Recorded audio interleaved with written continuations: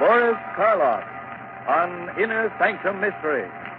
Brought to you by the makers of Trotter's Pills.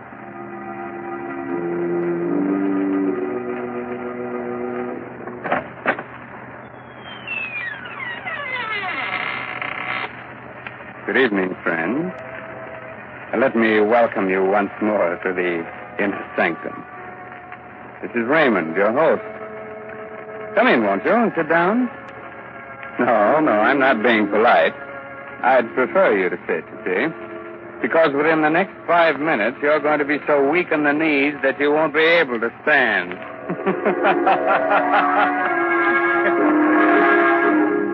Inner Sanctum Mysteries again has the pleasure of bringing you the famous star of radio, screen, and stage, now featured in the current Broadway success, Arsenic and Old Lace, Boris Karloff. This evening, Mr. Karloff appears in Robert Newman's dramatization of Edgar Allan Poe's famous story, The Telltale Heart. Presented for your entertainment by the makers of Carter's Little Liver Pill, the best friend to your sunny disposition.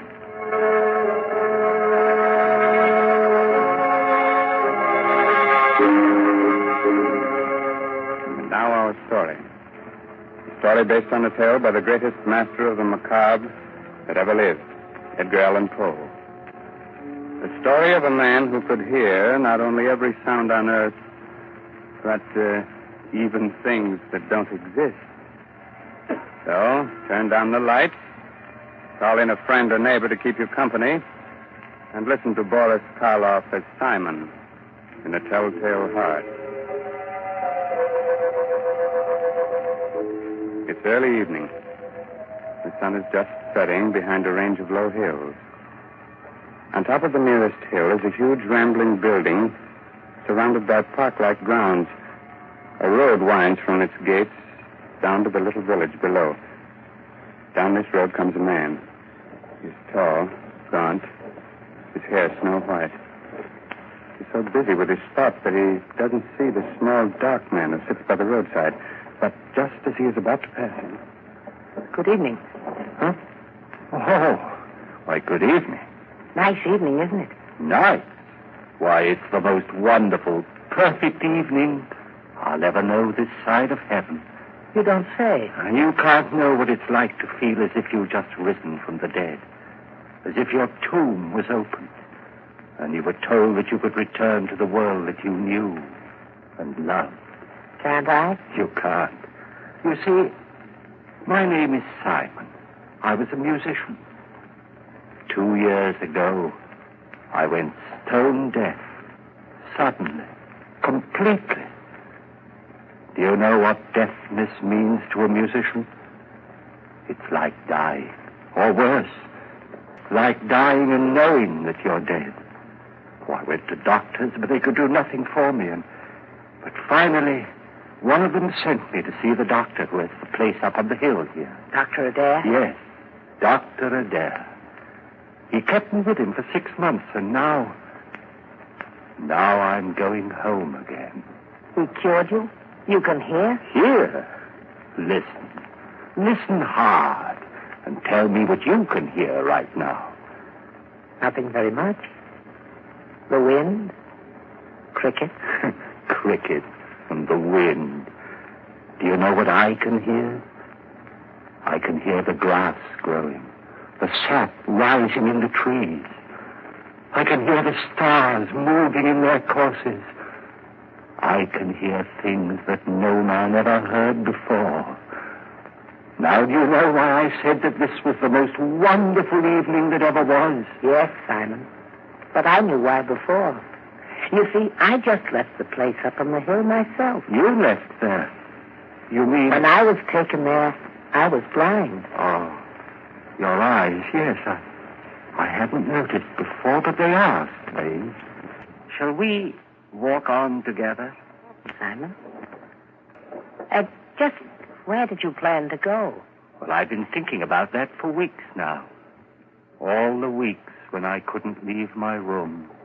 I must get used to being able to hear again, gradually. From my window, I could see an old mill, just this side of the village. Yes, it's deep in the woods, deserted. There's moss on the water wheel. And the door hangs open by one hinge. You mean that you can see it from here? My eyes have become as good as your hearing. You thought of going there, living there? For a while, until I was ready to return to the world. Oliver, why don't you come with me? Then when we are both ready, we can go back together to the world. Yeah. I could do that. Think of what it's going to mean, how much we're going to be able to help people. You with your sight and I with my hearing. Help them? Yes. Yes, of course. All right, Simon. We'll go to your old mill.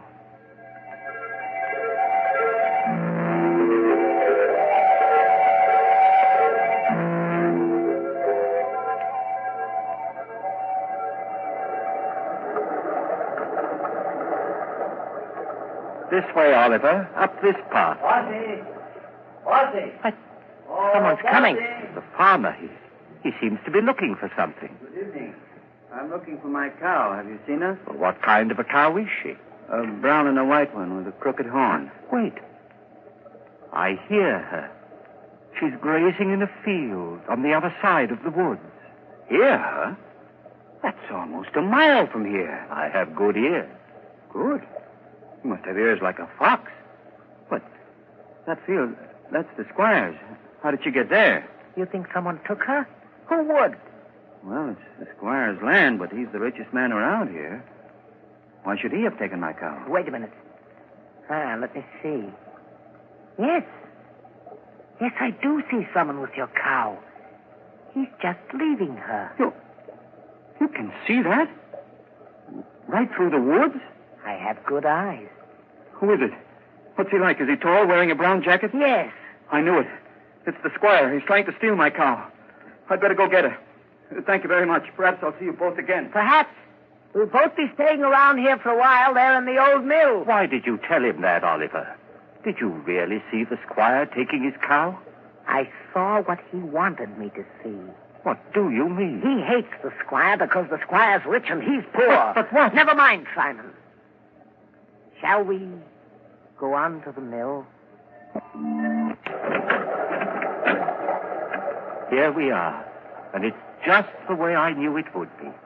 Quiet, peaceful, no noises, just sound. And even those are dulled by the waterfall. Yes, it's just the way I knew it would be, too. Dark, dank. The home of the rats and spiders. We'll be happy living here with them. Happy with rats and spiders? Why? Because they're like me. Rats see in the dark, and spiders spin webs. I don't understand you, Oliver. Must you always see the worst, the most evil side of everything? Always. But why? Don't you love people? Don't you think that this is a good world? A good world when I was blind for more than 2 years. But whose fault was that? What difference does that make? I was blind. And did anyone care that I was? No. Love people. I hate them. But, Oliver, that's wrong. You've no right to hate anyone or anything. What's that? What? The sound like wings, like... Yes, there it is, there. A swallow. Why, it's frightened, trying to get out. Why, it's beating itself against the wall and... Oh, poor thing, it's hurt itself. Fallen to the ground. I'd better catch it. Is it badly hurt? No, I don't think so. Oh, just this one wing. Here, let's see. Perhaps we can put a splint on it, heal it. Do you think so? Here, Oliver. But be gentle. It's still terribly frightened. I will. Oh, Oliver! What are you doing to that bird? Doing... Blood, you've crushed the swallow, killed it. Why, so I have. You killed it deliberately. You think so? I told you we all have some badness deep inside us. Even you. Here you are ready to believe the worst of me, that I'd wantonly crush a harmless little sparrow to death and... Simon. What is it? I don't know, but there's something in your face. something that wasn't there before. I don't know what you're talking about. I'm going up to bed. Simon! Simon, wait! It wasn't he that was blind. It was I. Well, he is bad, evil, clean through. He's like one of the spiders he loves so much, lurking here and spinning cunning webs to catch innocent people in. And what he saw in my face just now, there was something there. Something that wasn't there before. Death. Why did this have to happen to me? I was so happy just a little while ago. I loved everyone, the whole world. And now I have to kill him. And here I am, friend, Raymond, your host in the Inner Sanctum, who also loves everyone. So, Simon has decided he must murder his companion. Not because he wants to, but in order to keep him from spreading the hate and evil he seems to love. That's a charming idea. But if Oliver's eyes are as good as he says they are, good enough to see death in Simon's face, how will he be able to do it, Quite a problem, isn't it? Well, Raymond, everyone has problems. It's the answer that counts. It certainly does, Mr. Hurley, in a mystery drama. Yes, and in a domestic drama, too. If you don't believe it, listen to what Agnes Vale says to her husband at the dinner table. Oh, Bob, you haven't said a word about the cake, and I baked it especially for your birthday. After 30, no one wants to be reminded of birthdays. Oh, that's silly. Besides, a person's only as old as they feel. Well, if that was the case, I'd be about 60. You mean 90. No one could save up the grouch you've got in only 60 years. If you felt as irritable, low, and out of sorts as I have lately, you'd be grouchy, too. Of course I would. Anybody would. So the thing to do is not to feel that way. What can anyone do about it? Very simple, my dear. Try Carter's little liver pills. Right, and when you don't feel good, try Carter's little liver pills. They do the work of calomel but have no calomel in them, for they are simple pills made of vegetable drugs. They wake up the flow of one of our most vital digestive juices. When this vital juice flows at the rate of 2 pints a day, it helps to digest our food and bring back the glorious feeling that goes with regularity. Then most folks feel like happy days are here again. But be sure you get the genuine Carter's little liver pill.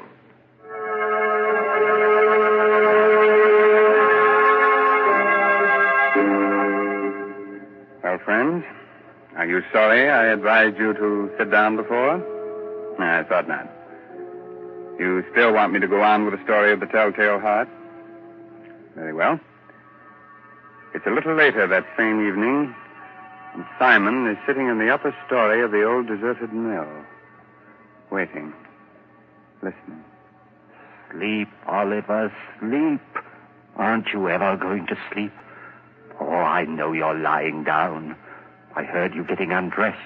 I even heard the thread snap when you pulled that button off your shirt. But you're not asleep yet. I can tell by your breathing, the way your heart's beating. And that's what I must wait for. The time when you're really asleep. When you close those hawk eyes that can see even in the dark. That could read murder in my face when I didn't know it was there myself. Wait a minute. There. Now you're asleep. And now I must go. Easy with the door. Careful. And even more careful going down the stairs. Shh. Don't creak like that. Suppose he wakes. No, he can't. He won't wake up. He can't.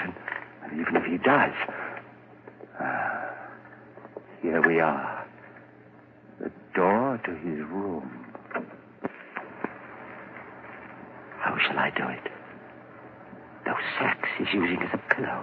If I pulled them out and held them over his face and smothered him, that's it, yes. Then I wouldn't have to touch him. I wouldn't. Who's there? Who's there? There is someone there. I can see you. It's Simon. Yes, it's Simon. What do you want? What are you doing here? I know you've come to kill me. Yes, Oliver. I've come to kill you. Philip. You can't do that. You can't. Yes, Oliver, I can. And I have to. Oh, please don't struggle like that. I'm stronger than you are. You can't get away from me. You can't. You can't.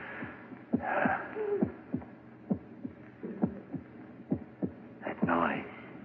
Hear it? It's your heart. Beating, pounding, driving the blood through your veins. It's beating more slowly now. Slower and fainter. Running down like a tired clock. And I'm not going to let you go until it's stopped. So don't struggle. Don't struggle, please. Just a few seconds more. I can hardly hear it now. Just a faint, throbbing murmur. And now, even that's gone. Yes, it stopped. And you're dead. Oliver, listen. I didn't want to do it. I didn't, but I had to. You were only interested in hurting people. That's why I had to do it. And that's why I'm not going to give myself up or confess that I killed you, because I can still help people. You understand, don't you? That's why I must get rid of your body, hide it somewhere. Oh, what am I to do with you? I know. I'll keep you here, tear up the floor and hide you underneath it. Yeah. Let's see now, this crowbar. And this one here, there. That should be big enough. And now, in you go.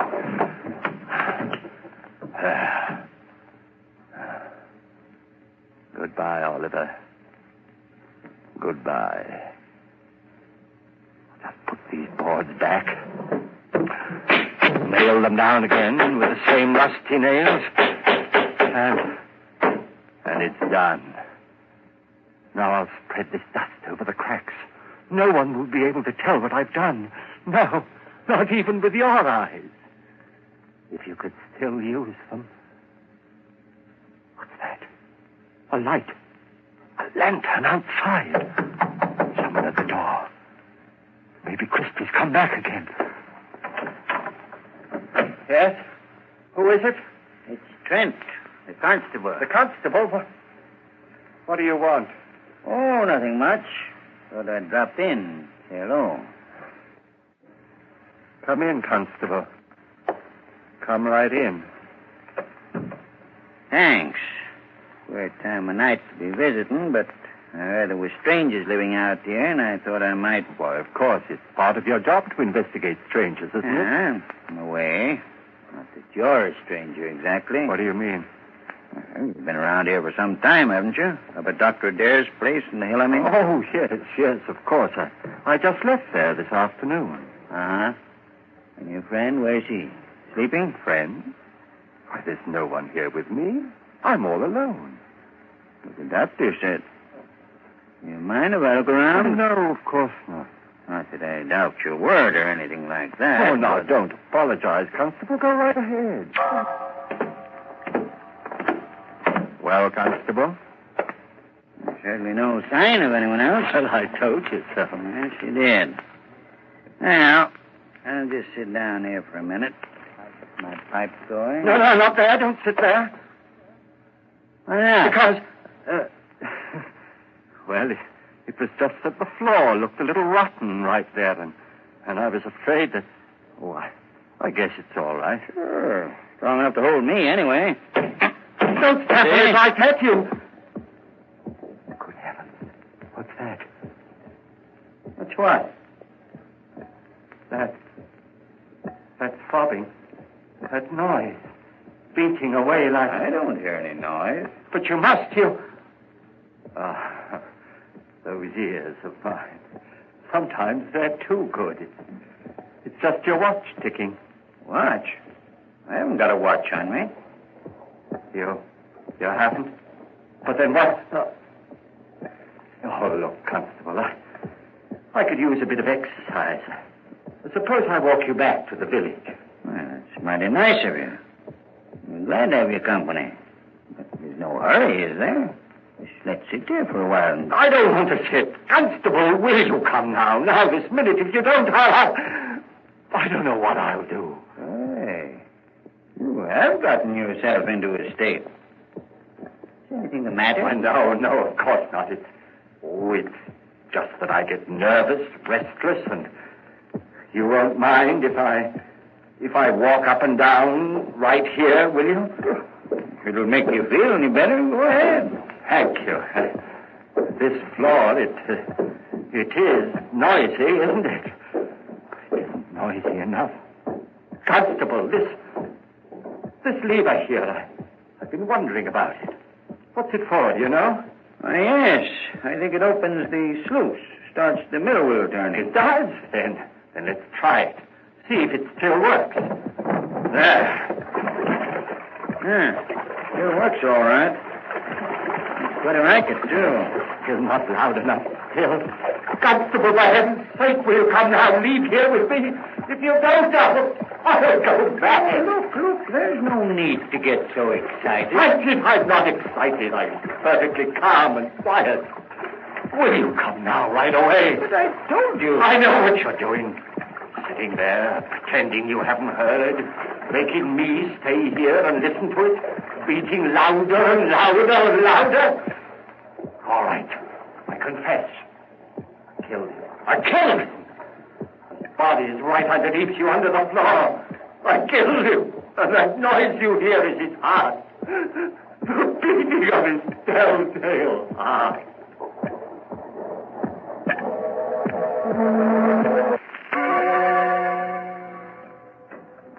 Hello, Dr. Adair. Oh, Constable, hello. Well, did you find them? Yes, Doctor. I'm glad. Some of my boys will be bringing the other one, Oliver, along in a little while. Bringing him? What's the matter with him? Well, sort of. They were in the old mill by the river. Simon had evidently tried to kill Oliver, but he hadn't done a good job of it. He nailed him up underneath the floor. And when we got him out, he was unconscious. He's still pretty weak. I see. Bring Simon in, will you? Sure. All right, Simon. In here. Yes, Constable? Now, turn him around so that he's facing me. That's it. Well, hello, Simon. Hello, Doctor. Simon, why did you run away from here this afternoon? Run away? I didn't run away. I left. What need was there for me to stay when I was cured? Oh. And what you did, or rather tried to do to Oliver? That was wrong. I know it was wrong, but I had to do it. He was bad, Doctor, bad. He hated everyone, wanted to hurt them, and I couldn't let him. You know, it's strange, Constable. 2 men, both mental cases because of a sudden affliction. But while Oliver's blindness made him hate, Simon's deafness filled him with love for all mankind. Deafness? You mean he's deaf? But when you talk to him, he answers you. Yes, he reads lips. That's why I had you turn him around, so he was facing me. But he's stone deaf. He will never hear again. What's that you're saying? Deaf? But I'm not deaf. Why, there's no one can hear better than I, no one. I heard everything when I left here. Things no man has ever heard before. The song of the swan, the breathing of the fish. Why, I even heard the beating of Oliver's heart after I'd killed him. Yes, Simon, of course. I'm not deaf, I tell you. I'm not. I'm not.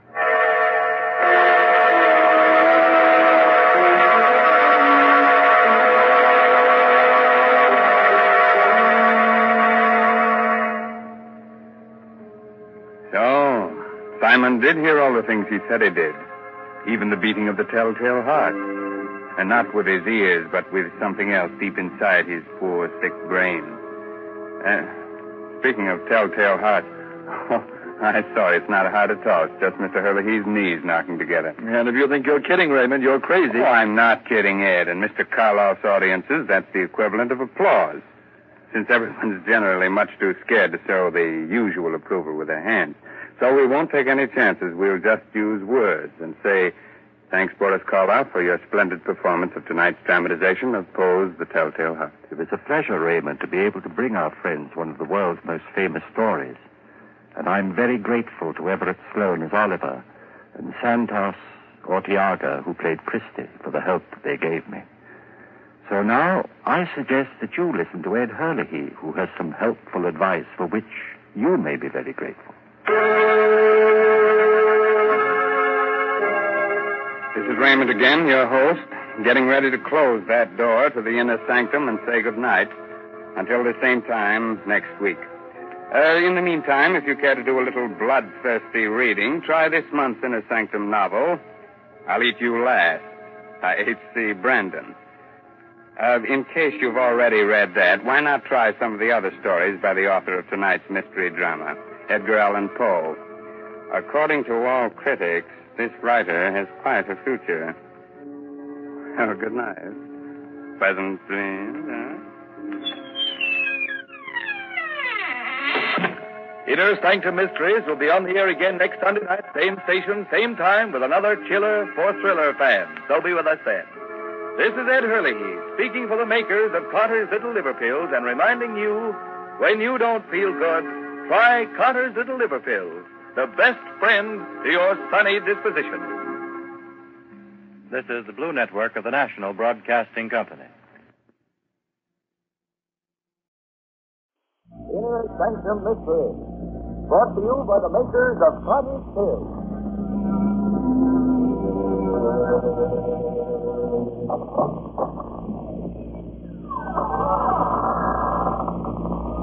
Good evening, friends.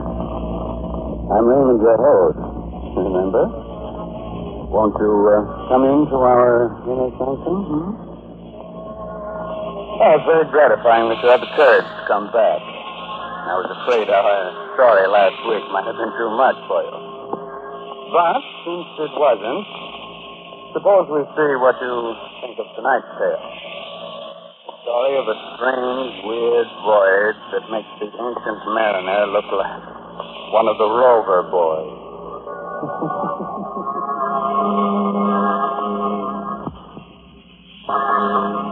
Inner Sanctum Mysteries tonight bring you The Death Ship, featuring an all-star cast of radio favorites in an original radio drama by Robert Newman. Presented for your entertainment by the makers of Carter's Little Liver Pills, the best friend to your sunny disposition.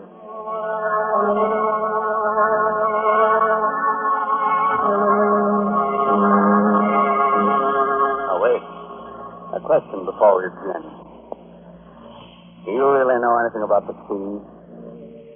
The sea that covers 2/3 of the Earth's surface. It's a place of storms and sudden death. A place where anything can happen, and usually does, aboard the death ship. The Caribbean. Vast blue home of the Gulf Stream and the mysterious Sargasso Wild. Somewhere near its center, heading north, an open boat. In it, their eyes red-rimmed, their faces raw and cracked, are 5 men. One of them glances astern. There, trailing them, is a menacing, triangular black skin. Captain Pike. Aye? What is it, Carter? He's back. He's following us again. That shark. The same one that picked us up right after the wreck. How do you know it's the same one? Because I do, and I don't like it. You know what it means. He smells death. You keep on following us until... I'll hold the door, Captain. You can't get him. What's the sense? I tried 3 times already. Please, Captain. Well, give me your gun and let me try. Okay. Hold the tiller. Did you get him? Never even flinched. Maybe he'll go away when Josh dies. That's what he's waiting for. Yes, isn't going to die. Isn't. With all his ribs stove in? Okay. He's drinking it all the time. He says, look, he's opening his eyes. Water. Water. He's asking for water. I heard him. Haven't you going to give him any? Don't be a fool, Ben. You know he's dying. Water won't save him. There's hardly enough for the rest of us. He's entitled to his share, sir, and he can have my ration besides. Mine, too. Well, for my money, you're crazy, but... All right, Corky, force him out. Hurry, little cup. Okay, Captain. I think you're not too, Benson. But here you go. Thanks. Here you are, Josh. There you are. Now drink this. Water.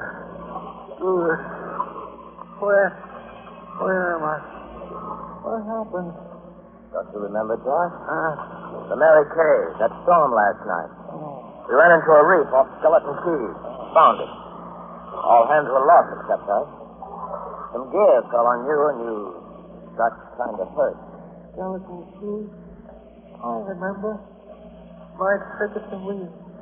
After Pike told me we were clear of the reef, to change that course. I did. And then we... You know, Captain Pike, you wanted to wreck the ship. What? You're crazy. You did. Piled her up for your insurance, and Corporal was in it with you. You had the launch. Oh, yeah. Before we even struck. Well, if that's true, then what are we doing here in a whaleboat without any food and hardly any water? It sealed over after something. You couldn't get the launch clear. You murdered down the whole ship company. And me. I'm dying soon. Well, I'm putting a curse on you. On both of you. A curse that'll follow you until... Josh! Josh! Poor Josh. He's dead. Okay. Heave him over the side. What? We can't do that, Captain. That's shot. What do you want to do? Keep him here? I said heave him over. Listen, Captain. He was my pal. We shipped together for years. You bloody fool. Look over there. You see that black cloud? There's a squall coming. What chance do you think we'll have of living through it unless we light the ship? He's right, man. It is a squall, and And look. Look, they're running ahead of it. A sail, a ship. A ship. You're right. It is a ship. A ship coming this way. We're saved. We're saved. Signals on, Benson. Wave to him. Ahoy there! Ahoy! Wait a minute. Before they get here, let's get something straight. What Josh said about me wrecking the Mary Kay. He was out of his head, see? Out of his head? Delirious. If you don't think so, well, I just as soon they found 3 dead men here as one. You mean it? What do you say, Sam? He don't know. He was just thinking there was something funny about that ship. Funny? Funny how? Look at the way she's luffing, falling off. Right, that's so. But there was no one at the helm. But there is. You can see him. But can you see anyone else? Any crew? Listen, getting aboard her is our one chance. Put out those oars and start rowing. Aye, aye. Come on. The doors go.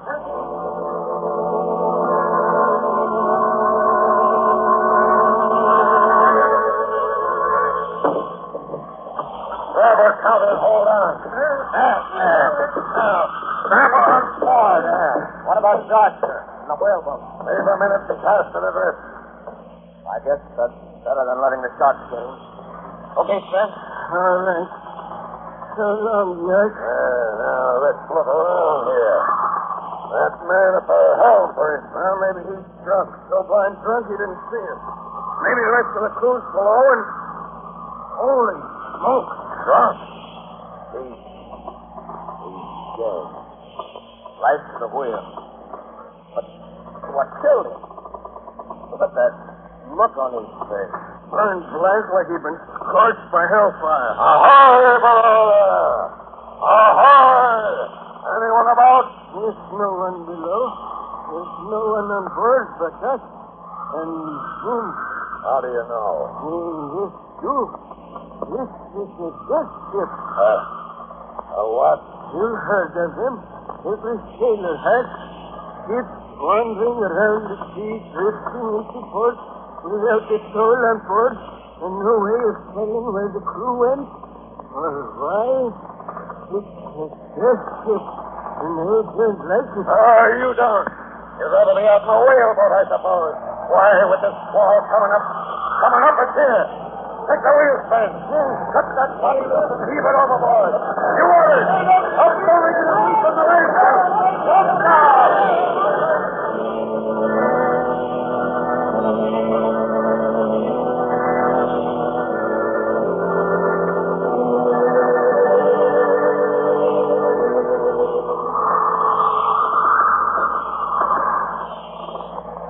Easier now, is she, Sven? Yes, sir.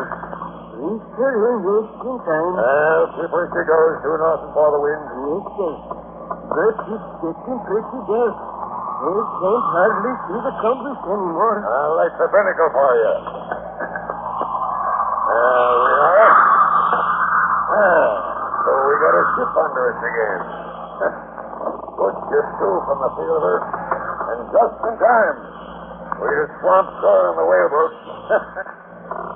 Piece of luck, all right. Maybe, sir.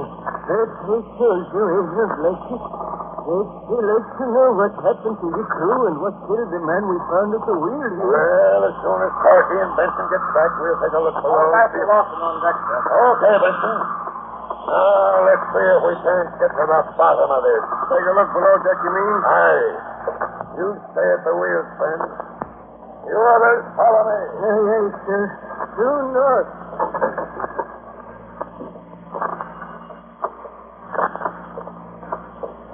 Get the gun ready, Captain? I have. No one in here. Ahoy! Anyone around?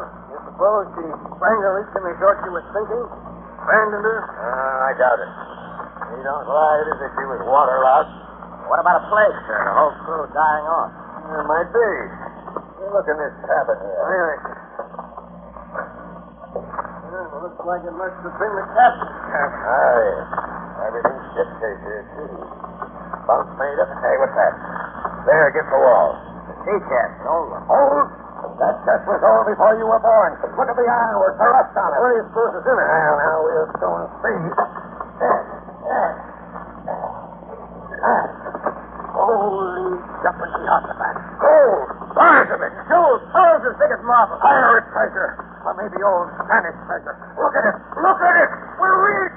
We're rich! I'm going aboard and help Phil. Hey, down below! Hurry! It can't leave the wheel. What is it? Down in the captain's cabin, a big chest full of gold and jewels and treasure. That's so. Don't you understand? We're rich. Rich. Uh-huh. Stan, what is it?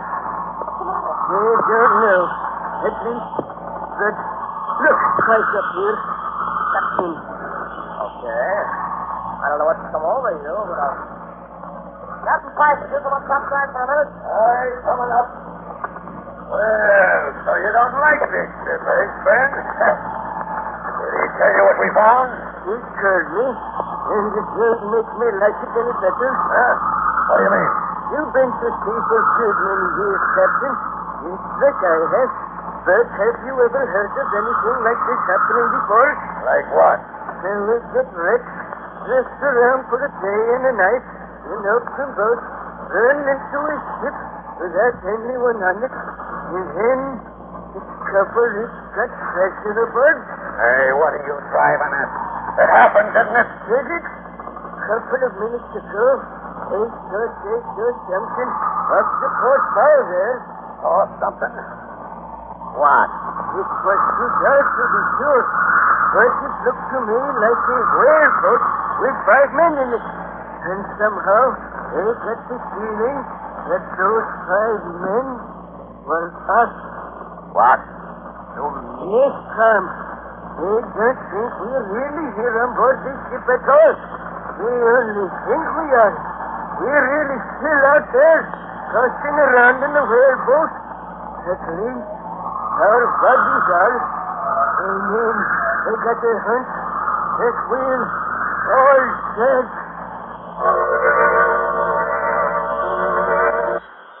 My father's little liver pills. They do the work of calomel but have no calomel in them, for they are simple pills made of vegetable drugs. They wake up the flow of one of our most vital digestive juices. When this vital juice flows at the rate of 2 pints a day, it helps to digest our food and brings back the glorious feeling that goes with regularity. Then most folks feel like happy days are here again. but before you get the genuine, Potter's Little Liver Pills.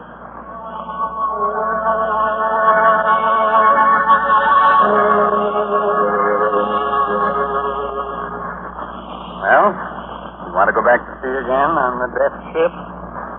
Very well. But if our course from now on is one that's never been sailed before, don't blame me. It's just a moment later now. The three men are still standing in the stern of the death ship. It scuds north through the darkness. Old Train at the helm, Captain Pike, and calm Benson staring at it. Yes. You think we're all dead? Wait till I tell this to Coffert. Tell him to stop figuring out how much that treasure's worth because he'll never spend it. Because we're all ghosts. Fred, why don't you go below and lie down for a while? I'll take the wheel. You think you're crazy. All right. It makes you think and you let us think about this whole business. It just don't make no sense. Like what? You still don't know why this ship was abandoned, what happened to the crew away, and we don't know what killed the man we found last to the wheel. Well, no, we don't. Captain Pike, just come soon. The logbook. Hey, wouldn't that make you tell us something? You're right. Finding that treasure got me so head up I never thought of that. Now, we'll go down and read it right now. Oh, sure you don't want Benson to take the wheel, Ben?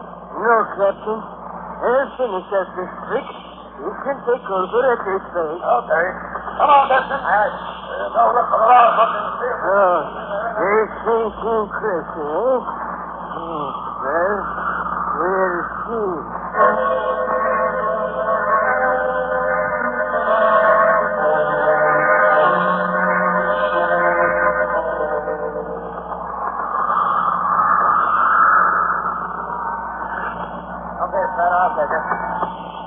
Due north, huh? Yes. Well, did you find out anything from the log? That sure did. What a yarn. I'm listening. Spill it. Well, it seems the big ship here belonged to a man named Talbot, a yachtsman. He was snooping around a bookshop one day, and he came across an old book written by a Don, a Spaniard, a couple of 100 years ago. It was all about a galleon, a treasure ship that went down around these parts. Storm? Partly. Talbot fitted out this ship, came down here to look for the treasure. They found it all right, but as soon as they started home, funny things began to happen. Funny things? Yeah. Two of the crew tried to break in and get Talbot's guns, and he had to shoot him. He shot another one when the guy went for him with a marlin spike. Then he realized he'd have to do something drastic. So he and his mate dumped the last 5 men into the whaleboat, set them adrift. That left just the two of them, Talbot and the mate. And then? Well, the last entry was made day before yesterday. At least there's the beginning of an entry, but it trails off into a blot. He makes sure Talbot. It must have been him we found last to the wheel. But we still don't know who or what killed the mate. No. No, we don't. Hey, listen, Ben. Do you really think there's anything to this curse business? Gold is always a curse, Tom. You know what I would do if I could, Tom? I would take that curse and twist it right over the side. You would, eh? Over my dead body. Oh, hello, Captain Pike. I didn't see you coming. That gold's going to make me a rich man. Well, make you a rich man? Well, all of us, Ben, all of us. That is, as soon as we get home. Yes, sir. Cruising right along, ain't she? Well, I think she could stand some more sail.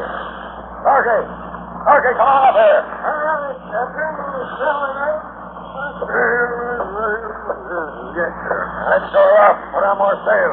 I'll give you a hand with it. Up we go, Captain. More sail. Sure is full of night.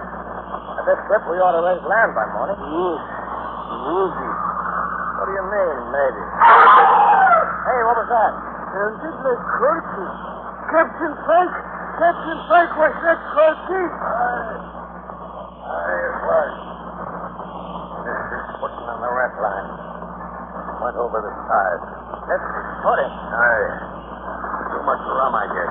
Well, put her about, see if we can't pick him up. Hold your course. We'll never be able to find him at night. Yep, Hold your course, I said.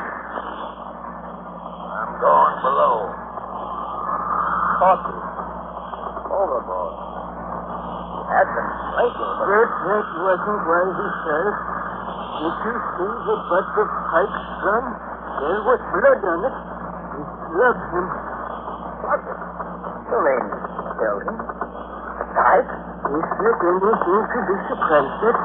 Has he forgotten what Yash said before he died? That he left the Mary Kay on purpose? I had forgotten. But if that's so, if he killed Court, he murdered him, then That's what he meant when he said he was going to be rich. Tom, we're going to be next. Yeah? The heck we are. Hold the wheel while I get a marlinspike. Then when he comes back on deck, I'll jump him. Jump here? You know what that is, Costa Benson? Mutiny, you murderer. There we are, Benson. I ought to kill both of you for what you're doing. Conspiring against me. But I ain't going to make the same mistake Talbot made, Sid. One man can't handle this ship, but two can. Oh. Ben! You killed Ben, you... That's how are you, Benson? Yeah, I killed him. He was old, not as strong as you. Wouldn't have been as much use to me if I could stay at the wheel. And all that course, due north.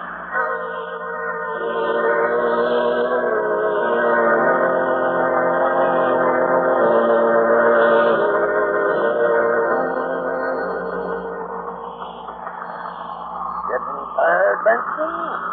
No. Well, that's good. Won't be long now.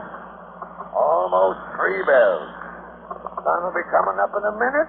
When it does, I got a hunch we'll get a landfall. And then? What do you think? I don't think. I know. You'll kill me. Take her in by yourself. Smart boy, Benson. That's just what I'm going to do. The Dons couldn't get the gold home, neither could Talbot, but I can, and I'm going to. Look, there's the sun. And ahead off there, off the port bow, land. Yeah, land. Okay, Benson. Ready? Hey, what are you laughing at? You! Go ahead and shoot. You think you can hurt me?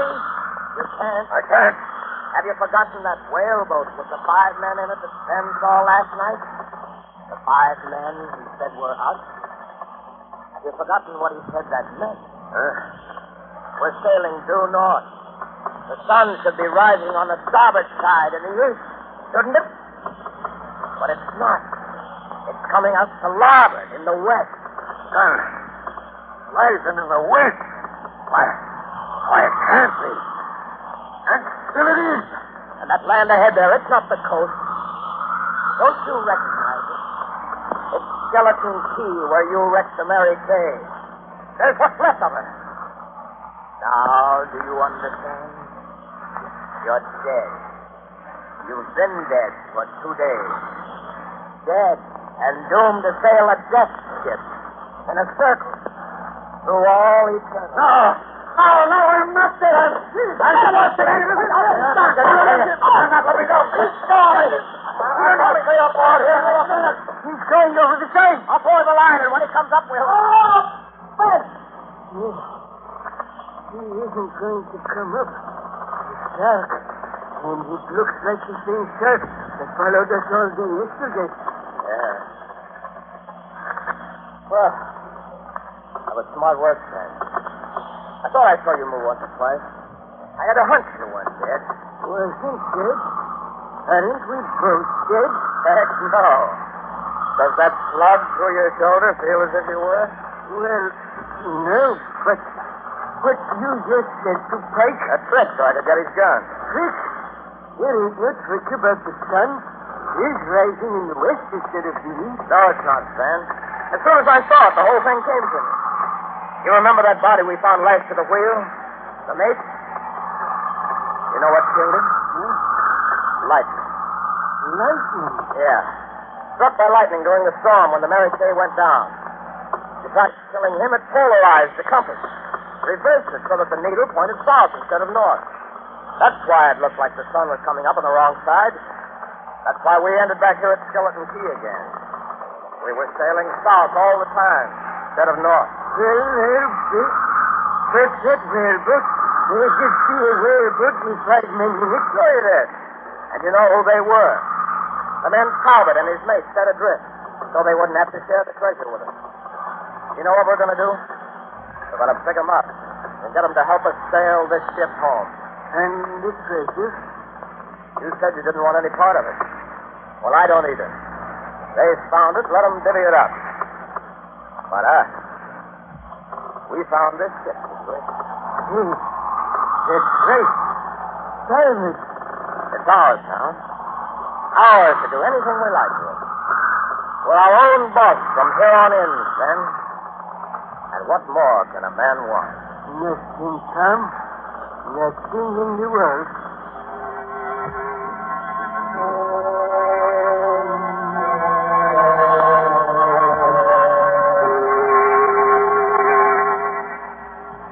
And that was the story of the Death Ship.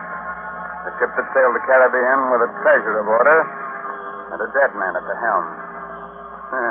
Pleasant little tale, wasn't it? Did it have enough corpses and sudden death in it to suit you? Oh, it didn't. Some people are never satisfied. It's a good thing they're not, Raymond, or there wouldn't have been any progress.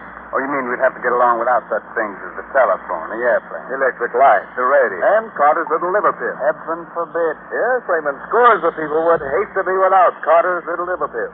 Because they've learned that a mean, cranky, sour disposition due to irregularity often takes a decided change for the better soon after they try these simple little pills made of vegetable drugs. Yes. Now, be sure to mention that Carter's little liver pills do this by increasing the flow of a very important digestive juice. That's right, folks. And the name, Carter's Little Liver Pills, tells us where that vital juice comes from. So next time you don't feel good, try Carter's little liver pills. And see if you don't agree that they're the best friends to your sunny disposition. 25 cents at all drugstores.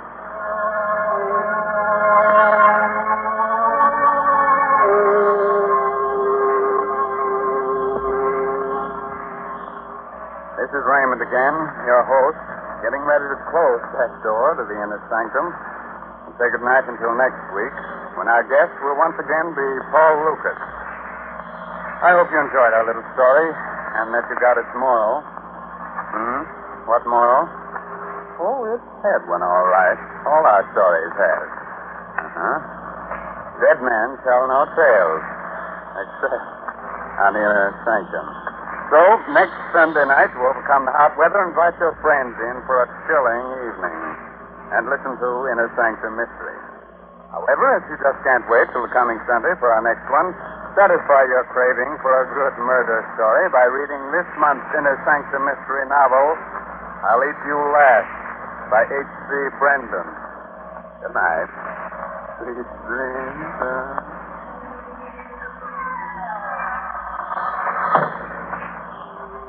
Featured in tonight's cast were Arthur Vinton as Captain Pike, Byron McCormick as Tom, and Gilbert Mack as Fred. Original music by Lou White. Inner Sanctum Mysteries will be on the air again next Sunday evening, same station, same time, when we will again have the honor of bringing you the popular and gifted star of stage, screen, and radio, Mr. Paul Lucas. Be sure to listen in. This is Ed Hurley reminding you, when you don't feel good, try Carter's Little Liver Pill.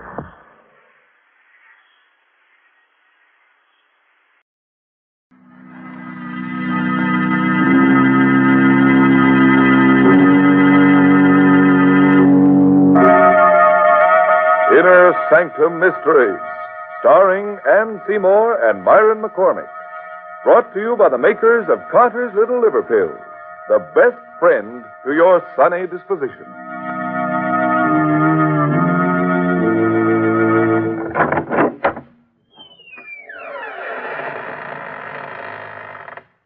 Good evening, friends. Welcome. Welcome to the Inner Sanctum.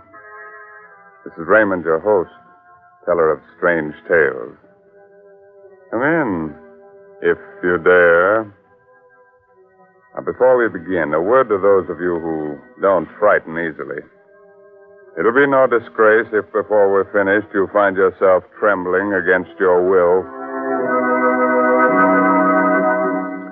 Inner Sanctum Mysteries takes great pleasure in presenting two of America's best-known and best-loved radio artists, Miss Ann Seymour and Mr. Myron McCormick.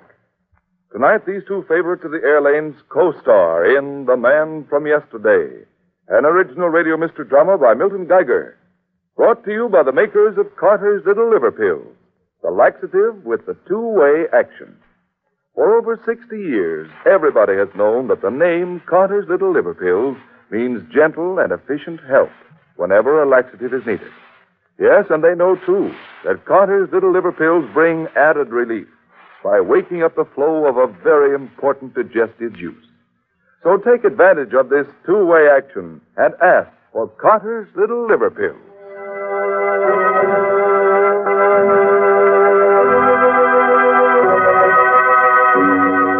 Do you like to have your hair stand on end? You like to feel your blood run cold? Of course you do. Come along with me, then, to the jungle. Still and hot.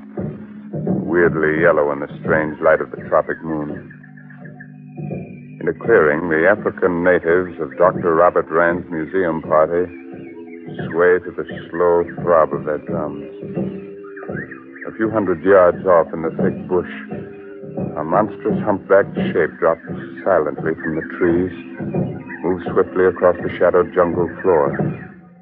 Suddenly the earth gives way under the dark, crouching monster's feet. He struggles wildly a moment and falls, disappearing into the earth.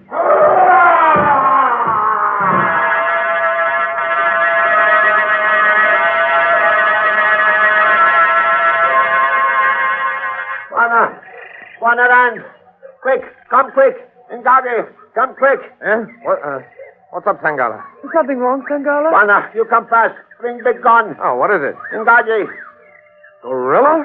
Where? Old man gorilla. He fall in trap. Oh, you shouldn't go, Bob. You're feverish. Where is he? Where is the gorilla? Sangala show you. Bring big gun. You follow me.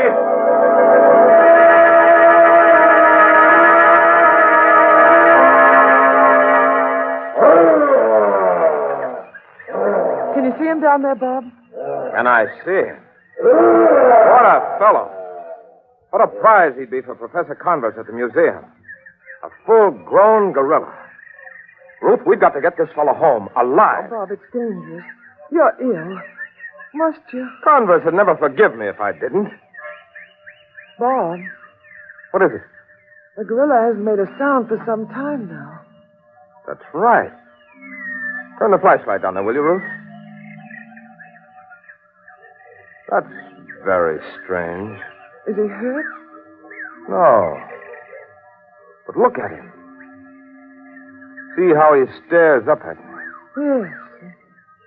And such steady, knowing, intelligent eyes. Almost human. Yes. Gazing so steadily into my own. Unflinching. Unafraid. And puzzled. As though he's seen me before.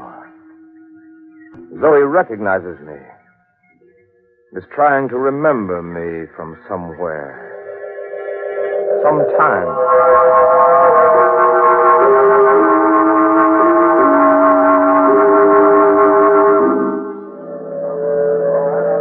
All right. Easy, man. All the way. Ah, it's exciting, isn't it? Nerve-wracking, moving a great ape from where he obviously belongs to where he obviously doesn't. All right, hold it, man. Keep the cage from swinging as it comes down to deck level. All right. Lower away. Easy there now. All right. Good. That does it, man. Now cast away the lowering chains and begin closing the hatch. We'll be right up. I'm tired, Bob. A little. But it's a relief to have Ngagi safely stowed away down here. Ngagi. It's a musical name, isn't it? Means gorilla. Well, nothing to do but keep him safe in his cage, keep him from catching cold, and feed him wild carrots and parsley. were anyone but Professor Converse, I'd chuck it all right now. Sorry I started it. I don't like him, Gadget. Oh, he's a gentleman and a scholar. Don't talk playful nonsense about him, Ruth. He's a killer. He is not. I happen to know. What do you mean you happen to know? Have you been around his cage again lately? Well, I've been teaching him a few simple tricks, if that's what you mean. What do you call a simple trick? Well, for example, shaking hands with a lady. Ruth, you haven't. I have, and is my arm torn from its socket? It is not. Ruth, don't you understand? You can't make friends with a gorilla. You can't compromise with the jungle. And Gadget is clever and he's dangerous. He'll watch with those beady little eyes of his. He'll wait with that tricky little brain of his. Until his time comes. Now, don't give him his chance, Ruth. Oh, you're not well, Bob. And so you magnify the dangers and the menace of the jungle and all that bookish stuff. All out of proportion to... Well, what's the matter? Look at him. He's been watching me all the time. You see how he stares at me?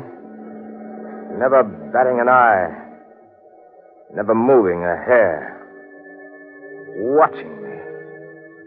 Matching my gaze, stare for stare. Oh, come out of it, Bob. Been like this from the moment we captured him. Ruth, that abysmal brute knows something. Darling, this stuffy ship's hold is getting you. Let's go and feed some quinine, huh? Very well. What'll I do with Ngaji back home? That's Professor Converse's problem, and he's welcome. Up the ladder with you. All right, men. Batten it down. Bye-bye, Ngaji. So long, old man. Be good.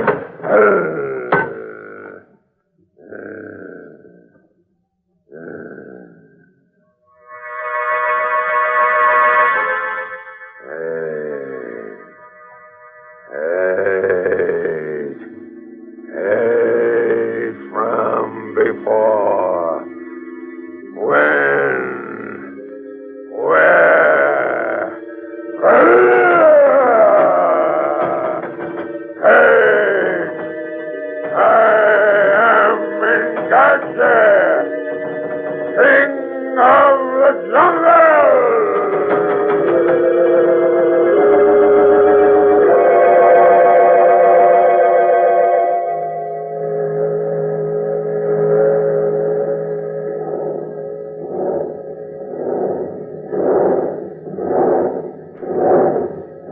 No, Ngaji. The other hand. That's it. That's it. Ah, good fellow. Now, the other hand. Take my left hand now. The left. That's it. Oh, careful now. Don't squeeze so hard. Hey, Butch, take it easy. No. Mustn't pull it. Stop pulling, do you hear? Ngaji. That's better. Now let go of the lady's hand. That's it. Now then, how about some exercise? Think you could walk around the hold here with a distinguished dame on your arm? Yeah, let's see how this chain and iron pin work on this door. They think you can't be trained, but I know you can. Oh, this is easy. I'll have this iron pin up in just a minute. Just be patient, old fellow. Oh, here it comes. Oh. Well, better luck next time. You down there, Ruth? Coming, Bob. I was just having a word with Ngaji. Well, hurry. We've got little old New York on our horizon, and I'm right glad.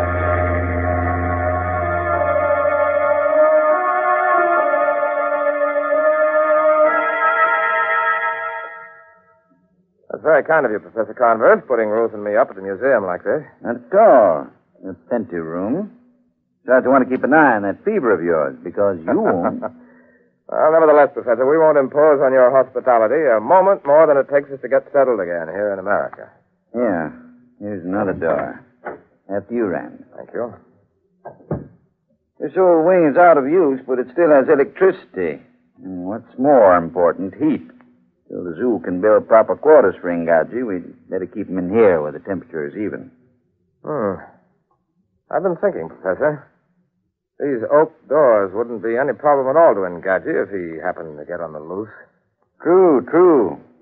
The door closing off this old wing from the new building is really made of iron. I see. So, unless your gorilla is of the armor-piercing variety, it's pretty safe. Here's next to the last door. This used to be our dinosaur room. A huge room. Well, here we are. Royal Suite itself. Ruth, what are you doing in here? I'm talking to Ngaji. Hello, Professor. I shouldn't become too familiar with Ngaji, Mrs. Rand. Oh, he's quite gentle. You know what he does now? He takes the rings off my fingers and then gives them back. Takes the rings off your fingers. Ruth, come on, let's get out of here. All right. You're rougher than a 500-pound ape. He's a real gentleman. Look at him.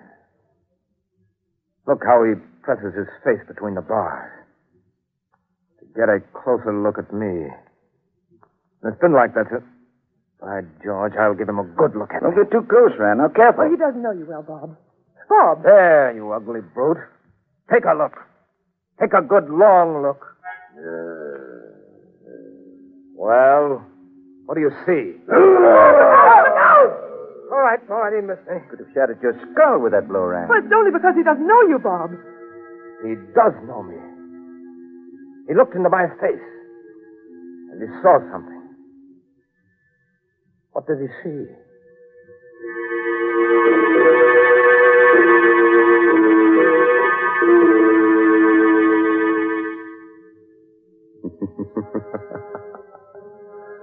What do you think he saw? Well, I'm no fortune teller. I'm only Raymond, your host here in the Inner Sanctum. But I can tell you he must have seen something. But what was it? That's the big question. Yes, and when that logy, dull, sluggish feeling tells us that a laxative may be needed, the big question is, what laxative will do you the most good? Lots of folks have answered the question successfully by taking Carter's Little Liver Pills. Why? Because Carter's Little Liver Pills offer help in these two effective ways. One, they help relieve irregularity in an efficient, thorough, yet gentle manner. Two, usually within a half hour after taking them, Carter's Little Liver Pills wake up the flow of a very important digestive juice. It's this vital juice that helps tone up a lazy, sluggish digestive system so that folks can lose their grouts and feel better. You better keep that in mind, friends. And next time, remember Carter's Little Liver Pills. The laxative that helps in more ways than one.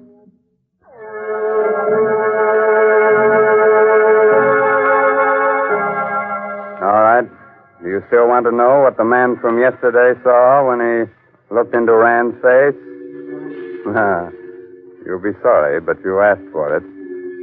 So let's go into Ngaji's cage with him now, as he listens to a strange, mysterious voice. Ngaji, Lord of the Jungle, do you hear me?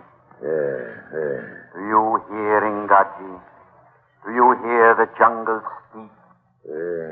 Ngaji, I am Ngaji. I am the jungle. Jungle. You looked into the man-creature's pale eyes. Do you remember now? Do you remember that other Ngaji 1,000 million moons ago, before the pale man-creature walked the earth?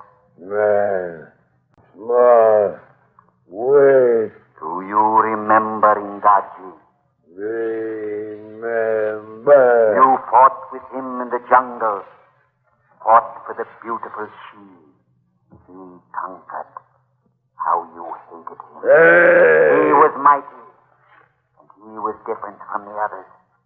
When the others swept through the trees, that other one ran, swift as the wind, on the ground.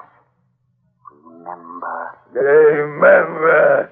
Hey. You fought, and you died. That other one who was different stood triumphant in the clearing, his neck half bitten through, victorious. He who would one day be a man. Man. Your conqueror then. Your captor now. Hate. Hate, man. Where is your strength, O Ngaji? That this same other one conquers you again, as he did 1,000 1,000,000,000 moons ago. I am strong. I am Ngaji. Yet, the weak one wins. Kill.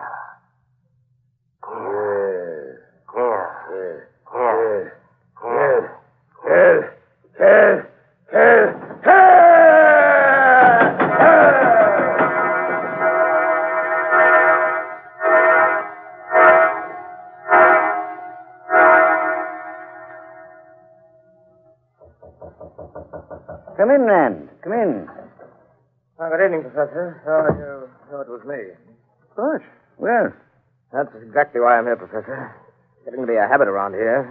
There's a knocking. It must be that thievery fool Rand. oh, come now. We want you here. There's such a thing as wearing out your welcome. You paid 1,000 times by bringing us back that magnificent gorilla. I don't consider that adequate compensation. Professor, I might as well tell you. I'm sorry I ever blundered over the brute.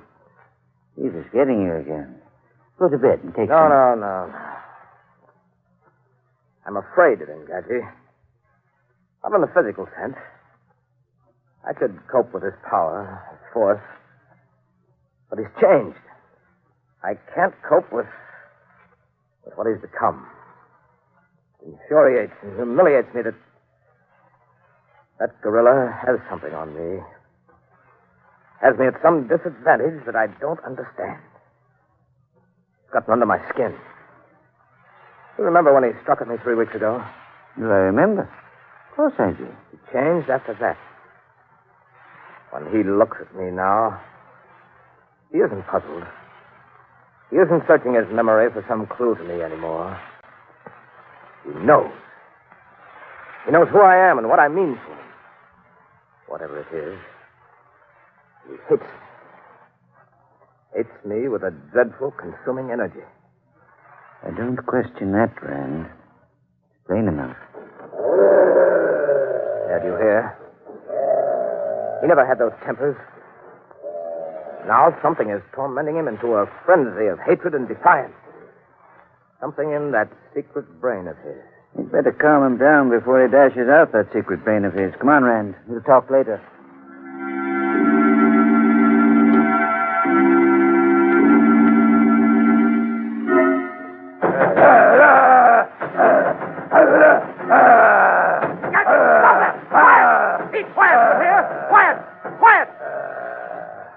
Who did you say was afraid of whom? He's quiet, yes. But look at those eyes. Where have you seen such hatred? Or such tremendous living power? Yes. You've got to admire it at first. You almost think for a moment that he represents the super race. That big, black-haired, purebred gorillas are the dominating people. And on the basis of sheer power, with a certain amount of intelligence and ruthlessness, you think he ought to rule. Then you stop to think.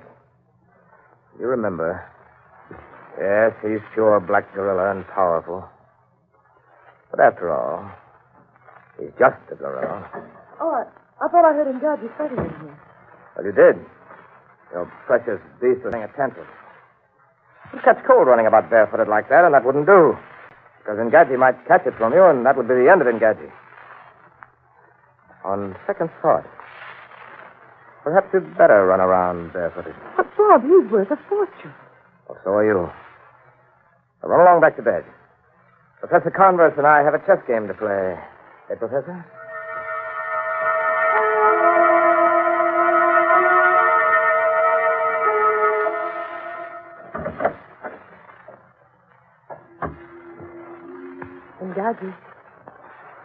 Ngaji. Hi, old fella. I brought you bananas. Here. No, I haven't got any more. What? Oh, my hand. Which one? This? Oh, the left. Sure, pal. Take it easy, though. It breaks. That's a good boy. Oh, no. No, Ngaji, give me back the rings. Come on, hand over the jewels. Oh, pick them up, Ngaji. Ngaji! All right. Get them myself. But you won't hear the end of it. I'll show you. You've eaten your last banana for a month, and don't you forget it. Darcy! What's the matter? Oh, don't you know me? Darcy, stay back! Stay back!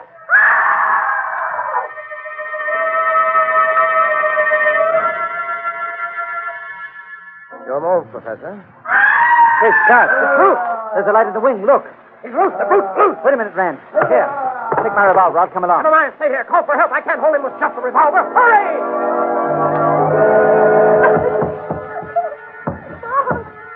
Bob, help me, Bob! Come to me! Ruth, what happened? Are you hurt? That's my answer. I unlocked the cage. He opened the door space for it. I could just get in here and bar the door before he realized he was free. Can you walk, darling? No. I ran to the door, but I hit my foot and what? I can't stand, Bob. Put your arm around my shoulder. Hurry. He's breaking through. I let him escape. I let him. That's it, darling. Now hold tight. But you're yourself. You can't carry me too, Bob. Hobble on one foot now. Up. Oh. Come on now. All right, darling. Quick. The next room. Quick, in here. Now, the next room. We've got to hold him off. Throw him up. Come on, Ruth. Courage, darling. I can't. I'm holding you back. Or leave me. Leave me with a gun. I can shoot. Please. Please. No. In here. I'll try it. I got him. Quick now before he recovers. Bob, you can't go on with me. Just one more door. The last door. Iron. Can't smash iron. Keep moving. Try to help. Can you? I'm trying. A little further. Just a little further. Here. Bob! What's the matter? Ruth. It's locked. From outside, it's automatic. Locked, but the professor... I don't know. He's gone for help. Oh! Steady, girl. Steady. The lights have... You hit the fuse box. Richard, the lights! Listen. He's dead. That other shot must have hit him. He's dead. Quiet.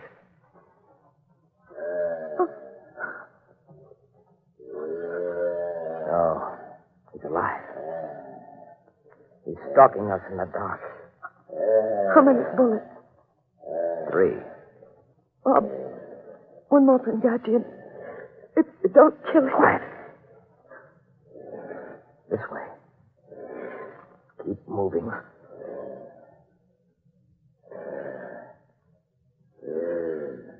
Now, Bob. He's against the window.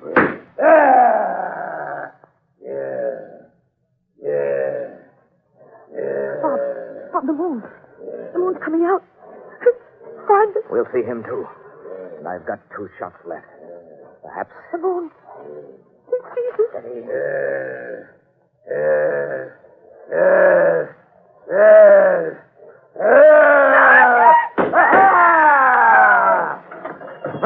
Ren, where are you? Ren! Point your light over here, Professor. Ren. Oh, thank heaven. Are you all right? Did you? Oh, my George. You did. Point blank range. My last 2 shots. Yes. In truth? She's a broken ankle. She fainted. She'll be all right, though. Well, Professor? That's the end of Poringachi, eh? Is it, Professor? You're certainly dead. Again. Again?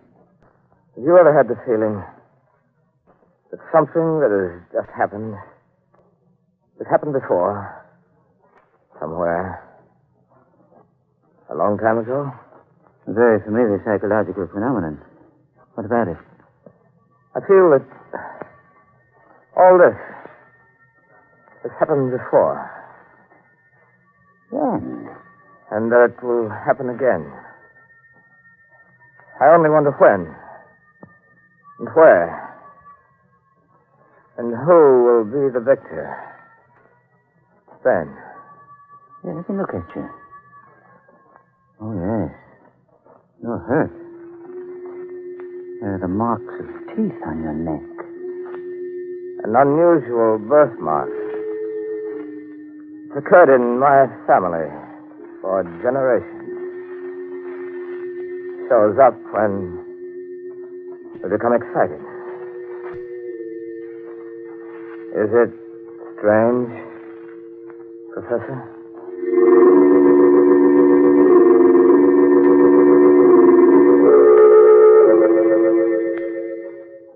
All right, friends.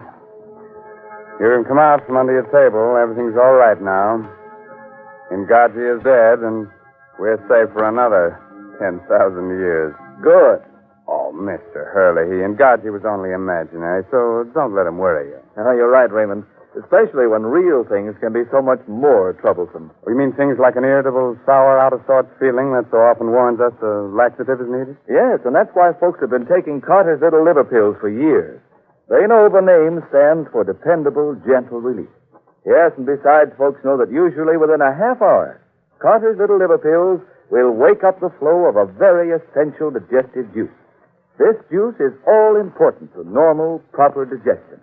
So why don't you take advantage of this time-tested, two-way action and ask for Carter's Little Liver Pills? Well, friends, it's time to close that squeaking door to the inner sanctum until the same time next week. Invite all your friends to be here with you. It'll give you courage. There's safety in numbers. Well, next week, our ghost artist, pardon me, guest artist, comes with the highest credentials. He was on the horror roll at Spirit School. Fine student.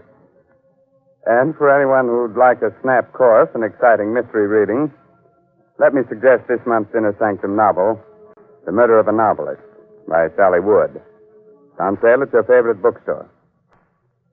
Now, friends, here's an urgent, serious thought. Remember the Red Cross. It needs your help now more than ever. And also remember you are giving both for Christmas and for America. And your presents are United States defense bonds and stamps. Buy all you can afford today. Well, good night.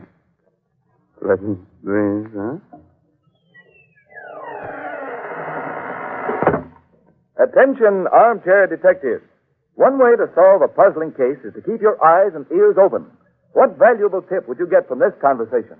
I ought to have been home 2 hours ago. Gotta get this order out, Tom. It's important. But I've stayed 3 nights this week. Well, so's everyone else. Come on, Tom.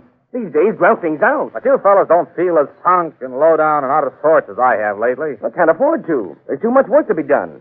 So when you get the feeling slowed up and sluggish, why not do something about it? Yeah? What do you suggest? Try Carter's Little Liver Pills. Right. And when you don't feel good, try Carter's Little Liver Pills. They do the work of calomel, but have no calomel in them. Well, they are simple pills made of vegetable drugs. They wake up the flow of one of our most vital digestive juices. When this vital juice flows at the rate of about 2 pints a day, it helps to digest our food and bring back the glorious feeling that goes with regularity. Then most folks feel like happy days are here again. But be sure you get the genuine Carter's Little Liver Pills. 25 cents at all drugstores. This is the National Broadcasting Company.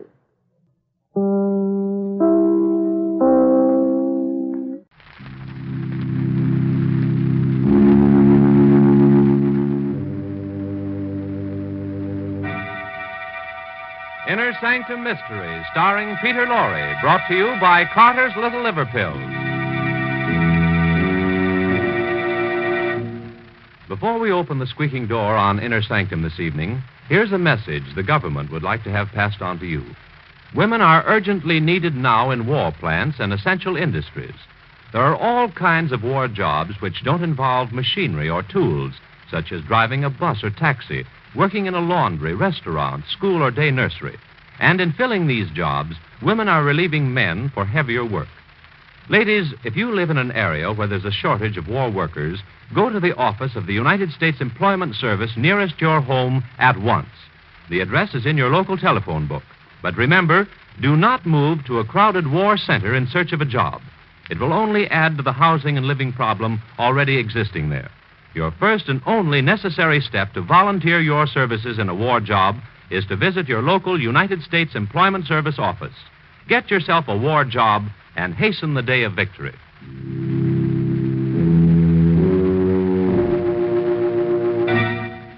And now we open the squeaking door.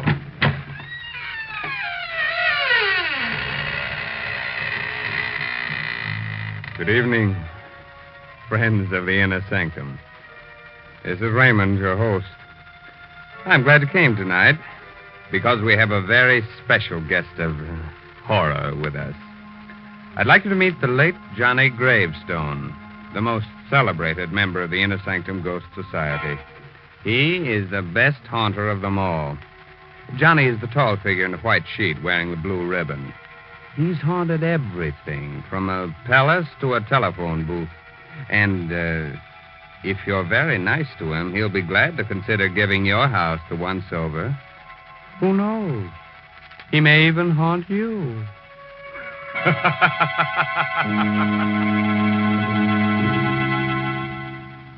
Tonight's Inner Sanctum story, The Black Seagull, is an original radio drama by Sigmund Miller and stars Peter Lorre in the role of Richard Blake. It's produced under the direction of Hyman Brown. Inner Sanctum Mysteries are brought to you by Carter's Little Liver Pills. When you feel dull, headachy, sluggish, take Carter's two-way treatment to, first, start your liver bile flowing quickly. Second, get comfortable relief from irregularity.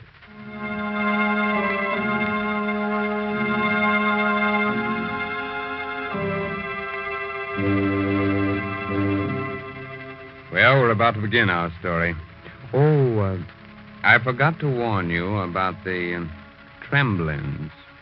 They're those pesky, invisible cousins of the gremlins. They sidle up to you, give you quick little shoves, and create the false impression that you're trembling. If you're being troubled by a tremblin, just grab him by his invisible little horns and stick him into the nearest pincushion. Dusk is settling fast along the Carolina coast. A few miles out at sea, a motorboat rides through the choppy waters. Dr. Griffin and Richard Blake are frantically scanning the horizon, looking for Richard's wife, Barbara, who's lost in the sailboat. It's getting dark, Richard. We've got to find her before nightfall. Perhaps she's gotten back home by now. We've been gone for over an hour. The mast was loose in the sailboat. It would never hold out in that wind. Barbara is in a disabled boat. We haven't much gasoline left. I'm not going back until we find her. The only thing we can do is call the Coast Guard. Did you hear that, Dr. Griffin? Yes. Seagulls. Sounded like a human cry. Oh, no, it's only the gulls, Richard. Listen. It's the same sound. No. This is no bird cry. That was Barbara. That was the cry of a seagull.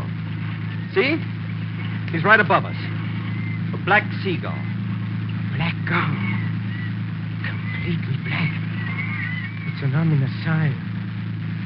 Something has happened to Barbara. Oh, come now. I hope you don't believe in that superstitious nonsense. Look. Over there. Do you see it? It looks like a boat. It's Barbara. The mast. The mast is down. We'd better get over there fast.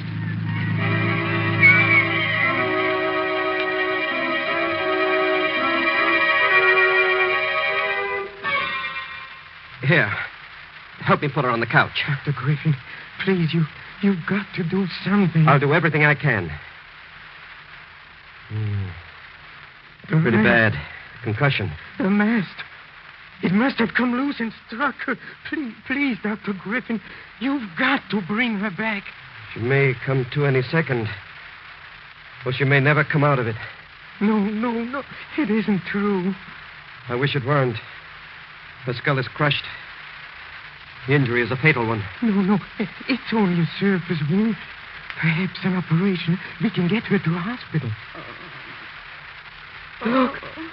Look, she's coming to. Please, Richard. There isn't a chance. Richard. Yes, darling. Oh, it wasn't my fault. The mast, it broke in the wind. Don't talk, my darling. I'm so sorry, Richard. Don't be unhappy. You're going to be all right. Dr. Griffin says you're going to recover. No. You've got to hold on, darling. We'll get you to a hospital. You've been so good to me, darling. We've been very happy together. You can't leave me, Barbara. won't live without you. Oh, you mustn't say that. If you die, Barbara, I don't want to live. I'll always be near you. I'll come back if it's possible. You must come back. You must. If you don't, I'll come to you. No, I'll return, Richard. I'll return. Richard, Oh. She's gone.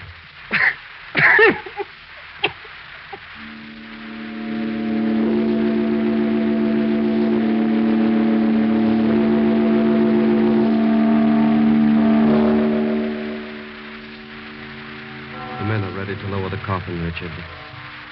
You wish to pay your final respect? Final respect? This isn't the end. It's the beginning. Do you understand? The beginning. Barbara isn't gone. She'll come back. She said so. No, Richard. No one comes back from the grave. It's dangerous to believe that. Dangerous for your sanity. She'll come back. She didn't lie. All right, men. Lower the body. Did you hear that? Yes. The seagulls again.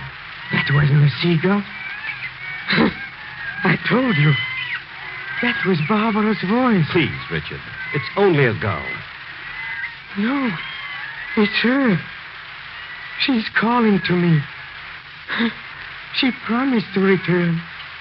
You see, Barbara didn't fail me. You must stop this, Richard. You'll wind up in an asylum. You're a fool, Dr. Griffin. Lower the coffin, That was man. her voice. No. Don't lower it. That sound came from the coffin. She might even be alive. She's dead, Richard. I want that coffin opened. We can't do that, Richard.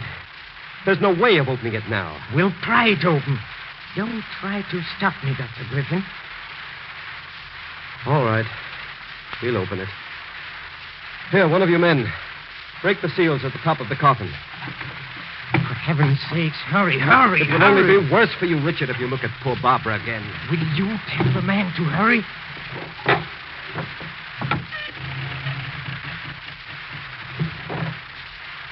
The coffin's opened, Richard. Now you can see for yourself. Look at her face.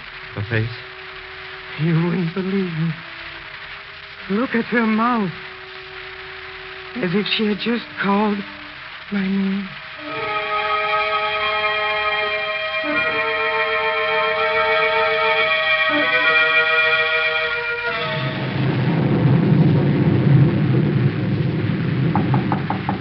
Who is there?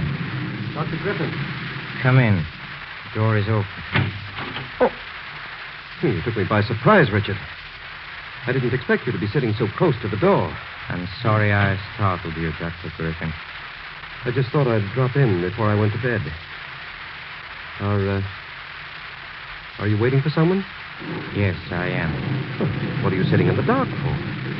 Where's the light switch? I don't want any light. I prefer sitting in the dark. Richard, you're becoming very morbid. Don't you think you ought to get to bed? It's nearly midnight. Midnight? Yes. That's the time she'll come back. You really believe Barbara will come back? Yes. I'm sure she will. Well, we'll see. She'll come. If she does, it'll only be in your mind. Please be quiet.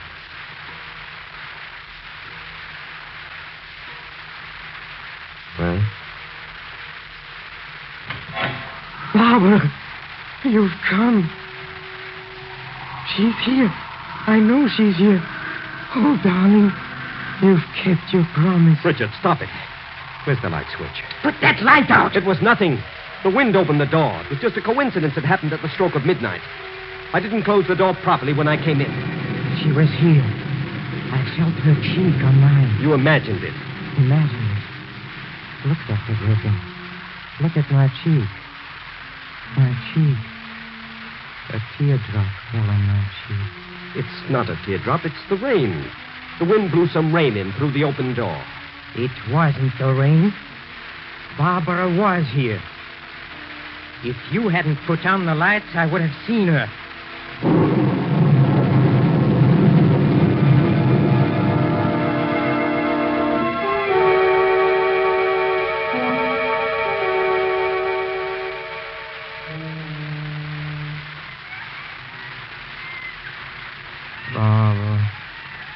Barbara, some people do come back from the grave. I heard about such cases.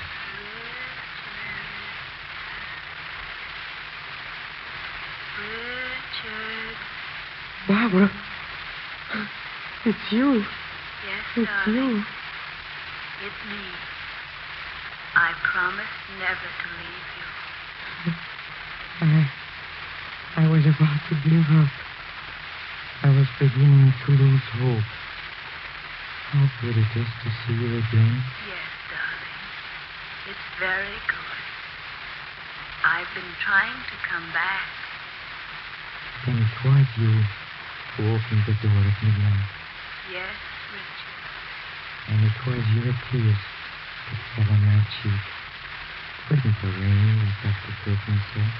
Yes, Richard. Richard, I couldn't see you then. I just felt your cheek against mine. It was very hard to return at all. What is that noise? I don't hear anything, Richard. That sound disturbs me. It makes me uneasy. You're asleep. Fast asleep. Perhaps the sound will fade away. Look at me, Richard. Oh, I can see you much more clearly. And the sound? It's fading out. Perhaps we'll never be separated again. So good to be with you again. Let me hold your hand. Wait. Why do you say that? Not yet time. What do you mean? You haven't crossed over yet. Can you still hear the banging? Oh, just a little. Barbara, don't go away. I can't help it. Someone's dragging you away. Don't let him. I don't want to go back. I'll try to come back again, Richard. I don't want to go back. I want to stay with you. Goodbye, Richard.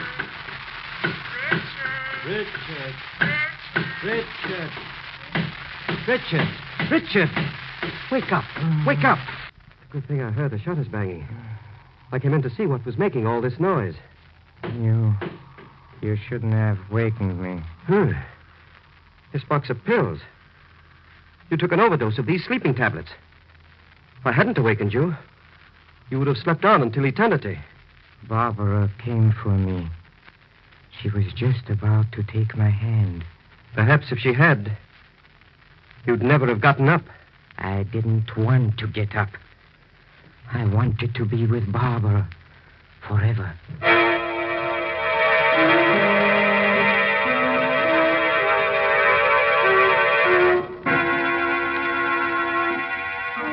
Well,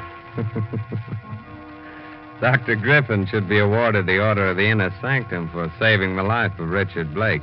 If it weren't for the good man, our story would have come to an end in the middle of the program. And that would have been very inconvenient for all of us. As a reward, perhaps we'll just wound Dr. Griffin a little bit instead of polishing him off. But until we make up our minds, here's a gentleman with an important message for you. To keep you feeling on top of the world, medical knowledge proves that nature should produce about 2 pints of liver bile, the vital digestive juice your liver makes, each day. Otherwise, your food may not digest properly and leave you feeling dull, headachy, sluggish. Scientific facts show it takes a two-way treatment to get the vital digestive juice flowing quickly and to relieve sluggishness without disturbing digestion. Therefore, do as thousands now do. Take Carter's Little Liver Pills. First, because Carters start the vital digestive juice flowing, usually within 30 minutes. Second, because Carters gently help you to that glorious feeling that goes with regularity. Remember, many ordinary simple laxatives don't, but Carter's Little Liver Pills do give this two-way treatment. So take genuine Carter's Little Liver Pills as directed tonight. Tomorrow, see if you don't wake up feeling glad to be alive. Get Carter's at any drugstore. 25 cents.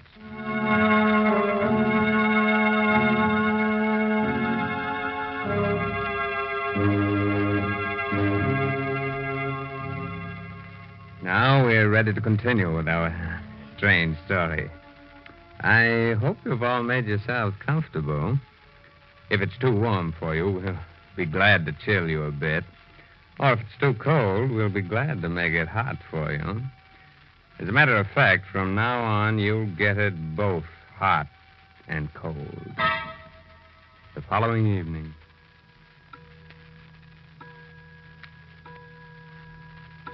Barbara, you must come back to me.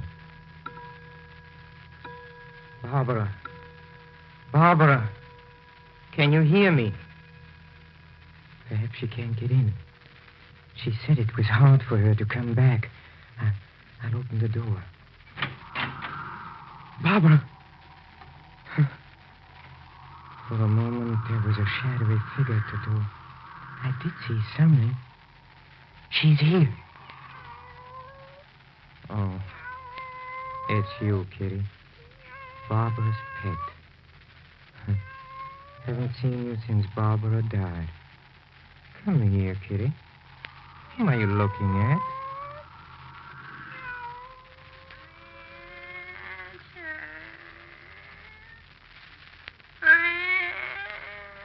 Barbara! Richard. Where are you? Right here. Your voice is so faint. Come closer. Come closer. I don't know where you are. The closet where I used to keep my clothes. Darling, I still can't see you. This blue taffeta dress. My favorite. I used to love the rustling sound it made when I walked. It still crinkles. Like it always did.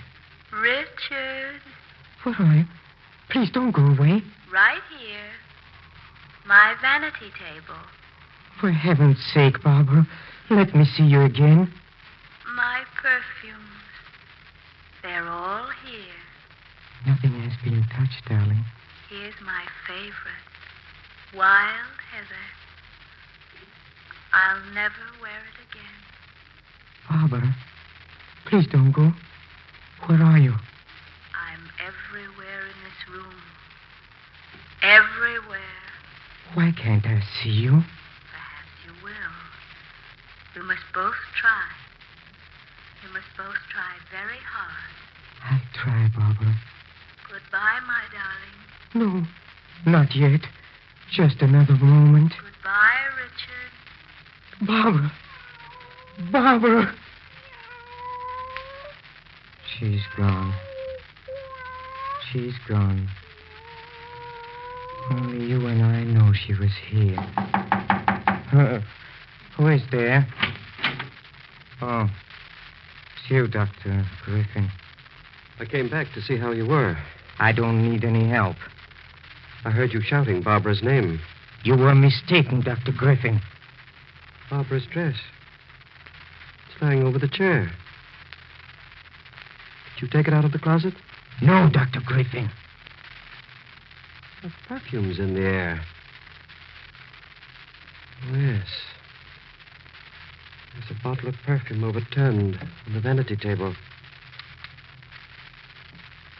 Wild heather. That was Barbara's favorite, wasn't it? Yes, Dr. Griffin.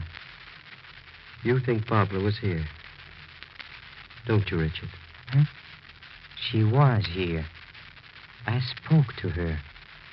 And she'll come again. She said she would. And maybe the next time I'll be able to see Barbara.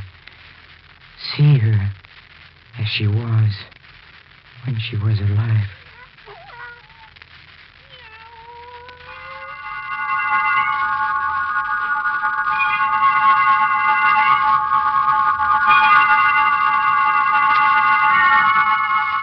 I know you don't want visitors, Richard, but you shouldn't be alone.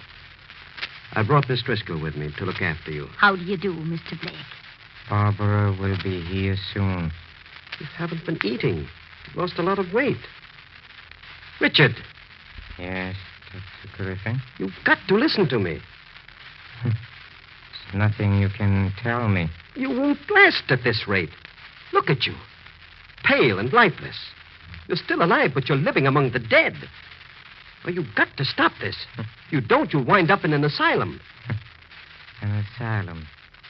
You still don't believe Barbara had come back? No, Richard. She hasn't come back.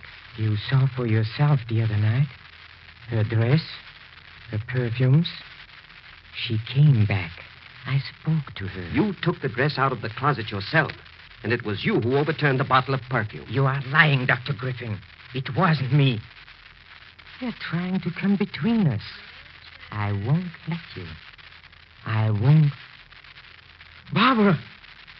Richard, I've come back.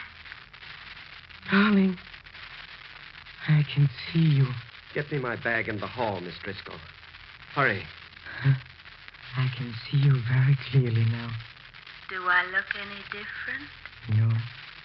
You're even lovelier than ever. Richard. We've got to meet each other halfway. Richard. Yes, darling.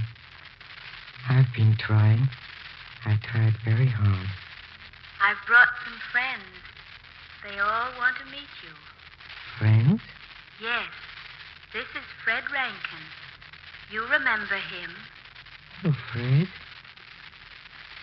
How do you do, Richard? I'm Fred Rankin. But you're dead. Yes. I've been dead for 6 years. And this is Mr. Fielding. Remember him? He was your neighbor once, killed by an automobile. Yes. I've been dead for a long time. Ever since you were a young boy, Richard. And this is Mary Schofield, the girl you went to school with. Barbara. Barbara, watch out. The mast. It's falling. It's falling. Richard, help me. Help me. Help me. It's Barbara. It's Barbara.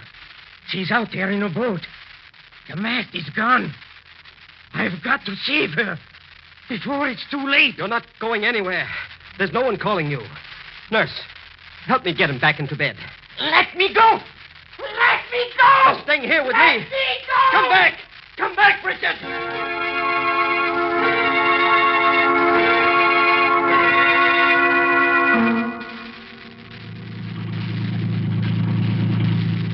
Well, he couldn't have swum very far in a short time, Dr. Griffin. I caught sight of him just a moment ago. Oh, there he is. Yes, I see him. Yes, but he's going down. He's going down. Merciful heavens. Did you see? Yes, he's gone down. But he was holding someone. I could see her long black hair. It's no use. We'll never... You say he was holding someone? Yes. It looked like a woman. She had long black hair. It must have been seaweed. You see things in this twilight that don't exist. Imagination is like fire.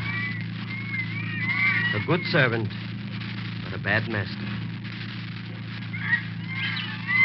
I guess we had better get back.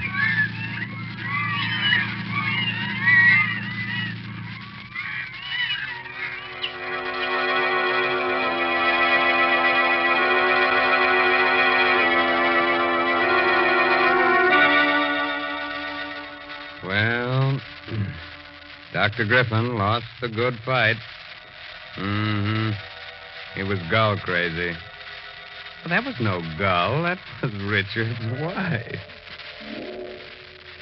Anyway, the Inner Sanctum Ghost Society is mad at Dr. Griffin because he's interfering with the drive for new members. Say, by the way, if you should hear the wild cry of birds in your next dream, don't be alarmed. It's just that spring is on its way. Be sure to read this month's Inner Sanctum mystery novel, The Smell of Money, by Matthew Head. On sale at all bookshops. It's enough to make you shudder when you see what a boy or a girl can put in his or her stomach. Things you know would lay you low. Yet they bounce out of bed in the morning just a raring to go. That's youth for you. Yet thousands of people who should feel terrible tomorrow morning, considering the way they've insulted their digestive systems this weekend, may feel like a million tomorrow morning. Because tonight, they're going to act on a piece of advice from the Book of Medical Knowledge. For medical knowledge proves that nature should produce about 2 pints of the vital digestive juice your liver makes each day. Otherwise, your food may not digest properly and leave you feeling dull, headachy, sluggish.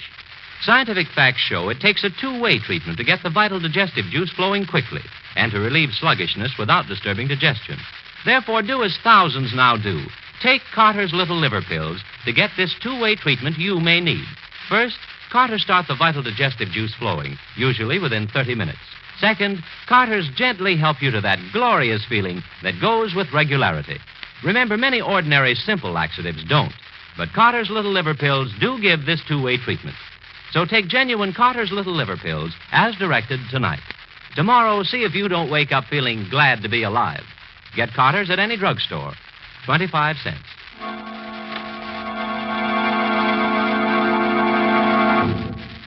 Be sure to listen next week, for lovely Judith Evelyn will be back with us again in a sweet little story just full of beautiful murder. Well, now it's time to close the squeaking door of the Inner Sanctum until next week. So, good night. Pleasant dreams.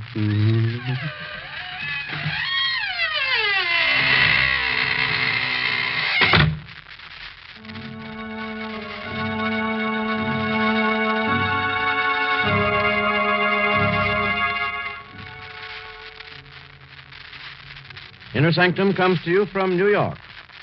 This is the Blue.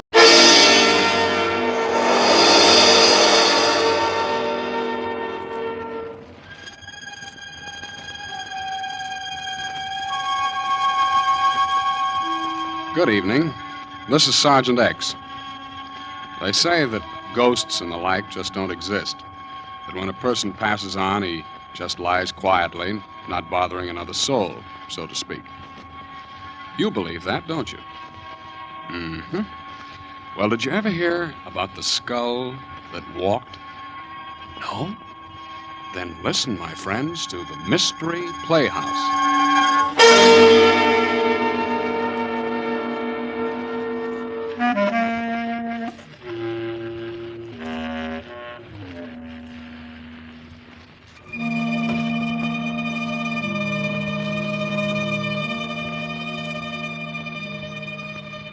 I guess superstition's a pretty hard thing to down completely, isn't it? I mean, under certain circumstances, almost anybody can get the creeps and get them good. I guess most of us are a little bit afraid of the unknown. For instance, taking a midnight stroll through a graveyard isn't exactly your idea of fun, is it? And I don't suppose you'd particularly go into ecstasies if you happened to witness a good gory murder, either. Well, there's a fellow I know who thinks this all comes under the heading of good, clean fun. His hobby is horror, and he likes to tell stories along those lines. I think he has one for you right now. Wait till I try this door here.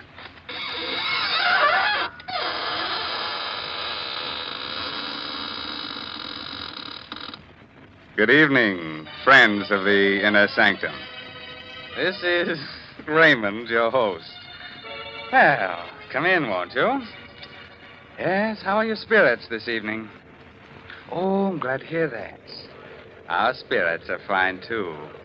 Would you like to see them? Oh, it's no trouble at all. Now, which would you care to see first? The spirit or the body? Oh, well, the body is right over there on the floor. And the spirit is right next to it. Oh, you can't see it. I forgot to tell you, you have to be one in order to see one.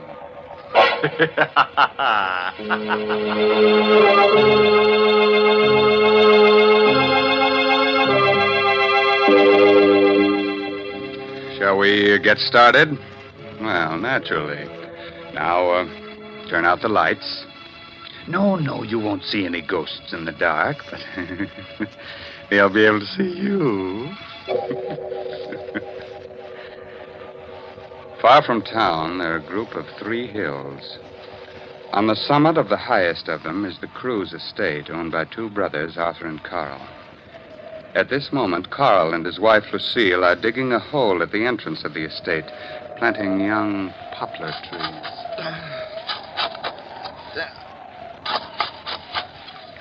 Carl, I think it's deep enough. Oh, I think we ought to go a little deeper down. Oh, here comes Spears. You're digging? Yes, we're going to plant a whole row of Lombardy poplars. You mean right here? Yep. We're going to line both sides of the road. Well, perhaps you'd better let me do it. I'm your caretaker. I should do the gardening. Spears, you look upset. What's the matter? Well, where you're digging is an old Indian burial spot. There's a curse on it. Oh, don't worry about it, Spears. You don't believe it? Of course not. Lucille and I don't go in for superstition. Yes, but it's no superstition, sir. It's... You hit a rock. Oh, that sounds like a rock.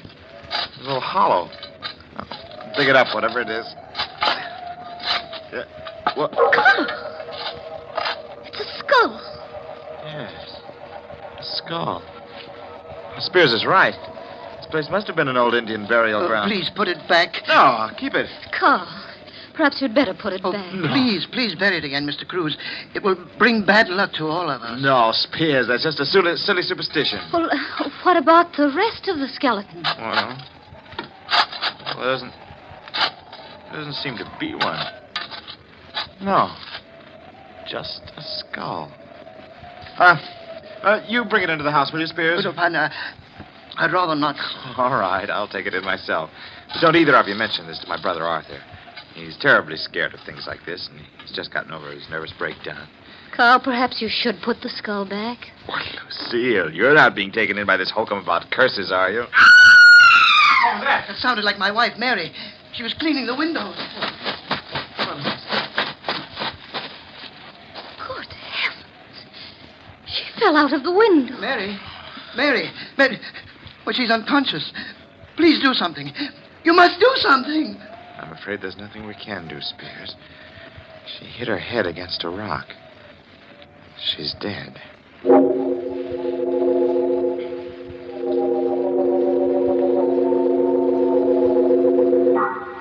How, Spears? He's quieted down. I can't understand it. There's only one rock underneath the window, and Mary hit that. That one rock. There isn't even a pebble around for yards. Well, don't go imagining things again, Arthur.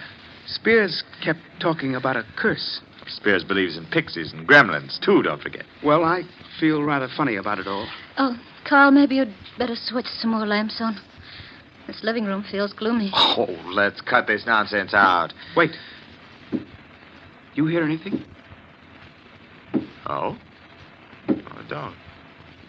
Yes. I think it's coming from the ceiling. What's coming from the ceiling? I don't hear... What is it? It must be the beams. They sometimes do that from the heat. It's not the beams. It's too regular a sound. What room is directly above us? It's an old bedroom. We use it as a storeroom now. It hasn't been open in years. There's something up there. Of course there is. A lot of old things from years back, Lucille. Did you put the skull in the storeroom? Yes, I did. What are you two whispering of? It's coming down the stairs. We'll take a look and settle this. So far. Look! At your feet, Carl. The skull. How did it get down here? It came down the steps. Seems to be looking up at us. A skull. How did it get into the house? Carl found it while digging. Spears said it belonged to some Indian. Spears was right. There is a curse on the house. We'll all be killed. I'm leaving. I can't stand it. Well, Carl, what are you going to do with the skull?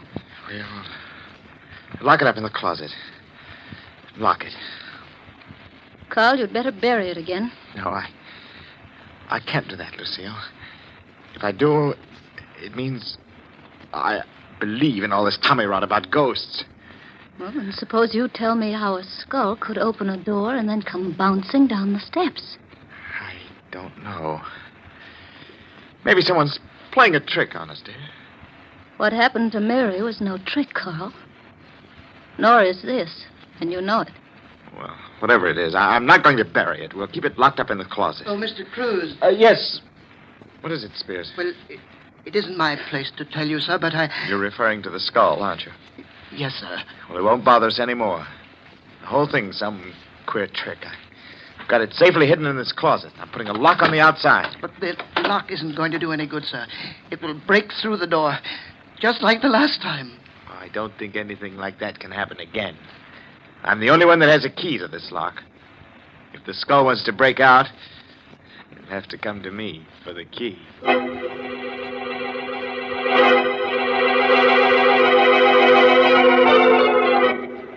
How are you feeling, Arthur?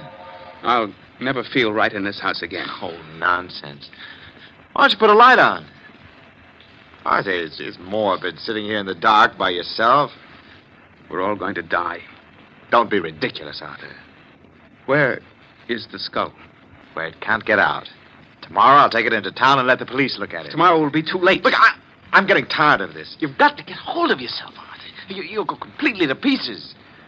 You think I'm a coward, don't you? Oh, Arthur, no. You're not a coward. You're just a victim of your own exaggerated imagination. Wait. There's someone at the door. I'll open it. Who is it? I don't know. No one came in. Something came in. For heaven's sake, put the light on. The skull. I can't believe it. You can't believe it. There it is, grinning at you from the floor, but you can't believe it. You don't believe in these things. I put a lock on the door. Locks aren't going to help. Nothing is going to help. We're all going to die.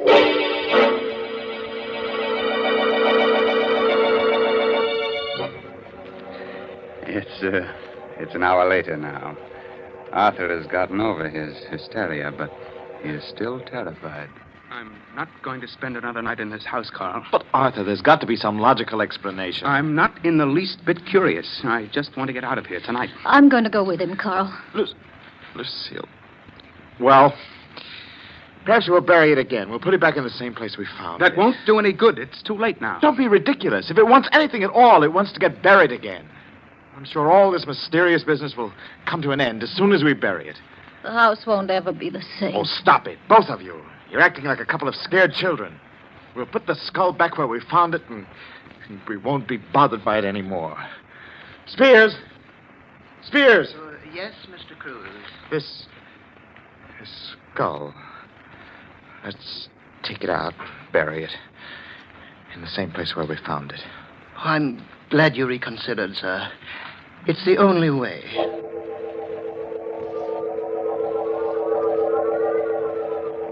I don't seem to remember the spot. Well, it's on the other side, sir, right near the entrance road. Oh, yes.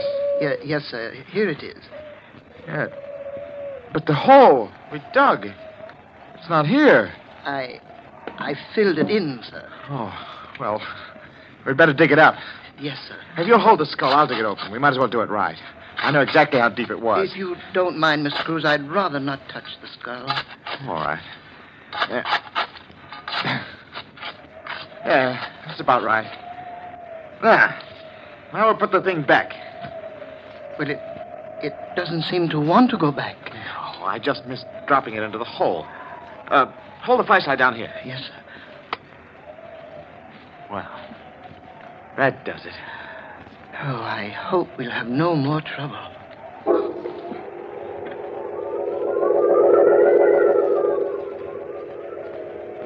Well, Carl, did you bury it? Yes, same place. That's all. Forget about it, shall we? Maybe it's easy for you, Carl. But I won't forget about it for a long time. Neither will I. I'll be having nightmares about it for months. I don't know what's gotten into you, Lucille. You were never easily frightened. I'm not. But skulls that roll by themselves give me a funny feeling. Look, come on, let's play cards, huh? Hearts? We don't need more than 3 hands to play. We'll forget the whole crazy business, huh? Okay? Well, I might as well. All right. Deal the cards. Okay. You. Yeah, well, we're getting back to normalcy, huh? Arthur, pass your card. That wind came up suddenly. Who's first? You are, Lucille. Oh, all right. 9 of diamonds. Your go, Arthur. Come on, Arthur, throw a card. I think I hear something. Of course you do. The wind. No, I thought I heard a rapping sound. Look, just pay attention to the game and stop listening for sounds.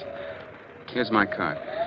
You threw a club, diamonds, the suit. Oh, I'm sorry. Did you hear that? What was that? It's only the wind blowing the shutter. Oh, come on, let's play. Throw a card, Arthur. There's someone at the door. It isn't the wind. Someone's outside. All right, I'll open the door. No, don't open it. Please, Lucille. Sitting here frightened isn't going to do us any good. We've got to open the door. Don't open it, Carl. Who is it, Carl? What? It's nothing. It's just the wind. You're lying. Your face is white as a sheet. I know. It's the skull. It's come back. I tell you it's nothing. Just the wind. Nobody was there. I'll see for myself. The skull.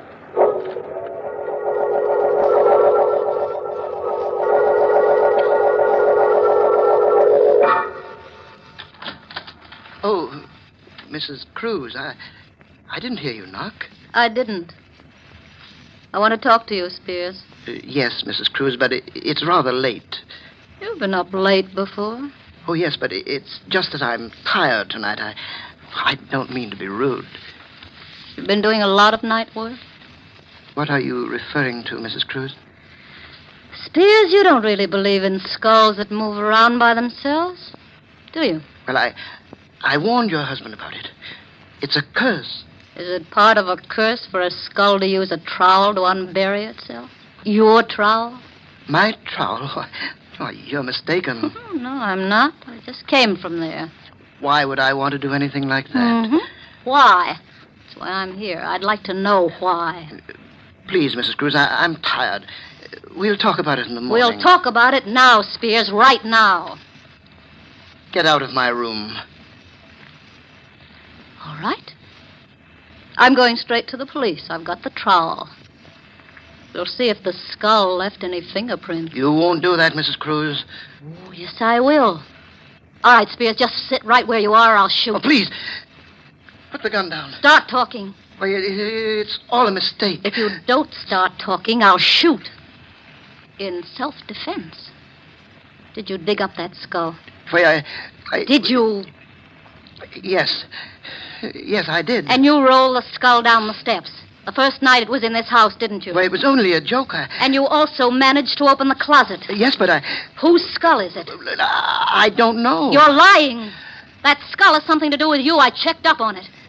Your first wife disappeared. Perhaps the police can identify the skull. Oh, please, don't go to the police. Well, it was my first wife, Jane. I killed her. I didn't want your husband to bring the skull to the police, so I tried to scare all of you away from here as the safest measure. Go on. Yes. Wait a minute. Who rolled the skull into Arthur's room? It wasn't me. It must have been... That's right. It was me. Perhaps you and I can work things out. I tried to frighten my dear brother-in-law Arthur away so that I can have complete ownership of the entire estate. You see, Arthur is leaving tonight. Yeah. Perhaps we can help each other. No one has to know of our little conversation. No one is going to know. Well, now that we've both accomplished our purpose, maybe it would be the best thing to bury the skull again. Yes. We'll do it now.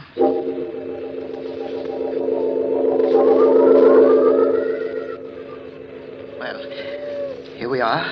Let's hurry. They'll miss me if I'm out here too long. Perhaps we'd better dig another hole. Oh, it doesn't matter. Will you hold the skull? No, I'd rather not. You haven't suddenly gotten squeamish, have you, Mrs. Cruz? Put the skull in the ground and dig that hole. All right. What's the matter? The skull. Look at it. What about it? It's moving. Can't you see? Well, it is just the wind pushing it. Hurry up. There. Yes, there. It's deep enough now. Hand me the skull. Oh, I forgot. You won't touch it. All right, I'll get it myself. What's the matter? My hand. I can't get my hand out. The jaws clamped down. Your hand. Please, help me. You've got to help me. Do something. You've got to do something. It won't let go. I can't. Oh, please, Jane. Jane, darling. I didn't mean to kill you. You're my wife. I didn't mean it. It was an accident. Please believe me. I'll do anything. Anything. Oh, no. No, Jane. Oh.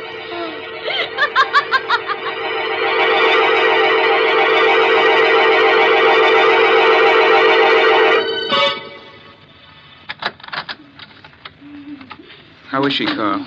Right there. It's pretty bad. The doctor says it's hopeless. There's nothing more he can do. Her hair, Arthur, it's turned completely white. She's just out of her mind. Horrible. Spears died this morning. He never recovered consciousness. Died of fright. Everything else seems to make sense, but I don't understand how the skull could have clamped its jaws on his hand. When he picked it up, he must have picked it up upside down. The lower jaw, which swings on a hinge, came down. He was so frightened that his hand froze to the skull. Spears was just frightened to death.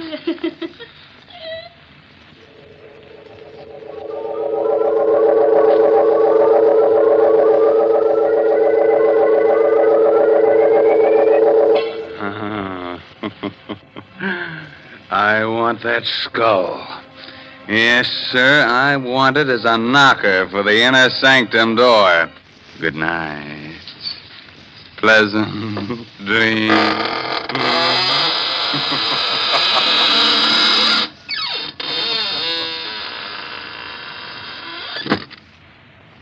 Well, thank you very much, friend Raymond. Your sense of humor is really quite refreshing. That is, in a ghoulish sort of way. We'll be trying your creaking door again soon for some more laughs. Well, right now, let's look in on the green room where the players are rehearsing the next performance in the Mystery Playhouse. Follow me, please. Come.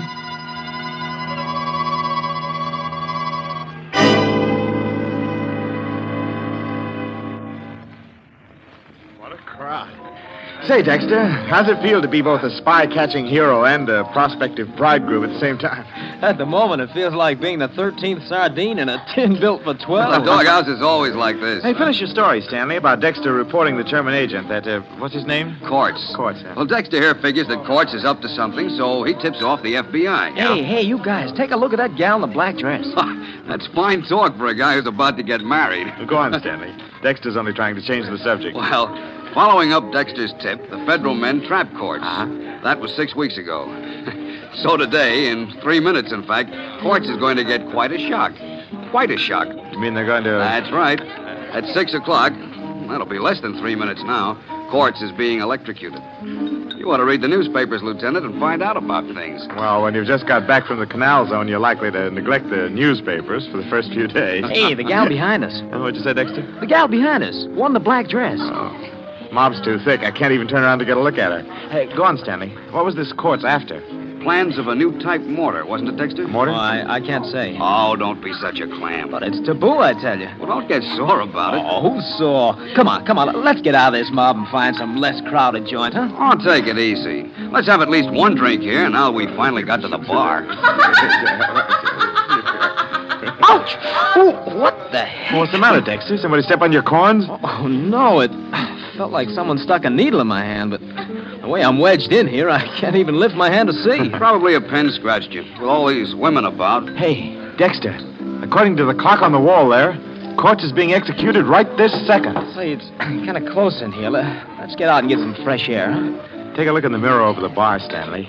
That woman behind me. That's what Dexter's been muttering about. The brunette in black. Smooth. Hey, do you know her? What makes you think I know her? Well, I thought she nodded at you. Just my natural good looks. I never saw her before in my life. It's kind of close in here. Let's get out. I can hardly breathe. Oh, stop clowning, Dexter. Quit leaning on me. What's eating, Dexter? Just because he's going to be married in 3 days. You shouldn't have mentioned marriage, Stanley. From the way he's leaning on me, he must have fainted. That's alder fright. Come on, Dexter. Take your weight off of him. All I can do is take care of myself. This... Say, Stanley, he has fainted or something. No kidding. Oh, Dexter's a practical joke. No, this isn't a joke. He's all gray about the lips. Huh? Look at him. I mean, hold him. He's falling. Oh, Dexter! Dexter, what's the matter? Dexter! Lieutenant, is he all right? What's the matter with him, mister? Is he all right? No, he isn't. I think he's dead. Oh, it's impossible. Is there a doctor here? Open his collar or something. Just don't let him lay there. Come on. Right there. Oh, over here, Doc. Back up, please. Let the doctor through. Lieutenant, what on earth's happened? Where's the doctor? Maybe he can tell us. Hey, Dr. Driver here. Ralph, here, let's have a look. Oh, help me turn this man over. Sure. There. Looks like he's been suffocated. Doctor, is he dead? Oh, yes, he's dead, all right. He can't be. Only a minute ago, he was standing here talking with us. He said something about somebody sticking a needle in his hand. What's that piece of black paper on the back of his right hand? Yeah, what? Don't touch it. Don't touch it. It's thin black cardboard. Perfect circle about 1/4 of an inch in diameter. With a tiny hole in the exact center. Well, that's a funny. There's a small puncture in the skin on the back of the right hand. Right over the place where this circular piece of cardboard was. A drop of blood caused the cardboard to adhere to his hand. Somebody better call the police. The police? Why? Because it looks as if your friend here has been murdered. But Dexter couldn't have been murdered. I was standing right beside him all the time. No one's to leave. Everybody stay right where you are. And you over there, call the police department and ask for homicide.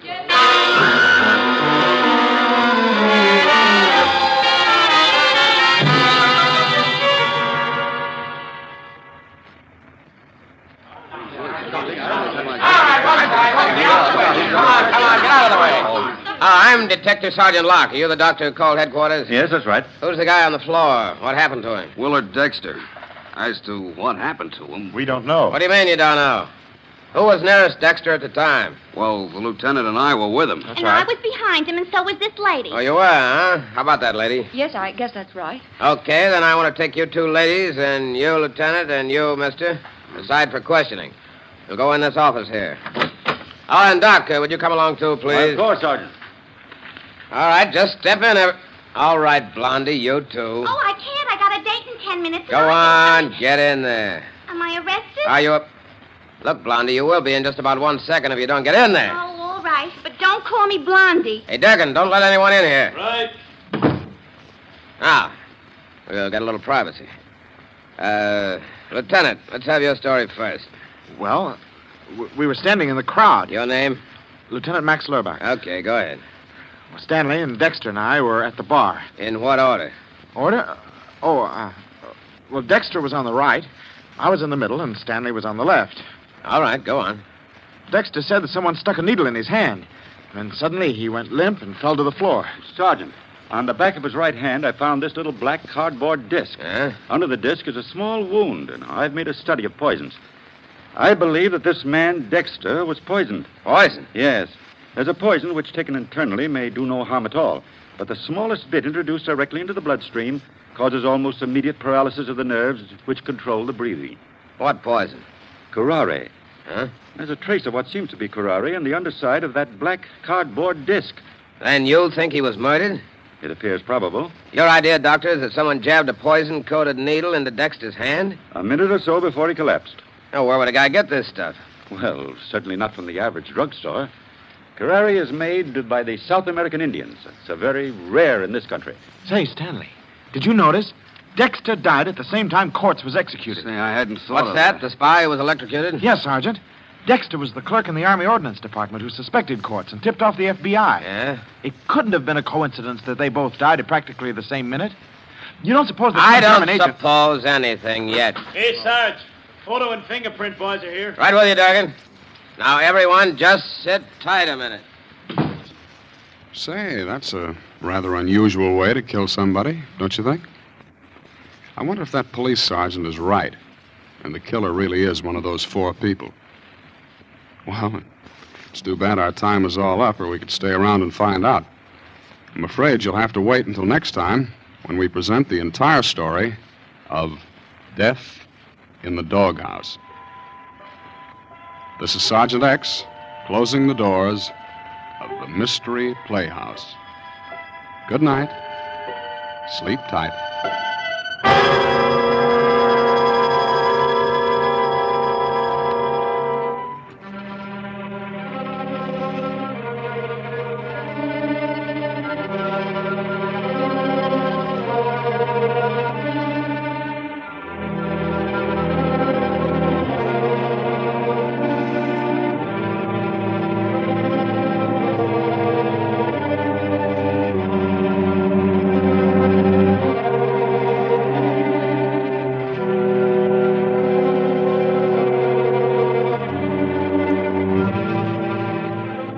This is the Armed Forces Radio Service.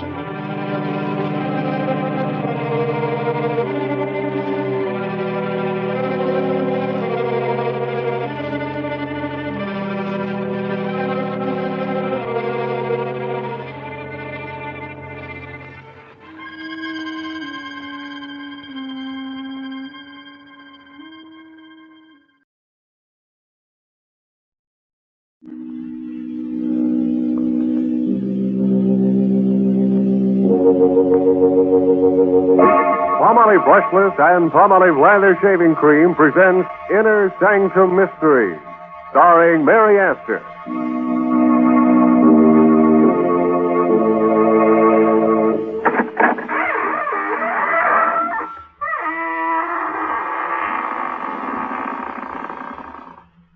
Good evening, friends of the Inner Sanctum. This is your host, Raymond, welcoming you through the squeaking door. Well, we're having a gay musicale here tonight, featuring, of course, only haunting melodies. But I'm afraid none of the performers will get a hand unless it's a cold one. You see, it's so hard to applaud after rigor mortis has set in. But you can come in and set in, too. There are plenty of seats available. And if there's nothing left in the orchestra, we can give you a box.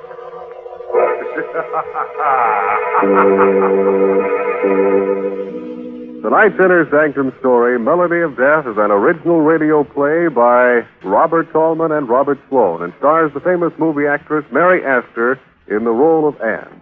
It is directed by Hyman Brown. Miss Astor appears tonight through the courtesy of Metro-Goldwyn-Mayer. Men, Inner Sanctum Mysteries ask you to shave with Palmolive Brushless and Palmolive Lather Shaving Cream. Either Palmolive Brushless or Palmolive Lather Shaving Cream gives you the cleanest, most comfortable shave you ever had, free from razor burn, or mail the carton top to us and we'll refund your money.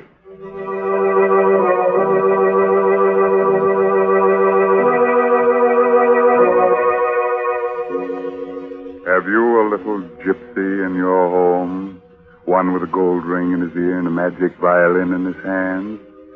Well, if he's anything like a fellow named Enrique, don't let him play an encore of the Melody of Death. Like a spidery web floating in midair, death hangs over the room where Anne is talking to her beloved David. Ghastly white, she summons the last ounce of ebbing strength to speak to him of love. Don't leave me alone here, David. I'm afraid. Just hold me in your arms. In a few minutes, it'll all be... David, what's that on your hand? Blood. How did you get... Oh, yes, I remember now. The cat. The cat with the yellow eyes. And the music. It was the music that started the whole thing, wasn't it, David? I remember now. That evening in Lubo's cafe, Henri, the gypsy violinist, came over to our table.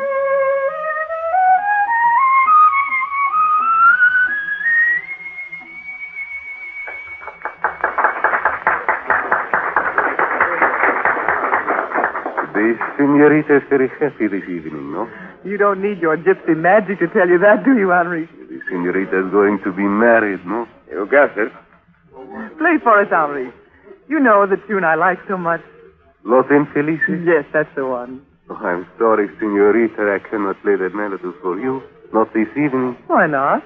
You will say it is foolish gypsy superstition, perhaps, but in my tribe it is believed that for a girl newly betrothed to hear this music is bad luck.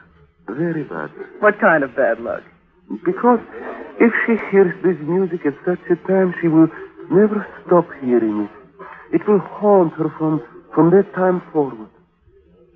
And her heart will follow the music. And she will do what the music bids her to do. Even kill her lover, if the music tells her to. Well, I'll take a chance on that, Henri. Very well, then. I will play, but never say Henrik did not warn you.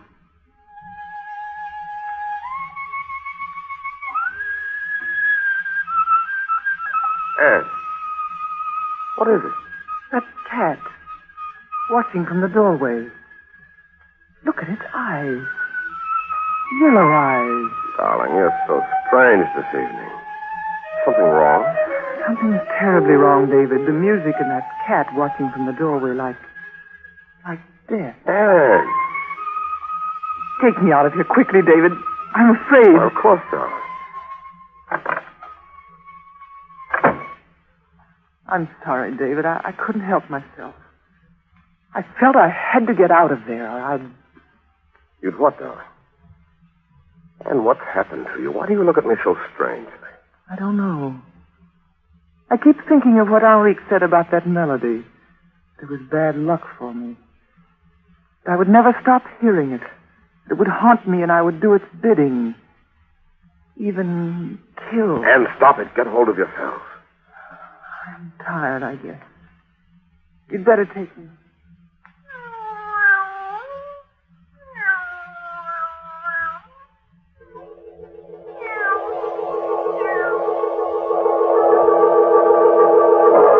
As we walked away from the cafe that evening, I was like a person in a hypnotic trance. I kept hearing that melody in my head. You will never stop hearing the music. It will haunt you. No. No, I won't listen to it. Even kill your lover if the music tells you to. No. I love David. He'll help me to forget. No one can help you now, Anne. The music and the cat with the yellow eyes watching from the doorway. Like death.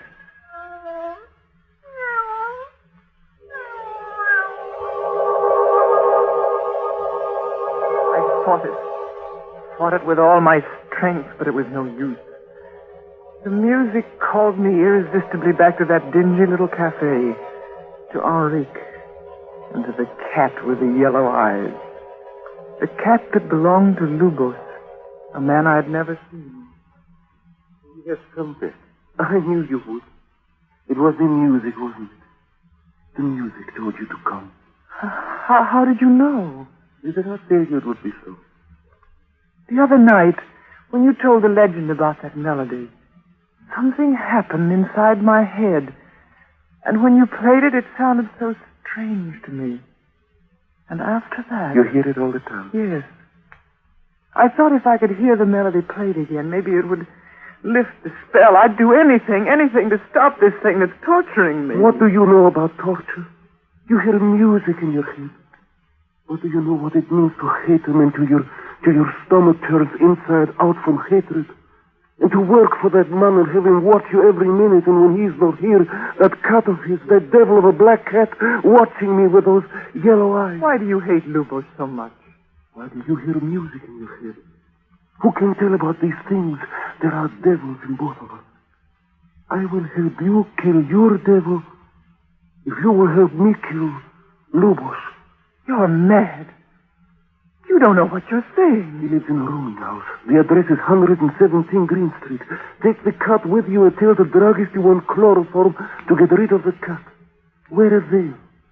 The janitor will let you in. Stop it. Stop it. I won't listen to any more of this. The music will tell you when it is time. The melody. Remember. No, I won't listen to it. I won't. But you are listening to it, aren't you? You can't help yourself. And you will do what the music tells you to do. Won't you? No, I won't. What is the music telling you to do? To kill Lubos. And you will do it. Won't you?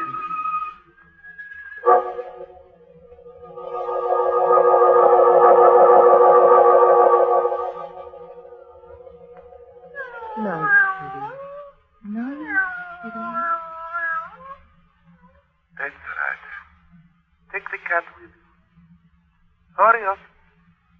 Got to get there before the drugstore closes. That's right. Open the door. Okay.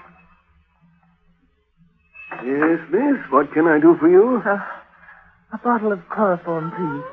Yeah, that's a handsome cat you've got there, miss. It's a shame you're putting him out of the way. It has to be done. He has a stomach infection, quite incurable. Well, those things will happen. Here you are, miss.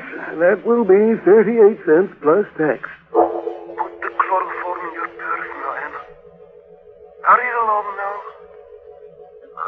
Here we are. Green Street. Around the corner. There is the house. Over there. He's asleep in there now. The man you're going to kill.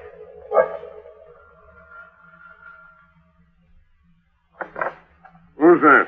I'm looking for Senor Lubos. I've brought his cat home. I live next door to the cafe and... All right. He's the first door at the top of the landing. Don't make no more noise on the stairs than you can help. You see, Em, how simple it is. That's right, up the stairs. Wait now. Before you open the door, the bottle of chloroform. Get it ready. That's it. Now, put the cat down. Gently.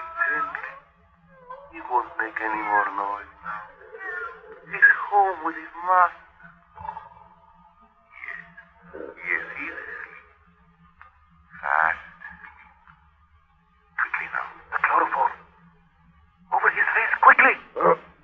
Push it down hard. He's waking up. Pour more chloroform on the cotton.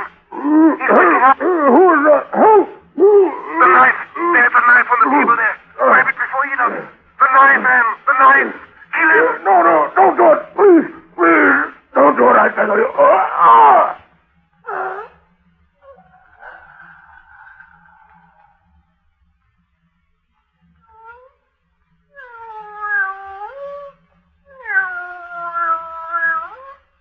He's dead. Dead. I've killed a man. I've killed a man.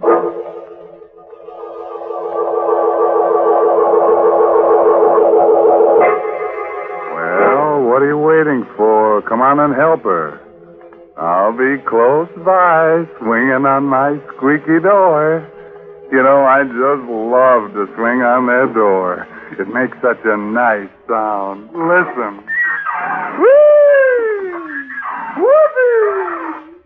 Why do I like the sound? Because it reminds me of painful, scratchy razor burn. Men, when you torture your face with razor burn, don't just blame your razor blade. Instead, try Palmolive Brushless. That smooth, easy to spread, won't clog your razor shave cream. You see, Palmolive Brushless is made with real olive oil to literally lubricate your skin so your razor just glides along with no tugging, no scratching, no scraping. Yes, mister, even the toughest beards lie down and wilt when you use Palmolive brushless. And your face is cool, comfortable, younger looking, not a bit drawn or dry. So why don't you quit bothering with a shaving brush and try Palmolive brushless? You buy Palmolive brushless in the big money-saving Victory jar, and we'll guarantee you the cleanest, most comfortable shave of your life. And we know you'll sing goodbye forever to painful razor burns.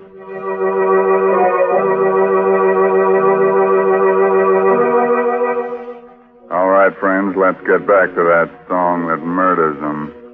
You remember how it goes? Remember how it haunted Anne into committing murder for Henrique? Well, it's still haunting her. And she's telling David about it in that room where death and this melody hover me. Yes, I was a murderer. I had plunged a knife into a man's throat and stood there watching while he died in agony. Then went calmly home. You were waiting outside my door, David. Anne, where have you been? Out. But, Anne, your dress and your gloves. Why, David, it looks like... It looks like blood, Anne. And it is blood. But I don't... Where did it come from? You mean you don't know? Oh, maybe it was on the seat of the taxi. Maybe somebody cut themselves in there before I... Maybe the driver had carried an accident case to the hospital. But why should you follow me into my flat in the middle of the night and cross-question me like this? What right have you? Maybe you've forgotten that this was our wedding day. I waited at City Hall until I was thrown out. Our wedding day. Oh, David. What happened, Anne? Well, I don't remember exactly. Don't remember? No, that tune has been running through my head. This morning it got suddenly worse. I was desperate about it. I thought maybe if I went back to Henrique and heard it played again, I might be able to get it out of my mind. Well, what happened? Yes? What is it, Anne? Music. That melody. Don't you hear it? I don't hear anything. Lubos was murdered a little while ago. A woman wearing a navy blue suit and white gloves went up to his room on the pretext of taking his cat to him. She tried to chloroform him, and failing that, she stabbed him in the throat with his own knife. No, I couldn't have done a thing like that, David. There it is again. Can't you hear it? Anne, there's nothing to hear. It's just in your mind. I don't know what happened tonight, and I don't want to know. But one thing is certain. This man has you under a hypnotic spell. We've got to fight this thing somehow. This music you hear. Be quiet, David. Trying to tell me something. He's trying to trap you, Anne. He's going to make you remember that you killed Lubos. You'd better kill him too, Anne. Before it's too late. Oh, no. Not even for the music. Not even the music can make me do that, Henri. Anne, what are you saying, Anne? Oh, it's all right. It's gone away now. It was trying to get me to kill you, David. Oh, Anne, darling, what has he done to you?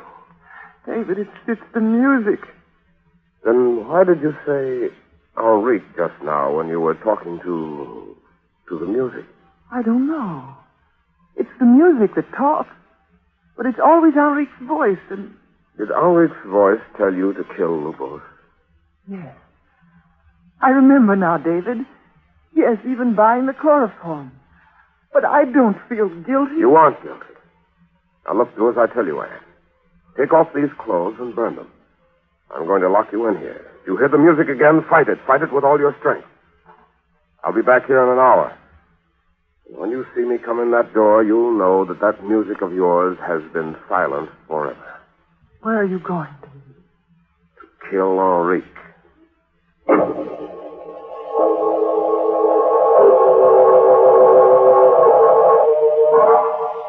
So you have come to kill me because I've put hypnotic spells on your beloved. Excuse me, what a joke, senor. No joke, Henrique.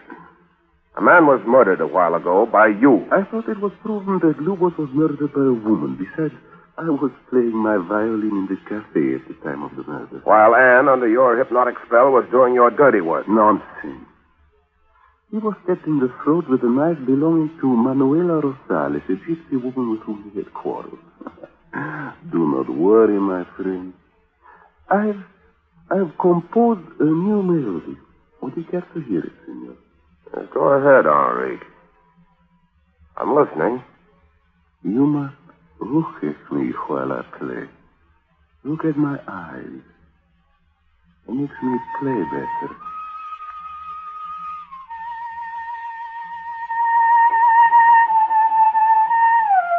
Well, what's the idea? What do you want me to do? Kill her. Kill your fiancée. Stop it! Stop it, So, I am under the spell of your music, am I? I'll choke the music out of your soul. Help me, I will. You are making a terrible mistake. A terrible...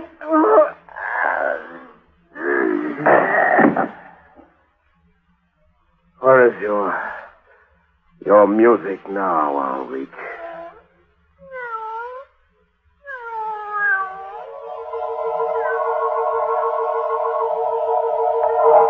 And now that Henrique is dead, we can go back to what we were before. We can be married.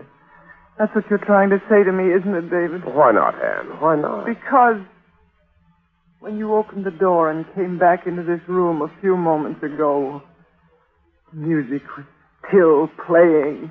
It's not playing now, is it, Anne? Is it? No, not now. Oh, David, take me in your arms, darling. Tell me it's all right. Tell me again so I'll really believe it. Oh, Anne. It was just a bad dream, wasn't it, David? They never really existed, did they? Henrique and Lubos and the cat with the yellow eyes. Of course not, darling. Of course it was just a dream. David! It's all right, darling. I see it too. It's a black cat. Must have followed me home. You see, it's really quite friendly. Go ahead, darling. Pet him. All right, David. There, that's it. You see, it's just an ordinary cat. Yes. Yes, of course. Take the letter opener, Anne. The letter opener on the desk. Go and get it. Yes, of course. And you're not hearing it again, are you? Anne, is that the music again? Oh, no, David. It's just I've been crying so much, I think I'd better fix my makeup. Be a darling and bring my purse, will you? It's in the bedroom in the top drawer of the bureau. Sure. Back in a sec. Now, Anne. Now take the letter opener and follow him. That's it. Quietly now. He mustn't hear you coming. His back is turned. He's still rummaging in the bureau drawer. The poor fool. Quietly. Now, Anne, now. Anne, put that knife away. No, David, it's no use. I can't find it any longer. I must kill you. Anne, don't, Anne. Oh, David. David. Anne, darling, speak to me. I didn't mean to do it. I tried to grab your arm. That's all. The point of the letter open, it turned and... It's all right, David. I'll get a doctor. Oh, no, David. Please don't leave me. It's better this way. If I lived, I'd have to kill you. The music would make me do it.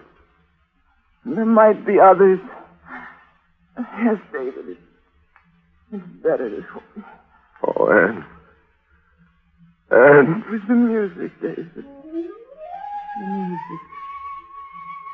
A melody more beautiful than life itself. Listen to it, David. Melody of death.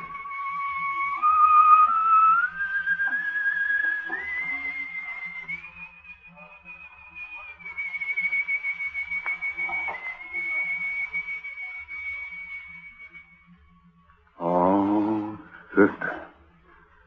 Speaking of melodies, I want that little number for our concert we're giving in the lower chamber of Music Society of Inner Sanctum. As a matter of fact, I want Henrique to fiddle around. And I want... Oh, si, Senor Shaving Cream. What is it you want? I want lots of lather. I want lots of lather. Okay, you men who use a brush when you shave, you want lots of lather. And you'll get lots of lather simply by using Palmolive Lather Shaving Cream. For an honest whisker wilter, millions of men say there's nothing like it. In fact, more men use Palmolive Lather than any other kind. Here's why. First, Palmolive Lather Shaving Cream gives lots and lots of lather. He-Man lather with millions of moist bubbles to blitz your beard. Second, Palmolive Lather is made with olive oil and oil from the coconut palm to lubricate your razor, speed your shave, smooth your skin. So, if you're a lather and brush user and want to get rid of razor burn, get Palmolive Lather for the smoothest, easiest shave you ever whistled your way through. Get Palmolive Lather Shaving Cream, knowing it's going to leave your face looking younger, your skin smoother, your disposition better, or your money back.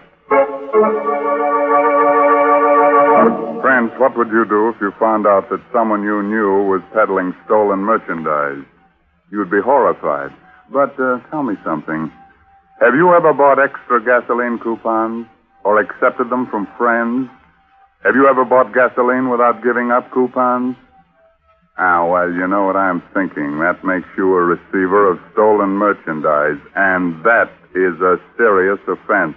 Yes, friends, every precious drop of gasoline we can spare is needed for our armed forces. People who buy gasoline without surrendering their own coupons are getting more than their fair share of the fixed civilian supply. So play square with gasoline rationing. Use only the coupons issued to you legally.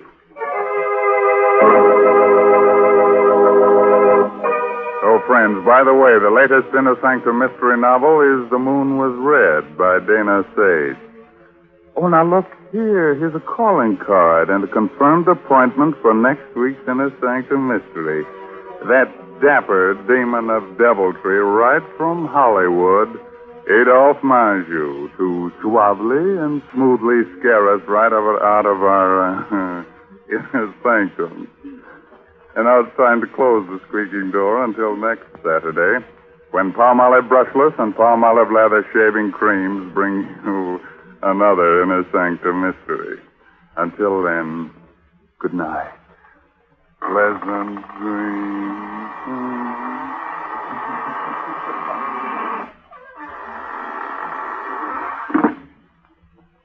What is the 14-day Palmolive plan? Yes, what is the 14-day Palmolive plan? It's the biggest beauty news in years. Doctors tested this plan, proved it brought lovelier complexions to 2 out of 3 of all the women tested. Here it is. Wash your face with Palmolive soap. Then massage for a full 60 seconds with Palmolive's beautifying lather. Then rinse. Do this 3 times a day. Easy to do, yet 36 doctors prove this Palmolive plan brings a lovelier complexion to 2 out of 3 women. No matter what type of skin you have, dry or oily, the 14-day Palmolive plan works. So get Palmolive. See what Palmolive can do for your skin in only 14 days.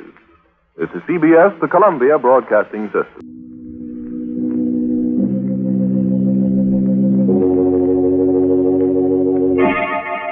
Palmolive Brushless and Palmolive Lather Shaving Cream present Inner Sanctum Mysteries, starring Mary Astor.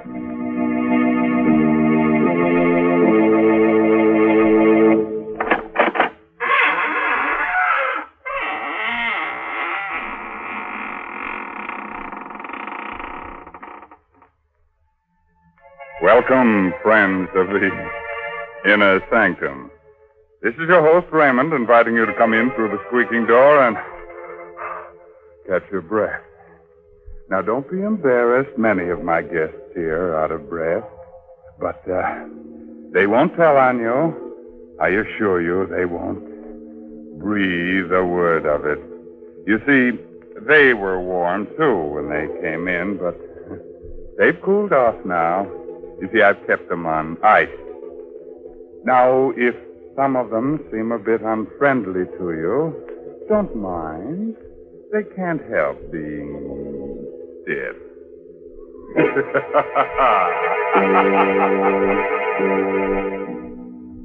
Tonight's Inner Sanctum story, The Silent Hands, is an original radio drama by Robert Sloan and Robert Tallman and stars Mary Astor in the role of Nina Kohler. Miss Astor is soon to appear in one of Metro-Goldwyn-Mayer's 20-year anniversary pictures, Meet Me in St. Louis. Tonight's Inner Sanctum drama is directed by Hyman Brown. Men, Inner Sanctum Mysteries ask you to shave with Palmolive Brushless or Palmolive Lather Shaving Cream. Either Palmolive Brushless or Palmolive Lather Shaving Cream gives you a clean, comfortable shave every time, free from razor burn, or mail the carton top to us, and we'll refund your money.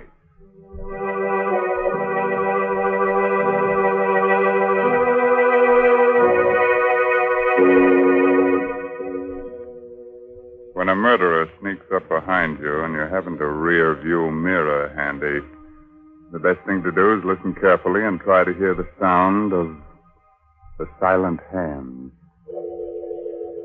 High up on the bluff, overlooking a West Coast harbor, police cars feel their way through the fog on their night patrol. They're on the lookout for a mysterious woman in white who has already strangled 3 men and pushed their bodies over the cliff. Attention all police cars. Attention all police cars. Woman in white evening dress reported walking with middle-aged man in Overlook Park. Investigate right away. Investigate right away.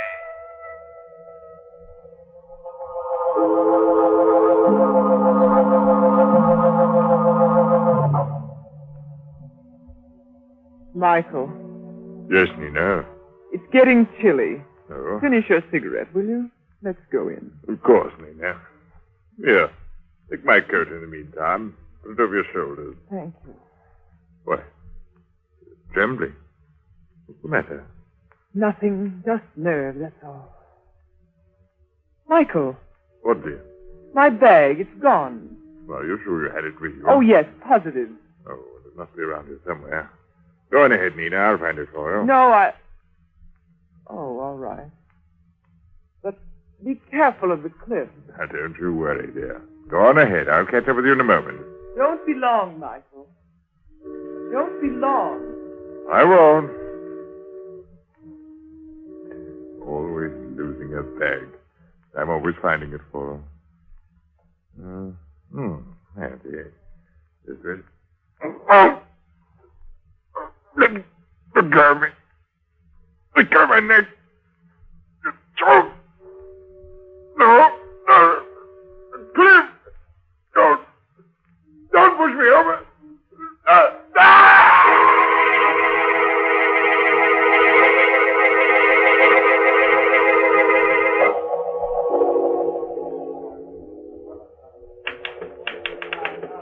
Don't you ever go home, Barnes?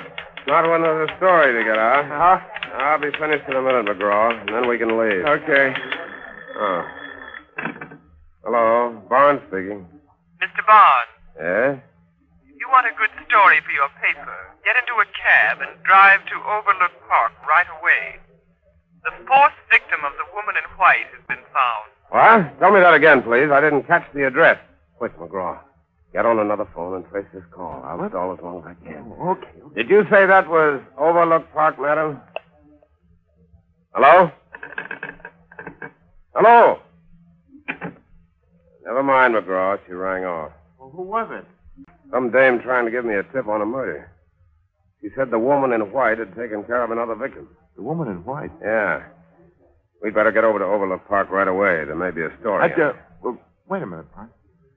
What's the matter? You scared? Well, sure I am. You don't know who that was. It might be a trap. Come on. Look, don't be a fool, Barnes. You might be the next victim.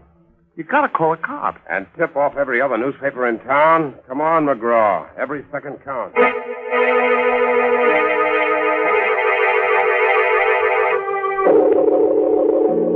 Holy mackerel.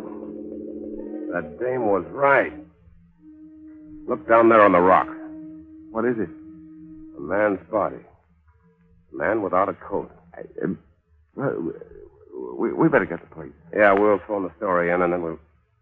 Hey, wait a minute. Look at this. Barnes, don't touch anything. I won't. I just want to see if... Yeah. The same, all right. What's the same? This metal ring on the ground, and a piece of silk next to it. That's what they found before in every one of these murders. What do you suppose it means? I don't know. The cops say it's like an East Indian trick, practiced by highway thieves. A precious stone or coins left on the road. When a traveler stoops over to pick it up, wham! A silk noose is slipped over the neck, and in a few seconds, it's all over. Fine. Yeah? Somebody watching us. What? Over there, behind that hedge. Something moving. Something white. You got a gun? No. Neither have I. Come on, we better not fool around. Which way do we go? Back to the car? No. The house beyond those trees. Maybe we can get to a phone. Okay, let's run for it. Right.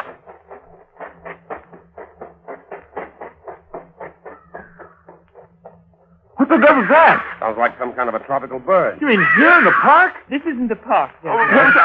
That tropical bird you hear is in the aviary next to the house. It's part of my private collection. You live in that house? Yes, with my sister. These are our grounds, gentlemen, and you're trespassing. Well, lady... We're looking for a telephone, madam. We're from the Chronicle. I don't care where you're from. You'll have to leave immediately. But someone's been killed. You'll have to leave immediately. My sister is ill. She can't have any excitement. Nina! Go back into the house, Carolyn. Nina! I've been looking for you. Where have you been? You know very well I've been out here feeding the birds. Why do you ask? Because I didn't see you. I thought perhaps you went back to the place where... Carolyn! You'll catch cold out here. We'd better go back in the house. But who are these men, Nina? Reporters, dear. We'd like to use your telephone, miss, if there's one in the house. Why, of course. Come along. I'll take you to it. Thank you. If you men are reporters, I suppose you want to phone your paper about... About what? Nina, you're hurting. I'm sorry, dear. If I held your arm too tightly, I didn't want you to stumble. You're lying. You don't want me to talk. That's not true, Carolyn. You can say anything you please. Go ahead. Say anything you please. Oh, Nina. Please forgive me. I didn't mean what I said before. I'm just upset because you've left me alone so much tonight. But I haven't left you alone, dear. I've been in the house with you all evening. Don't you remember? Oh, yes, of course. You've been with me all evening. In the house. I think you're strong enough now to take these gentlemen inside and show them to the phone. I'm going to stay out here for a while and speak to the birds. Yes, Nina. This way, please. Now go along, McGraw. I'll be with you in a minute. Okay, I'll put the call through. Are you staying behind just to watch me? In a way, yes. You're a fool. Well, maybe I am. But these birds you've collected fascinate me. Especially the gaily colored ones which were brought over from the Orient. Oh, are you a fancier? In a manner of speaking. At least I know that the creature with the yellow bill and the green eyes is a very rare species. I had to write a story about it once. Indeed? Yes. It's found only in certain parts of India. What if it is? You've been to India, haven't you? Never. You're lying. I'm not accustomed to being spoken to like this. But you are accustomed to lying. Only that alibi about not being out of the house tonight won't stand up. Won't it? No. That dress you're wearing is torn. And the piece that's missing from it is in my pocket. I found it out there on the cliff, near a metal ring and a bit of silk. Now you're lying. I have the evidence right here in my hand. Give it to me. Not so fast. Let go of my hand. Let go. Open it. Open it. I'll dig my nails into you. Wait a minute. Wait. I'll open it. There. I knew you were lying. There's nothing in it. Oh, of course not. But I found out what I wanted to know. For a woman, your hands are abnormally strong.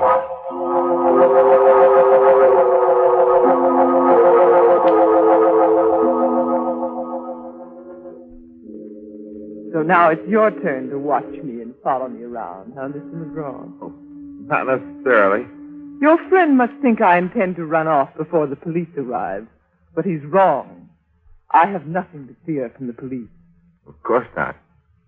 Don't stand there and grin at me. I'm cold and miserable. If you had any manners, you'd take off your coat and offer it to me before I freeze to death. You can have my coat.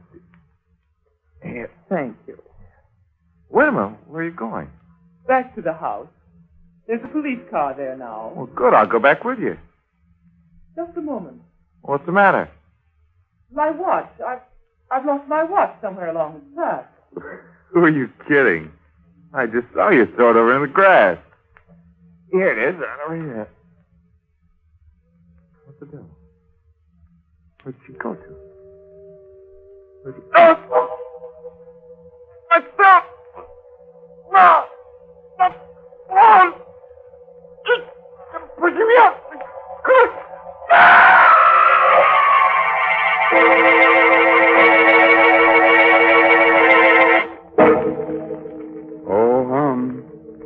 Sorry to see McGraw go like that. He was such a nice boy. But, you know, it's his own fault in a way. He never should have tried that jump without a parachute.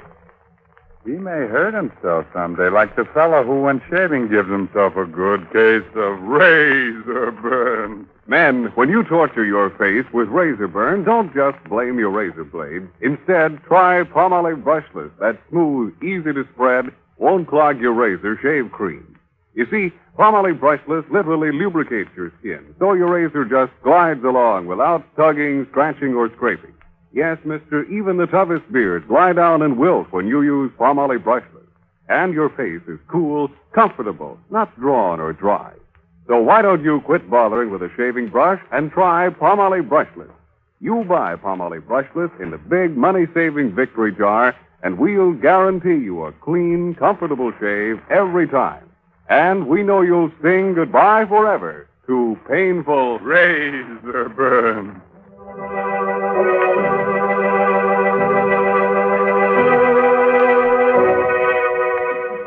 Let's get back to Nina and that beautiful Indian rope trick. After that double-header killing, Nina was picked up by the police and put in jail on suspicion of murder. But the case against her was still pretty slim, and when Barnes went down to his cell to get her story for his paper. You seem very confident for a woman who has so little time left to live. You're meddling, Mr. Barnes. Something that doesn't concern you. No, it does concern me. McGraw was a good friend of mine. I'm warning you not to interfere, Mr. Barnes. You'll regret it if you do. You'll regret it more. I have everything to gain and nothing to lose. Nothing but your life. Yeah, what about yours? They'll never convict me. Don't be so sure. I'm innocent. They can't even keep me here another 24 hours. So your lawyers are going to spring you, huh? I have influential friends, Mr. Barnes. And when I'm free, I want to be left alone. You understand? You don't frighten me, Miss Kohler. I'll get the goods on you if it's the last thing I ever do. If you try, it will be the last thing you ever do. Miss Kohler, the sister's here. Oh, thank you. Nina, you're free. You're free, darling. Yes, I know. George told me he was getting out a writ. You see, Mr. Barnes, I have influential people. Well, they won't always be able to help you. No? Come along, Carolyn. I have so much to tell you. Yes, dear. Mr. Barnes, you've got to help me. What? It's a matter of life and death. Come to the house tonight at 10 o'clock. I'll be feeding the birds in the aviary. Right. Carolyn, what are you doing? I'm coming, Nina. I'm coming.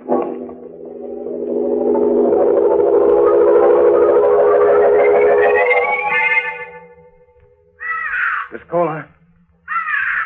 Miss Kohler. Oh, Mr. Barnes, thank heaven you're here. I was afraid you wouldn't come. Well, you said it was a matter of life and death. It is. It is. My sister's been lying to the police, and she's made me lie for her, too. What do you mean? Well, that night you were here, that night Michael was killed, she told you she was in the house with me all evening, but she wasn't. She was out with him, walking through the park. Why didn't you tell the police? I couldn't. I was afraid of what she might do to me. You don't know her, Mr. Barnes. She'd kill me if she thought I was telling you this. But I've got to tell somebody. I've just got to. Wait a minute, kid. Get hold of yourself. The night this fellow Michael was killed, your sister made you say that she was home with you all evening.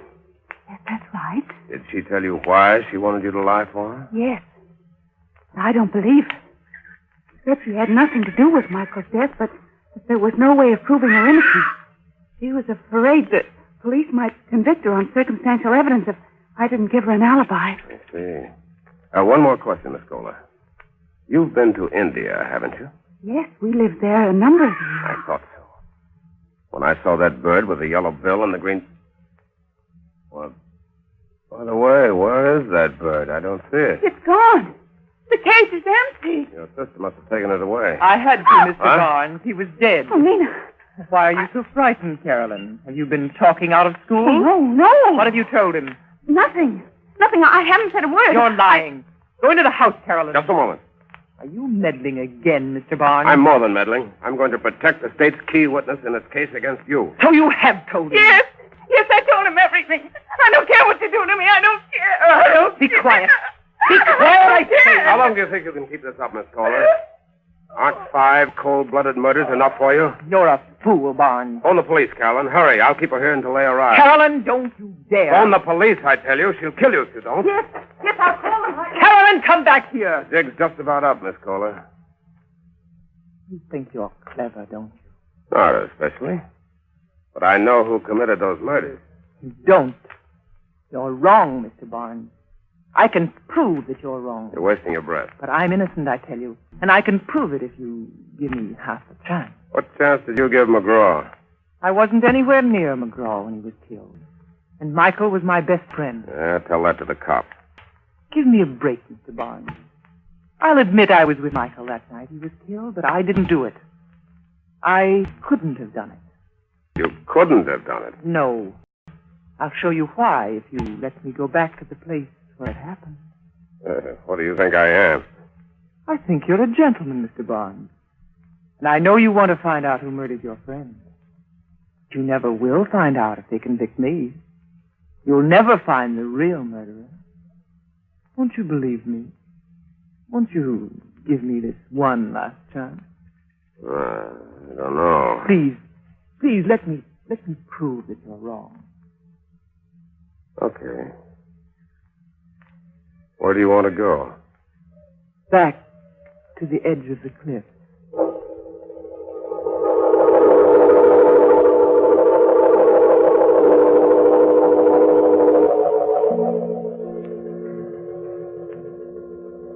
Michael and I were standing just about here, Mr. Barnes. Yes, go on.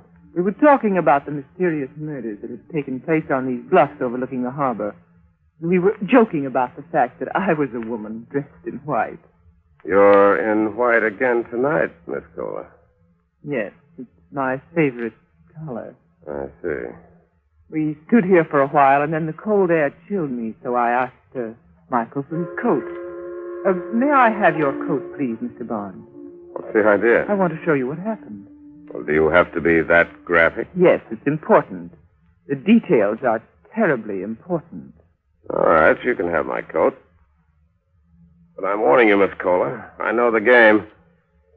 Slipping a silk noose over a man's neck is done more easily when his coat's off. That's why all the victims were found in their shirt sleeves. But Michael was the only one I knew. I couldn't possibly have had a motive for killing the others. They're complete strangers to me. That's not much of a defense. Psychopathic murderers often kill without a motive. They do it for the thrill it gives them, whether they know their victims or not. All right, continue with your story, Miss Kohler. Well, after I put on Michael's coat, I started toward the house. Yes? And then I missed my bag. Yes? I guess I left it near the edge in this, over there somewhere beside that rock. Good heavens. What's the matter? Isn't that another bag over there? Where? Beside the rock. Get it, Mr. Barnes, and bring it here. What? Bring it here. Oh, no, you bring it here. Oh, all right. If you're that frightened of me, I will. Just an ordinary bag. I don't know why you were afraid of picking it up. Nothing could have... Oh, my neck! I knew you couldn't resist another victim, Mr. Barnes. But you forgot about my strong hands and this coat I borrowed from you. You should have known better than to try that trick while I still had it on. There are other ways of committing murder, Miss Kohler. And I'm sure a psychopathic killer like yourself knows most of them. Yes, I do. Stay where you are. You're smarter than I thought, Miss Kohler. I never dreamed that you'd put a gun in that bag. That was the chief's idea. You underrated our police force, Barnes. We've suspected you for some time. We couldn't get the goods on you till tonight. We? Yes. Didn't you know there were women detectives? My sister and I have been leading you on ever since you killed Michael. And all the time I was figuring I could pin the rap on you.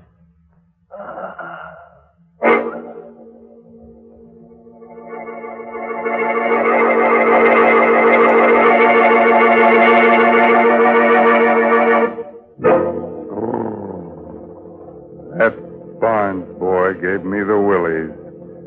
And that, of course, leads to the gimmies. Well, look here. Here's Laptop with the wanties. I want lots of lather. I want lots of lather. Okay, you men who use a brush when you shave, you want lots of lather. And you'll get lots of lather simply by using Palmolive Lather Shaving Cream. For an honest whisker wilter, millions of men prefer it. In fact, more men use Palmolive than any other lather shaving cream. Here's why. First, Palmolive Lather Shaving Cream gives lots and lots of lather. He-Man lather with millions of moist bubbles to blitz your beard. Second, Palmolive Lather lubricates your razor, speeds your shave, and leaves your skin smooth, cool, comfortable. So, if you're a lather and brush user and want to avoid razor burn, get Palmolive Lather for a smooth, easy shave that you'll whistle your way through. Get Palmolive Lather Shaving Cream, knowing it's going to leave your skin smooth, your face clean and comfortable, or your money back.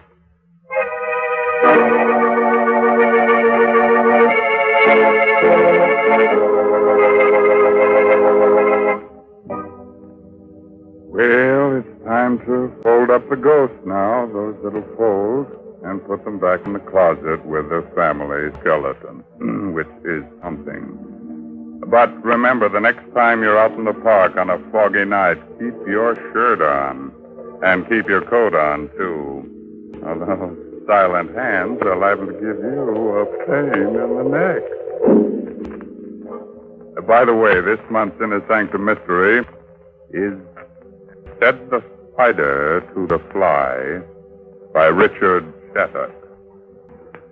Well, if there's no more business to scare up, I guess I'll turn on the darkness. Thanks. So, until next week, when Palmolive Brushless and Palmolive Lather Shaving Creams bring you another Inner Sanctum Mystery.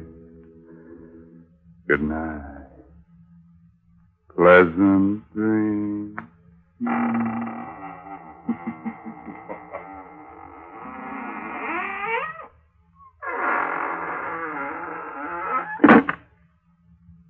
What is the 14-day Palmolive plan? Yes, what is the 14-day Palmolive plan? It's the biggest beauty news in years. Doctors tested this plan, proved it brought lovelier complexions to 2 out of 3 of all the women tested. Here it is. Wash your face with Palmolive soap. Then massage for a full 60 seconds with Palmolive's lovely soft lather. Then rinse. Do this 3 times a day. Easy to do, yet 36 doctors prove this Palmolive plan brings a lovelier complexion to 2 out of 3 women. No matter what type of skin you have, dry or oily, the 14-day Palmolive plan works. So get Palmolive. See what Palmolive can do for your skin in only 14 days. This is CBS, the Columbia Broadcasting.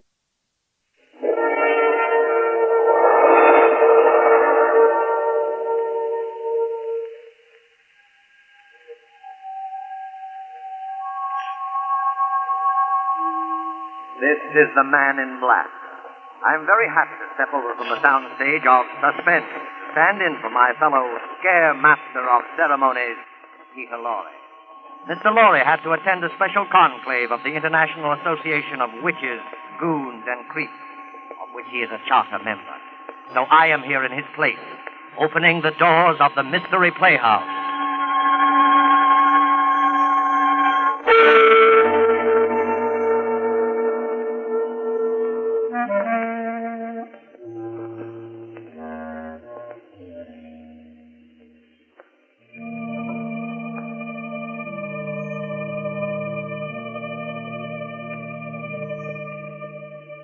Tonight, the Mystery Playhouse has been fortunate enough to secure the services of that light-hearted raconteur of murder, horror, and the supernatural, the laughing boy of the Inner Sanctum, Raymond. Raymond's been telling about the horrible things that happen to other people for a long time now, and getting a huge bang out of it. But tonight the tables are turned, and he finds himself on the receiving end, which seems like poetic justice indeed. I think it might prove interesting to find out how Raymond's much vaunted sense of humor survived the acid test. So follow me to the home of the squeaking door, little house of 1,000 horrors, the Inner Sanctum.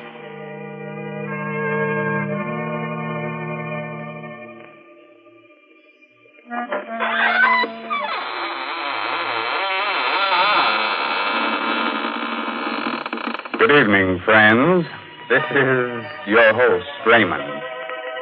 Welcome to the squeaking door of the Inner Sanctum. For those of you who write in to find out why our door squeaks so much, I guess now is as good time as any to explain that the hinges are rusty with dried blood. Through that door pass the most beautiful ghouls in the world. Won't you come in?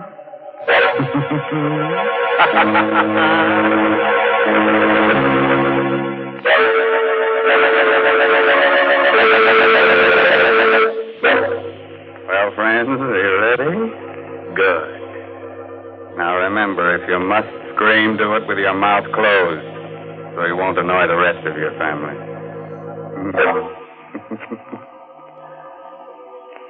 You know, you don't need dark old houses or murky graveyards to feel the chilly presence of beings from the other world. Last week, just after I completed my broadcast, I was called to the telephone. And I picked up the receiver. I heard. Hello, is that you, Raymond? Yes. Are you going to be at home tonight? Yes, why do you ask? Because I'm going to drop by. Something I want to ask you about. Try to be alone. Who are you? Don't you remember me? Well, the voice is familiar, but I can't quite place it. I'm Gideon Blake. I'll see you later, Ray. Goodbye. Now, there's nothing unusual about a call like that, except one thing. 10 years ago, my friend Gideon Blake was killed.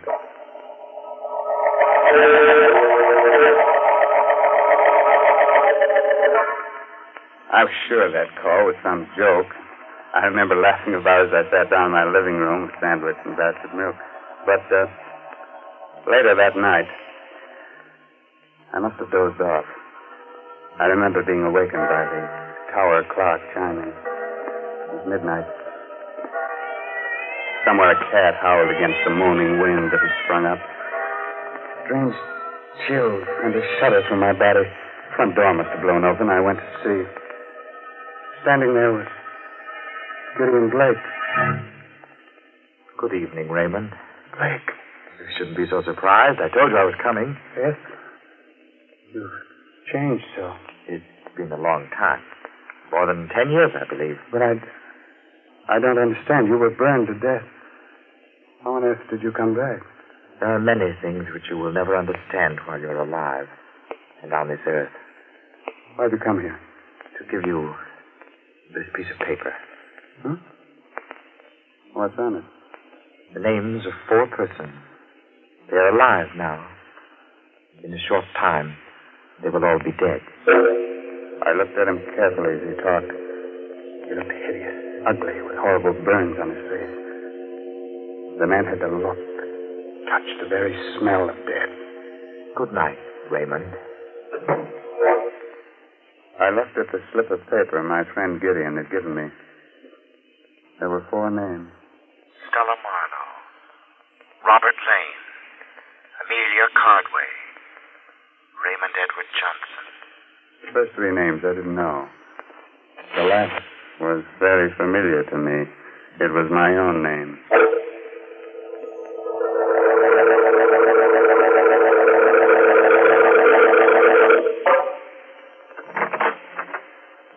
Oh, hello, Raymond. Sit down. Thanks, Inspector Doyle.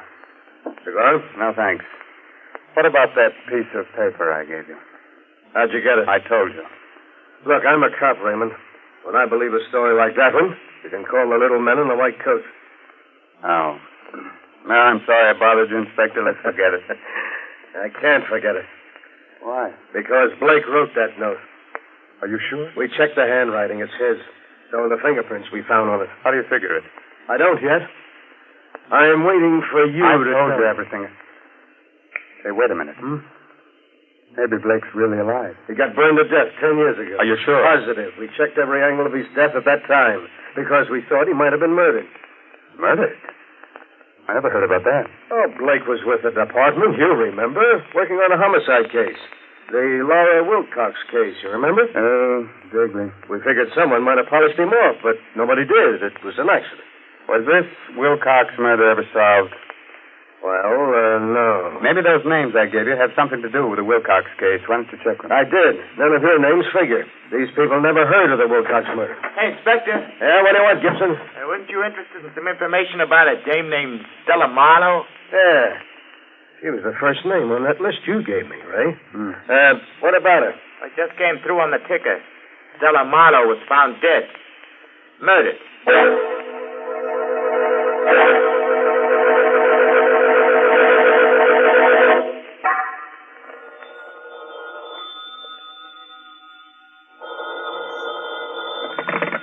Hello? That you, Ray? Mm-hmm. This is Inspector Doyle. We're trying to get you all day. Oh, I just got in. I was down at the police library studying the file on the Wilcox case. All right, forget about that. Now listen, I want you to lock your door and all the windows. I'm sending down a red-headed cop to guard you. What? Don't let any dark-haired guy into your house, even if he's your own best friend. What's this all about? We're dealing with a homicidal maniac. The body of Stella Marlowe was dismembered. Remember? Tell my man to call me at headquarters when he arrives. Goodbye. Goodbye. Just after I hung up the phone, I noticed a little black box on the living room table. How it got there, I don't know, because my house was locked all day. I undid the black ribbon, opened it.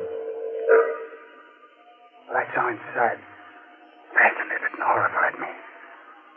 It was a human hand. Suddenly a thought clicked in my mind. I recognized something on the hand.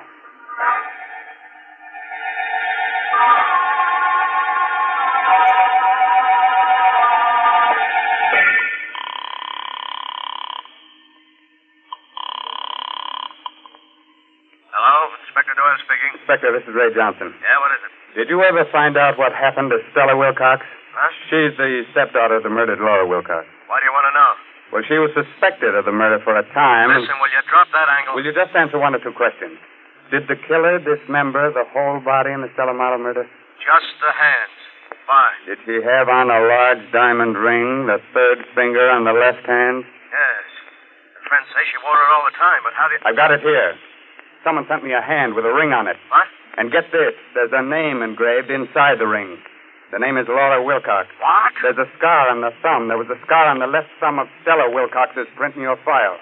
I took a fingerprint. The prints on the hand and the fingerprints of Stella Wilcox are identical. Are you sure? Yes.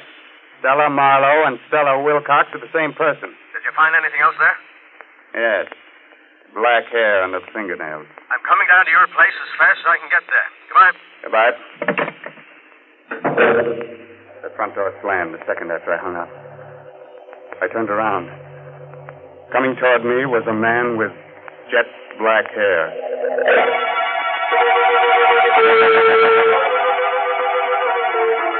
You know, I can face sudden, horrible death when it happens to other people, but when it happened to me...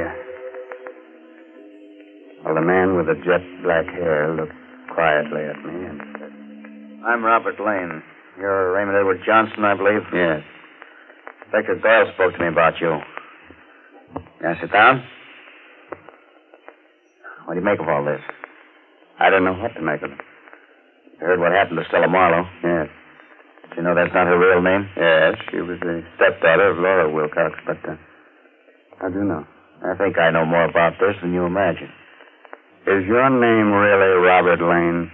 Why? There was a chauffeur in the Wilcox home, a man named Lowry. I wonder if... There's no harm in telling you now. Yeah, I'm that chauffeur. And Amelia Cardway? She was Mrs. Wilcox's maid. You know, Johnson, the murder of Stella didn't come exactly as a surprise to me. Why? She poisoned her stepmother with the help of the maid, Amelia Cardway.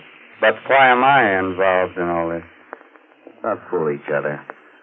Somehow you discovered that Stella murdered her stepmother. But after 10 years, you can't dig up any evidence, and you know it. So you invent this wild story about Gideon Blake. Just the right sort of psychological scare to frighten the two women into making a move that'll give them away. Very clever. Just a moment. What color is the hair of Amelia Cardway? Blonde. Pretty shade of blonde, in fact. Very attractive girl 10 years ago. Oh, what's in the box? I advise you not to look. I rarely follow the advice of other people. Oh. Where'd you get this? Someone left it here this evening. That ring. Old Lady Wilcox gave that to Stella on her 18th birthday. That's the hand of Stella. I understand why you asked about the hair, Johnson. The hair under the fingernails is black, just like mine. Mm-hmm.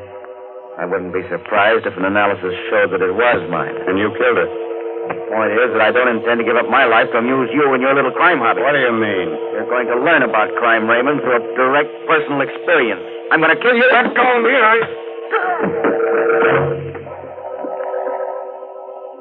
He was a powerful man. His blow dazed me. I struck my head against the furniture. I lay there on the floor dazed. Like a slow-motion picture, I saw Lane approach and lean over me. A long knife in his hand. You didn't expect to stir up this hornet's nest, did you? Crime and murder is very amusing, isn't it? Well, you'll find out just how funny it is. His arm raised his arm. I was powerless. He was driving the knife down. Suddenly... Let go. Grab my hand. I did. Gideon Blake. Yes. I heard him scream. Somewhere the door slammed. And I blacked out.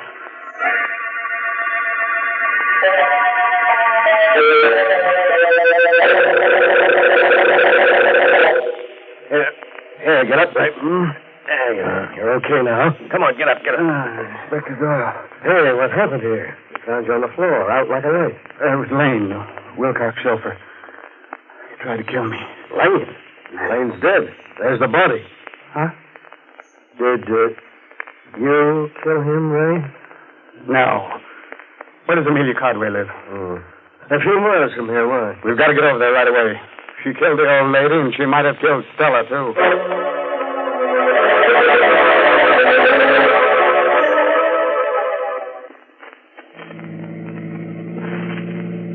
I don't see how Amelia Cardway could have done it. Maybe you'll tell me next that Gideon Blake did it. I don't know. Gideon Blake didn't have a hair on his head. Besides, he's dead. I never arrest a dead man for the crime of murder. You can't get confessions on him. Perhaps Lane did go to see Stella shortly before she was killed. They were all in this together. Yeah? They told you they didn't know each other to protect themselves. Now, that still doesn't explain how the hand got to your place, or why Gideon Blake came back from the dead, or why we found those black hairs under the fingernails. Say, I've got an idea about the hand. Yeah? I think it was dismembered so that you would never know that Stella Marlowe was Stella Wilcox. Huh? She changed her appearance, but she couldn't change her fingerprints. Well, then, who left it at your place, and why? And why should you be on the murder list? Don't remind me of that, please. Well, here's Amelia Cardway's cottage. Maybe we'll get some of the answers here. Come on. What? Inspector. Help! You hear that? Yeah. Come on, follow me, right? Inspector Doyle had his gun out and was running into the house. I followed a few steps behind. In a moment, I was in the living room. Doyle was standing there. Well, what happened? Why did you scream for help? In an old chair sat what was once an attractive woman. The blonde hair was streaked with gray, but the face was a mask of terror. I recognized her from the picture in the police file. It was the former maid of Laura Wilcox, Amelia Conway. Yes, Mrs. Wilcox. In just a minute. Come in, Mrs. Wilcox. What's the matter with her? Yeah, she's cracked or delirious. Just keeps sitting there like that, mumbling. You can't live with secrets. Someone will find out. I'm glad they found out. Now she'll never come to see me again, never. Yeah, well, who came to see you? Mrs. Wilcox. I didn't want to give her that medicine. I knew it was poison, but Stella made me. She made me. And so did he, the chauffeur. Getting out of the chair, Inspector. Look, there's a knife in her back. Miss Cardwell. There she is, at the top of the stairs. Mrs. Wilcox. Where? At the top of the stairs, Inspector. Look, it's Laura Wilcox. I'll tell everything, Mrs. Wilcox. We were all in on it together. Stella, the chauffeur, and me. I didn't want to do it. Forgive me for... I'm going upstairs. You look after her, Ray. The moment he reached the bottom steps, Mrs. Wilcox disappeared. I stooped over the Cardwell woman. She was dead. A burst of pistol fire came from the upstairs part of the house. A moment later, Inspector Doyle came tumbling down the stairs, the gun still in his hand. He was unconscious. I looked up. At the top of the stairs stood Mrs. Laura Wilcox. She said nothing, but calmly came down, holding the poker she had struck the inspector with. She bent down, took out the knife from the body of the dead Amelia Cardwell. I was too startled, too frightened to move. Suddenly the woman took off her hat, her wig, and there stood Gideon Blake. You'd better go now, Raymond. I don't understand that disguise. Look there. The entrance to the dining room. Fire. Yes. Fire. You'd best leave at once.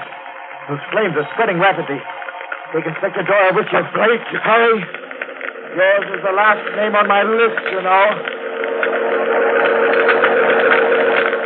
He didn't have to say any more. I dragged the inspector through the door.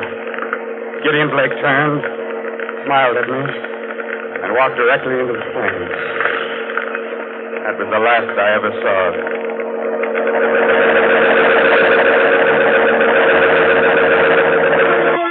I found the missing pieces of the jigsaw puzzle. Hmm? Laura Wilcox was a twin sister of Gideon Blake.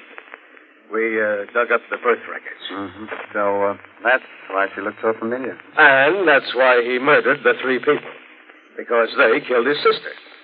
He faked his own death in order to carry out justice himself. Yes, but that still doesn't explain why I was brought into it. Huh? A bit. That's simple. He wanted us to know what was going on so that we didn't hold some innocent person. Mm-hmm. Just one more question. Yeah, go ahead.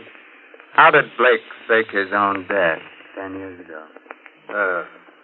Well, now, we don't know exactly, but he must have done it. Did you find his body in the ashes of Amelia Cardwell's cottage? Well,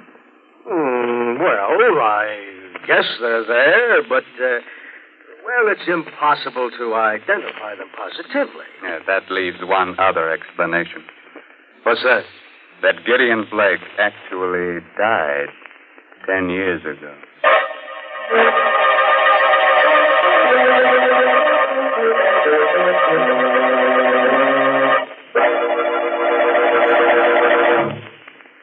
A word of advice, naturally.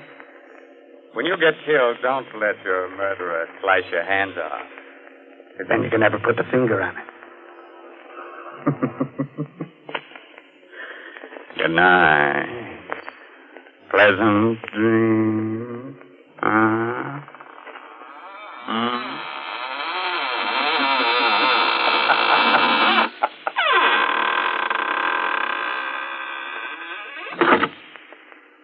You have been listening to an Inner Sanctum Mystery starring Raymond Edward Johnson. Tonight's presentation in the Mystery Playhouse. At this point in our program, Peter Lorre tells me we usually go to the green room for a preview performance of our next Mystery Playhouse attraction.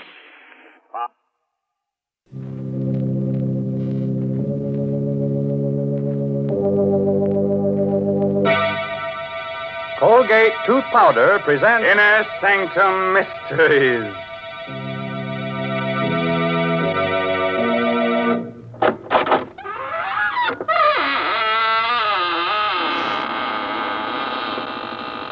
Good evening, friends of the Inner Sanctum. This is your host, Raymond, inviting you in through the squeaking door. Well, it's so nice if you'd come here tonight and help me sit up with the corpse. Hey, such dull company, so cold and stiff, bored with being dead. All the life seems to have gone out of him. What? You say you've seen him before? Oh, no, he's not that horror man who plays in pictures. But he does look like him. So much so, in fact, you might even call him a dead ringer.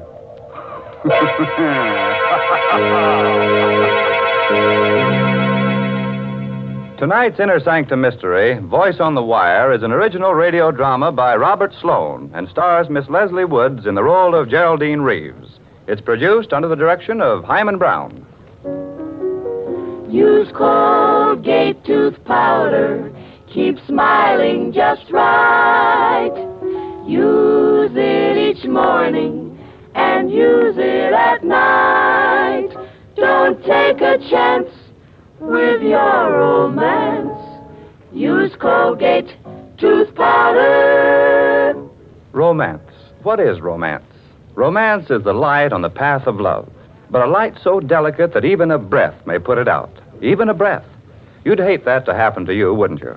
Well, don't let a breath of trouble ruin your romance. Don't let unpleasing breath offend the one you love. I tell you what, brush your teeth night and morning and before every date with Colgate tooth powder. Because scientific tests have definitely proved that in 7 cases out of 10, Colgate tooth powder instantly stops unpleasing breath that originates in the mouth. And let me add, Colgate tooth powder is the only tooth powder that offers proof of this fact. And then, too, Colgate tooth powder cleans your teeth beautifully. No amount of money can buy you a dentifrice that will clean your teeth more quickly and thoroughly. Remember the name Colgate tooth powder, with the accent on powder. Don't take a chance with your romance. Use Colgate tooth powder.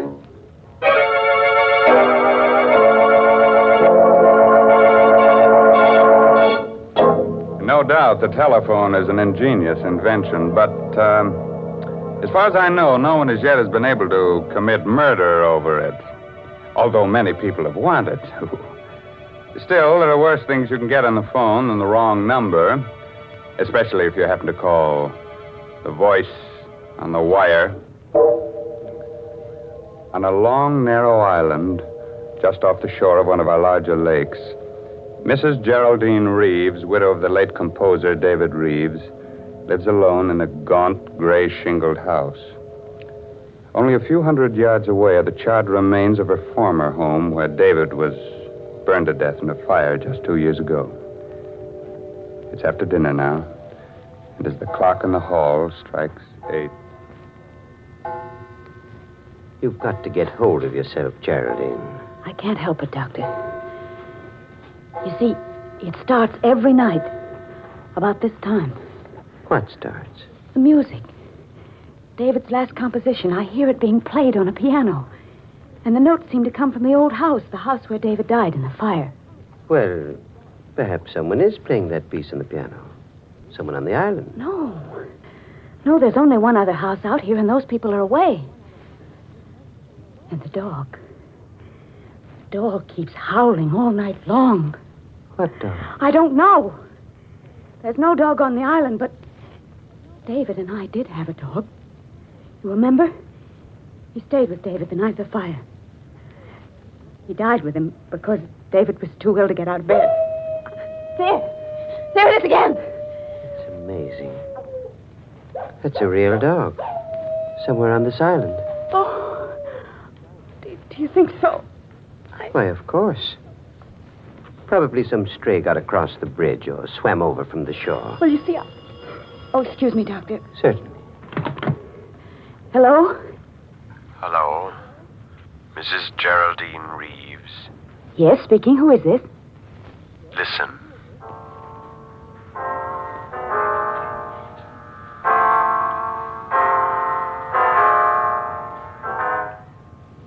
Good heavens. You have 4 hours to live, Mrs. Reeves. 4 hours to live. What? What did you say? Hello? Hello? What's the matter, Geraldine? The music. The same music. I heard it again. What? Over the phone. Someone's playing it on the piano. It must be some sort of a prank. No. A man spoke to me. He said I have 4 hours to live. 4 hours to... Here. Let me have that phone. No, it's no use. He's rung off. Well, we might be able to trace the call. Hello, operator. Operator. Somebody's trying to kill me. Hello, operator. Operator. What's wrong, Doctor? I'm afraid the wires have been cut.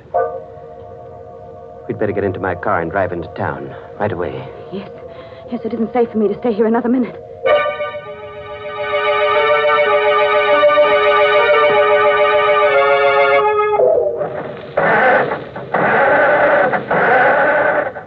Can't understand it. The motor won't turn over. Somebody must have meddled with this car while we were in the house. Well, try my car, Doctor. I think perhaps I'd better. Is it in the garage? Yes, Great heavens, it's gone. The garage is empty. The car's been stolen. Now, let's not lose our heads, Geraldine. But... We're not completely cut off yet. We can't use a car. We can still walk. But it's almost a mile to the bridge, and the road is so dark down along the water. It won't be too dark with a flashlight. We can go down through the woods to the edge of the water and walk along the shore. Oh, wait a minute. What's the matter? I just remembered. David's brother's driving out here tonight. Harvey? Yes, and his wife, Laura. They said they'd be here by 8:30, and if we wait for them, they can take us back in their car. What do you think, Doctor? That's safer than trying to make it alone. If we wait right here, perhaps we can watch the bridge and see them coming. Heaven's sake, Geraldine. What are you staring at? The bridge, Doctor. The bridge, look. This end of it's been washed out.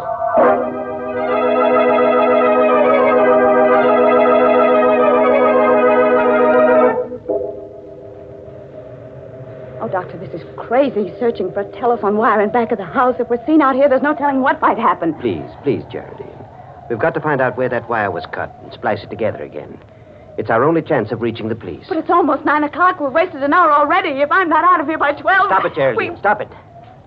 Oh. I'm sorry. I didn't mean to. What's that? It's the dog again. That confounded dog is tied up around here somewhere. No, I didn't mean that. I meant the light on the road. There's a strange light on the road. The headlight of a car. Coming this way. A car? Yes. Quick. Behind the house and stay out of sight. It's turning into the driveway. How could a car have come out onto the island with that bridge out? Shh. They're getting out. Oh! Why, it's Harvey and Laura. Good heavens. Oh, Harvey! Hello? Harvey! Oh, Harvey. Pete's sake. Oh. Jerry, what are you doing? Playing hide-and-seek with us back there? Oh, Harvey, I'm so glad you've come. Jerry, what's the matter?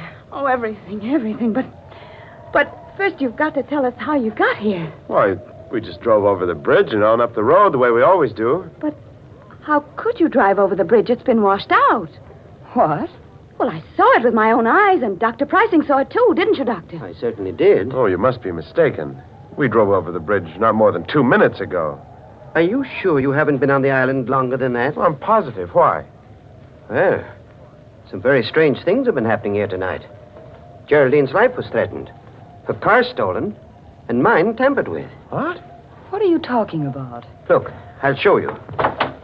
The starter in my car won't even turn the motor over. Here. By George. It's working now. Say, what is this, Jerry? Have you and the doctor been taking a few pills? Or did you drink too much wine at dinner? Oh, no. Everything he said is true. Even the telephone wires have been... I must be going out of my mind. That is my telephone ringing, isn't it? Yes, of course. Well, aren't you going to answer it? I'm almost afraid to. Come with me, Harvey, will you, while I do? Sure.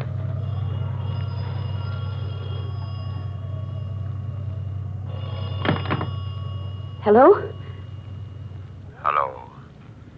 Mrs. Reeves. Yes? Listen.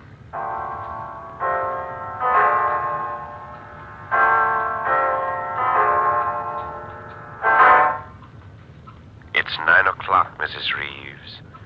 You have 3 hours to live.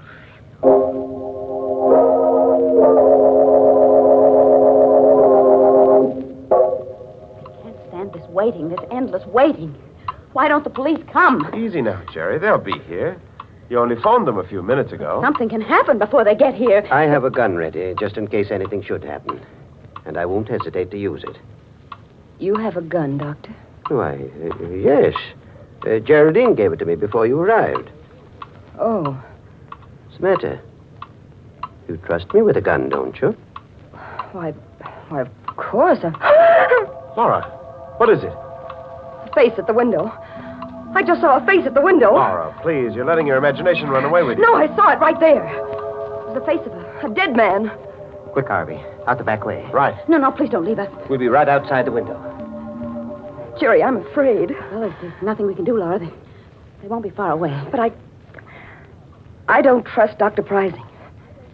You never should have given him that gun. Why not? Because I think he's a murderer. Huh? Yes. Don't you remember how he acted at the trial? When you were accused of starting the fire that killed David? He testified against you time and again. Subtly. To make them think you did it. Because he started that fire himself. What on earth are you saying? I'm telling you the truth.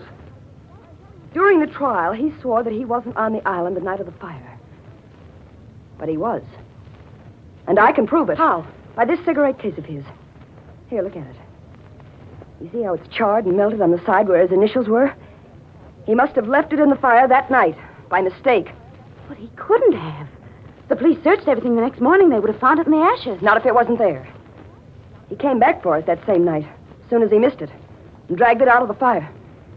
He knew it would incriminate him if it were found in his possession, so he threw it into the lake as he drove home over the bridge. And that's where we found it, in the water. The last time we were out here. Oh, Laura, I hope you're wrong. So do I. But if I'm right, we're all in for... Laura! The lights! Somebody's cut off the lights! Laura! Laura, where are you? Carry the door! Coming through the door, it's the face I saw! Laura! Laura!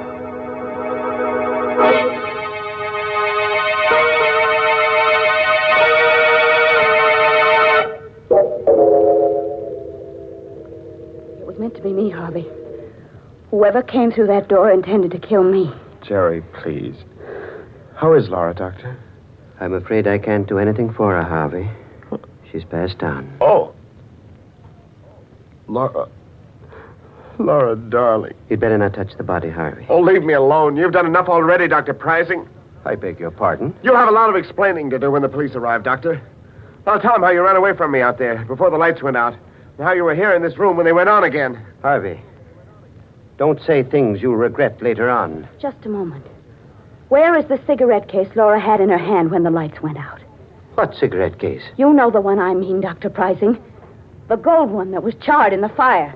I haven't the faintest idea what you're talking about. I have. And if you're as innocent as you claim to be, you won't mind being searched. Not at all. Go right ahead. I will. Whom are you calling, Geraldine? The police. Can't understand why they haven't arrived yet. It's almost 10 o'clock. Maybe something's happened to them on the way.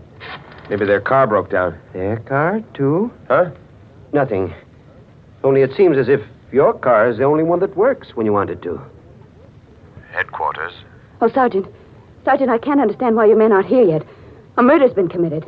Do you think you've been calling the police department all this time, Mrs. Reeves?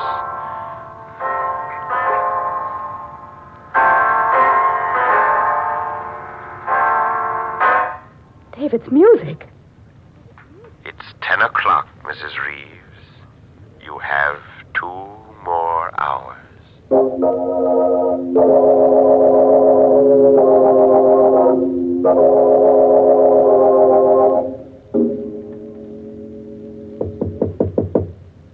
Jerry, are you in your room? Yes, Harvey. What is it? This is our chance, Jerry. We've got to run away from Dr. Prizing now, while we're alone. Yes, of course, Harvey, but how will we go? In my car. It's just... Wait a minute. Listen. What is it? It sounds like footsteps in the living room. Prizing must be in there. No, I saw him go outside. He said he wanted to see if he could find the dog. Oh, there's someone in there. I'm going to find out who it is. Be careful, Harvey. He may be standing just outside the door. Yeah. All right. You stay behind me.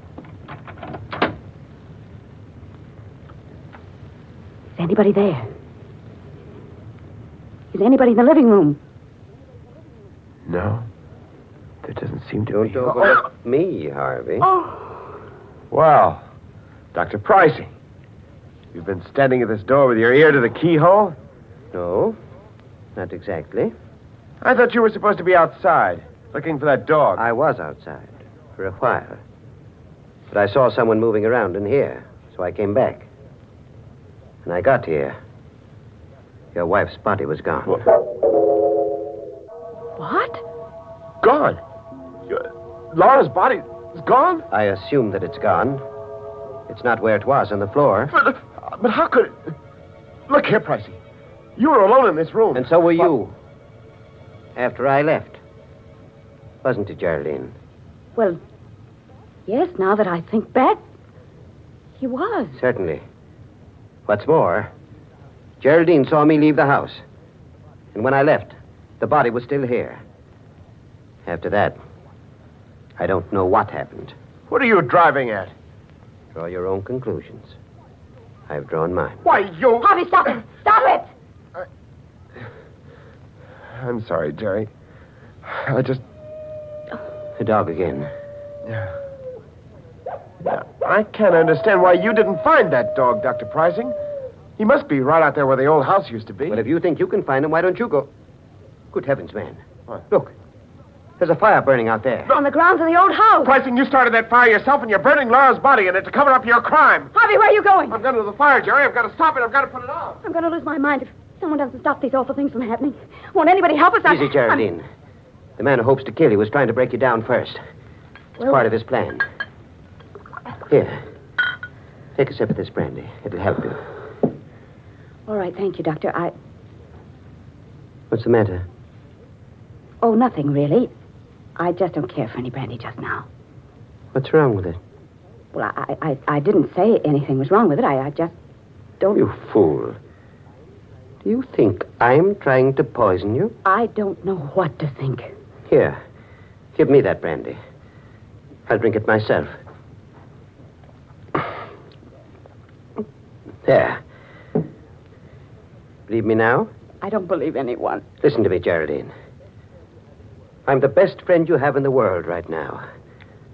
You've got to understand that. Because there isn't much more time. We've got to get away from Harvey while he's still out there. What do you mean? Can't you see? He's trying to kill you. That's a lie. It isn't, Geraldine. Harvey's the one that's lied to us. He and Laura both. They intended to kill you when the lights went out. But in the darkness, Harvey made a fatal mistake. He thought it was you he was strangling, not Laura. I won't believe that. It's the truth. They never drove across that bridge at 9 o'clock tonight. They've been here on the island all evening. How do you know? Because we saw that bridge with our own eyes. And I saw it again just 5 minutes ago. It's still down. You're lying. Come out and see it for yourself. You're just trying to get me out of this house. Stop being such a fool. Here. Take this gun. If it'll give you any security, take it. And hold it in my back while we're out there. But for heaven's sakes, let's get away from Harvey while there's still a chance. All right. Give me the gun. Here. Now you keep in front of me all the time. And I'm warning you. If you make one false move, I'll kill you in cold blood.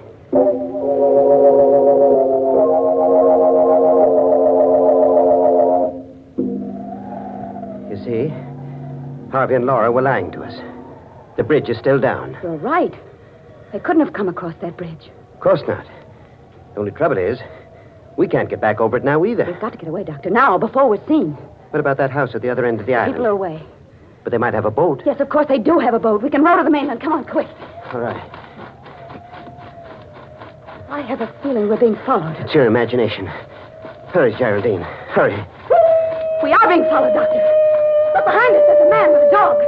Good heavens. It's just like the dog you owned. The one that died in the fire. Yes. And the man... It's Dave.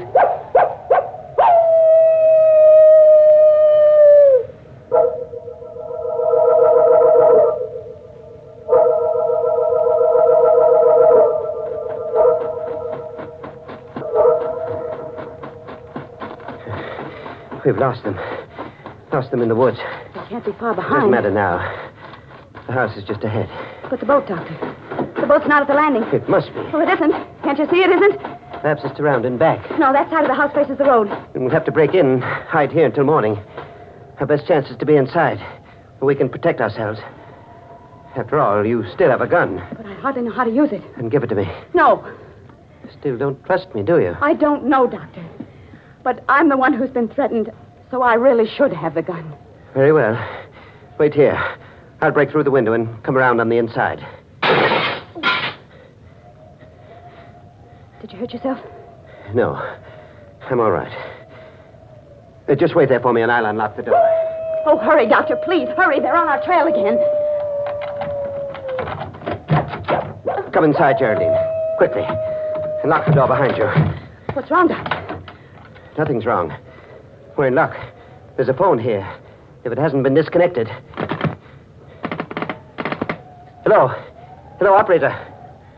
This isn't the operator. Tell Mrs. Reeves it's 11 o'clock. She has 1 more hour to live.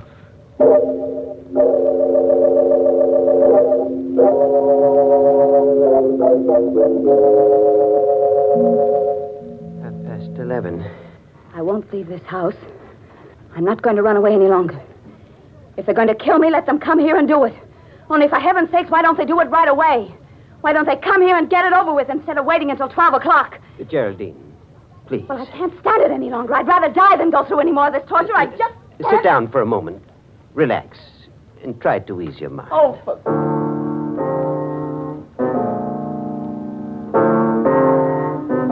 Dr. Prizing, what are you doing? Playing the piano. I thought it might relax you. But that melody...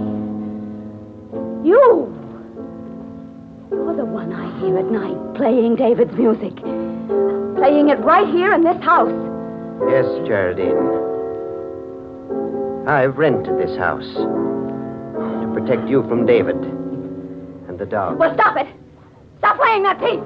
Stop it! Now stay where you are. Don't be afraid. I won't harm you. As long as you have that gun. But the gun won't stop David. David's dead. Is he? Listen. He's right outside the door. And in a moment, he'll be here to take you with him. No!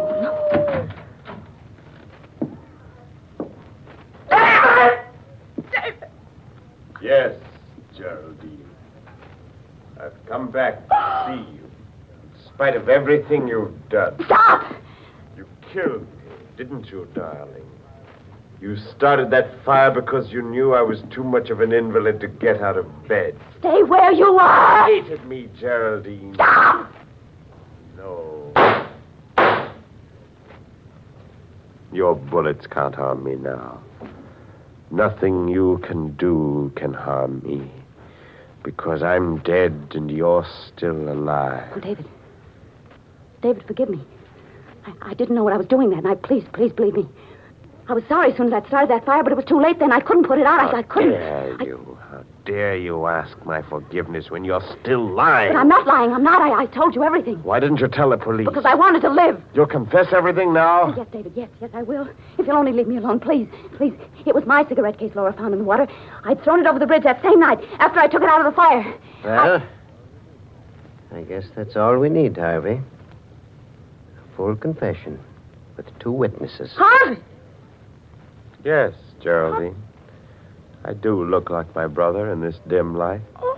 And the dog Laura's holding outside is the same breed as the one you own. Laura? Laura?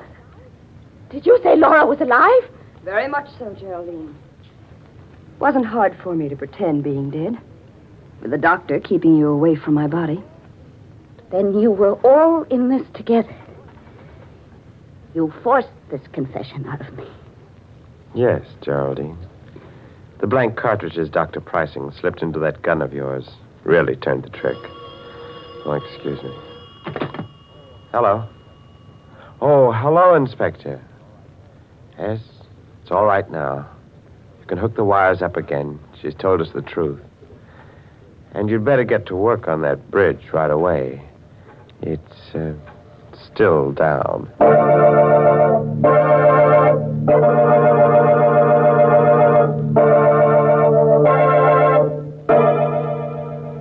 What an outrage, all those opportunities for murder and not a drop of blood spilled all night long. Oh, well, some days you can't lay away a corpuscle. And now, a moment while our Colgate voices bring you a message. Use Colgate tooth powder. Keep smiling just right.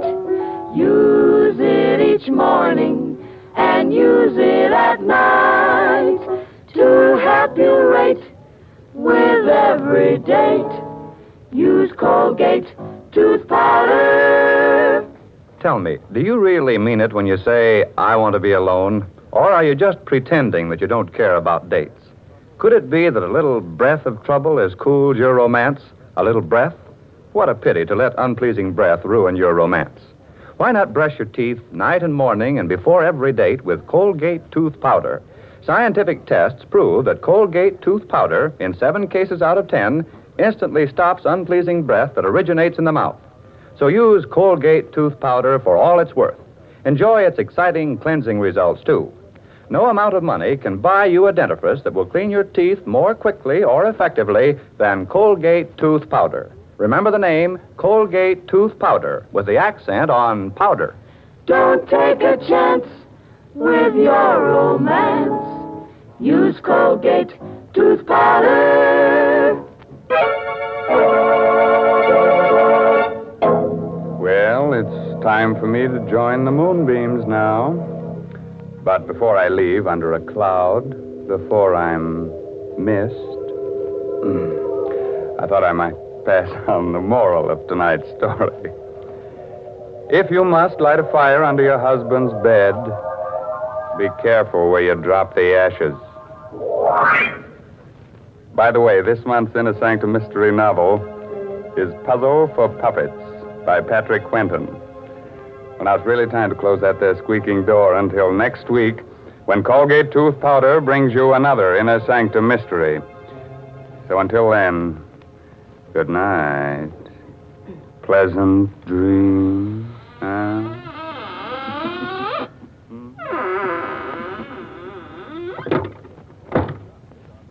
Latest reports from doctors on the 14-day Palmolive plan. Kansas City reports better complexions for 93%. New Orleans reports better complexions for 97%. In city after city, doctors tested the 14-day Palmolive plan on all types of skin, and 2 out of 3 of all women tested got better complexions in 14 days. What is this 14-day Palmolive plan? Wash your face 3 times a day with Palmolive soap. Then, each time, take 60 seconds more to massage Palmolive's lovely soft lather onto your skin as you would a cream. Then rinse.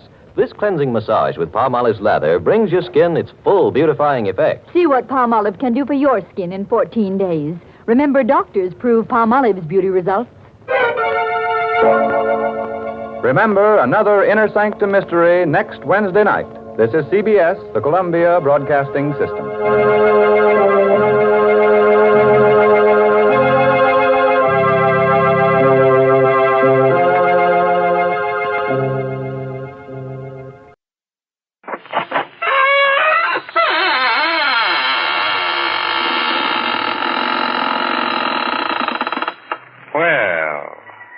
How do you do, friends of the Inner Sanctum?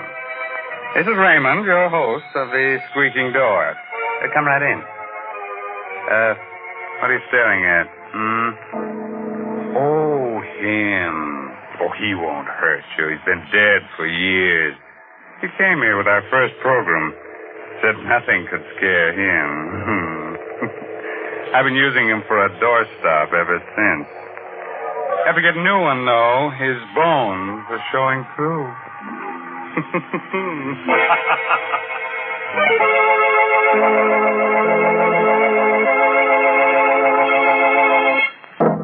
My friends, did you know that this is a bad winter for our ghost friends? Oh, my, yes. There aren't enough sheets to go around, and lots of them have horrible colds. They float around just coughing and coughing their heads off. Are you all set?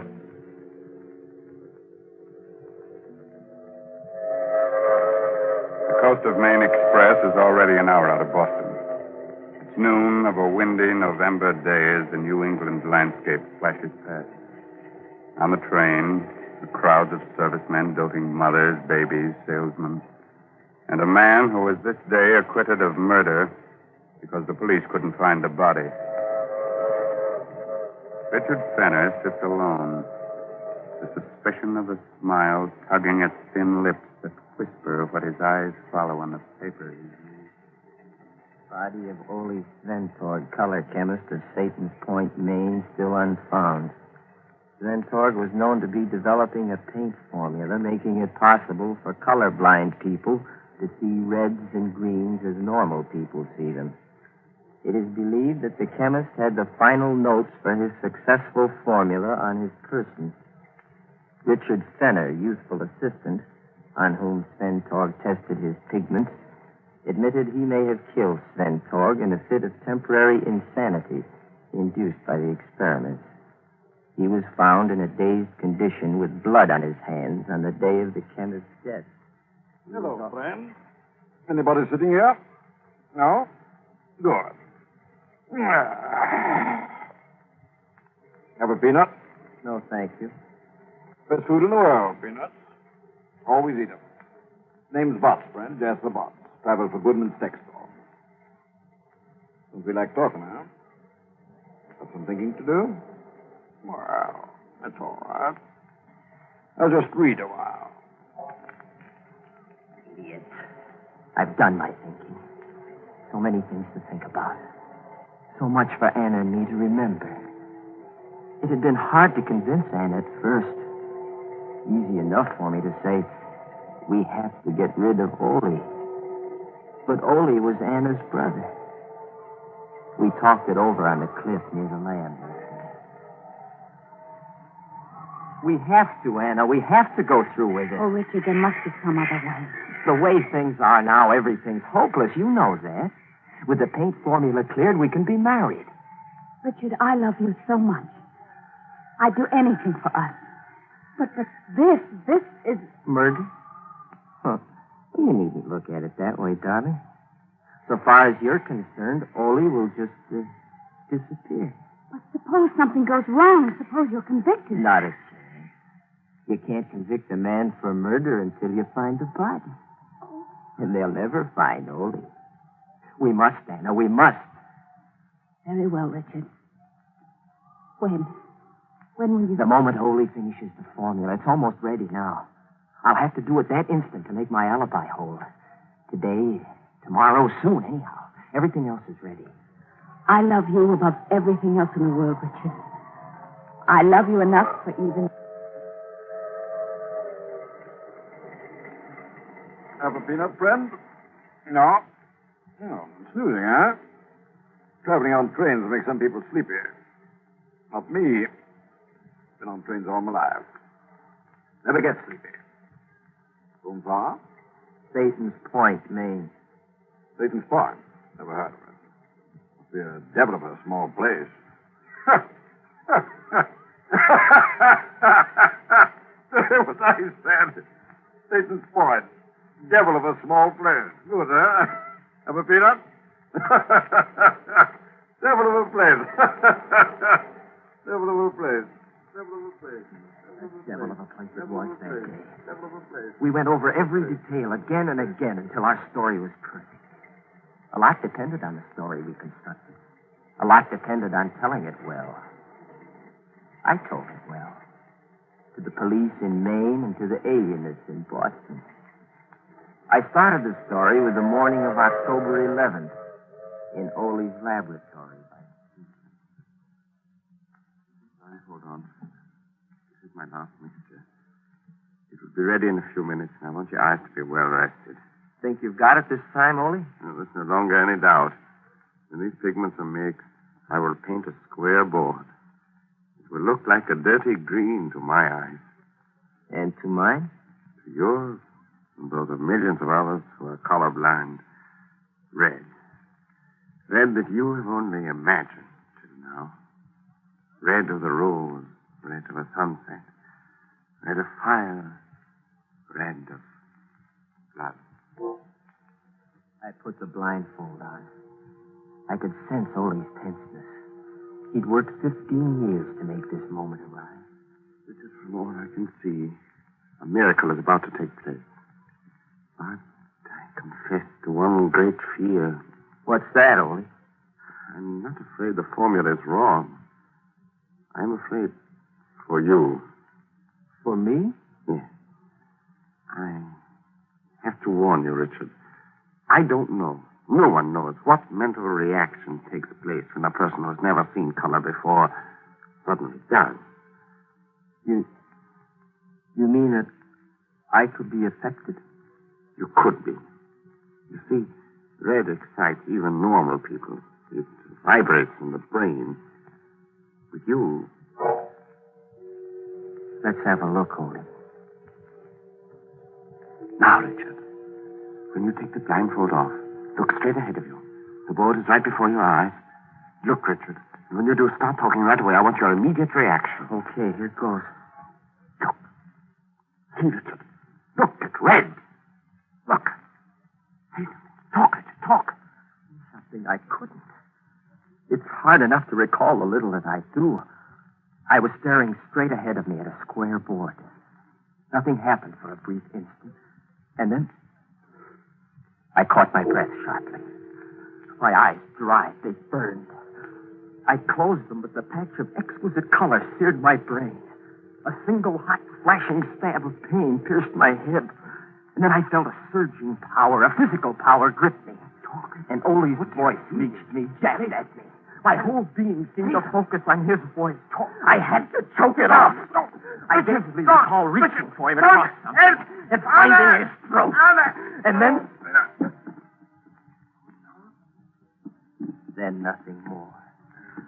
Nothing but the breaking of glass and a sensation of violent action. Motion and action that lasted long after the voice stopped.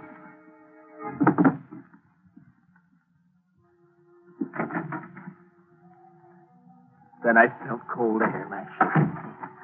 I was carrying something limp and heavy. There's a point of rock outside the house. It juts over the sea. I stood there for I don't know how long. The first clear thing I recall is identifying Anna's voice coming towards me. Richard! Darling, what are you doing? Richard!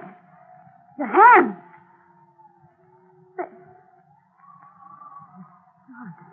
Something died in me. I sank to the ground, moaning. Anna, I'm afraid. I'm afraid.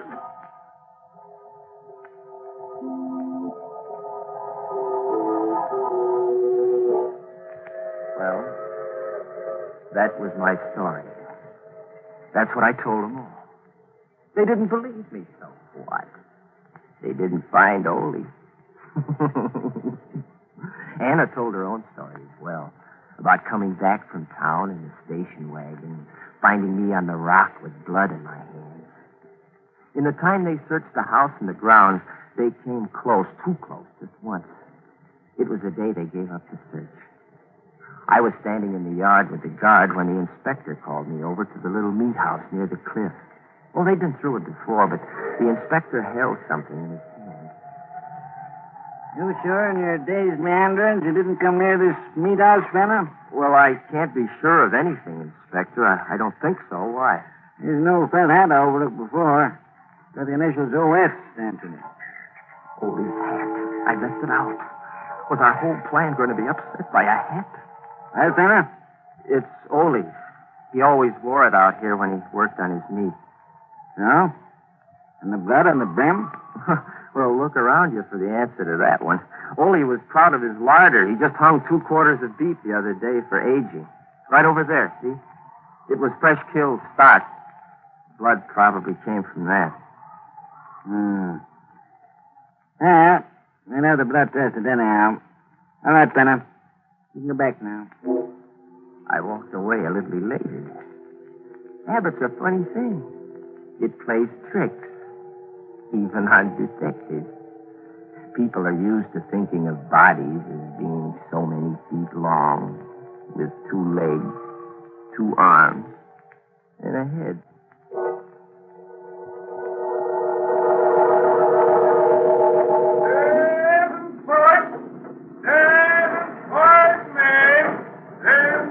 Well, friend, this is your stuff, I guess. Yes, this is it. I'm sorry I was such a poor traveling companion. Oh, that's all right. Feel that way myself sometimes. Have some peanuts? No, Ray. So long. Anna! Oh, darling. Oh, darling. Oh, I'm so glad to see you. Everything went just as you said it would, didn't it? And now you're free. Free, but not safe yet, baby. Don't talk here. Let's get in the station wagon first.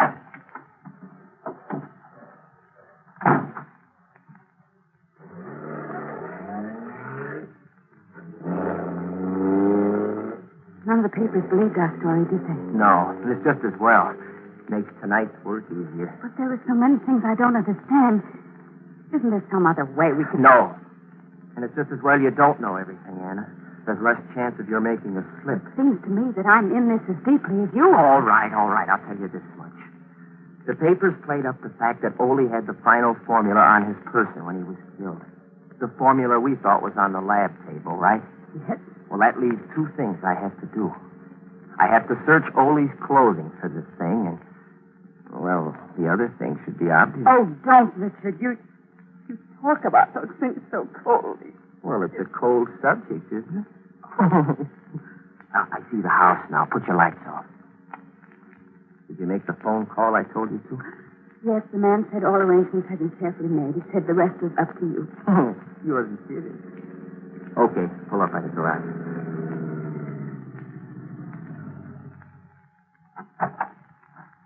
Don't look around you as we walk into the house. Oh, I'm not as calm as I thought I'd be. You've got nothing to be afraid of, darling. Unless you believe in spirits. Richard, let's do what has to be done and go. You have that extra key made for the meat house? Yes. Yes, here it is. Good. Now, do just as I tell you. My life depends on it.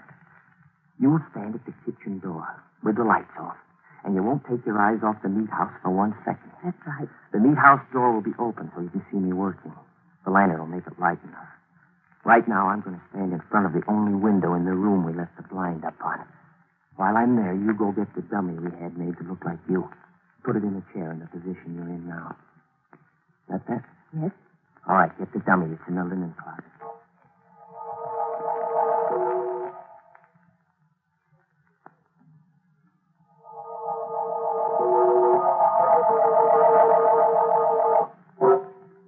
Are you sure it's arranged naturally? It looks a lot more natural and comfortable than I am. Good.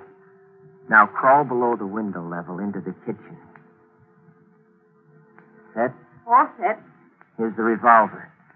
Now stay in the shadows while I light the lantern and leave. And then stand in the door as I told you to. And remember to watch the meat house. Scared? Yes, but I'll do my part. Don't worry. Just be careful and hurry. Well, this gruesome business will be over soon, baby, and it's worth it. What are a few days of this compared to what's in store for us? I know. But hurry.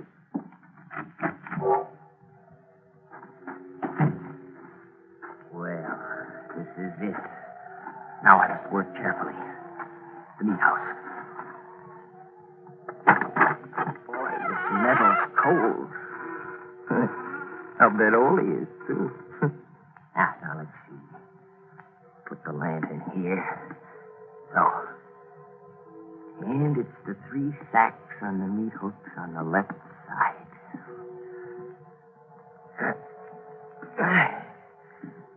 Heavy. Seem heavier than when I put them up. Now, I'll start on this one. My knife.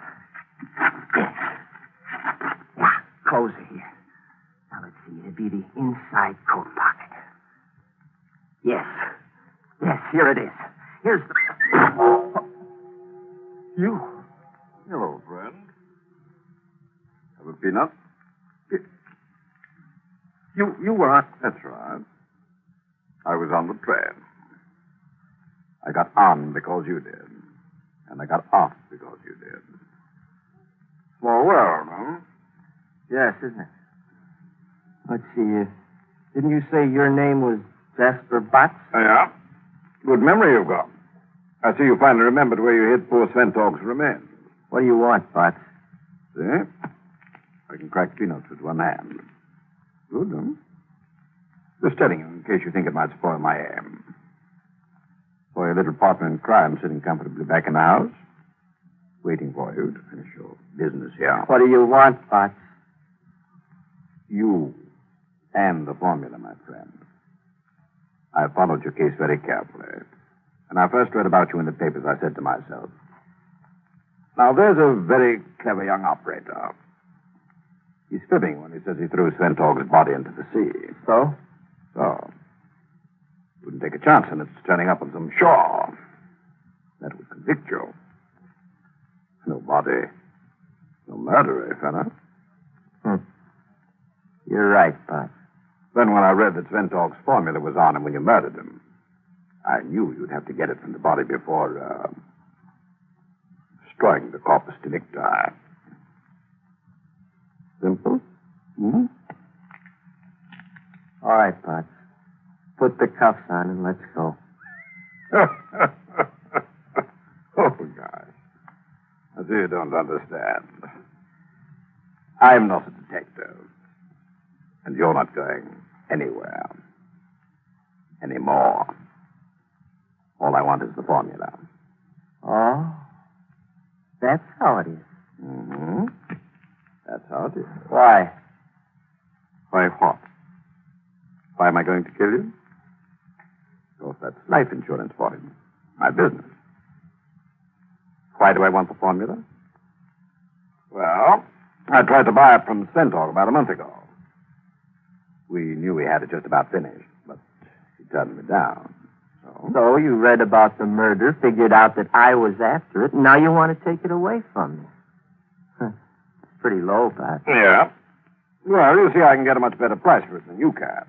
Some friends of mine think it would be a valuable asset in counter-camouflage, making targets in this country. Clever, hmm? Don't move a muscle, Mr. Bart. That little round thing in your neck is the muzzle of a .38. Just open your fingers very slowly and drop the gun. That's it. Now stand still. All right, Richard. Good girl. Now I'm taking over, Butts. Nice Luger your friends gave you. Mm-hmm. It is a nice gun. I hope you won't hang me on those hooks. Oh, no. No, I've got other plans for you. Annie, you feel all right? Yes, I'm all right. Just that thing on the floor. Yeah, I know. Well, don't look, darling. We're going back to the house now. And look, Butts, no brakes, please. You'd make a heavy corpse to drag from here.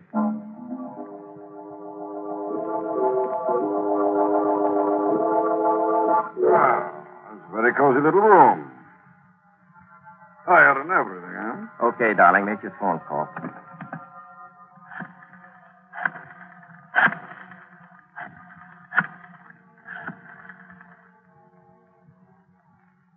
Hello? Hello, Mr. Walsh? Yes, we've been watching. You've got him? Yes, you can tell your men to close in on the house now. That was Mr. Walsh of the FBI, friend. Smooth piece of work all the way through, Richard. Yes, sir. My first and last case, Walsh. Well, we don't usually call on outsiders for help, you know, but this was such a natural. The boss is apparently the man who's been dodging us so successfully. He's one of the Nazis' best men over here. Slippery fellow. Yeah.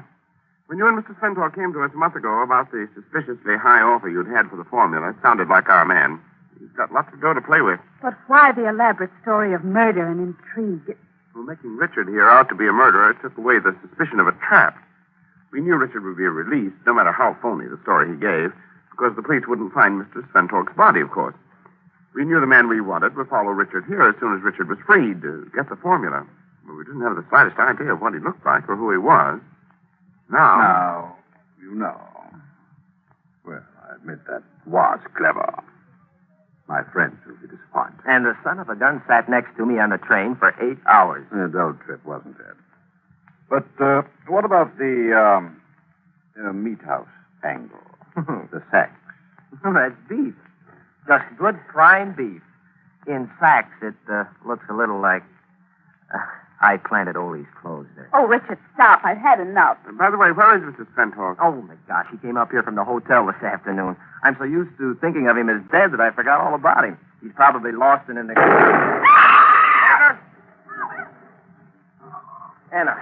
Anna, you all right?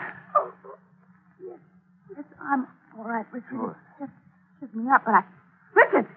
Richard, the laboratory! Oh! All right, you still have Bart, Mr. Walsh. Hold on to him. I'll take a look in the lab. Go ahead, Tenant. Ole, where are you? Ole! Ole. Here, Richard. I'm all right. It's just my leg. Light a match so we can see. Yeah, sure. Hurry, Richard. I want to see what's wrong. Light a match. I'm holding a lit match, Ole. Oh. Oh. I see. Your eyes, Ole. Richard! Richard, He's all right, Anna. I'm bringing him out now. He's all right, yes. But never again to see the red of a rose. The red of fire. The red of a sunset. The red of blood. Ole's formula brought color to millions. Now, he's blind.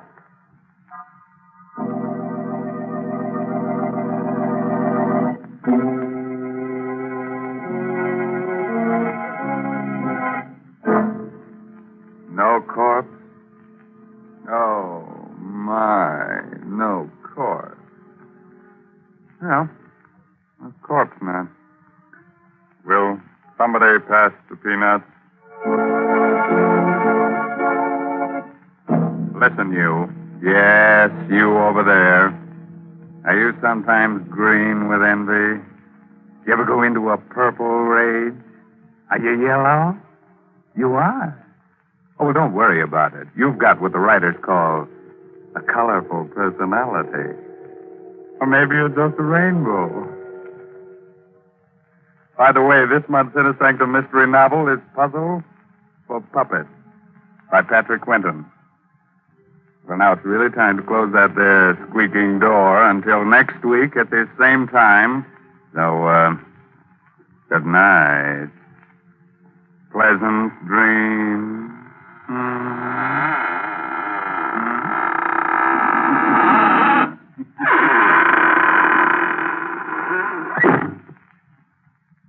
And so for now, we brush off Raymond, a friendly host of Inner Sanctum, a charming ghoul, responsible for tonight's bedtime story. Yes, let's shake that Inner Sanctum dust from our heels and point them in the direction of the green room and a quick listen at the door. Yes, our players are there, rehearsing the next performance in a mystery playhouse. Follow me, please. Come.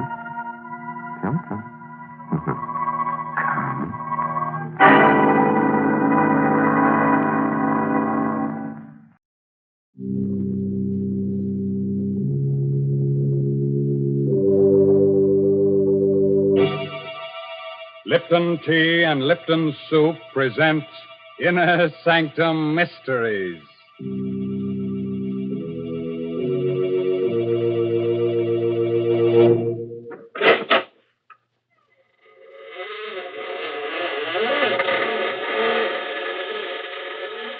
Good evening, friends. This is Raymond, your host. Welcome again to the Inner Sanctum. Come in, won't you?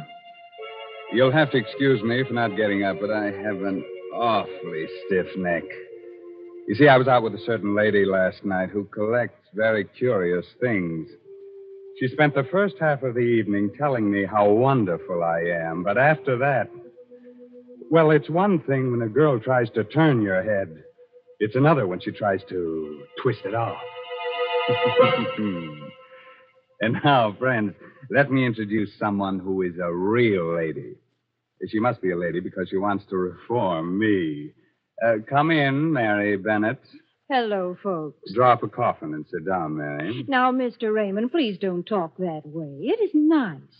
Why are you always pretending to be so cold-hearted and creepy? Underneath, I'm sure you're a friendly, good-natured sort of man. Yes, you are. Underneath, you're just like everybody else. I'll bet you like to come home in the evening, put on an old jacket and slippers, and then sit down to supper. Yes, sir, and I'll bet I know one of your favorite dishes, too. Noodle soup. Or most all men like noodle soup. That's why Lipton's is so popular. Lipton's noodle soup is real homemade tasting. It's got a grand chickeny flavor, and it's swimming with noodles. Egg noodles, too. You know, Lipton's noodle soup will bring a family swarming to the table quicker than a dinner bell. Mr. Raymond, someday I'm going to take you home with me and feed you a good hot bowl of Lipton's noodle soup. Well, thanks for the invitation, Mary. And now let me invite you to come to the desert and hear the story of Desert Death. It's an original tale written by that spinner of surprise stories, Robert Newman. And our star tonight is Horace Braham.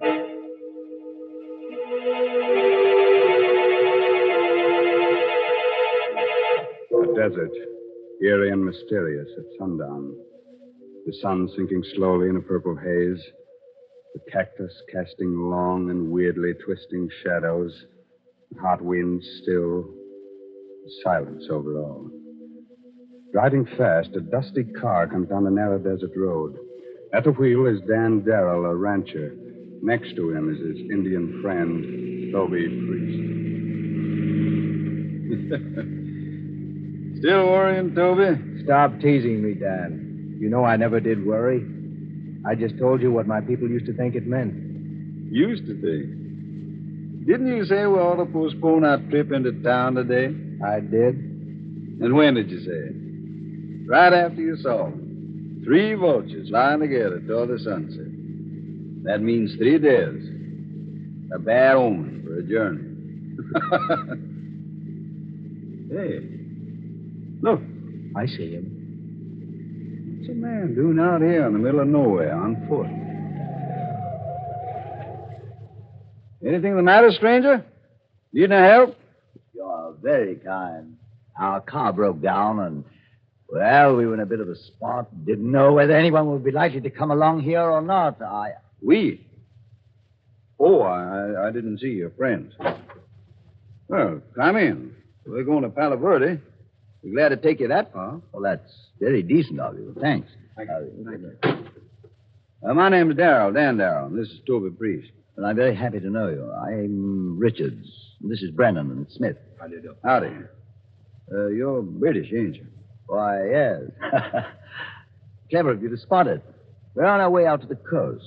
One of those hush-hush missions. That's why it's so important we get into town. Oh, sure. Which way'd you come? Medicine Creek or Route 12? Why, Medicine Creek. It sounded more scenic.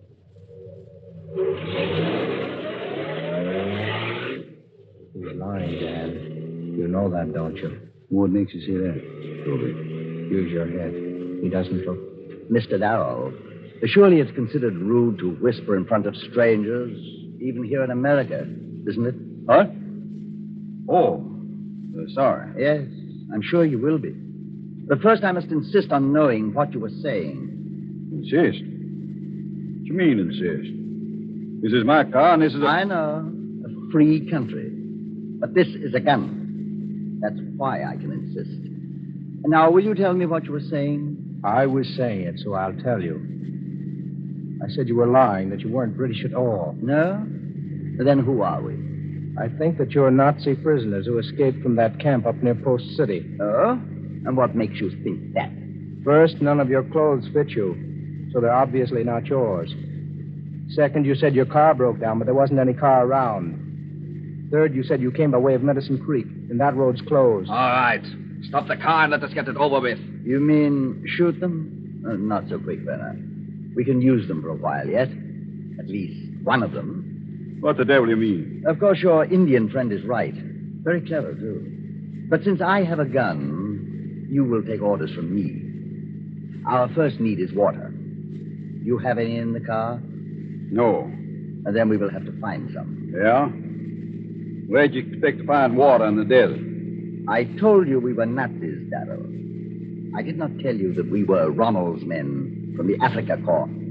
That means we know the desert, any desert, better than anyone on Earth. Those hills off there to the left. Take the left-hand road at that fork there and head toward them. But do as I say.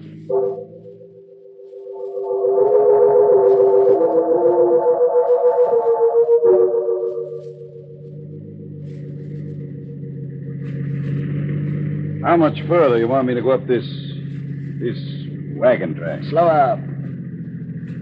Isn't that yes, the shack right next to the cliff. Stop. Looks deserted, but there, next to it. Is that not a well? It should be. Brenner, go see if there's any water in it. Jawohl, Herr Colonel. You two come with us. We'll go look at the shack. What is this place? Those terraces up there on the cliff. A pueblo. Cliff dwellings. Centuries ago, my people lived in villages like this. There is water in it, Herr Colonel. Even a bucket to get it up with. Good. Come into the house. Match, Schmidt. From the dust, I'd say no one had been here for a good many years. Prospector's cabin, wasn't it? Probably. That means... there's what I want. Shovel. What the devil do you want that for? To dig yourself a grave? Yes, Darrell, exactly. But not for me. Huh? What you mean? Precisely what I said. Sit down. Make yourselves comfortable, and I will explain things to you. I'll stand if you don't mind. Oh, not at all. We Nazis are very objective, analytical people. We decided we needed a car to make our escape in. Now we have one. We also decided we needed someone to drive the car and get us safely across the border.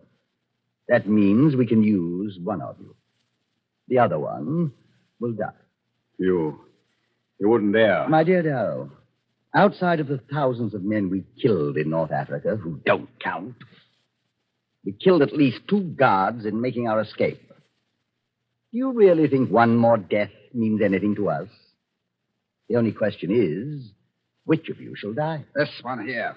He talks too much. Well, that's not quite fair, Brenner. He's just, shall we say, less stoical than the Indian. On the other hand, I think that in the long run, he would probably prove easier to handle, less dangerous. That means that the Indian dies. What? Why, you... Shut up, Thank you, Brenner. Schmidt, take the gun, the shovel, and our Indian friend, and watch over him while he digs his grave.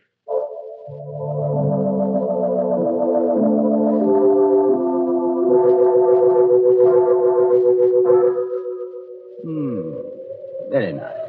Very nice indeed. Of course, I personally would prefer a deeper grave, but that's up to you. The depth is not important.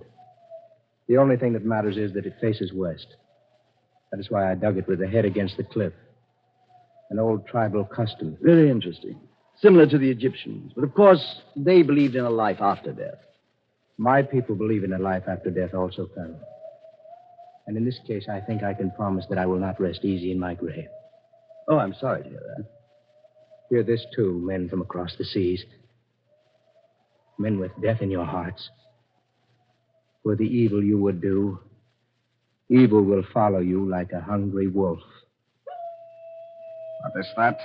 What he just mentioned. A wolf. Though you bury me deep, the earth will not hide me till you have paid for your crimes. Here where you have killed, here too will you die. Now, Herr Colonel. Yes, Brenner. Oh, you can't, you. Very good, Schmidt. I'll take the gun now.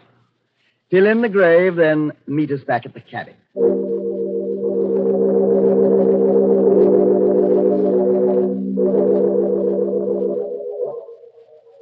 What a place. It's worse than Qatar. I wish you'd sit down, Darrell, and stop staring out of the window. You're worried about your friend. I buried him very nicely. I'm not worried about him. I'm thinking about what he said before you killed him. I should think that you think about it, too. That? We have had more curses laid on us in more languages than you have hairs on your head. What's that? Must be the wind. No, it is different. More like some kind of musical instrument. But there's no one around here but us. There hasn't been anyone living in those houses up on the cliff for centuries. It's just the wind, I tell you. But if you want to, go take a look. Go take a look, I said. Jawohl, Herr Koll. It's too dark. There's too much sand blowing to see anything. But wait! Over there near the foot of the cliff, there's something. It looks like... Lieber Gott! It's the Indian. He's lying there, out of his grave. Oh, you bury me deep. The earth will not hide me till you have paid for your crimes. Here where you are killed, here too will you die.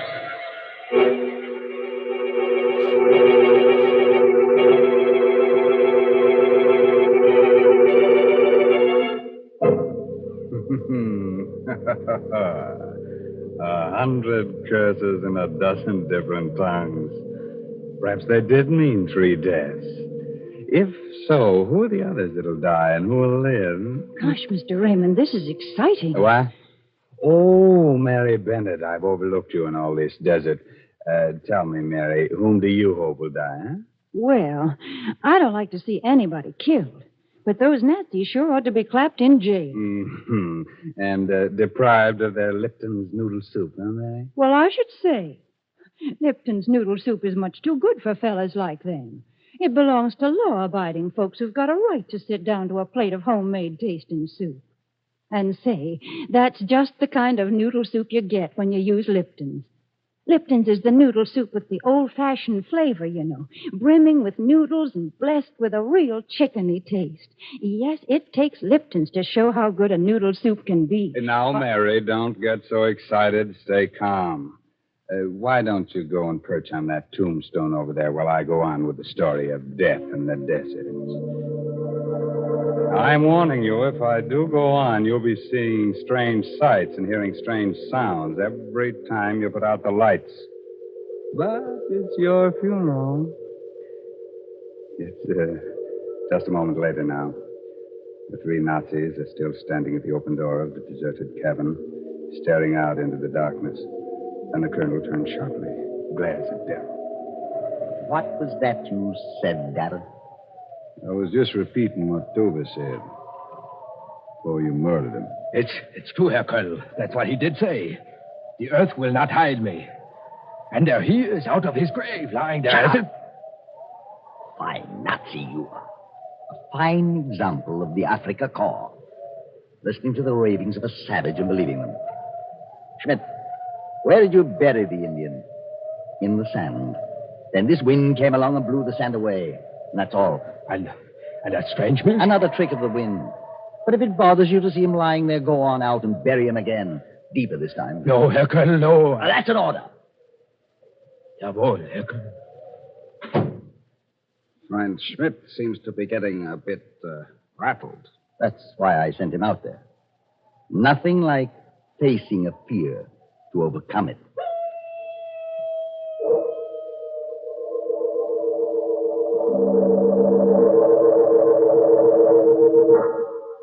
Colonel Ulrich, do you not think it is about time that Schmidt came back? He's only been gone about 5 or 10 minutes. I told him to dig the grave deep this time. I know, but I do not see him out there anywhere. Well, how could you expect to when it's so dark and when the sand is blowing like that? Maybe we'd better go out and see what's taking him so long. And you too, Mr. Darrell, if you don't mind. Not at all. Schmidt! Schmidt, where are you? Blasted idiot. Probably wandered off into the desert. Schmidt! Ulrich, look. The Indian. He is still lying there. He never did bury him. That means Schmidt never even got over there. Must have lost his way right after he got outside.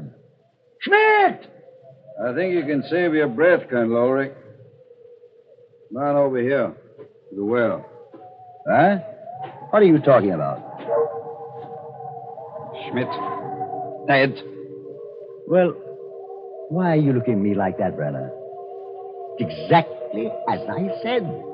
He lost his way in the darkness, the sandstorm, fell down the well. I guess that is what must have happened. As for you, Mr. Darrell, since you discovered Schmidt, you shall have the pleasure of burying your friend the Indian again. Jawohl, Herr Colonel. I'm sorry. I never did appreciate the American type of humor. Now get busy with that shovel. May I just point out that while it's easy for you to knock me down when my hands are tied, it's not so easy for me to use a shovel. Oh, I intend to untie you. But please remember always that I have a gun, and that Brenner and I have every intention of getting away from here.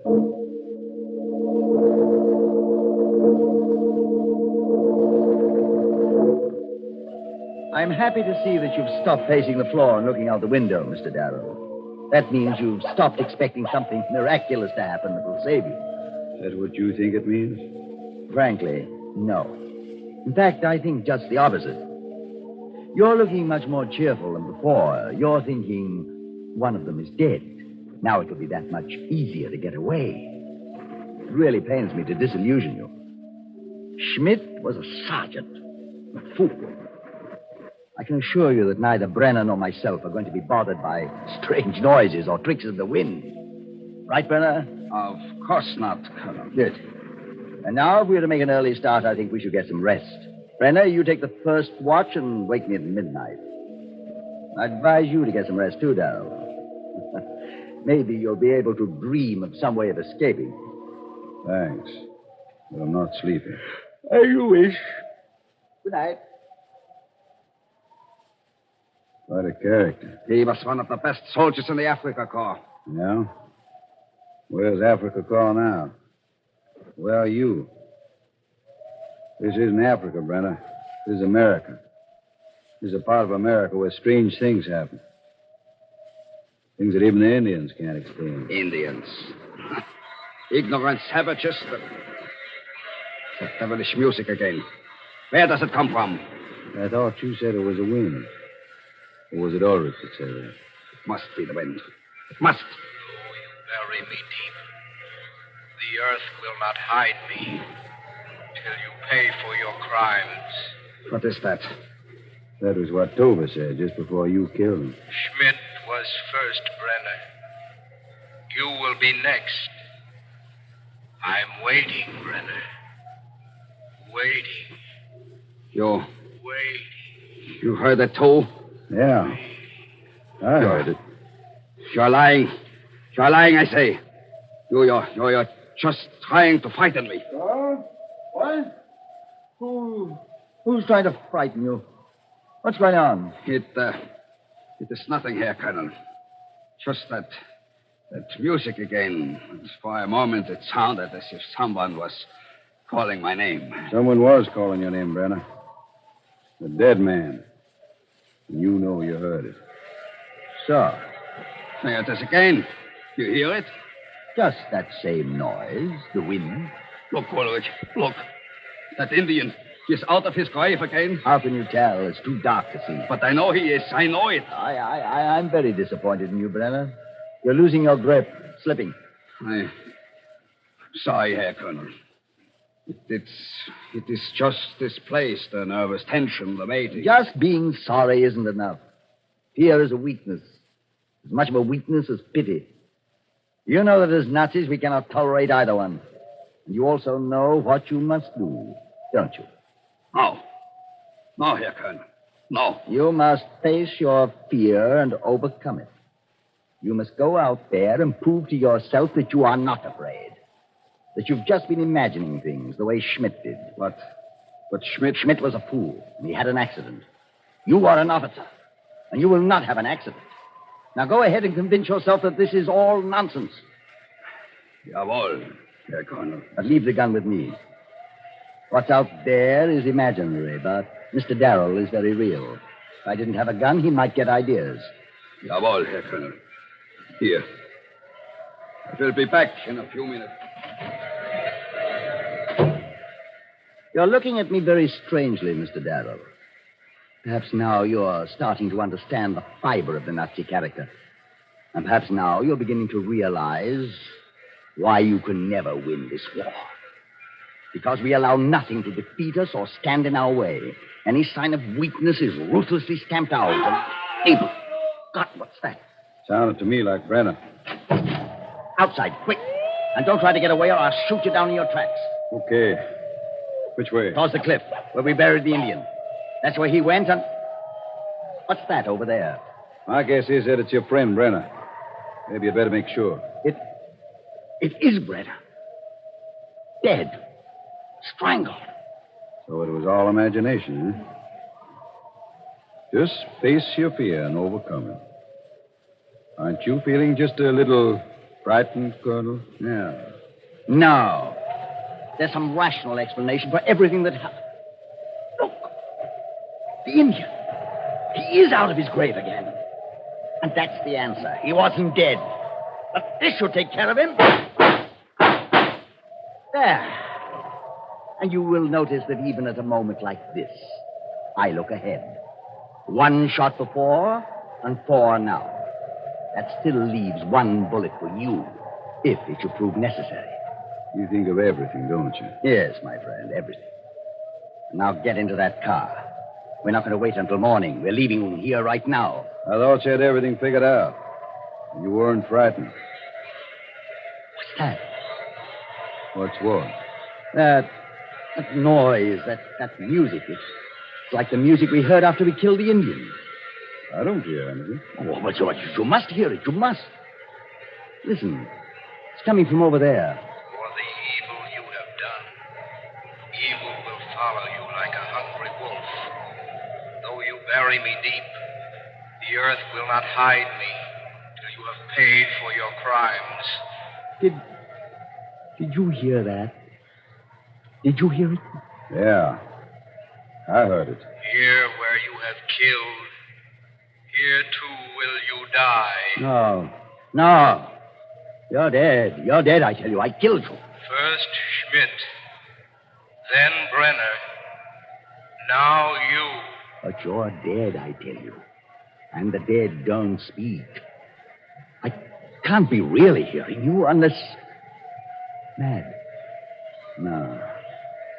I can't let that happen. I can't. There's one way. The Nazi way. A way to fool you all. This is why you'll never beat us. Never. Never.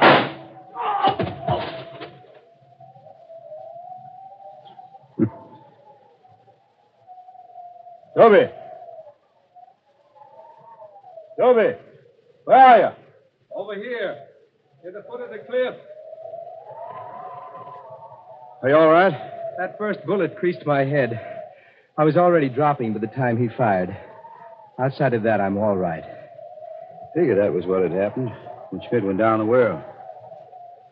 I knew it was an accident. I was pretty happy that it was you that buried me the second time. That you put my face against the cliff, left a hole for me to breathe. The first time, well, it was pretty tough until the wind blew the sand off. Yeah, but what about when he shot you again? That ungodly music. It wasn't me he shot that second time. It was Schmidt. I pulled his body out of the well.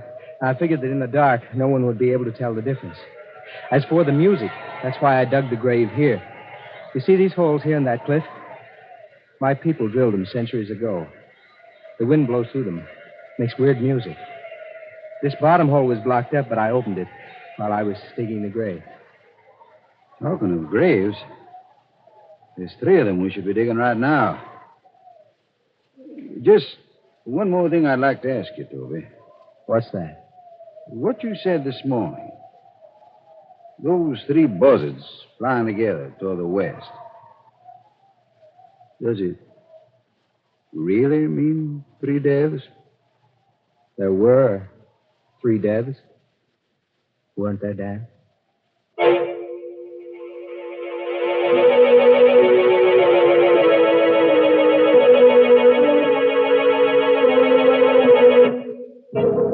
Better boy, Toby. Never give a Nazi an even break. unless it's in the neck. As for our 3 visiting murderers, they may not like our sense of humor, but they can't complain about our poetic justice. After all, it was in the desert that they got their just deserts. Well, Mary Bennett, did you like the desert with its sand and wind and weird music? Would you like to live there? Well, I wouldn't mind so much. You know, I believe a woman can make a good home in some pretty out-of-the-way places, the way the old-time housewives did. But, well, I'd want to lay in a supply of good modern food. Food that's easy to make, like Lipton's noodle soup. Say, that noodle soup of Lipton's would really put some cheer in the desert, wouldn't it? Yes, of course, Mary, of course. Remind me to take Lipton's with me on my next safari.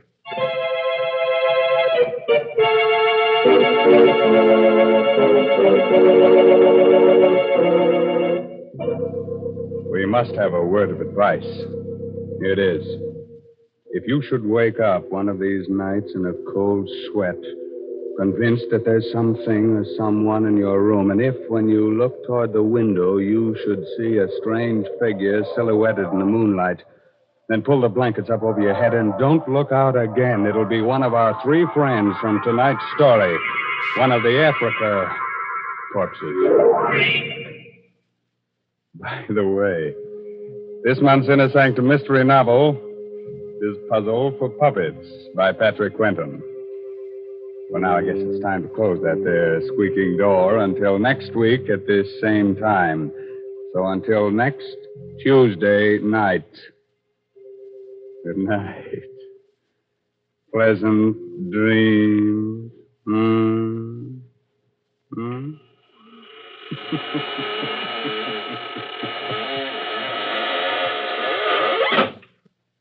Folks, here we are outside the squeaking door. And I guess we're all pretty thirsty after all that talk about deserts.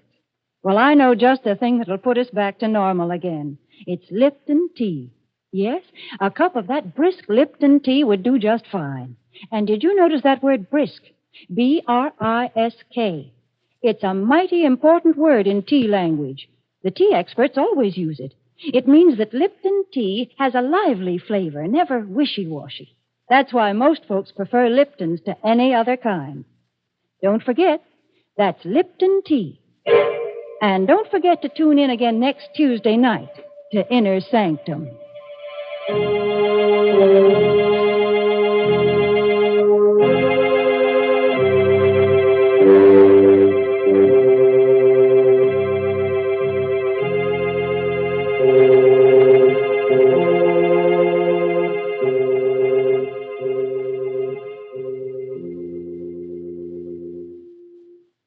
This is CBS, the Columbia Broadcasting System.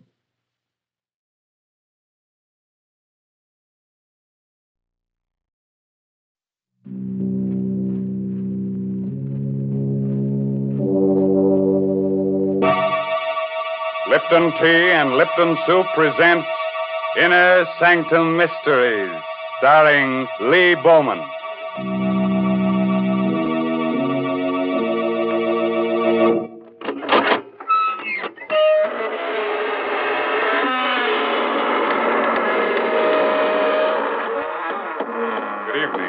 Friends, this is your host, Raymond. Welcome to the Inner Sanctum. Come in, won't you? What are you staring at? The walls. Well, you know that old saying about walls having ears. Well, these walls have eyes and a nice assortment of fingers and hands. One of them has a heart, but you can't beat that.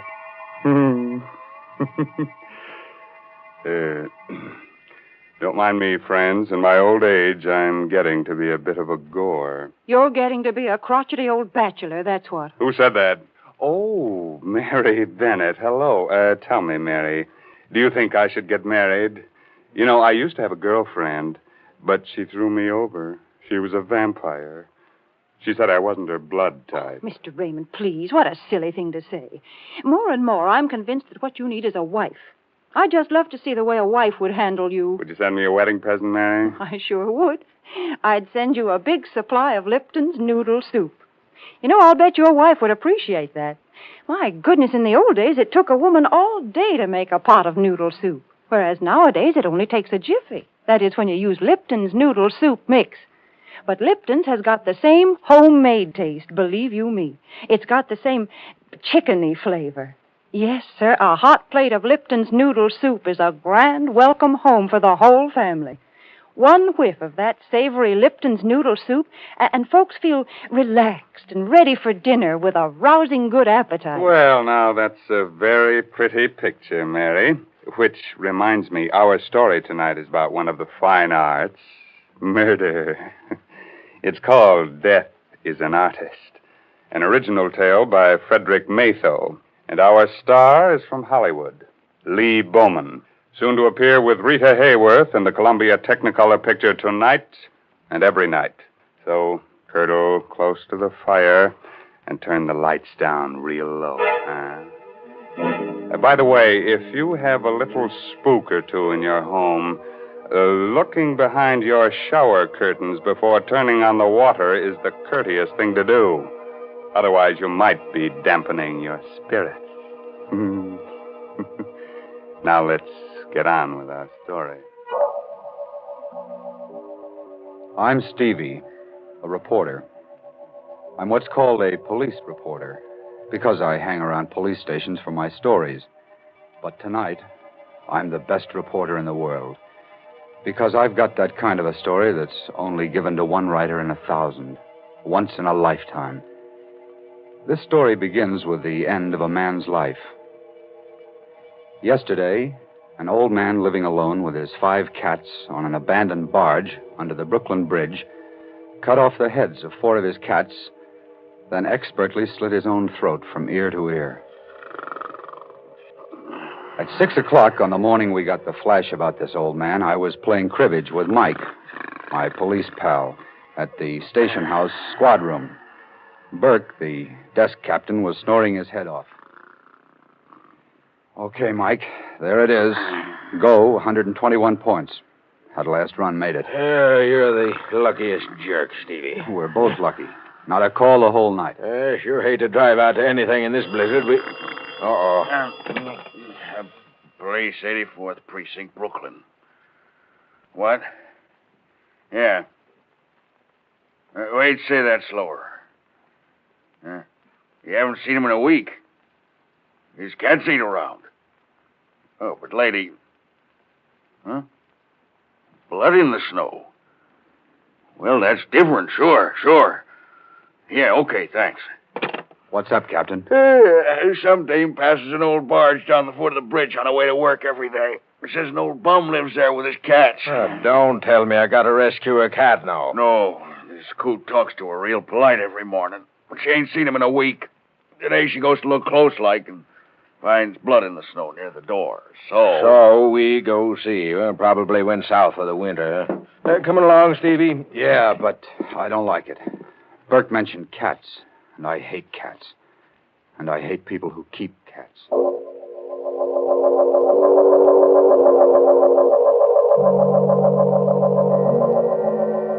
Well, this is it, I guess. Come on, Stevie. Hey, look, Mike.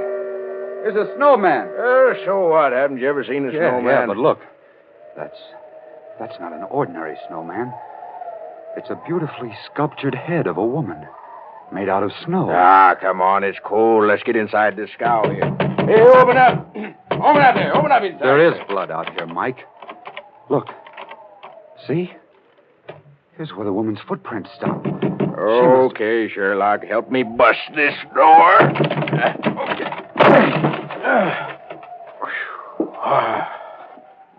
What's the matter with you? Look on the floor. Holy mackerel. 1, 2, 3, 4 cats with their heads cut off. And another one. Alive.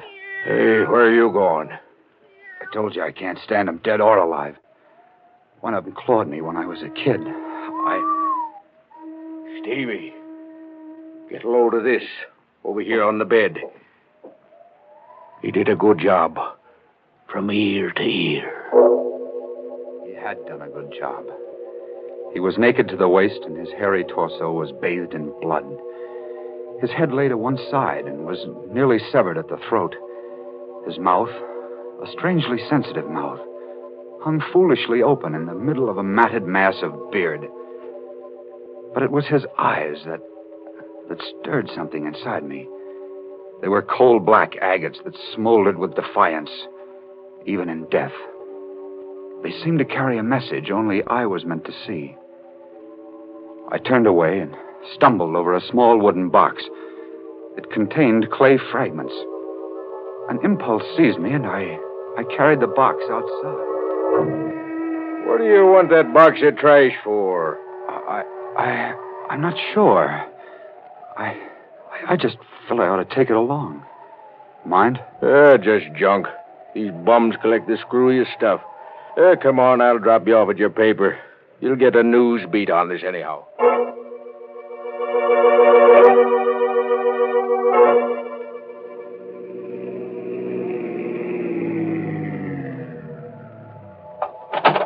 Okay, Mike. Thanks. I'll call you later to see if you identify the old bird. All right, Stevie. Hey, here's that box of junk. You want it? Oh, yeah. Yeah, thanks, Mike. I wrote the item. All we could learn was that he was Ivan. No fingerprints on record, no relatives, just Ivan.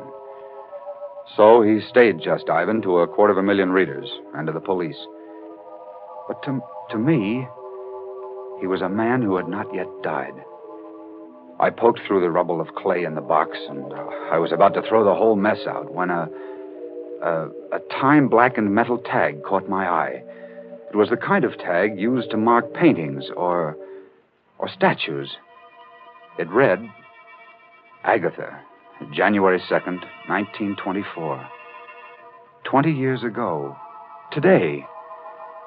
And below that was a name, Ivan Thorne.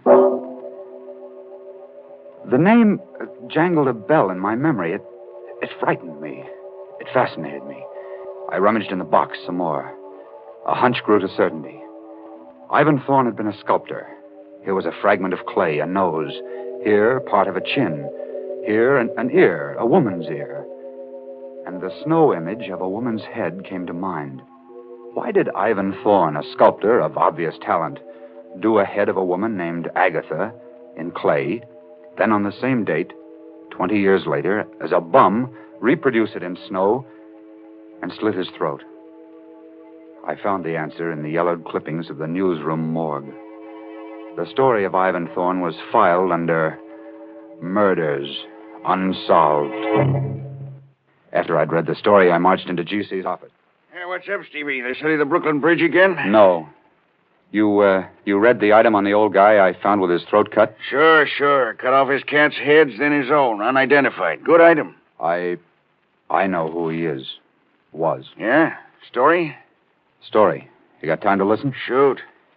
Well, this begins in a sculptor's studio off Washington Square on a stormy night long ago. Ivan Thorne and Agatha, his wife, were having words. For the last time, Agatha, are you really going through with this divorce foolishness? For the last time, yes. I'm tired of living from hand to mouth. I'm tired of your stupid statues. I'm tired of your stupid cats. I'm tired of you. All right. I'll give you the divorce. You can marry Greg Stevens. He'll give you everything you want. But Horace stays with me. I want custody of the boy. The court will decide that. Agatha, I've been working on that head of you for a year. It's good. I think the museum will... Oh, that thing? It doesn't even come close to looking like me. Of course, that head isn't you. It's what I remember you as when I first met you. Ivan, let go of me. You're hurting me. All right.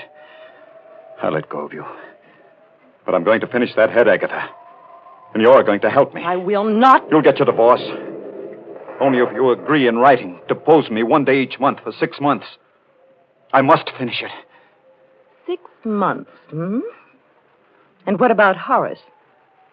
He's away at school all the time. We'll let the court decide a decent arrangement. All right, Ivan, I'll do that. Give me that pen. Here. I, Agatha Thorne, agree to pose for a sculptured head by Ivan Thorne on the first day of each month for 6 months. Signed, Agatha Thorne. There you are. Now, get out. Get out before I break your neck.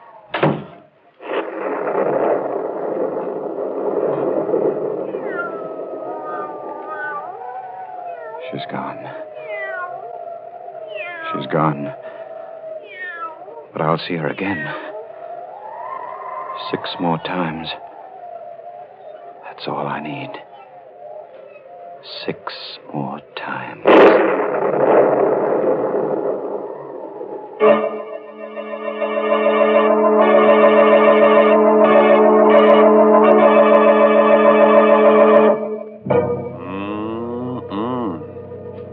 Sounds to me like this Ivan guy is working up a neat little catastrophe. Mr. Raymond. Yes, Mary. I got to thinking about that snowman they found. Did you ever make a snowman? Oh, sure, and I cut off his head for a souvenir. Kept it in the icebox over the summer. And you're teasing me, Mr. Raymond. But you know, when I was a child, we used to spend all afternoon making a snowman. And then we'd go in the house for supper with our cheeks red as a frost apple and with a real country appetite. The house was so warm and cozy. Yes, and filled with all the exciting smells of good cooking. You know how children are. They play in the snow and then come in ready to eat you out of house and home. And I've got a grand suggestion for these winter night suppers. Lipton's Noodle Soup Mix. It's such a heartening dish. Thrifty, too. Costs a lot less than canned soups. Yes, Lipton's Noodle Soup just seems to belong to folks young and old who've got a healthy appetite and a yen for homemade, chickeny-tasting soup. Mary. Yes, Mr. Raymond? Mr. Bowman is waiting to resume his part of the young police reporter, Stevie. That's right. You remember, Stevie told his editor that Ivan was divorced by his wife, Agatha, 20 years ago, and how the events that followed turned the sculptor into the tired old bum he was when he slit his throat under the Brooklyn Bridge. Well, Stevie, did Agatha get her divorce? Yes, and the court gave her custody of their 6-year-old kid, Horace. She married Greg Stevens, and according to these clippings, she kept her agreement with Thorne. She posed for the head he was doing of her so that he could finish it. The first day of each month for 6 months, huh? Yeah. How'd he take the divorce and losing his kid and all? Beautifully. So everybody thought. It got to be the talk of the town. The three of them, Agatha, Greg, and Ivan, seemed to get along fine together. The Stevenses were frequent callers at Thorne's studio. Oh, I say, Thorne, why won't you show me the head you're making of Agatha? It isn't fair, you know. Not till it's finished, Greg. You wouldn't appreciate it as it is now. It really is good, Ivan. When will you finish it? Yes, Ivan, when? I want to finish it on New Year's Day. That will be the last time you need pose, Agatha. Can you make it that day? Well, I'll just have to, won't I? Yes. At 3 o'clock? At 3 o'clock. Come on, Greg, darling. Good night, Ivan. Good night, Ivan. My goodness, 6 months goes by so fast, doesn't it?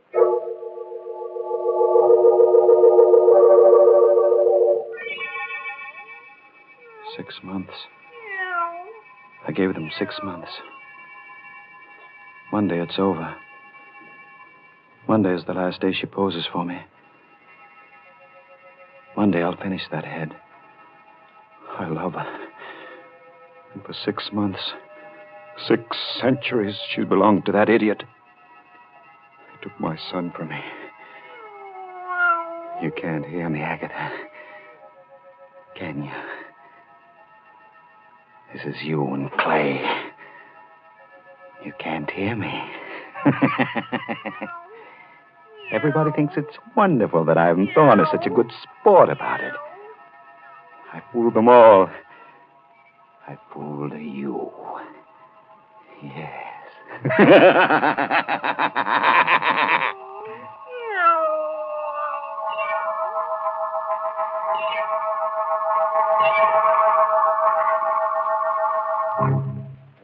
he really was out of his mind, Stevie, the Ivan guy. Sure, but with a madman's cunning, he disguised it well. At that point, only his cats knew it, I guess. New Year's Day, 1924, was a howling wintry day.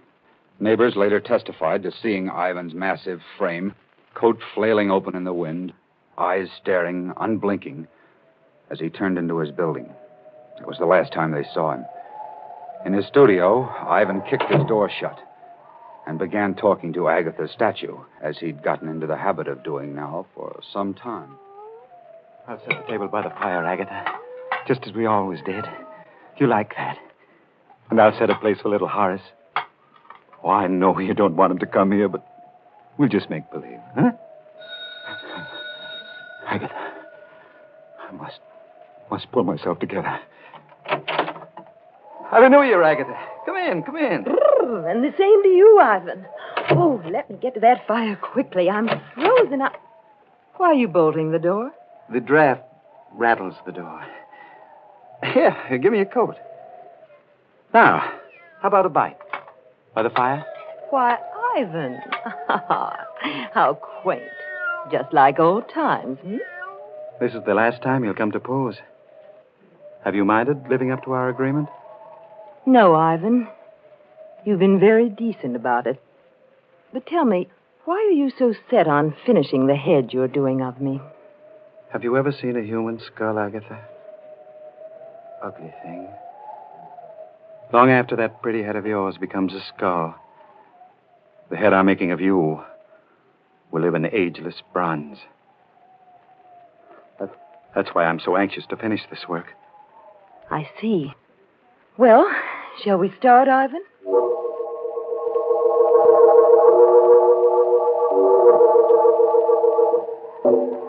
Ivan, you're not working. You're just staring at me. I'm studying the line of your neck, darling. It eludes me. Well, hurry, please. I've sat here for 2 hours now. I'm tired. I'll be finished soon. Then you can rest, darling. Then you can rest.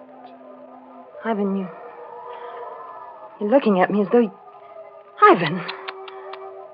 You've moved your head again, darling. Here, let me show you. There. So. Just like this. Don't move, Agatha. My fingers are loose on your throat. But in a split second, I can sink them into you tight. Like this. Don't. I've loved you more in these few months You've been away from me than I ever did before. I'll always love you. But if I can't have you, no one else can. Ivan, you're mad. You can't. I gave you 6 months with that fool because I wasn't sure. I thought I could get over losing you and the boy. But I can't. We all thought you were... Resigned. No. Even now, I don't know if I want to kill you, Agatha. I'm not sure. No, you don't. You know you don't. Think of Horace. Your son. I am thinking of you, little fool. Oh, Greg. Greg, help me. Greg. You've got the nerve to speak his name here. No. You aren't good.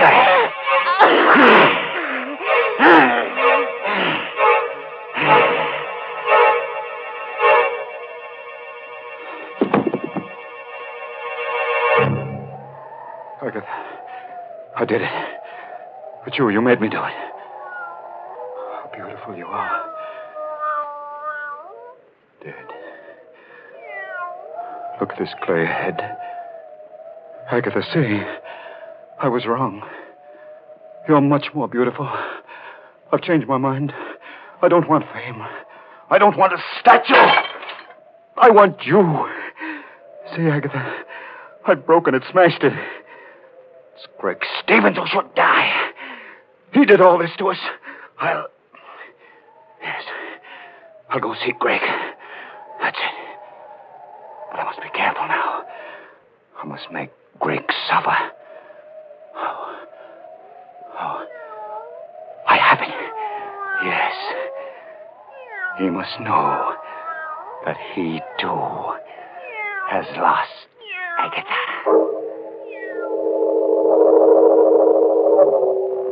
Wow, that's some yarn, Stevie. He actually strangled Agatha, huh?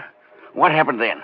He left his studio and called at the Stevens' house a little after 6.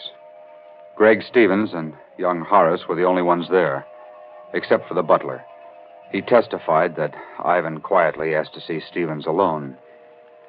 He had a bundle in his arms, covered with a piece of black velvet, when Gregory greeted him.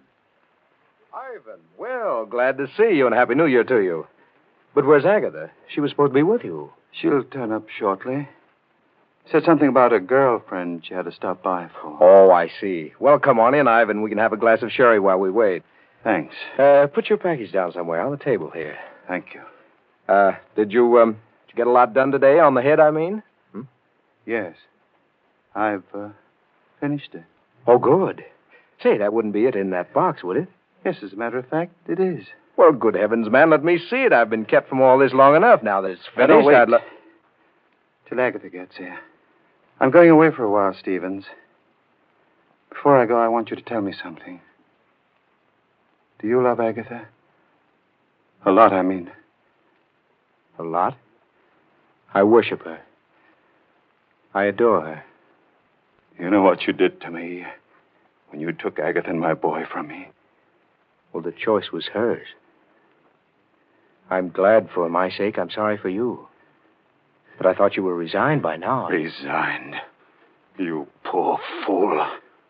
I've lived a life of raging hate for you. Ivan, sit down. You don't have to be sorry for me anymore, Greg. You can start feeling sorry for yourself. Thorne, what are you driving at? Everything comes out even, Greg. Come over here. What's in that box? Come closer, Greg. Here. I'll take the cloth off. See for yourself. Agatha! You fiend! You beast, I'll kill you! Hurts, doesn't it, Greg? Hurts to lose Agatha. Doesn't it? I'll kill you! I'll kill you! Oh, you won't. Get away from me. You won't kill me. I won't kill you. We'll both live to remember. Thorne didn't kill Stevens? No, G.C. He knocked him out. They found his footprints in the snow along with the kids. He must have stopped to say goodbye. What a story. He slit his throat this morning as a bum on a barge. Yeah. Took his cats with him. The clay fragments I found in that box on the barge were all that was left of the clay head of Agatha. Nobody even found out how he got away or managed to stay hidden for 20 years? No. That's his secret. Well, write it up, stupid. I can't. I won't, G.C. You can't print that story. The devil I can't. Where's this Greg Stevens? Where's Horace, the kid? Find him. Greg Stevens died penniless and insane a year later. His kid was raised in an orphan asylum. Well, find the kid. Now, let's see. He'd be about 26 today. Maybe he doesn't know any of these things. What a scoop. Get busy. Look, you can't print this story. Why do you think I didn't write it up and hand it in? I feel sorry for the kid. I was raised in an asylum. A story's a story. What do I have to do? Draw you a diagram, G.C.? Why do you call me Stevie? Well, because your name is Stevens, I guess. And, good heavens. You don't mean... Yes. My name is Stevens. I never use my first name. I don't like it. It's Horace. That's right. You're Horace Stevens. Yes. My father was Ivan Thorne.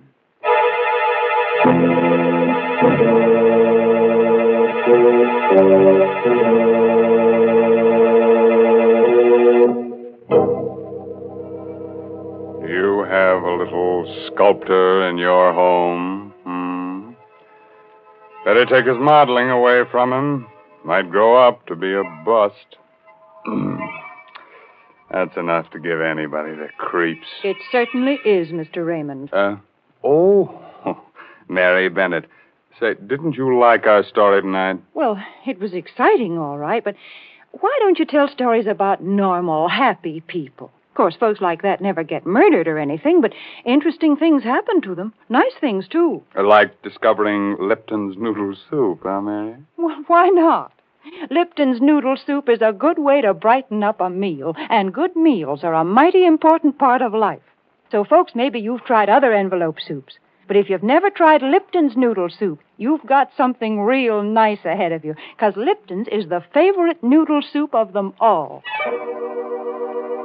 Our moral for tonight is don't drive alone. If you have a car, lucky you, form a carpool. Then, if you should have a flat tire, you'll be among friends on that cold, cold highway. Fun, huh? And Uncle Sam says join a carpool, too. He's not kidding. He says your carpool will help save gas and tires, so look to it, Max. Yes, this month's Inner Sanctum Mystery novel is Net of Cobwebs by Elizabeth Sanksay Holding. Oh, yes, and you won't forget to look for Lee Bowman with Rita Hayworth and the Columbia Technicolor picture Tonight and Every Night. Well, now it's time to say goodnight until next week at the same time when Lipton Tea and Lipton Soup again present another Inner Sanctum Mystery directed by Hyman Brown. Good night. Pleasant dreams.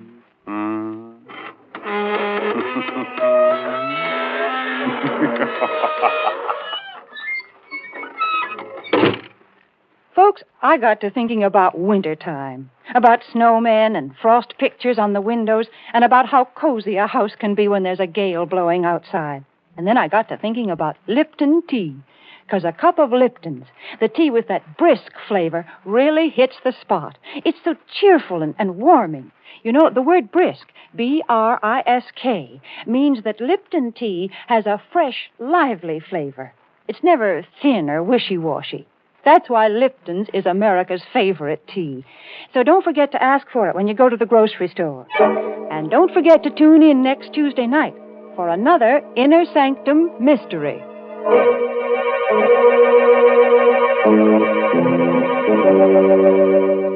This is CBS, the Columbia Broadcasting System.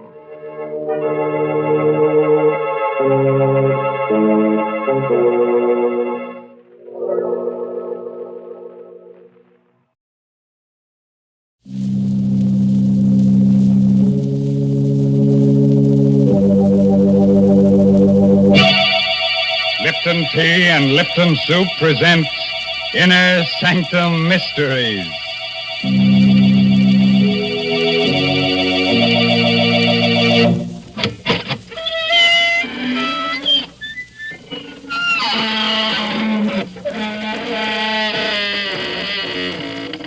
Good evening, friends of the Inner Sanctum. This is your host, Raymond, inviting you once again to join our scary company. Please come in, won't you? We have a full quiver of shivers this evening, and what? You say it's rather cold in here. Well, some of the chills of our story must have leaked out. Why don't you all huddle together? There's so much comfort in having someone else beside you instead of being besides yourself. Now, Mr. Raymond, that's no way to welcome people. You're apt to chase them away talking so scary-like. What? Oh, hello, Mary Bennett. So, you don't think I'm a good host, huh? Maybe I should say, lay your little head on a pillow. Are you comfy? There. Now, Uncle Raymond will drone you to sleep with a bedtime story, and when you wake up, Aunt Mary will give you a nice hot plate of Lipton's noodle soup. Oh, dear. There's just no talking to you. Folks, please don't listen to the way he talks about Lipton's noodle soup. Try it for yourself. You just don't know how good noodle soup can be until you've tasted Lipton's. It's got such a grand chickeny flavor. It really tastes homemade. And then, of course, Lipton's noodle soup comes in a package, so it's no work to prepare. You just empty it into boiling water, and in a jiffy, soup's on. And another thing, Lipton's makes lots more and costs less than canned soups. Well, thanks for the hot facts, Mary. And here's a fact for you. Did you know that more than 2/3 of the Earth's entire surface is unknown? The salty wastes of the sea? Only a short distance under the surface, death lurks in 100 different shapes. And that's where we're going to take you tonight in Robert Newman's strange story of death in the depths.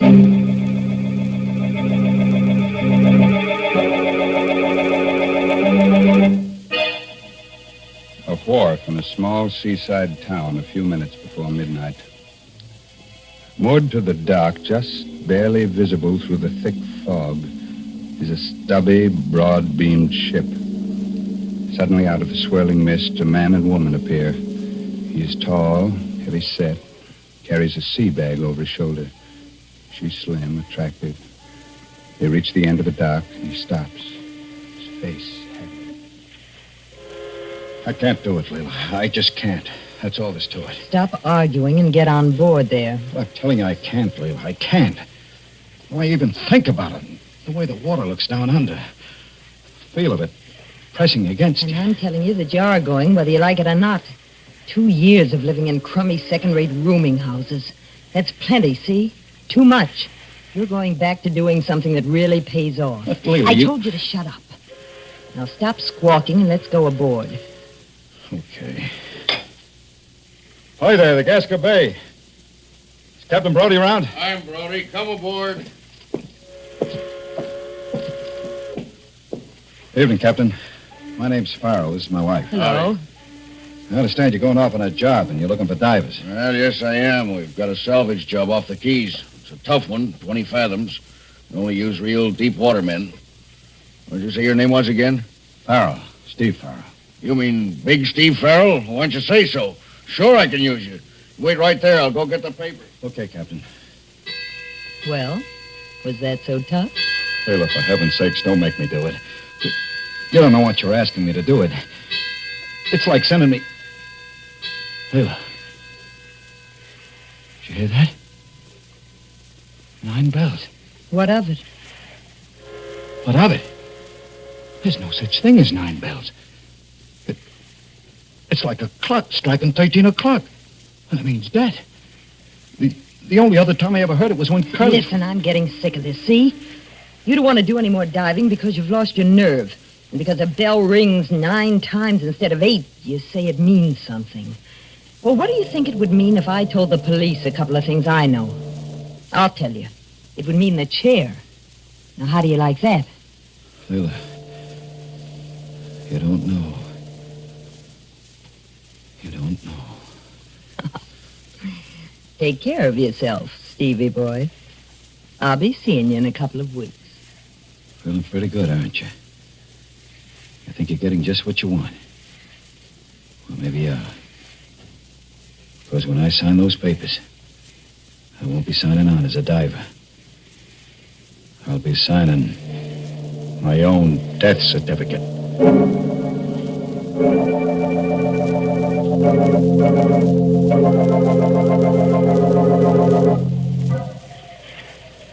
I'm all set, Captain.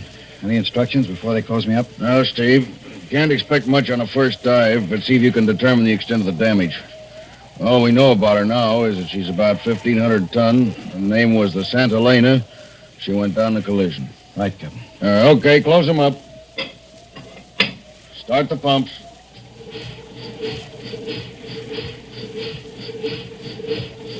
Lower away.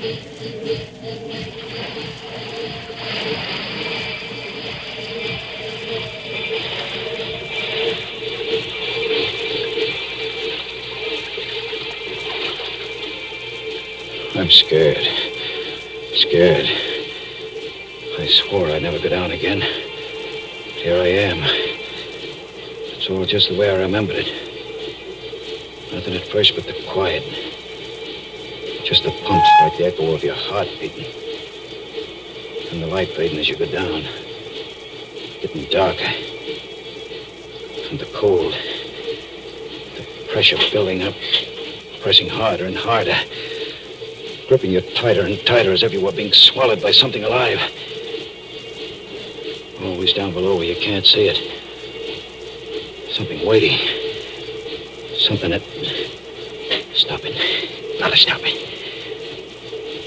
It was a time when I really used to like diving. When did it all begin? Despair. Yes, that night in the bar in Tampa. She told me she married Curly. Well, this is certainly quite an evening you're giving me, Steve.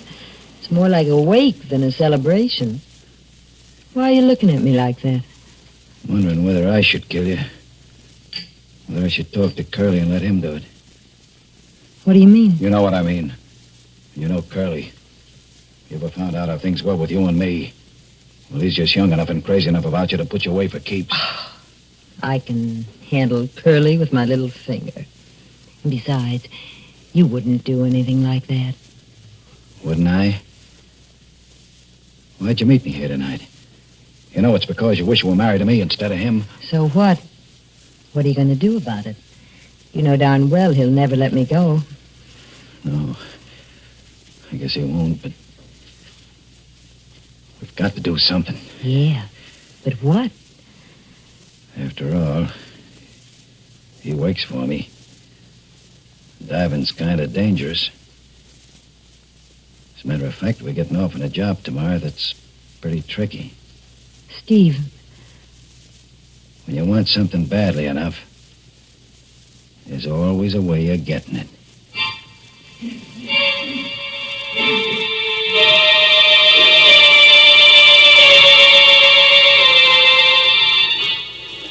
Yeah, that was the beginning. That wasn't when I was afraid for the first time. That came later. 2 days later, out on the reefs. 2 days of being with Curly and talking to him. Knowing all the time what I was going to do. And that last dive, late in the afternoon. Standing on deck with Andy, the pump man, and watching Curly through the clear water. Watching her move across the deck of the Hulk. As cool as she was, and... You going down too, Steve? Yeah, Andy. Maybe we can wind up today and start home tomorrow. You can handle both of us? Sure. Only watch the coral over on the port side there, sharp as a razor. Almost took Curly's boot off this morning. If you get into any trouble, well, I'm all alone up here. I'll watch you. Want to button me up? Yeah, sure.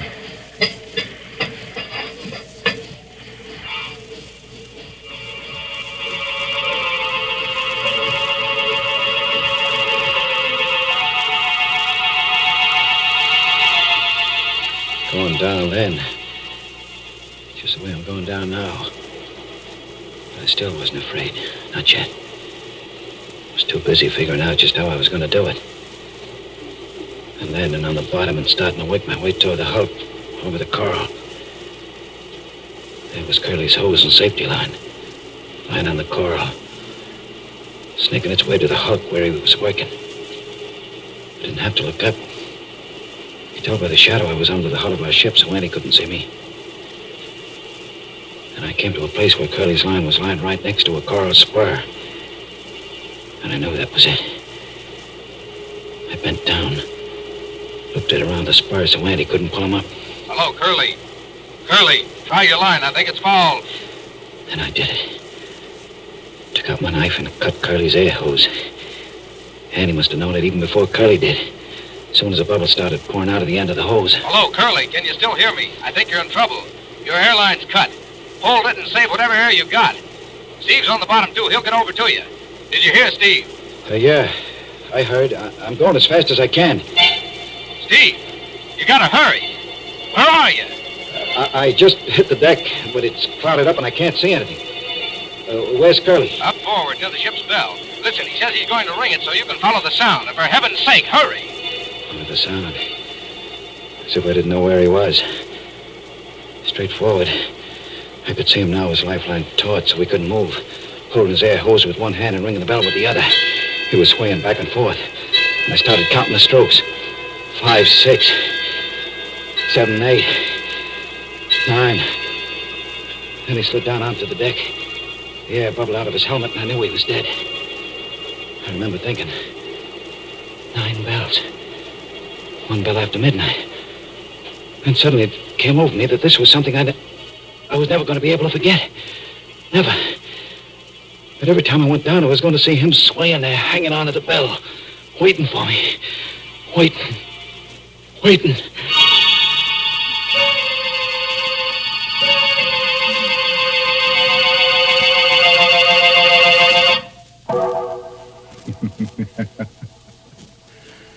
So that's why Steve Farrell wouldn't go back to his old profession of deep-sea diving. I should think it would lose some of its appeal if you expect to meet a dead man every time you go down. How about that, Mary?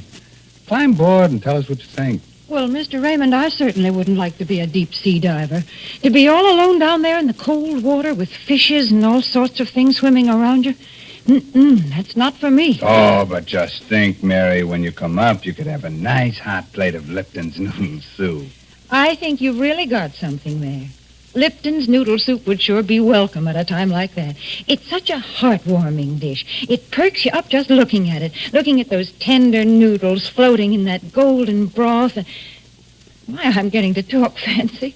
But really, folks, Lipton's does taste sort of special. It's got a chickeny flavor, and it just tastes homemade, like the old-fashioned noodle soup you used to make yourself. But heavens, I don't want to be interrupting Mr. Raymond's story, so I'll just say, try Lipton's real soon, won't you, folks?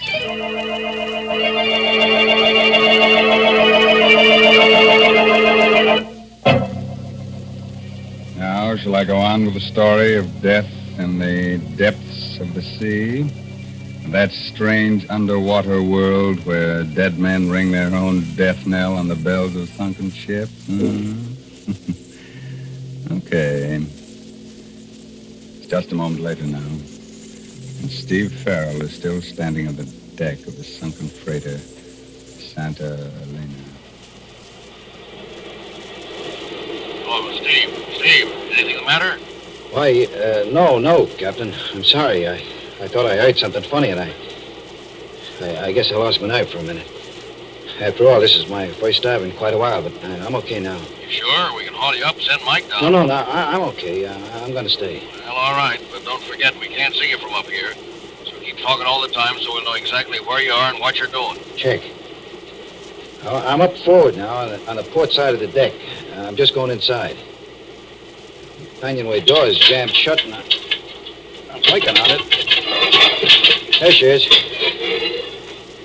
And now I'm inside in the corridor. It's pretty dark. I'm switching on my light. I can see now, a little way ahead of me at least. It's all kind of queer. Queer? How? Just funny, strange. She's canted over on her starboard side, so the card is tipped over at an angle. Sort of like a dream where everything's turned around. Kind of different and still familiar. Why does it seem so familiar? It seems to remind me of something else. That's it. The corridor of the hotel right after we were married. Walking down it with her, Leila. Out onto the terrace. The way she took the cigarette I gave her. Smiled at me. Very sure of herself. Thanks, Steve. Thanks a lot. Why the smile, baby? Why shouldn't I smile? I'm young, healthy, and I'm married to a guy I like. A guy who's going to take real good care of me. I sure am, baby. Not only that, from now on, things are going to be different. Didn't have a chance to tell you before, but I'm through with diving. For keeps. What do you mean? Just that. I sold a boat yesterday and all the equipment. I'm out of that racket for good. You shouldn't have done that, Steve. Not without talking to me about it first. What do you expect to do from now on? Oh, I'm all set on that. I got a job as a second engineer in a freighter, the Arcturus. Well, I guess that'll be all right. For a while, anyway. What do you mean, for a while? You think you're going to tell me what kind of work I should do and what kind I shouldn't do? But of course, Steve. Like I said, I'm your wife. And besides, if I wanted to, I could tell either you or anyone else a lot of other things. Like why you decided to give up diving. What are you talking about? Gave it up because I was sick of it. Is that the reason? Or is it because you're afraid that if you did do any more diving, you might start seeing things? Seeing what? Well, after all, you were right there when Curly had his accident and got drowned. The funny thing is, you were talking about how he might have an accident just before you went off on that trip. I've been thinking I really ought to talk to Andy about it since he was there, too, and find out just how it happened. Andy's not around anymore. He left town right after I paid him off. Oh, I see. Well, remember that the police could probably find him, Steve, if they should ever want to ask him any questions.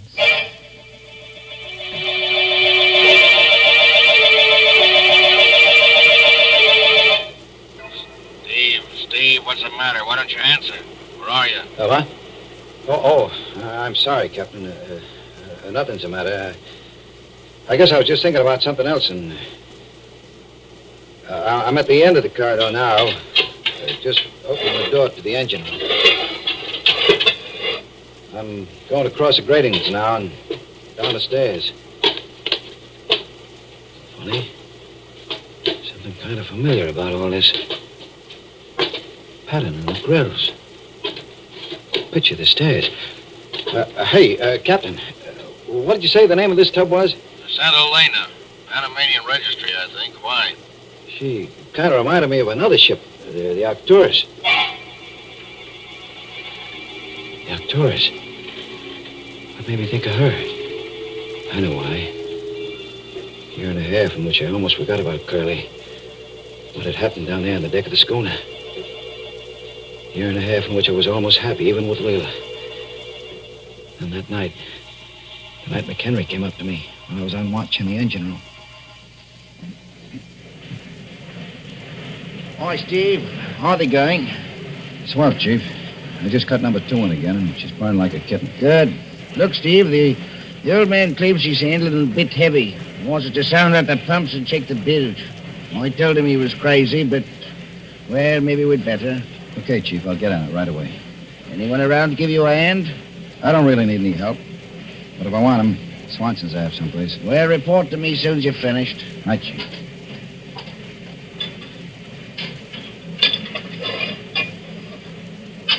Oh, there you are, Swanson. Hey, where you going?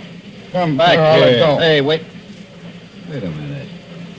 You're not Swanson. Who are you? Hey, I'm nobody, Chief. Stowaway, huh? Hiding down here behind the boiler. Give me a break, will you, Chief? I ain't doing nobody any harm. Where I'll be. Steve, big Steve Farrell. Andy. Andy Andrews. And I wanted a break. This is terrific, Steve, like money in the bank. What happened to you, anyway? Oh, usual thing. Run of tough luck. Been out of work for about a year now. Look, Steve, I'm pretty hungry. I ain't had nothing to eat since we left port. I guess I could pick up some stuff from the galley for you. But you have to be careful. It'd be the devil to pay if they found out I was hiding. Good old Steve. I know you wouldn't let an old shipmate down. And, Steve, while we're at it, I could use a little cash, too. Yeah, I figured that. Well, when we get to port, I guess I could let you have 10 or 20. That's not enough. I was figuring on, like, 500 for a starter. 500? Are you nuts? I don't think so, Steve. You see, after Curly had his little accident and you sold the boat and all the equipment, I figured you'd given up diving because you were kind of upset about it. Then I heard you'd married his widow, that Leela dame. I started thinking back. I remembered how Curly's air hose looked after we pulled him up. The place where it was cut wasn't rough, like it had been done by coral. It was clean, like it had been done with a knife. You. So that's it. Blackmail. Oh, why do you have to use words like that, Steve? Okay, Andy. It's going to be a little tough to get, but... Wait a minute. What is it? Someone's coming, one of the wipers. We got to find some place for you to hide. I know. Down there in the bilge. Here, climb in. Right down through that manhole. But it's almost full of water. There's plenty of room, and you'll be safe there. Really safe. Oh, okay, but you better not... Oh, what are you doing? Let go of me. Let go. Help. Help. You'll be safe here, all right. I'll see to that. Stop struggling like that, Andy. It's not going to do you any good. And I'm in too deep already to let you go wandering around with what you know. And you weeks before they find you down here in the bilges. Maybe they never will. And if they do, they'll figure you tried to hide down there and got drowned all by yourself.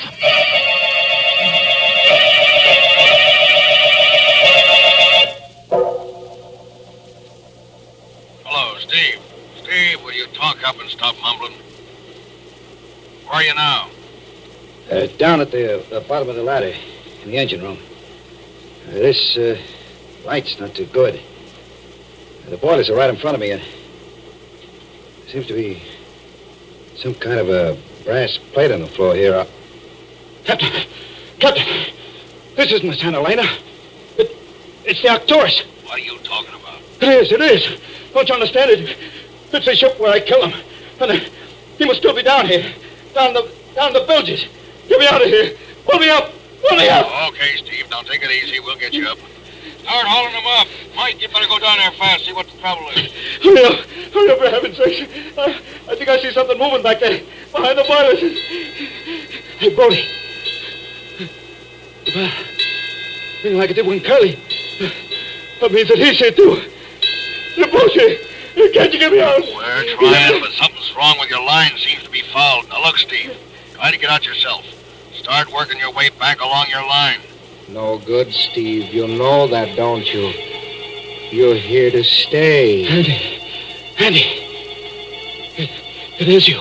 Sure, Steve. And I got a friend with me. A friend of yours, too. He's standing right next to you. Curly. We waited a long time, Steve. But now you're here with us. And now you're going to know exactly what it was like with both of us. You're going to know what it's like to drown. Steve, why don't you answer? What's the matter? Steve, your lifeline and air hose, I think they're gone. Hey, Curly, no. Let me go. Too late, Steve. This is it. This is the way it was with us. Trying to fight it first, holding your breath. Then, when you can't fight it any longer, letting go. The water rushing into your mouth, nose. You choke at first, try to fight some more. Then everything starts to go black, and you relax. There are lights moving in the darkness, and suddenly you feel very peaceful and very free. Peaceful and very free.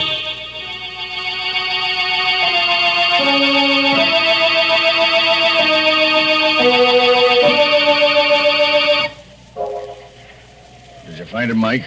Yeah, he was right where you said. Down in the engine room.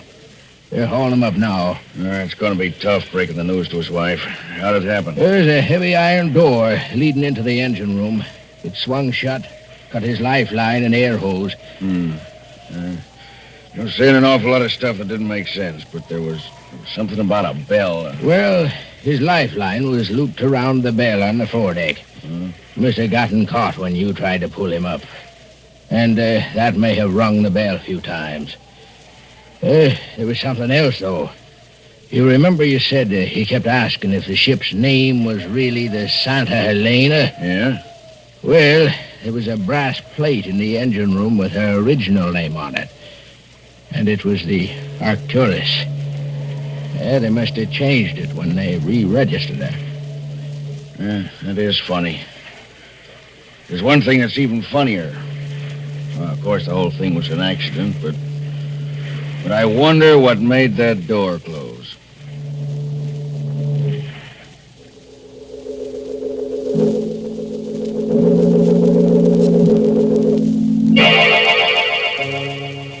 Oh, you do, huh? Even with two able-bodied ghosts about? But that's the way we like to leave you, with a couple of things to keep you wondering. And when we do, then we've known we've really rung the bell. The funeral bell. Oh, Mr. Raymond, with all the different kinds of bells there are, why do you have to talk about that kind? All right, Mary. Pick your own bell, see if I care. All right, then I'll choose a dinner bell. Will you ring it 9 times? Huh? No, sir. You only have to ring it once if you're serving Lipton's noodle soup. And folks will come swarming to the table, because they know it takes Lipton's to show how good a noodle soup can be.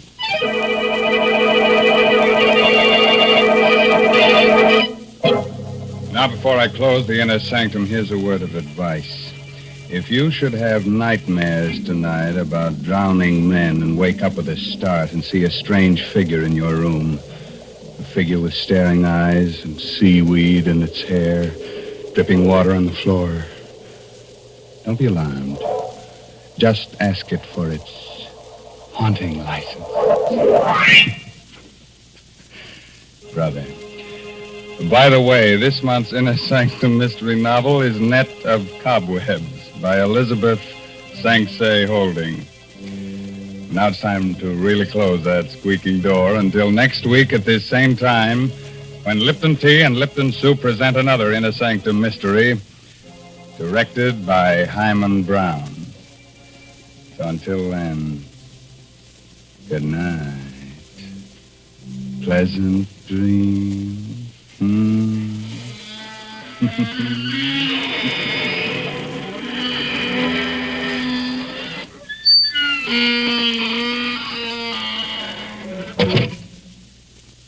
Folks, I don't know how you feel, but that spooky bell gave me the shivers. Right now, I'd like to hear a cheerful sound that'd make me forget all about it. Yes, I'd like to hear a tea kettle singing on the stove. And when that water is at a good rolling boil, let's have a cup of Lipton tea. You know, the tea with the brisk flavor. That word brisk, B-R-I-S-K, means that Lipton's has a lively, full-bodied flavor. It never tastes flat or wishy-washy. So don't forget Lipton tea. And don't forget to tune in next Tuesday night for another Inner Sanctum mystery. This is CBS, the Columbia Broadcasting System.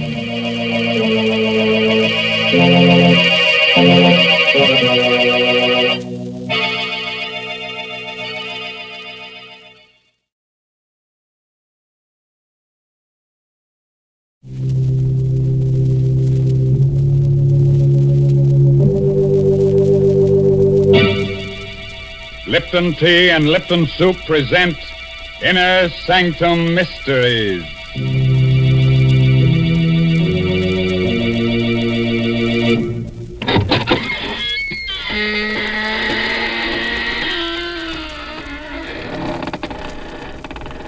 Good evening, fiends. Friends of the Inner Sanctum. This is Raymond, your host, inviting you through the squeaking door. Don't hesitate. Come right in. Oh, it's a bit dark. Careful, don't brush up against that skeleton. Oh, he's quite harmless, I assure you. He's only the skeleton in our closet come out for a bit of air. The idea of a skeleton coming out for air. Such nonsense. Oh, you mean because it's already so well ventilated? Oh, how do you do, Mary Bennett? Hello, Mr. Raymond. Now, you tell me truthfully, is there a family skeleton in your closet? Oh, yes, indeed. And what's more, we make no bones about it. But I'd like to really get him out of the closet. I need space to store my Lipton's noodle soup. What a silly thing to say.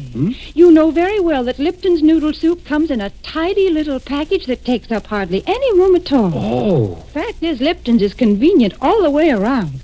It takes hardly any time to make, costs less, and makes lots more than canned soups. And when it comes to flavor, nothing can beat Lipton's. It's a grand, homemade tasting noodle soup with a chickeny flavor. And, folks, Lipton's is just swimming with tender golden egg noodles.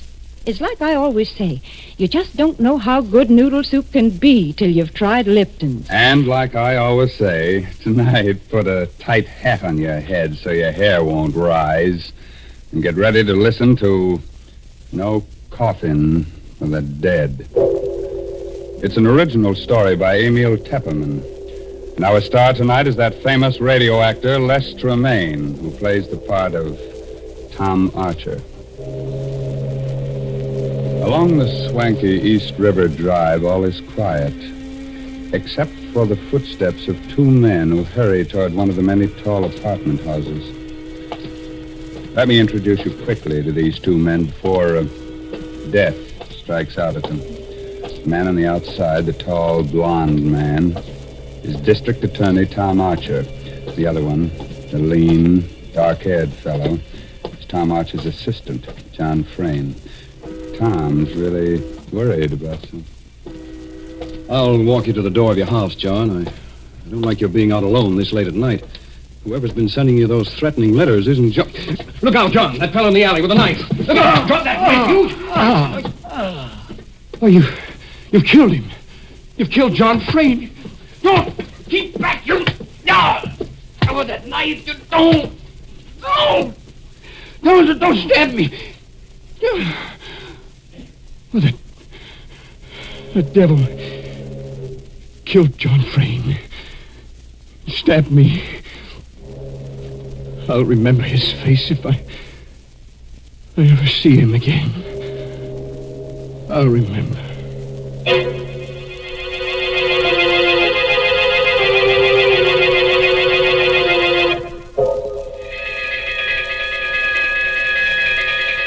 When I began to regain consciousness after that attack, I was lying on the ground at the mouth of the little alley near John Frayne's home. A fussy little ambulance intern had just finished working over me. There was a small crowd around me, and I glimpsed the face of Detective Inspector Lambert just behind the intern. There. Feel better now, Mr. Archer? How is he, Doc? How about got him fixed up, Inspector Lambert? I think he'll be all right. He's conscious now. Can I talk to him? Yeah, but better not move him for a few minutes till the shock wears off. How are you, Mr. Archer? Well, pretty good. I feel like a mummy with all these bandages. Yeah, both hands. What did they do? Jump you with knives? Oh, we were passing the alley. John and I... John? What happened to John Frayne? Speak up, Inspector. What happened to John? Now, take it easy, Mr. Archer. John's dead. They got him in the back. Right through the heart. Oh, merciful heaven. John? Did you get a look at the killers, Mr. Archer? Could you identify them? Well, there was only one man. He came out of the alley. He stabbed John, and then he swung at me. I didn't have time to go for my gun, so I caught the blade in my bare hands. He ripped the knife away and stabbed at me. I don't know how many times. 6 stab wounds, Mr. Archer. You're darn lucky none of them hit a vital spot. That was a brave thing, grabbing the knife with your bare hands. Probably saved your life. That's the mistake the killer made, leaving me alive. I've seen his face. I'll catch up with him, if it takes the rest of my life.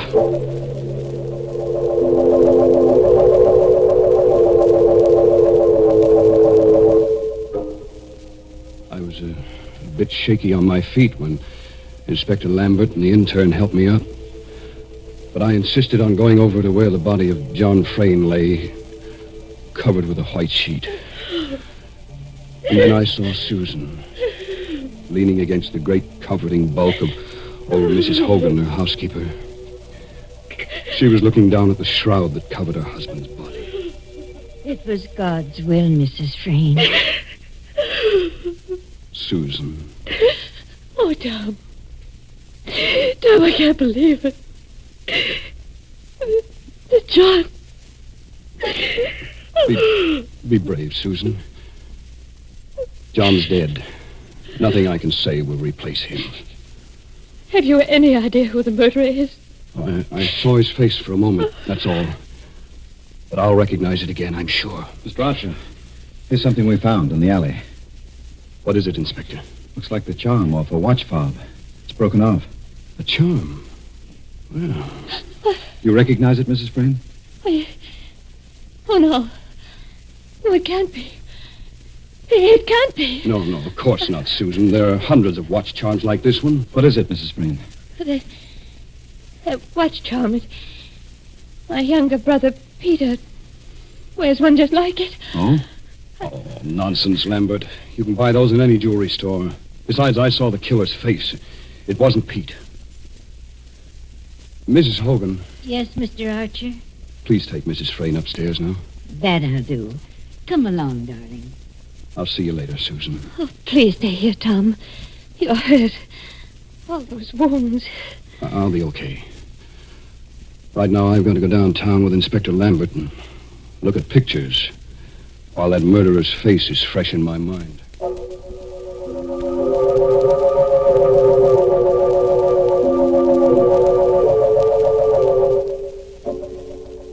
At headquarters, I looked through hundreds of pictures in the Rogues Gallery.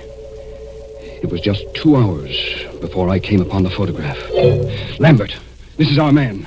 You're sure? Positive. I'll never forget that face. Turn it over. Let's see the name, quick. Right. Bart Hogan. Good heavens. Bart Hogan. That would be the son of old Mrs. Hogan, the Frayne housekeeper.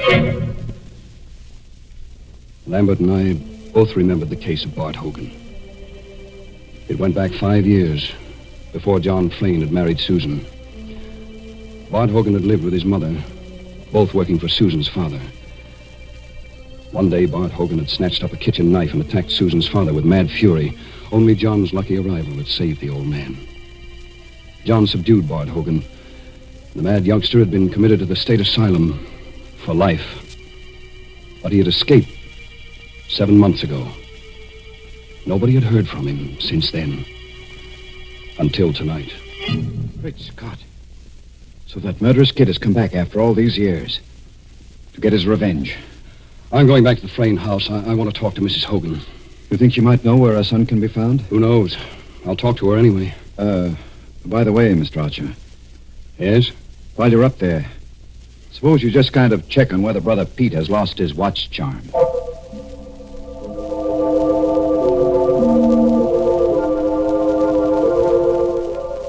The Fraynes occupied a top-floor duplex in the riverfront apartment house. I took the elevator up, and Mrs. Hogan admitted me. I'll take your hat and coat, Mr. Archer. Thank you. Mrs. Hogan, where's your son, Bart?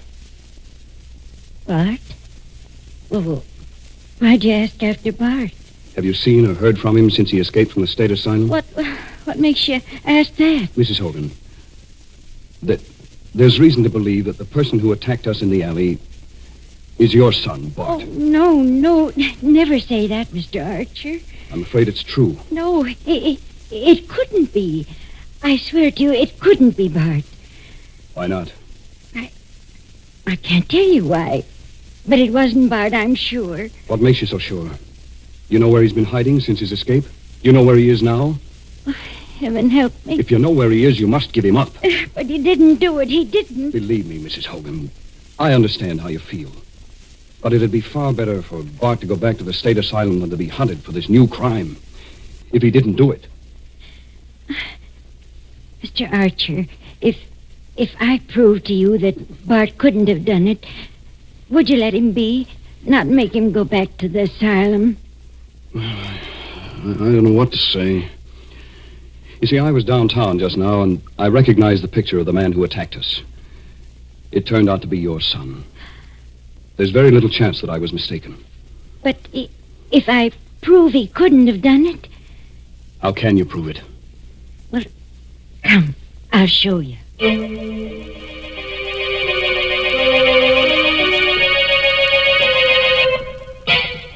Her usually ruddy face was drained of blood as she led me up the stairs to the upper floor of the duplex, and then along the hall to her room. I always keep the door locked. Go inside, please. Well, I don't see anything in this room, Mrs. Hogan. Well, over here, please, the closet. Is that you, Ma? Is that you? It's all right, Bart, darling. I brought a good friend. Good heavens. You've been hiding him here in this closet? For 7 months now. When he escaped from the asylum, he came here. I cleared out the closet. It just holds the cot. He lies in there night and day. Where's he, Ma? Why'd you bring him? What's he want? Don't be afraid, Bart. Mr. Archer won't hurt you. He wants to ask you some questions. Bart, have you been out of this room tonight? Out? Me? Not a chance. He tells the truth, Mr. Archer. Here, I'll pull the blanket back and show you the proof. There. Look at his legs. He was shot in both legs when he escaped from the asylum. I couldn't get medical attention for him, and the wounds never healed properly. I see. You must believe me now, Mr. Archer. Bart couldn't be one who attacked you, because, well, he'll never be able to walk as long as he lives.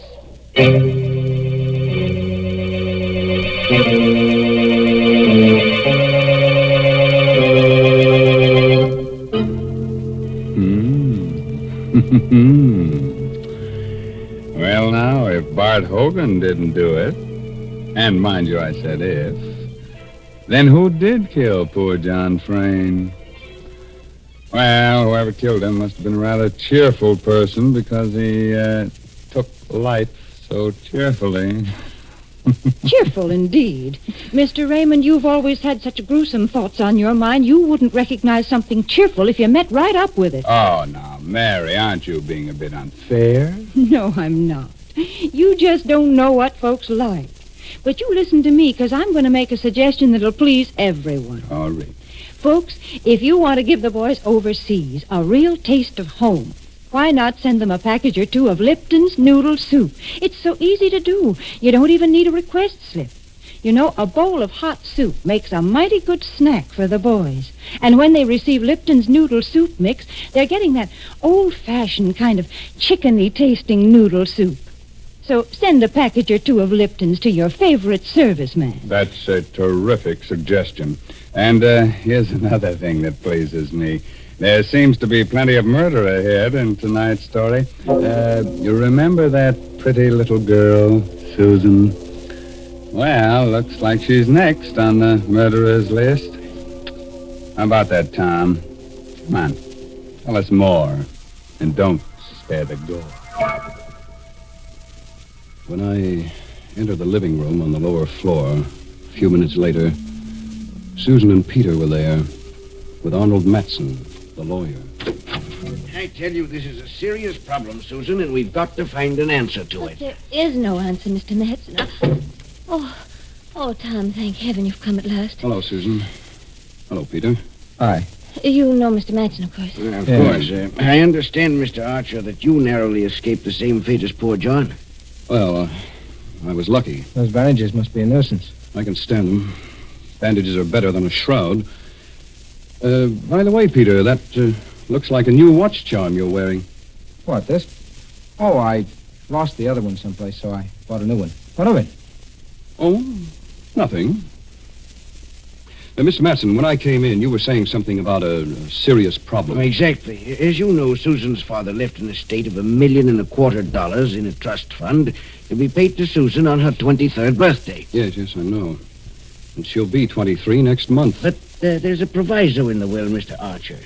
In order to receive the inheritance, Susan must be married and living with her husband on that date. Please, Mr. Matson, I don't want to talk about the money. Yes, but don't you see? You'll lose it all.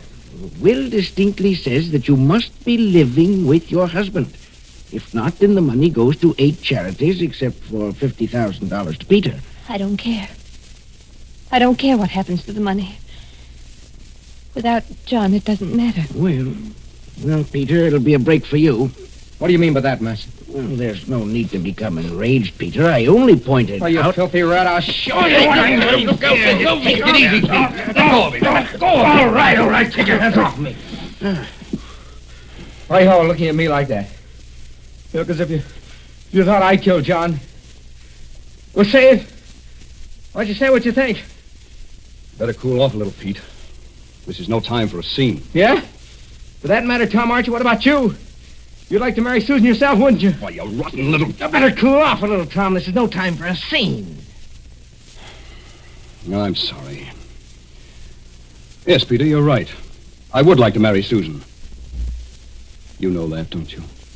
Yes, Tom, I know. Duh. You two look at each other like a couple of puppies in love. I'm going to get a drink. And nuts to the 50,000. Right, George, I've got it. Got what, Mr. Matson? The solution to our problem. What are you talking about? That's it, don't you see, Susan? You can marry Tom Archer here, and then you'll be able to legally claim the estate on your birthday. Well, that's a pretty callous thing to suggest, Matson. Callous? I'm a lawyer. It's my duty to protect my client. I couldn't do it. Of course not. Look here, Susan. Is there anyone else in the world who would benefit by John's death? I don't know. I can't think. What's the difference? Are you still looking for clues, Archer?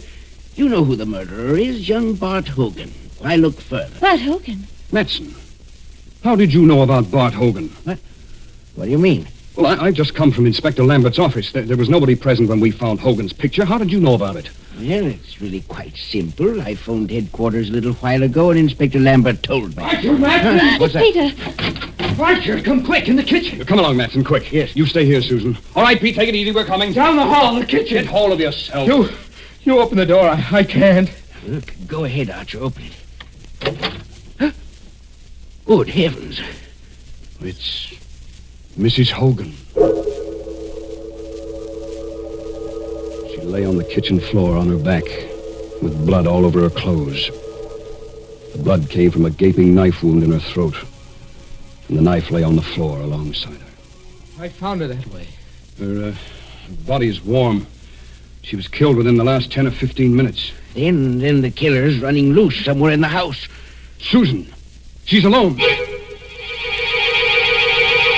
Good heavens. There, on the floor. Susan, darling. Is she dead? No, she's only fainted. The shock. Oh. It's all right, Susan. What happened? Was it Mrs. Hogan? Yes. Who? We don't know. But the killer's in the house. That madman is liable to kill us all, one at a time. I have a revolver. Let's search the house. Right. Matson, you go in the kitchen and stand guard over that knife. There may be fingerprints on it. Very well. Peter, you stay here with Susan. Here's my gun. Don't be afraid to use it. Wait just a minute. What is it, Matson? Has it occurred to you the killer may be one of us? One of us? What are you looking at me for? You were out of this room for quite a while. Why, you are... I'll kill you! Look out, the gun! Drop that gun, Peter! Drop it!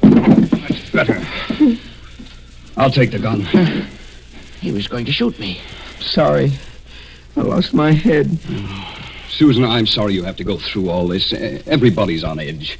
There's a killer loose in the house, and we've got to find him. Yes, Tom. I know you'll do whatever's right. I'll try.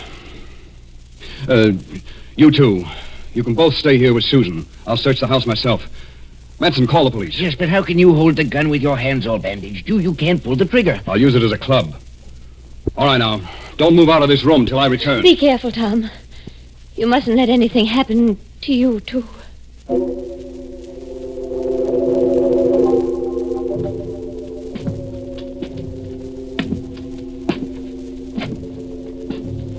I went slowly up the stairs to the upper floor, gripping the gun by the barrel in my bandaged hand.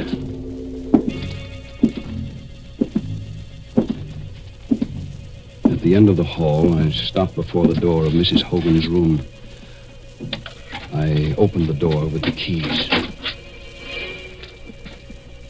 Inside the room, the closet door was open. Bart Hogan was still lying on his cot. He must have been expecting me. His eyes were wild with terror. He had a long pencil clutched in his right hand, the only weapon he could find to use against me. His left fist was clutched into a tight ball. He watched me, stiff with fear, as I moved slowly toward him, across the room. Keep away from me. I had no time to waste on him. I swept aside the fist that clutched the pencil. Help! And brought the revolver butt down hard on his forehead. I went over to the window, Opened it. Then I went back to the bed and pulled the sheet. Pulled it away. Lifted him. His weak and withered legs dangled uselessly. I carried him over to the window, rested him against the sill. He opened his eyes. He was recovering from the blow. I didn't wait. I pushed hard. He went toppling out of the window.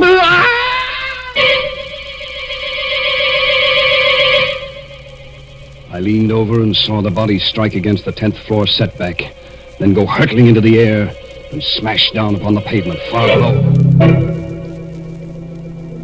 There wasn't enough of him left to perform an autopsy on. They'd never know his legs had been no good, that he hadn't been able to walk. Everything would be easy sailing from here on. Susan would marry me to save the estate. $1.25 million. Oh, I'd been clever enough. When I called out that fake warning at the mouth of the alley, I myself stabbed John in the back. Then I slashed myself up. They'd taken my story at face value, Lambert and the others. I'd guessed that Mrs. Hogan was hiding Bart, but just as a precaution, I'd stolen Peter's watch chain and dropped it at the scene of the crime, in case I should need another suspect. But when I found Bart couldn't walk, it became necessary to kill Mrs. Hogan, too, for she was the only one who could tell the police that Bart hadn't been able to walk.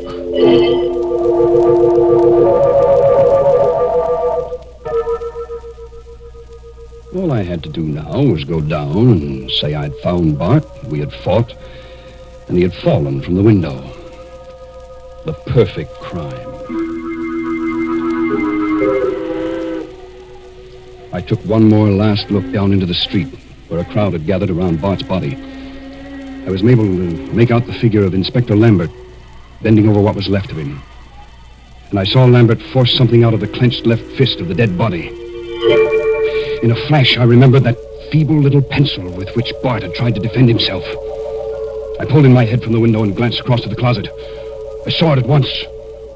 A small white scratch pad. I rushed across the room and snatched up the pad. There, on the topmost page, were the indentations of what Bart Hogan had written on the page, and then had torn off. I could read it clearly. I could almost imagine his terrified voicing of the frightened appeal as he wrote it. Archer was here. He means to kill me.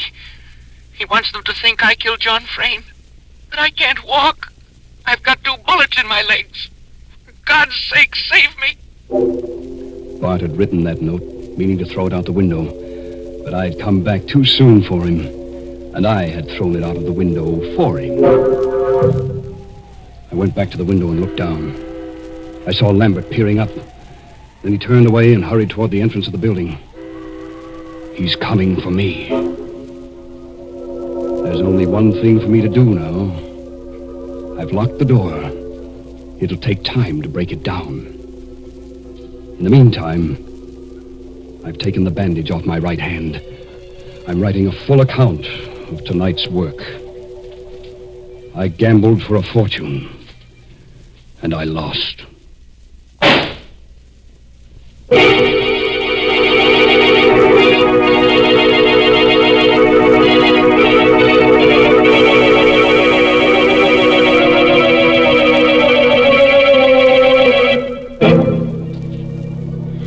Oh, dear. And I loved that boy so. Yes, sir, he seemed like such a nice young man. Well, his trouble was he tried to commit the perfect crime without first practicing up on minor crimes. He should have started by stealing watermelons and then maybe tried his hand at robbing mail trains. Mr. Raymond, what are you suggesting? And just when I was getting ready to tell people to send a bowl of soup to the boys overseas. Wouldn't the soup get cold by the time it arrived? Oh, of course not. Why, Lipton's noodle soup mix comes in a flat package. You simply send it along to your favorite soldier. And he'll be pleased by your little gift because this noodle soup is just like a taste of home. So enclose a package or 2 of Lipton's the next time you write to him.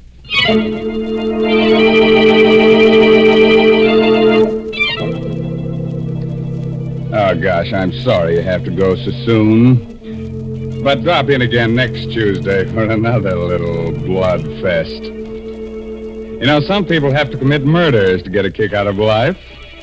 Others get their satisfaction from listening to Inner Sanctum. But, word of advice. If you've got to commit a murder, please don't get yourself caught. Because if you do, you'll surely get a free ride with the only person never bothered by backseat drivers. I mean that they're hearse drivers.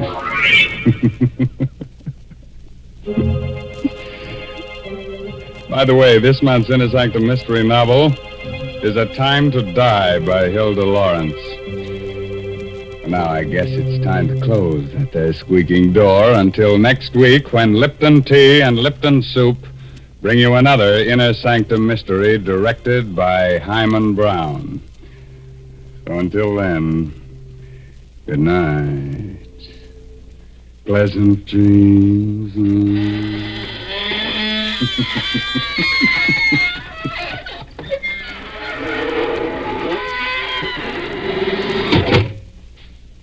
Folks, here we are outside the squeaking door. And I guess we're all pretty shaken up after hearing about those murders. But I know just the thing that'll put us back to normal again. It's Lipton tea. Yes, a cup of that brisk Lipton tea would do just fine. And did you notice that word brisk? B-R-I-S-K. It's a mighty important word in tea language. The tea experts always use it. It means that Lipton tea has a lively flavor. It's never wishy-washy. That's why most folks prefer Lipton's to any other kind. Now, don't forget, that's Lipton tea. And don't forget to tune in again next Tuesday night to Inner Sanctum. This is CBS, the Columbia Broadcasting System.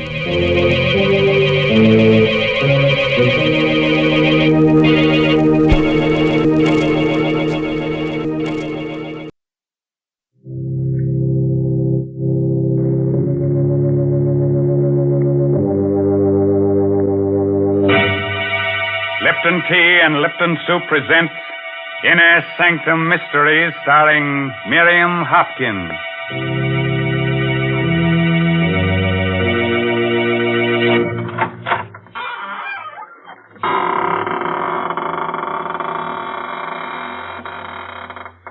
Good evening, friends of the Inner Sanctum.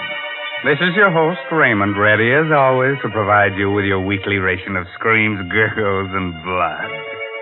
All in a spirit of gentle fun. I've no other object in mind, except to reduce you to sniveling wrecks of nerves and shudders. Have you got a white sheet handy? You might wrap it around yourself in case a ghost shows up. You'll think you're in the business and pass right on through you. Now, Mr. Raymond, don't be so silly. You know there are no such things as ghosts. Who said that? Oh, hello, Mary Bennett. So you don't believe in ghosts, huh? And, what's that standing behind you, huh? Oh, you shouldn't have done that, frightening me that way. Shame on you. Oh, I'm sorry, Mary. Can I make amends? Well, you might tell the folks how much you enjoy Lipton tea. Oh, gladly. Friends, just the other day, a ghost and I were having a conversation about Lipton tea. Now, here. Enough of that. Nobody is interested in what you and the ghost said about Lipton tea. Oh. No. Let's talk about real people and the solid pleasure they get from Lipton. They drink it at meal times. They serve it when friends drop in for a visit. And, of course, they often brew themselves a cup of Lipton's during the day, just because it's so nice to relax and enjoy that famous brisk flavor. Oh, by the way, that word brisk, B-R-I-S-K, is one that tea experts use. Brisk means that Lipton's always tastes tangy and bracing. It's never flat or wishy-washy. Yes, you just don't know how good tea can be until you know how good Lipton's is. Okay, Mary, suppose you go fry me a cup of tea. But keep the kitchen door open because you're about to hear the story of the Bog Oak Necklace. It's an original radio play by David Driscoll. And our heroine tonight is that beautiful star of stage and screen, Miss Miriam Hopkins, who'll play the role of Emily. Now be calm, be calm. There's nobody standing behind you. At least nobody you can see. At the edge of a lake, in a small New England town, two men are busy digging an excavation.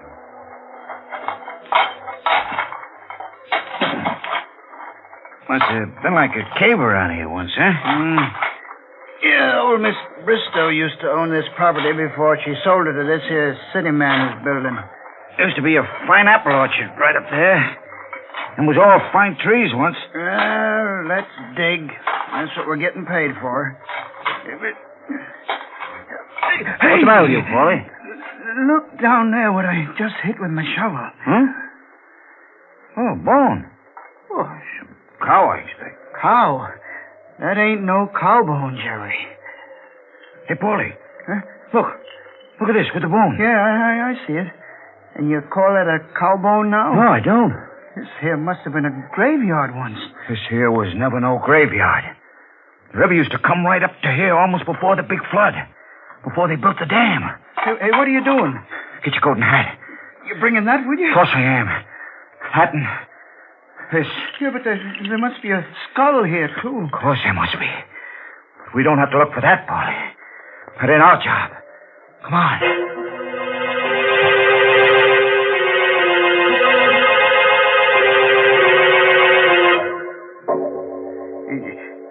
Jerry and me was digging away there, Mr. Warren, down towards the river. And all of a sudden, Jerry kind of yelled. And when I asked him what's the matter, he shows me this leg bone. So I looks and there's the skeleton right at his feet. I see. So I figure you being the county attorney here, you're the man who ought to know first. Yes. Now, this place by the river that you're talking about, it's the land that city man bought to build a home on? Yeah, that's right. He bought it from old Miss Emily Bristow. And then we found this, too. Around the... Well, I guess you'd call it the neck. That is, where the neck would be. Is there anything wrong, Mr. Warren? Where did you say you found this bone and this necklace? Well, Jerry and me is making a trench for a water pipe, and we're digging where the old riverbank used to be.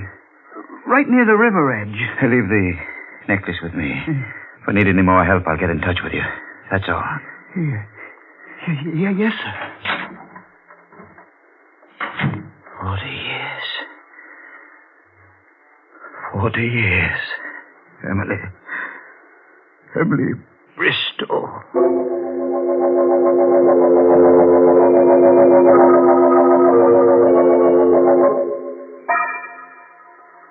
What do you want with me after 40 years, Andrew? Look, Emily. Well, these are old woman's eyes. Look closer. Take that away. Take it away. The bark oak necklace, Emily. Do you remember? Presented to Miss Emily Bristow on her 24th birthday by Andrew Warren. Where did you get it, Andrew? It was found at the river edge on the property you've just sold. Daisy. Daisy. It's come back to us, Emily. After all these years. It's come back to us.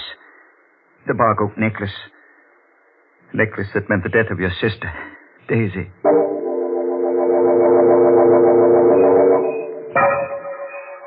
Oh, Andrew. Oh, Andrew, darling. Daisy, there aren't two people anywhere as happy as we are. Of course not. May I tell Emily? Why, yes, I suppose so. After all, she's your sister. She should know. Good night, darling. Look at that moon. Smiling at you. Oh. I'm going to close my eyes, and I won't open them until you're down the road out of sight. Good night, sweetheart. Good night. Good night, sweetheart. Good night, moon. Oh! Young ladies shouldn't stand staring at the moon that way. Oh, Emily. You frightened me so. Did I? You had a nice drive with Andrew in the moonlight, I hope. Mm-hmm. Emily. Andrew Andrew. Yes? Andrew and I? We're... Oh, darling. How will I ever stop my heart from beating so? I can't let me say it for you. You're engaged. There you are. It was easy, wasn't it? For you? You've no idea how easy it was for me.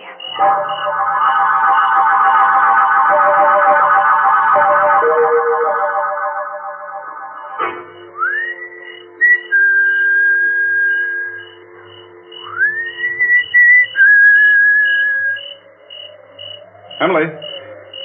Right here. Emily. I wanted to see you so badly. She's already told me, Andrew. Emily, I want you to understand about this. I know how this must hurt you. You've got to break it off. You've got to. You can't marry her. Andrew, listen to me. Please. Please marry me. I beg you. Emily, we must be sensible. I beg you. If you love me, Emily, you must let me do what I feel is right. I can't let you marry Daisy. You're mine. I must have you. If not me, Andrew, no one. No one else at all. It's too late now. Forgive me. I'll never forgive you. And I'll never let you go. Emily. Never. Never. Never.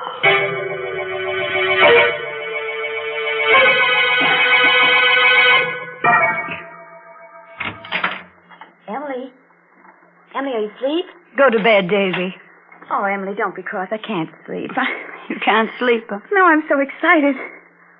Why, Emily, you're still dressed, too. Oh, so I am. What's the matter, dear? Don't you feel well? Oh, I feel very well. Thank you, Daisy. Emily, what's the matter? Why do you use that tone with me? Oh, darling, you're not feeling well, are you? I can tell by the look on your face. Oh, come on. Come on out into the night. The moon is full, and let's walk up to the apple orchard. After all, Emily, even though we're going to be separated, it won't be forever.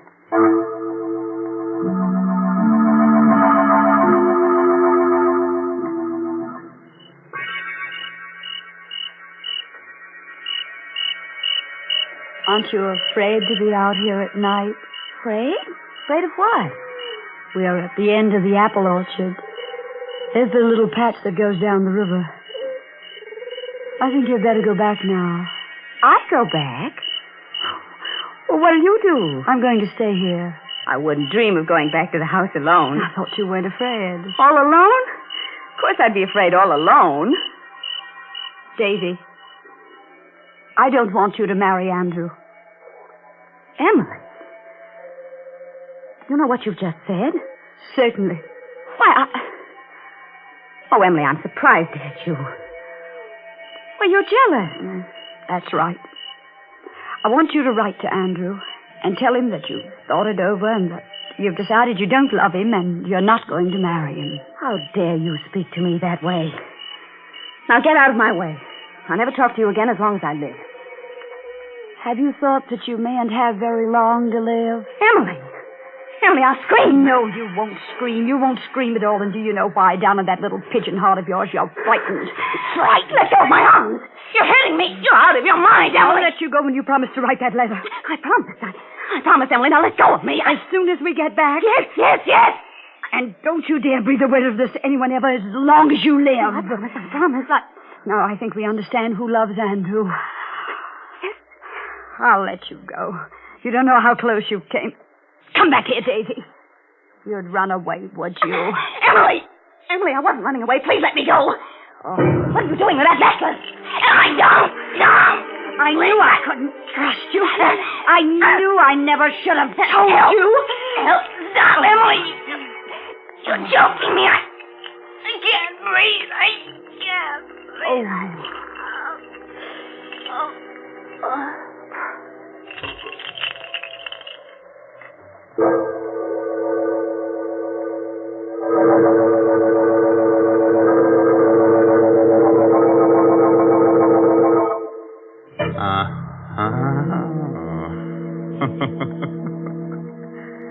Well, girls, They'll be girls, I suppose.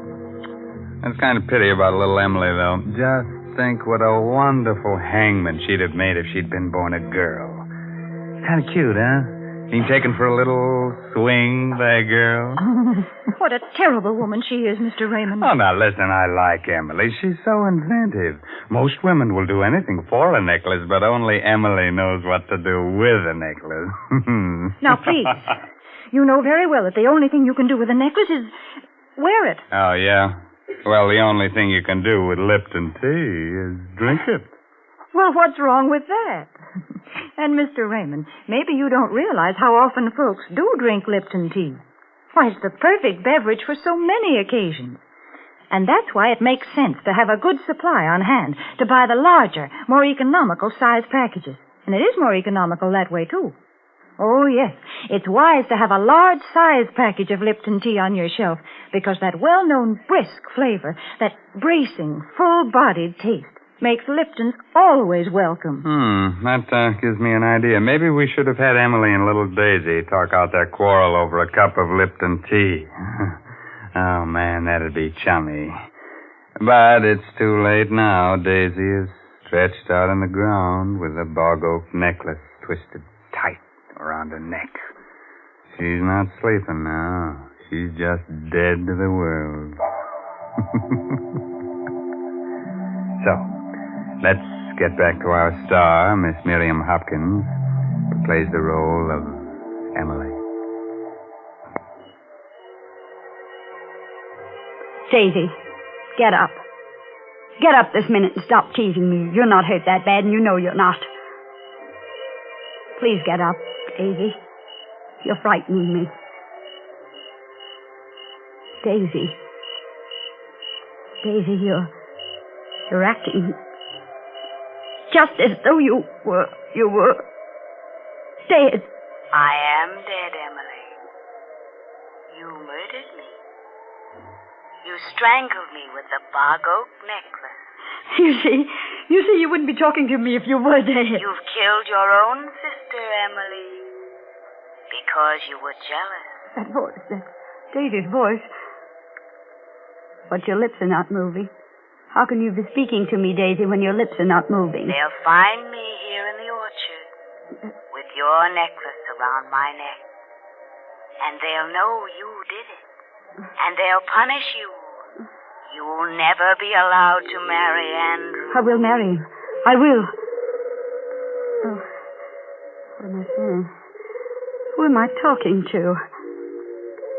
Somebody's speaking to me with Daisy's voice. And all your life I'll be speaking to you. Just like this. Because you murdered me with the bog oak necklace. I must do something. I must get some help. Somewhere I must get some help. She can't be dead. I just pulled the necklace a little bit, not tightly at all. You pulled it very tightly, Emily. Look at my neck and you'll see. You'll see how tightly you twisted the necklace. Stop it. Stop talking to me. I'll never leave you, Emily. Never as long as you live. You are dead, aren't you? I murdered you. Something dreadful will happen to me. I've got to do something. What can I do? The river. I'm near the river. Stones, yes. With twine. Strong twine wound around the stones, and I could tie the stones to her, and I could throw her into the water from the crag on the hill, and the stones would make her sink to the bottom, and then she'd never come back. Never. And who would know? You know, Emily.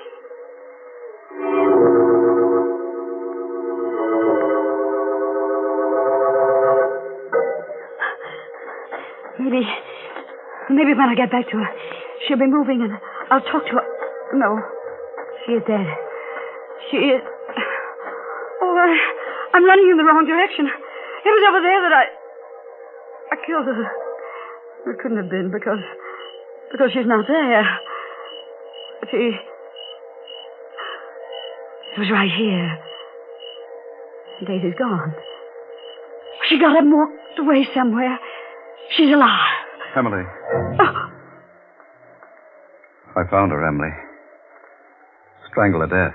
I know nothing about it. What are you doing then with that twine in your hand?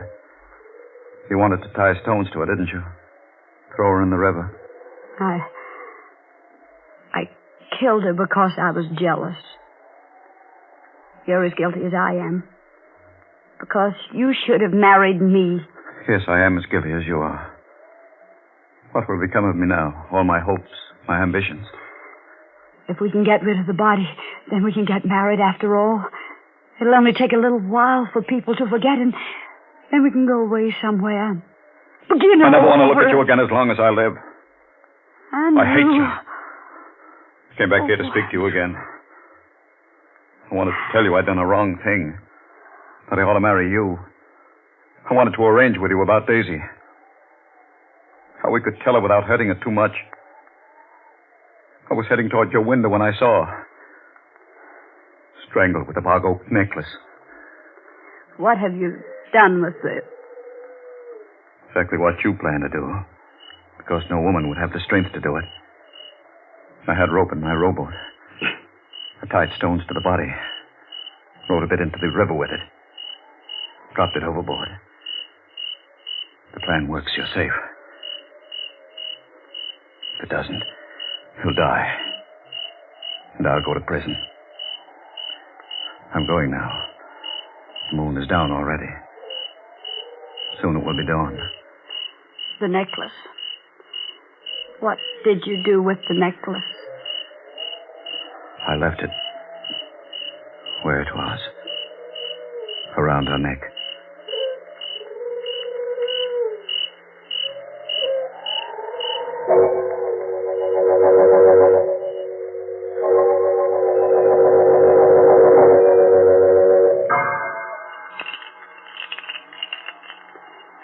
That sound. The sound the necklace makes. I have heard it every night for 40 years. 40 years. Now she's come back to us. To me.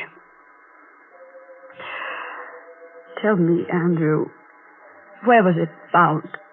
She's been there, at the bottom of the river all this time. Oh. During the flood last year, the skeleton must have been swept into that old sewer. Twine probably rotted away a long time ago. That's the only explanation I can give. Watching. Down there at the bottom of the river, watching. I'm going now, Emily. It's probably the last time we'll ever see each other. I'll leave the necklace with you. It was to you I gave it 40 years ago. Emily. What's that? What? The voice. Her voice. I'm going. Don't leave me, Andrew. Don't leave me. He'll leave us, Emily. He'll leave the two sisters alone. Together. Andrew. We're alone now, Emily. Just as we used to be. You and I and the necklace. No. Come, Emily, let's take a walk as we used to. In the old apple orchard. No. Come. It's getting dark. No, I've not been near that orchard in 40 years. Come, Emily. With me. But I'm old. No, you're young. As young as I am. Come with me. We'll tell each other little secrets, won't we, Emily? Just as we used to. Yes. The crickets will be chirping and the moon coming up. All as it used to be. Yes. And you'll be wearing your necklace. The bog oak necklace that Andrew gave you when he thought he loved you instead of me. You'll wear it the way you used to when you'd steal up there to the orchard to meet him. Remember?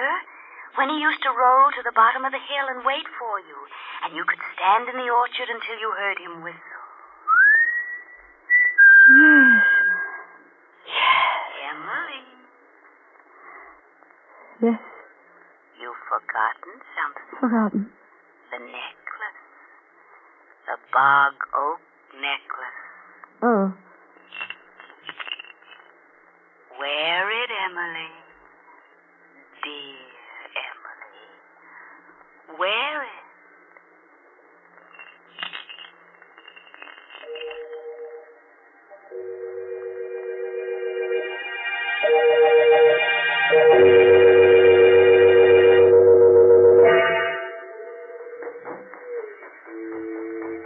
Come, Emily, come. I can't run as fast as I... Come, Emily, Used to. come. He's waiting. Yes. Listen. Oh. Andrew's whistling for you. Answer it, dear. Go on. I can't whistle. That's strange. You must run faster, Emily, faster. Oh, you must run so much faster. Through the apple trees, bending beneath the branches. He may not wait.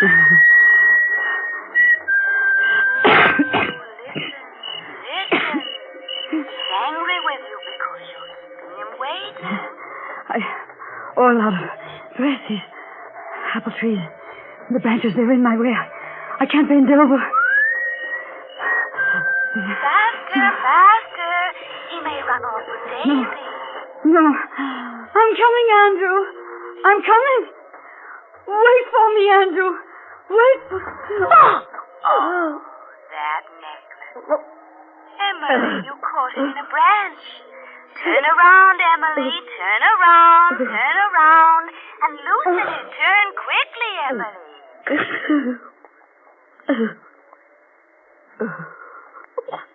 That's the way my voice sounded one night long ago. When I wore the bog oak necklace. When I, too, was strangled by the bog oak necklace.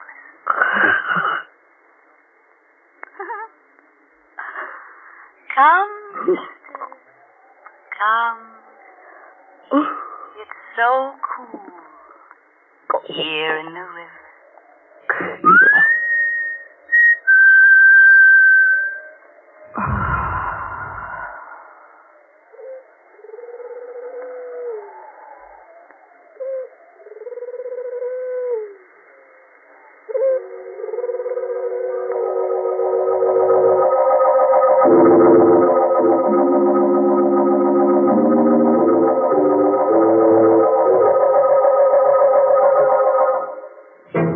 Daisy, Daisy, tell me your answer true.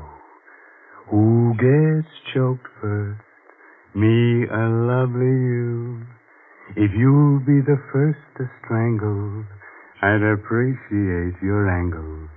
And when I learn that it's now my turn, I'll gargle as nice as you. What awful words to sing to such a nice song. Oh, but listen, I sing so well, and I can recite, too. Shall I recite you something suitable? Say a Mother Goose rhyme, huh? Mr. Raymond, you don't know any Mother Goose. Is that so? Well, I know one that you love. Listen. Polly put the kettle on, Polly put the kettle on, Polly put the kettle on, and we'll all have tea. Well, that's fine.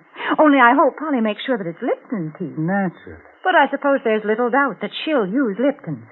Because after all, more people drink Lipton tea than any other brand.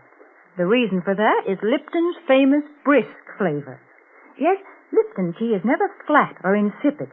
It always tastes full-bodied and vigorous. And, well, I guess it's all summed up by that word brisk. Yes, folks, brisk is the word that the tea experts use when they talk about Lipton tea. So try it real soon, won't you?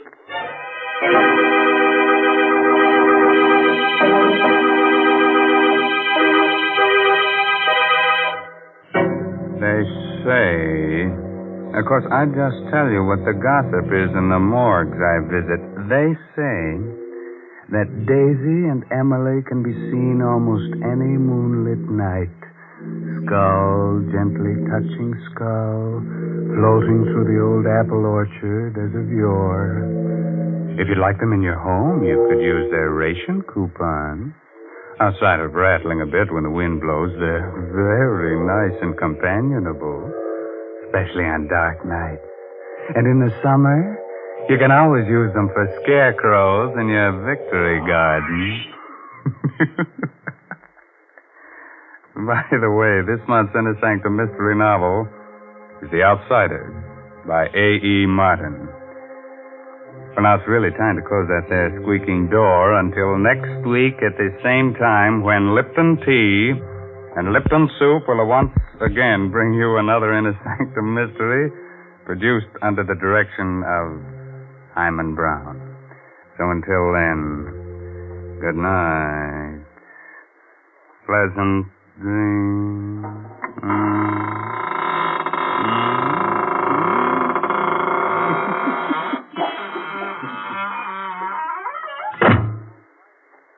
Folks, I wonder what our grandmothers would have said if they had heard about Lipton's noodle soup.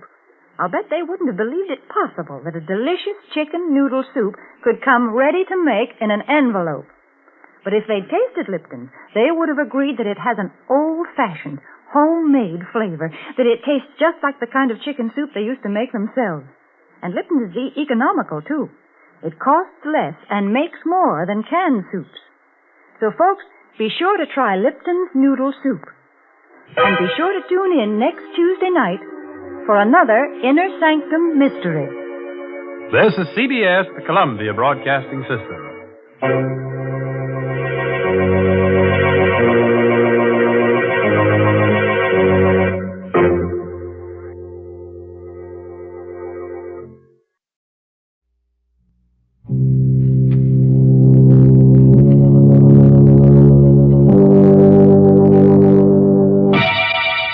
Lipton Tea and Lipton Soup present Inner Sanctum Mysteries.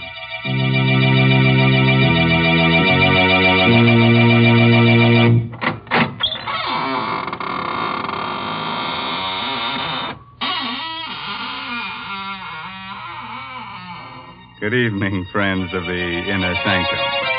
This is Raymond, your host at the squeaking door. Come in, won't you? Well, you're shivering. Cold? Oh. Well, don't let it throw you. Just remember that many are cold, but few are frozen. Well, our story, to be different tonight, is about murder. Murder and a clock. So, if you've got a little time to kill, let's do it now, huh? Why, Mr. Raymond, nobody can really kill time. Well, maybe not, but you certainly can frighten it. Didn't you ever hear of an alarmed clock?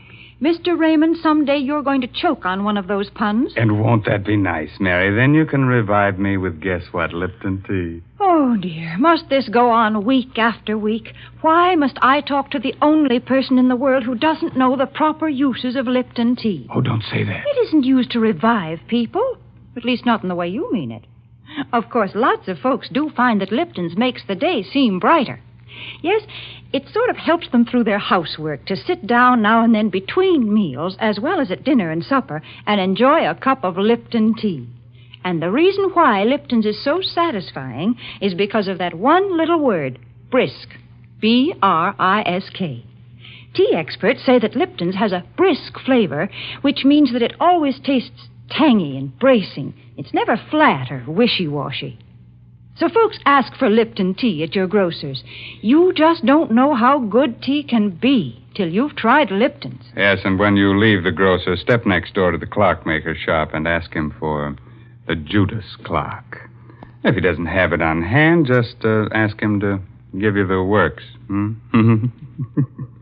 Yes, the title of tonight's story is The Judas Clock. It's an original radio play by that old clock watcher, Christopher Mayo. Our star is Barry Kroger, who plays the role of Sebastian Packer. I'm a clockmaker. I carry on the profession my father taught me in London. I like clocks, all that is but one. For 30 years, I've looked for a certain clock and a certain man. The clock is known to collectors as the Judas clock. The man I swore to kill when, as a boy of 14, I closed my father's glazing eyes and wiped the froth of blood from his lips. Last night, I found the Judas clock. Tonight, I may have found the man. I'm told you're an expert clock repairman, Mr. Packer, madam. Well, yes, I suppose I am. Well, I have a clock. Rather, my husband has, and it hasn't run for years. Would you have a look at it?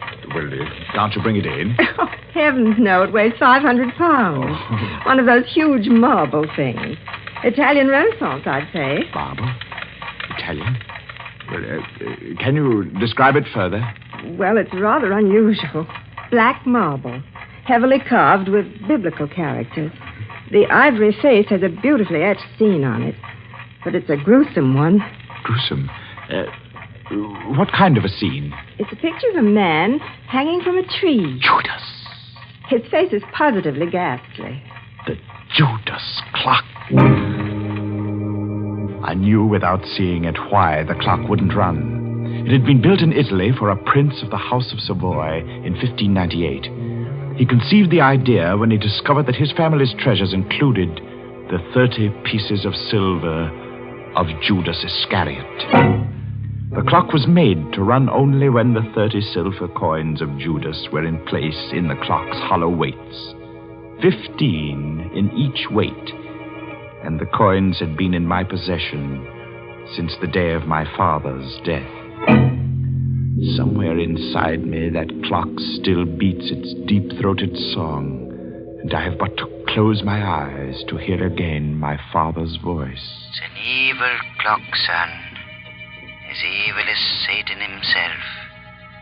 And it's cursed. There is a legend that every man who has owned it has died a violent and bloody death. Well, Mr. Packer, can you fix it? Oh, I'm sorry. I was daydreaming. Well, yes. Does Mr. Arnold.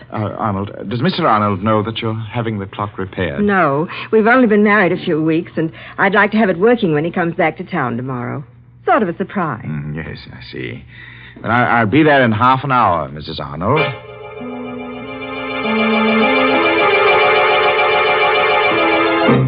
So last night, I went to the Arnold house and found the Judas clock again. I started to work. Foghorns from the East River sounded much as I remembered they did in London. And suddenly, I was back there on a fateful day about a fortnight after the clock had been uncrated by my father. I was in the shop when the man from Scotland Yard stepped in. He walked straight to the clock and stared at it. Good afternoon, sir. Does the clock interest you? Very much. When did you acquire it? A cousin bought it at an auction in Italy, and I'm displaying it for sale and consignment. My name's Pettibone, Scotland Yard. I've been looking for this clock for a month. It was stolen in Italy. Stolen? Yes, Mr. Packer. And worse, murder was done. Afraid you're involved in a bit of something here. Murder? I'm taking possession of the clock in the name of the Crown. I shall never forget the look of horror on the detective's face a moment later. He laid his hand on the clock's carving, and it froze there, while his face drained white and his eyes bulged. He opened and closed his mouth soundlessly and crumpled to the floor with his hands to his throat. He was still and twisted and very dead. Mr. Pettibone had died of a heart attack the moment he took possession of the clock. I helped Father drag him into the stockroom. Father wanted time to think, so I went to my room. I dozed off only to wake hours later at the sound of angry voices. Well, Cousin Andrew, you've done me a fine turn, haven't you? I've told you I didn't mean to kill the old girl. It was an accident. Don't talk so loud. Boy will hear us. You killed her as soon as you learned she'd made out a will in your favor. Then when you thought it was safe, you sold all her furnishings and sent the clock to me to sell. Very well, I did. You're in it to the ears. I'll go to the police. And how will you explain poor, stiff Mr. Pettibone lying in your stockroom all this while? Besides, Timothy, there's nothing to fear now Pettibone's gone. He was the only one who suspected me. Now, you're the only one who knows. I'll crate this cursed black monster tomorrow, and you leave with it. And will you also crate Mr. Pettibone? I have a plan. Here, sit down in this chair, right here. I'll show you how we can solve the whole thing. My young heart beat with a wild dread as I listened. I could only see Cousin Andy's back, but I could see Father seated dejectedly in the chair near the Judas clock, his head in his hands. It was midnight. All the clocks in the shop began striking the hour, and louder than all the rest was the chime of the evil clock. If only then I had known, I might have done something, but the slow strokes beat on. 8, 9, 10, 11, 12. And before my horrified eyes, the heavy marble piece leaned slowly from the wall and crashed across my father's back. And Cousin Andy stood facing my father as the clock crushed his frail form and choked him. He made pitiful little sounds, his eyes begging for life.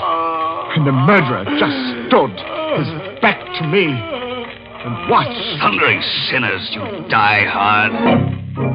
Cousin Andy ran from the shop crying for help. He would claim an accident. I raced into the shop. My father was dead. I choked back my tears, and I closed the poor, staring eyes. I took the coins of Judas from the weights of the clock and ran from the shop, the blood-stained pieces jangling merrily in my pocket.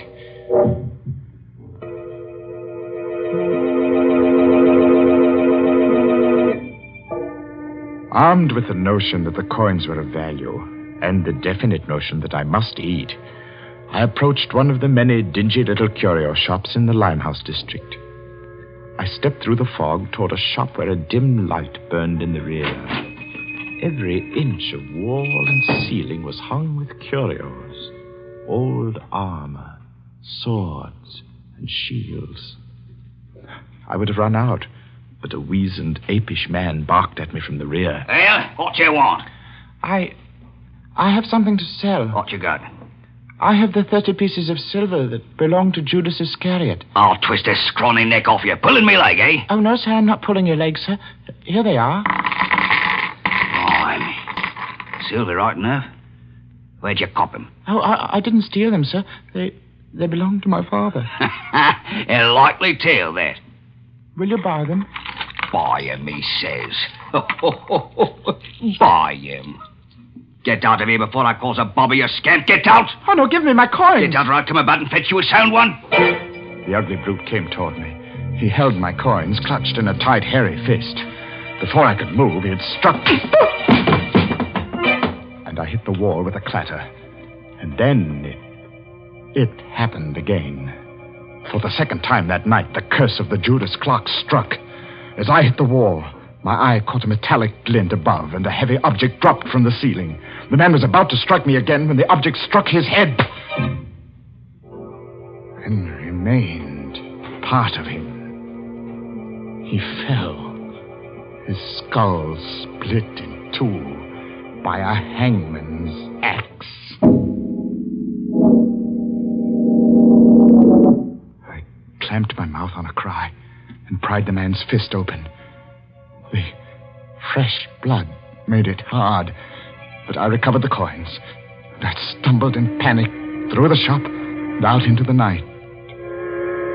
And the fog of London never swallowed a more frightened and lonely boy.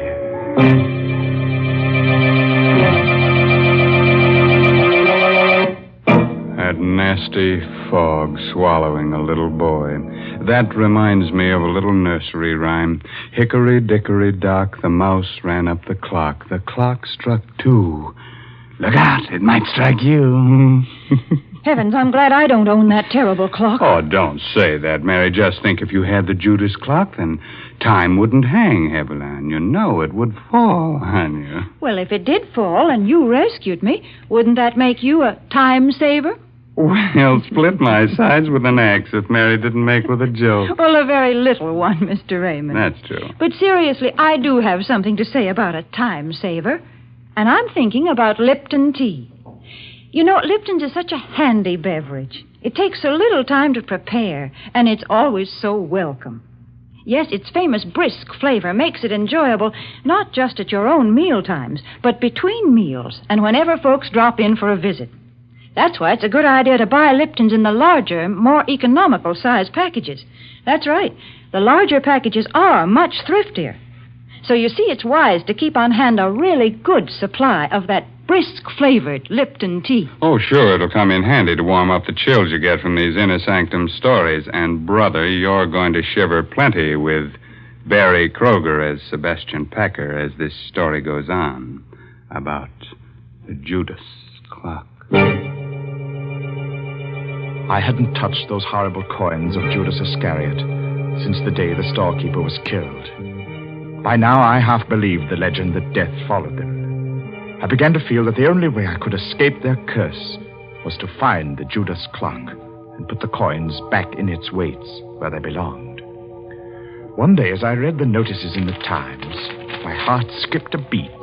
It said, auction of clocks. At Chopin Place, auction room, Saturday at 7. Rare items, one of them fine Italian Renaissance piece of black marble. Rare treat for collectors. Come early. Interested in something, young man? Oh, why, yes. Well, that is nothing in particular. Just looking at these splendid pieces. I thought I might stay for the auction. Look about. Auction won't start for a bit yet. I sauntered toward the black clock. My hand had scooped all the coins from my pocket. I would have to work fast and noiselessly. My sweating fingers began to unscrew the small cover on one of the weights. I would soon have the coins put back. Just I thought. No. What have you got in your hand there? Let's have a look. No, nothing at all. I was just examining. Examining my foot? You've got a flock of coins there. You must have taken them from somewhere in the clock. Here. No, give them to me. Sometimes when things happen quickly, the mind retains details that would otherwise escape notice. As the men and I struggled, I dropped the clock's weight. It hit a short, round bit of metal directly below it. The man had a vice-like grip on my clenched hand. Blasted little wretch. No! I'll wrench your hand off for you. I heard a whirring sound within the clock, and before my horrified eyes, the supporting panel at the front of the clock's base slowly lifted on hinges. The clock was off balance and began to fall forward. I screamed a warning. Look out!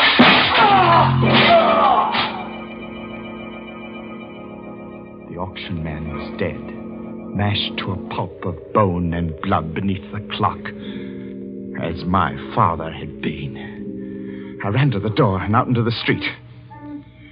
I was right back where I'd started. Only now I knew that my father had been murdered by Cousin Andy.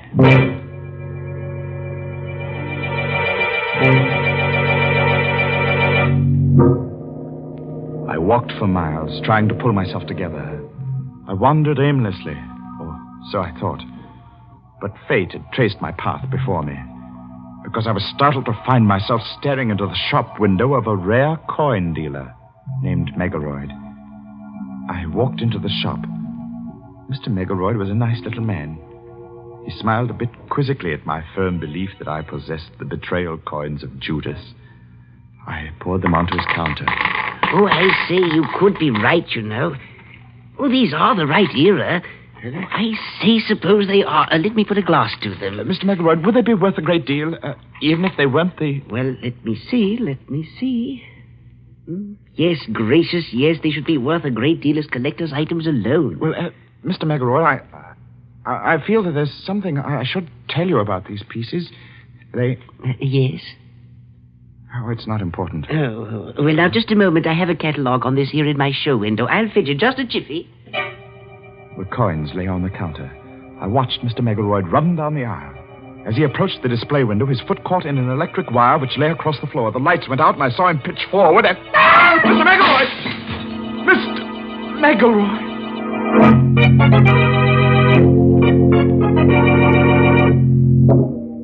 The streetlight peered through the broken plate glass and played across a grotesquely sprawled form in the show window. I needed no more light than there was to see what had happened. The upper half of the heavy plate had broken and dropped flat against the solid lower half. There was no need to ask how he was. No guillotine could have done a neater job. Mr. Megaloid had no head. Who else but death can own the coins of Judas?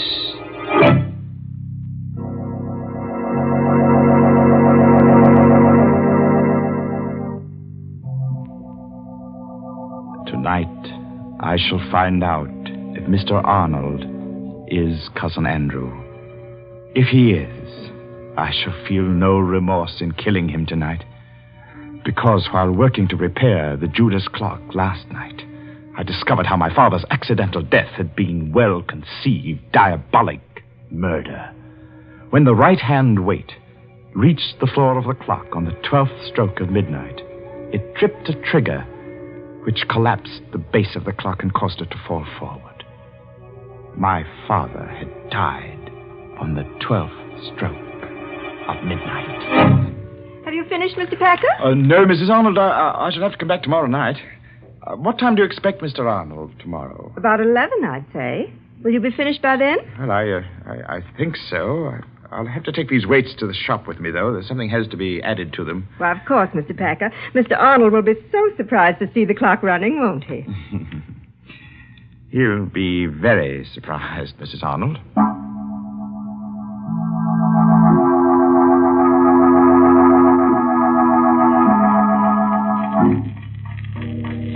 I've put the coins in their place within the weights. Not 15 in each weight, but 15 in one and 10 in the other. The other 5 coins are in my pocket. In another pocket, I have a small 38, although I don't plan to use it. 8 o'clock, and I have a 30-year-old date to keep. Good evening. Oh. Mr. Packer? Yes, but I'm closing now. I see you are. My name is Arnold. Just came in from Chicago. Sorry to spoil your little surprise. Or my wife's, rather. You surprised her instead? Yes. She had to confess. I wanted to go out, so she had to tell me about engaging you to repair the Judas clock. You don't want it repaired? By all means, I insist. It's a splendid idea. But what I came for, really, was to tell you that you and I have much to talk about.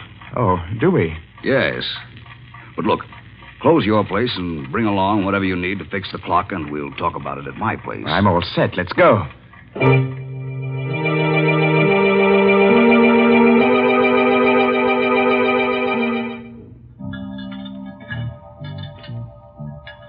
Think you'll have it fixed in time to strike midnight? Oh, yes. Yes, it will strike at midnight. Yes. Well, there we are, Mr. Arnold. Weights are in place. Let's see. It's exactly 10 minutes before midnight. Set the hands. And just a little shove on the pendulum. So. And the Judas clock ticks again. It's an evil clock, son. Evil as Satan himself. The Judas clock wakes from a 30-year sleep. Hey, Cousin Sebastian. Cousin? What? That's what I wanted to tell you. My wife told me your father owned this clock in London. Well, yes. I was your father's cousin. You're Sebastian Packer, the little boy who ran away that night. Cousin Andy. Yes. I wonder how much you know of that horrible night when your father was killed. Well, I know the clock fell on Father. I heard the sound from my room, and I was so frightened. I ran down the rear steps in time to see them carry Father away. He was all covered up. So that was why I didn't find you in your room afterward. It happened so fast. We were sitting, talking. The clocks were striking 12. Suddenly, the base of the clock seemed to cave in, and... I know. I bought the clock at an auction a few years later. Had it all fixed. It's good and solid now. I saw to that. Yes, sir. Well, I suppose I'll run along now, Cousin Andy. Nonsense. Let's make up for lost time and get acquainted. Well... Come now. I have some fine old port from England here. Sit down a while. No, not that chair. No? This one's a lot more comfortable. It's a funny thing.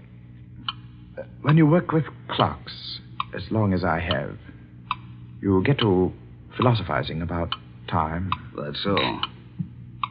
How? Well, here I sit by the big clock, just as my father sat 30 years ago. You know how many seconds ago that was, Cousin Andy? No.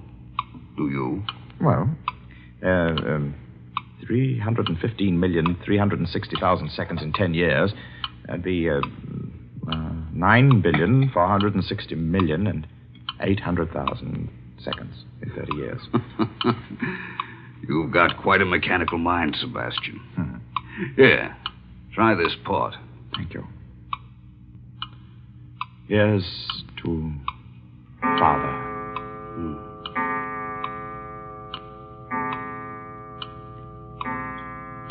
What's the matter, Cousin Andy? Are you ill? No. Your face is quite drawn, gray. Shut up.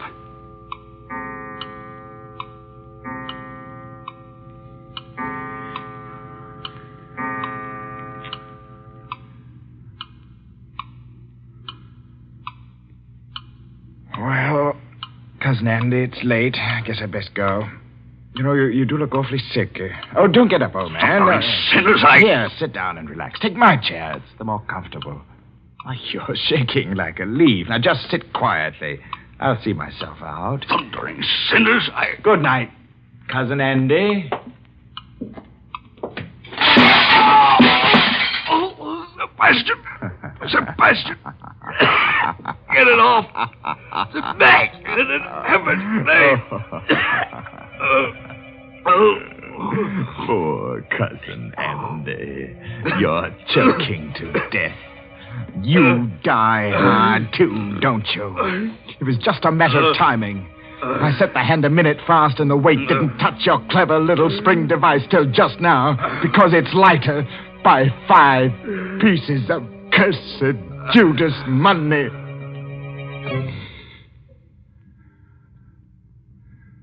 Rest easy, Father.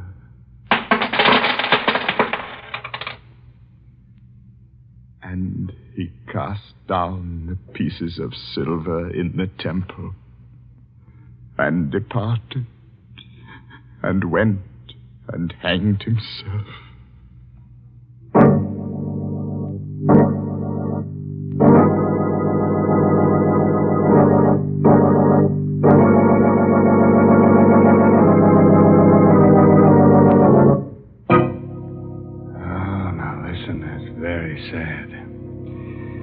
But a fine chime was had by all. Anybody want to buy a large grandfather clock? I'm in the market for a sundial myself. A sundial? My, they are old-timey. Say, Mr. Raymond, if you're afraid of clocks that tick, why don't you try to get hold of one of those old Egyptian water clocks? Oh, Mary, now you're going to tell me that when tea time comes around, the water begins to boil in the clock? Well, that would be quite an invention. But no, Mr. Raymond, right now I'm not going to talk about Lipton tea. Instead, I'm going to tell our listeners about an important job that lies ahead. A fight that's far from finished. Yes, the battle for Japan. Our government says that this Pacific War will be one of the most bitter and difficult in history. Never before has a nation fought so far away from its own shores. And to support this fight, we at home must work even harder at our home front activities. We must keep on buying more and more bonds, and we must hold on to them. And above all, we must stay on our war job until the job in the Pacific is over.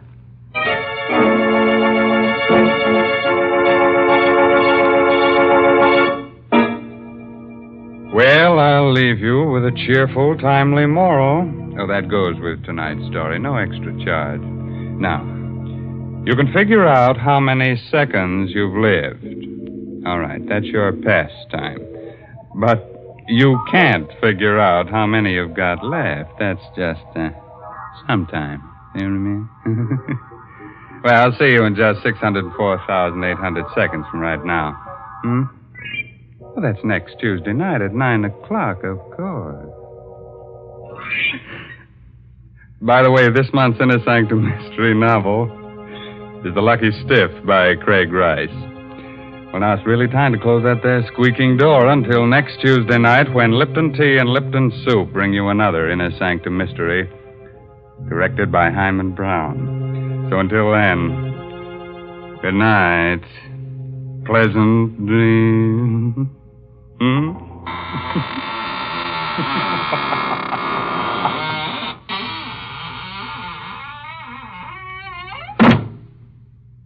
Folks, if you'd like to give the boys overseas a real taste of home, then why not include a package or two of Lipton's Noodle Soup Mix the next time you send them a box of food? Yes, Lipton's has the same homemade, chickeny taste as the soup you make right in your own kitchen. That's why it's a thoughtful, welcome little gift to send Lipton's. And as you know yourself, Lipton's Noodle Soup makes a grand snack. So remember, send a package or two to your boy. And remember to tune in next Tuesday night for another Inner Sanctum Mystery.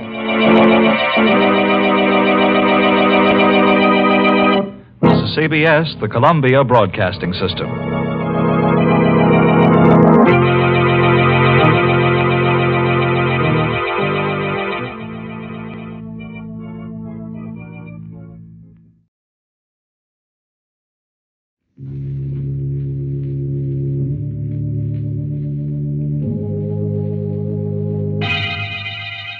Lipton Tea and Lipton Soup presents Inner Sanctum Mysteries, starring Wendy Berry.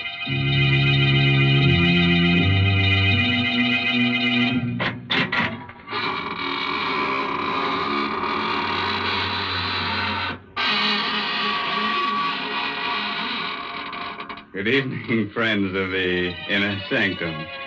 This is your host, Raymond, inviting you through the squeaking door for a grisly little party.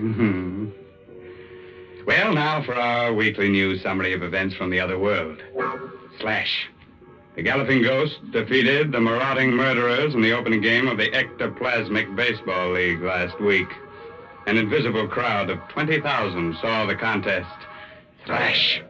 The Slimy Spooks Union is considering a strike to charge people for overtime when they scare them during the day.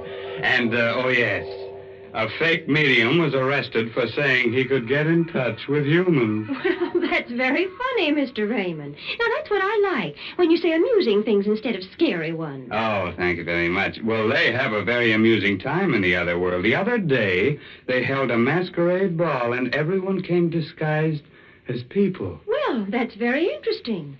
Did they serve refreshments? Oh, yes, they served Lipton tea. Everybody loved it. Why, to count all the cups of tea they drank, you'd have to be a teetotaler. Well, then the other world must be pretty much like this one, because folks here feel the same way about Lipton tea. Why, more people drink Lipton's than any other brand. And they don't just serve it at mealtimes either. Yes, sir, Lipton's is an around-the-clock drink. It helps lots of housewives through their work day, and it's a grand beverage to serve your friends when they drop in of an evening. And, of course, there's one big reason why Lipton tea is so popular. It's because of that famous brisk flavor. That word brisk means that Lipton's always tastes tangy and full-bodied. It's never flat or wishy-washy. Yes, folks, you just don't know how good tea can be till you've tried Lipton's. Friends, while you're trying things, try on this rope for size, huh? Oh, didn't I tell you? We're going to hang a very attractive lady tonight. Our story is called The Girl and the Gallows. It all adds up. It's an original radio play by Milton Lewis, and our star is that glamorous motion picture actress, Wendy Berry, who'll play the role of Karen.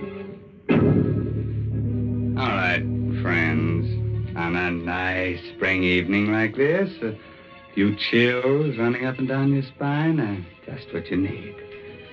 So get yourself a sweet companion, turn the lights down low, put your arm around her. Oh, brother, sit back and get ready to have the wits scared out of you. Let's go. The door was open, and I walked into the strangest apartment I'd ever seen. A sweet, sickening odor overwhelmed me as I looked around. It was a rare incense, burning in a hollow skull that stood on the mantelpiece. I looked closely. The skull was human, I felt someone's eyes on me, staring, watching every move I made. Good evening. You're Karen Marlowe, aren't you? How did you know? I'm Laura Mason. Oh, Father's told me so much about you. I had to come and see you. May I call you Laura? Of course. I thought it'd be best if we met like this by ourselves. When you marry Father, you're going to be my mother. I never had a mother. She died when I was born. Yes, Dennis told me. I can see now why Father's so much in love with you. I can grow to love you, too. What has your father told you about me? That you were quite an extraordinary woman. Can you really foretell the future? Why did you come here? I told you. You're going to be my mother. That's not the reason.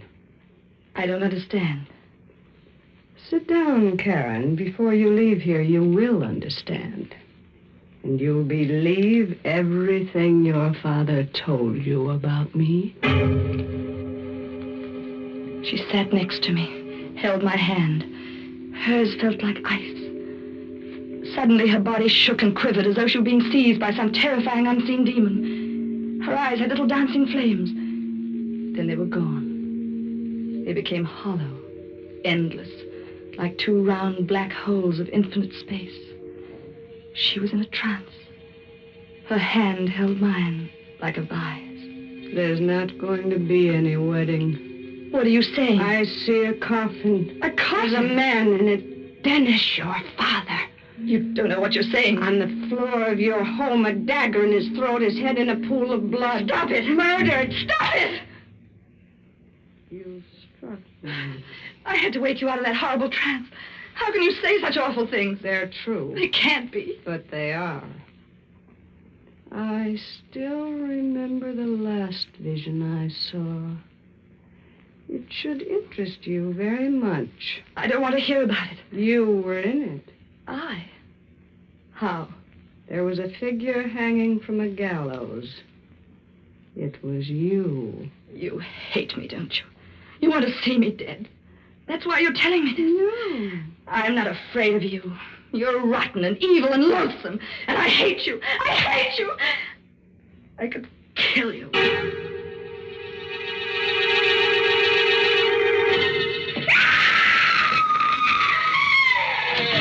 What's wrong, sister? Father. You Karen Marlowe? Just as she said. The dagger in his throat. Murdered. Oh, Father. Don't look at him again. But he's been murdered. Yeah, I know it. Here, drink this. But... Shut up and drink it. Thanks. Who are you? Rue Lark. Homicide. The police? Yeah. We got a tip. But how? Someone called in. This is awful. Yeah. Yeah, it's tough on a kid like you. Feel well enough to talk? Yes. Okay. When did you see him last? Tonight. At 7. Here. Then where'd you go? To see a woman named Laura Mason. Laura Mason. Was she home? No. She arrived a minute after I got there. She predicted this. What? She said this would happen when I saw her. Oh, yeah? Did you know what was in your father's will? No. No, he never told me. He left all his dough to you and Laura Mason.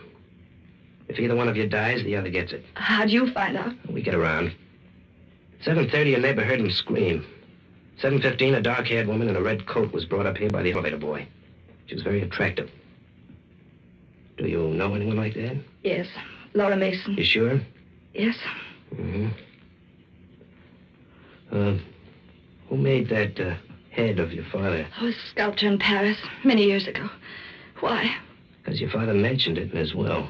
How? Well, he said that under no circumstances must it go to you. It was to go to Laura Mason or be destroyed. Well, what made him do a thing like that? I don't know. Father was a strange and brilliant man. She killed him. I know she did. Who? Laura Mason. You know she did it, too. Now, take it easy. Feel well enough to go out? Yes. Okay. Take me to Laura Mason.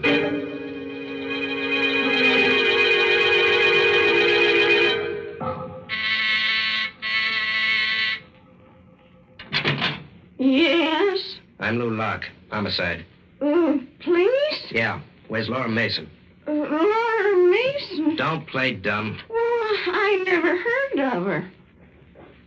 Ever seen this lady before, Miss Morrow? No, and I've never seen this apartment before either. Did you make a mistake? No, this is the building. This is where the apartment is, but I don't understand it. Neither do I. I told you how strange it was. Yeah. Hey, the skull on the mantelpiece, I don't see it. But it was here, only a few hours ago. What's your name? Maxine Maynard. How long you living here? 5 years. You must have made a mistake, Miss Morrow. I didn't. I know it sounds crazy, but you don't believe me, do you? You don't believe a word I told you. Let's go back to your place. The boys must have finished up by now.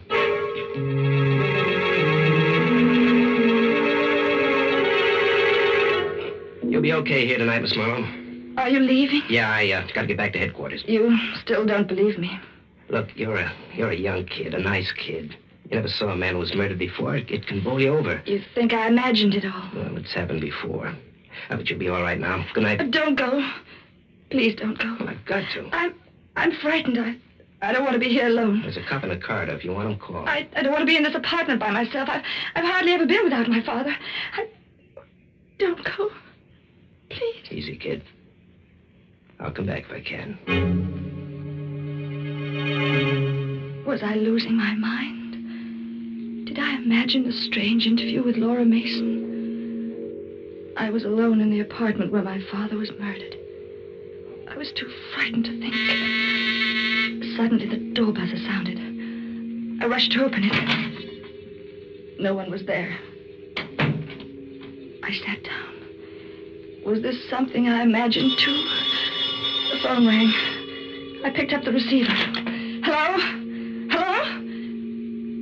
Hello? No one answered. Was it all imagination? Had something happened to me? I went to the window, opened it. I heard the traffic far down in the street. Jump? Why not? Father was dead. My life was a nightmare. I couldn't go on like this. Yes, jump. It'd be all over. The torture, the fear, the madness, all gone. I leaned over the ledge. One move would be all over. I would jump. Come back here. Let me go. Let me go. No, you don't. You don't understand. Never mind what I don't understand. You're just lucky I came back. It'd been better if you hadn't. Something's happened to me. I see things that never existed. I hear bells, the phone, the door buzzer. And all the time I feel that woman's eyes on me, watching me. Cut it out. Why didn't you let me jump? I'm no good to anyone this way. Why did you come back? Because I... Come here. Don't. Let go of me. Shut up.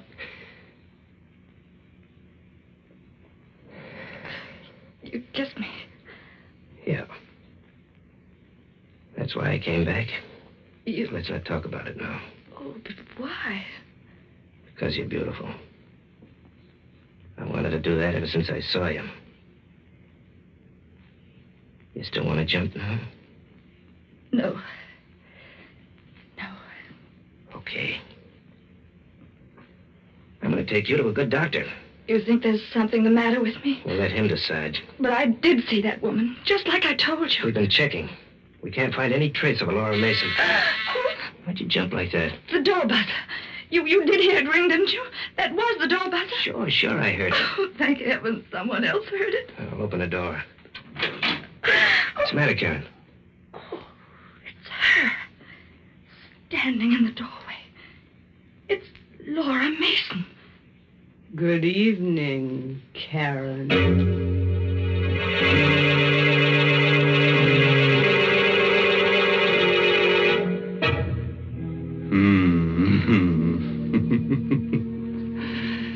Nice, queer monkey business, huh?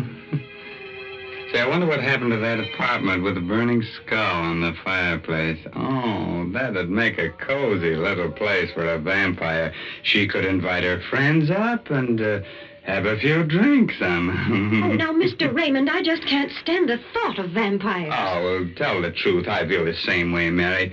I always say that I could kill a vampire and it wouldn't bother my conscience at all. After all, I wouldn't be spilling her blood.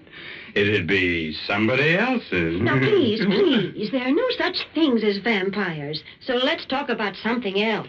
Something sensible. Heaven forbid. Well, then you just be quiet, because I'm going to give some sensible advice. I'm going to remind all the folks who drink Lipton tea that it's wise to buy the larger, more economical size packages. Oh, yes, it's thriftier, but that isn't the only reason. I mean, Lipton tea is the perfect drink for so many occasions that unless you keep a good supply on hand, you may be caught short just when you need it, such as when friends pay a surprise visit to your house. So, when you buy Lipton tea, the tea with the brisk flavor, be sure to get it in the larger size packages. Oh, sure, and there's still a large package of murder ahead tonight, so let's get back to our star, Wendy Berry. Let's see, where were we? Oh, of course, Karen was trying to make up her mind if she was going bats, when suddenly the door opened and in walked Laura Mason. I'm Detective Lou Locke, homicide. Better sit down, Miss Mason. Thank you. Karen, will you please fix me a drink? Yes, but you've got to tell him what happened this evening. He doesn't believe me. Fix her the drink, Karen. I'll do the talking. All right. I suppose you've been wondering about me, Mr. Locke? Yeah. Did you know about his will? I did. I suppose you've gathered quite a bit of evidence against me. We've got enough. Did you kill him?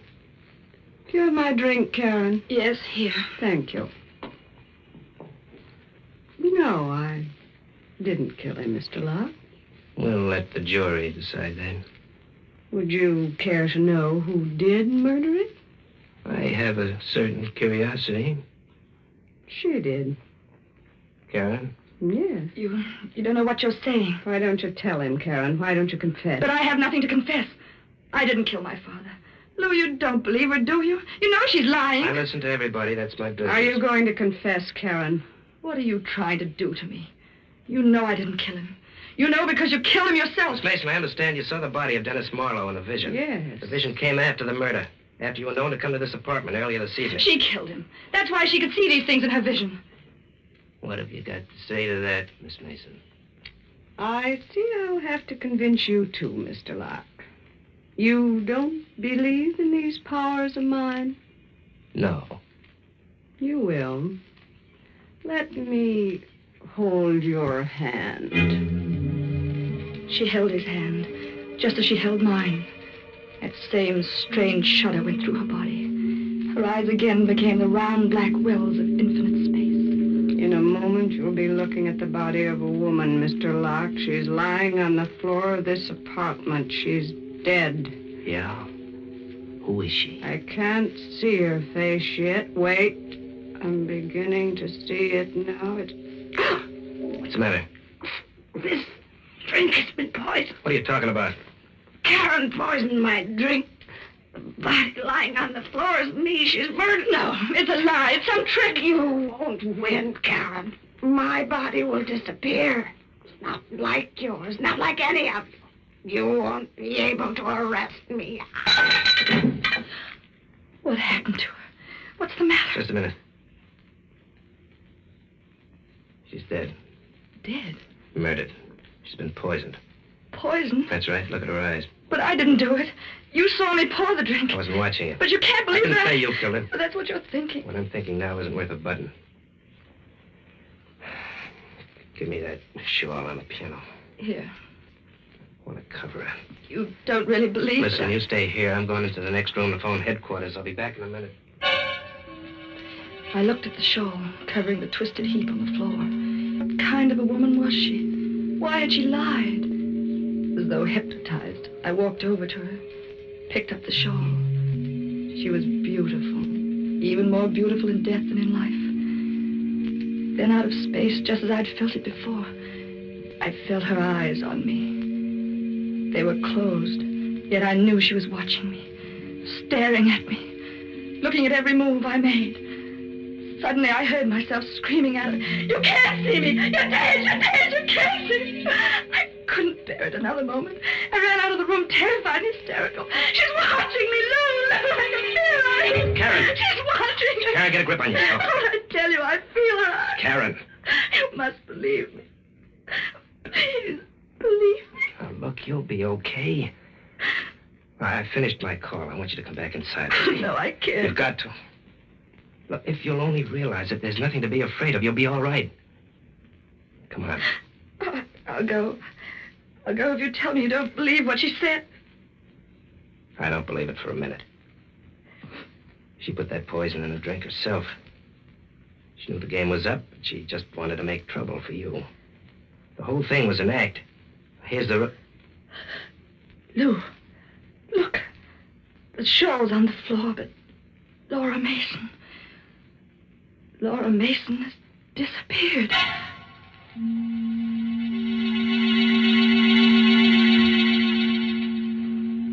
I was alone. Lou had gone back to headquarters. When he left, I could see she had him under a spell. He, too, was puzzled and confused. Just as before, the door buzzer rang. No one was there. The telephone rang. I picked it up. Hello? No one. I was being beaten. I knew it. You can fight evil when it's human. But what can you do when it's not human? She wanted me to die on the gallows. Somehow I knew I would. She was too powerful for me. How could I stop her? How? Good evening, Karen. I looked up, saw her. Another hallucination. I said good evening, Karen. What do you want? I want you to confess to the murder of your father. That's what you wanted all along, isn't it? That's how you want me to go to the gallows, isn't it? Yes. Call the police, Karen. Tell them how you murdered him. No. Why suffer any longer? You know you'll do it in the end. No. I have patience. I'll wait. Just let me take something out of my purse. A knife? Yes, Karen. Dennis died by being stabbed in the throat. Perhaps you'd like to know how that feels. You wouldn't dare. I'd dare anything, Karen. Don't you come near me. You know you've got to die, Karen. Go away! Go away! No, Karen. I have a weapon, too. In this drawer. Oh, a gun. You think that'll have any effect on me? You tried to poison me once. It didn't work. I'm warning you. Go away. Get out of here. Don't be a fool, Karen. No, I'll shoot. Put that gun down. No, I'm going to kill you. You see, Karen? It had no effect. No effect. Blood. You're bleeding. You are human. You won't disappear again. Not this time. And I won't see you again. Ever. Ever. Karen. I killed her. She wanted to murder me. Look, she still has a knife in her hand. I killed her. She confessed that she murdered my father. She wanted to murder me, too, so she could have all the money. Is that right? Yes. Had a chance to do some checking up, Karen. We trailed that woman we found in the apartment you took me to. Oh, then I wasn't wrong about the apartment. No. We questioned the old lady, and she confessed. The apartment was a trick one she used to hold seances in. Could be changed, like a stage set. They rigged up wires in this apartment so they could make the buzzer in the phone ring. And make you think you were going out of your mind. They wanted me to confess to murdering my father. That's right. It's all over now, Lou. No, it isn't. She, wanted you to confess because she knew we'd stacked up a lot of evidence against her. But I asked why she should pick on you. The answer was obvious. Because you killed him. What? You heard me. You killed him.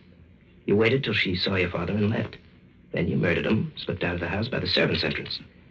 She came back and saw what you had done. You don't believe that. You can't. It's true. But why should I do it? Well, the money you'd inherit is a good enough motive. Then there may have been a it's nonsense. I've always had all the money I needed. But would you get it after your father married Laura Mason? You know, that piece of sculpture interests me. Why should he say you wanted to get this? Don't you touch it. Why not? You'll break it. No, I won't. You broke it. You deliberately broke it. He's dead now, and that's all I have to remind me of what he looked like. I could kill you for this. I could kill you. Like you killed him because he wanted to marry Laura Wilson? Yes. That's enough, Karen. That's all I wanted to hear. Oh, Lou, listen to me. I must have been out of my mind when I did it. Father was all I had. I couldn't lose him. But now that he's dead, I don't feel that way anymore. Is that right, baby? It happened when you kissed me. Did it? You can forget what I told you. Everyone will believe she killed him. I have money, lots of money. I can make you very happy. Oh, it's gonna break my heart, baby, but you're gonna die. You've told me enough to send you to the gallows. Come on, Karen.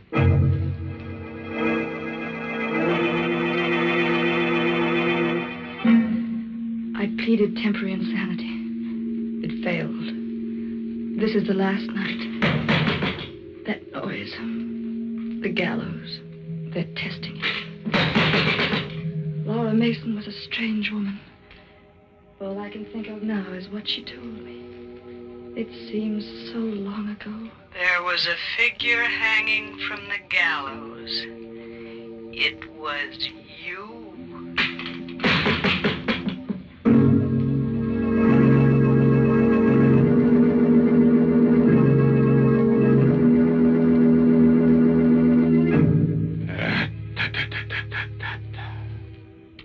Yes, sir, that kills 2 of the prettiest girls we've ever had in the Inner Sanctum.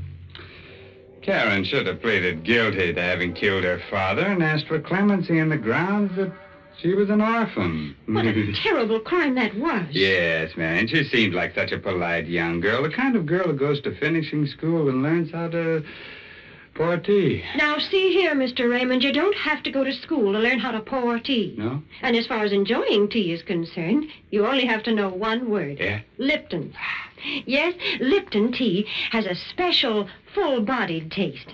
It always tastes fresh and tangy and bracing, never flat or insipid. Tea experts sum it all up by saying that Lipton tea has a brisk flavor. So, folks, try Lipton's and see what a big difference that brisk flavor makes.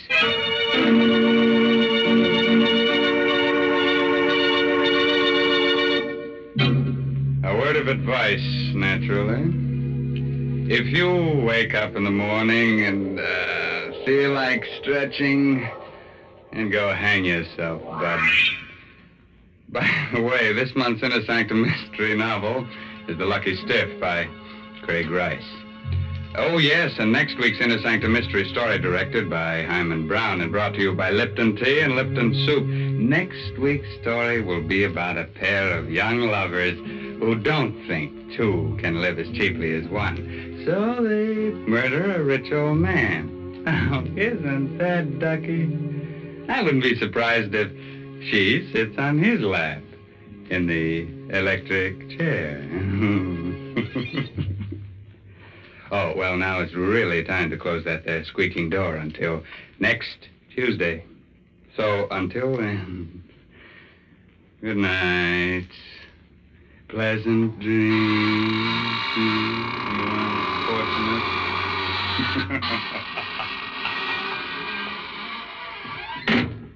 Folks, these busy days, we all want to save time when we prepare meals, and yet we don't want to sacrifice that good homemade taste. Well, that's just the time to serve Lipton's noodle soup. Lipton's is quick and easy to prepare because it comes in an envelope. You just empty the contents into boiling water, and in no time at all, soup's on. And Lipton's has a real homemade chicken-y flavor. It tastes just like the chicken noodle soup you'd make right in your own kitchen. It's economical, too. Lipton's costs less and makes more than canned soups. So don't forget Lipton's Noodle Soup.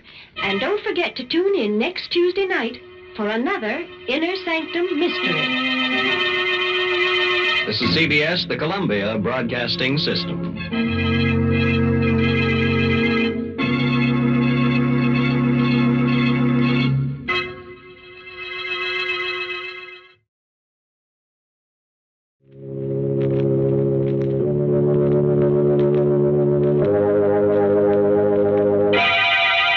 Lipton Tea and Lipton Soup presents Inner Sanctum Mysteries, starring Simone Simone.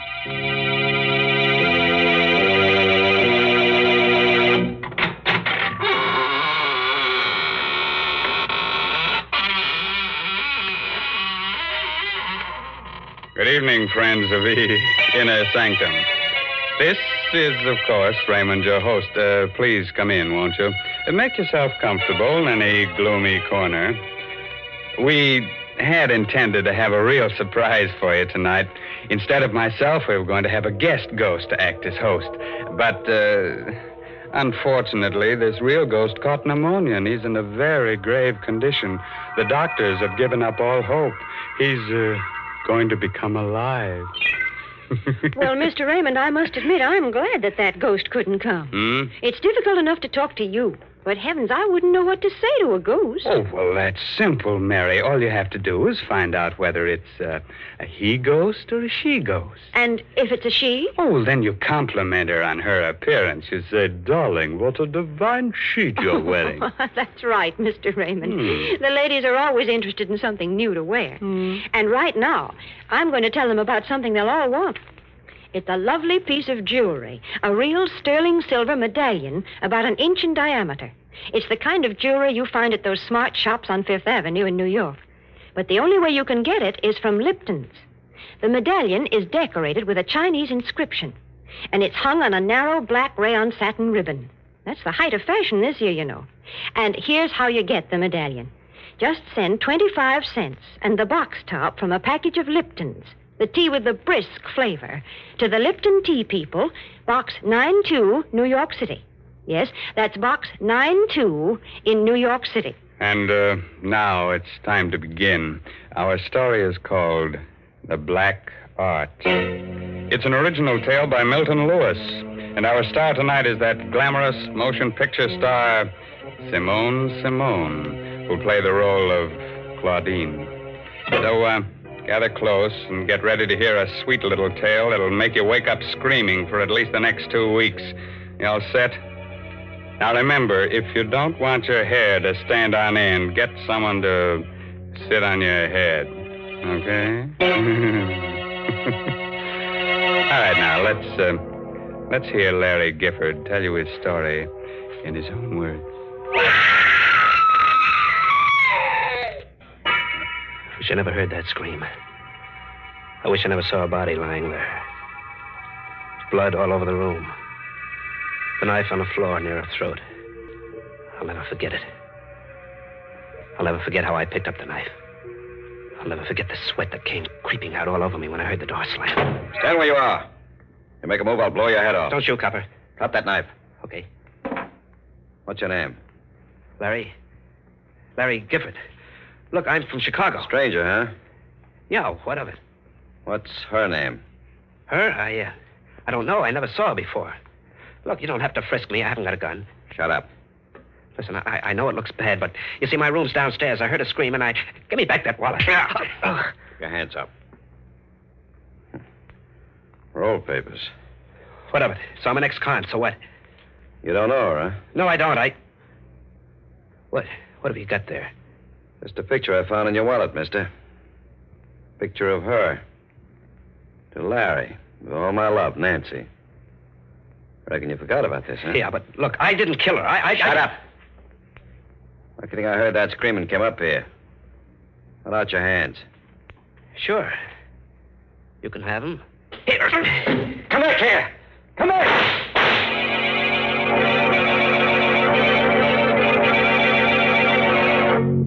I didn't get far. The crowd in the streets nabbed me. They got it when they heard the shots and the scream. I was dumped in jail. Well, this was a little burg in the bayou country, not far from New Orleans. I was the biggest thing that hit the town since Ripley's Believe It or Not. For them jerks, my trial was a bigger show than Carmen Miranda and Gypsy Rose Lee doing a trapeze act. In no time at all, they sentenced me to be hung. It was the night before they were going to take me to the state pen for the necktie party. I was sleeping, dreaming I was in Africa. They were beating them drums, tom-toms. Suddenly I woke up. Moonlight was shining through the bars of my cell. I listened. Someone was beating like a tom-tom on the wall of my jail. Who is it? Who's doing that? Larry Gifford. Yeah, that's me. Were you beating on the wall? Yes. I'm under your cell window. What do you want? Drop one end of your tie through the bars. Okay. There. I've got it. What are you doing? Pull up your tie. Okay.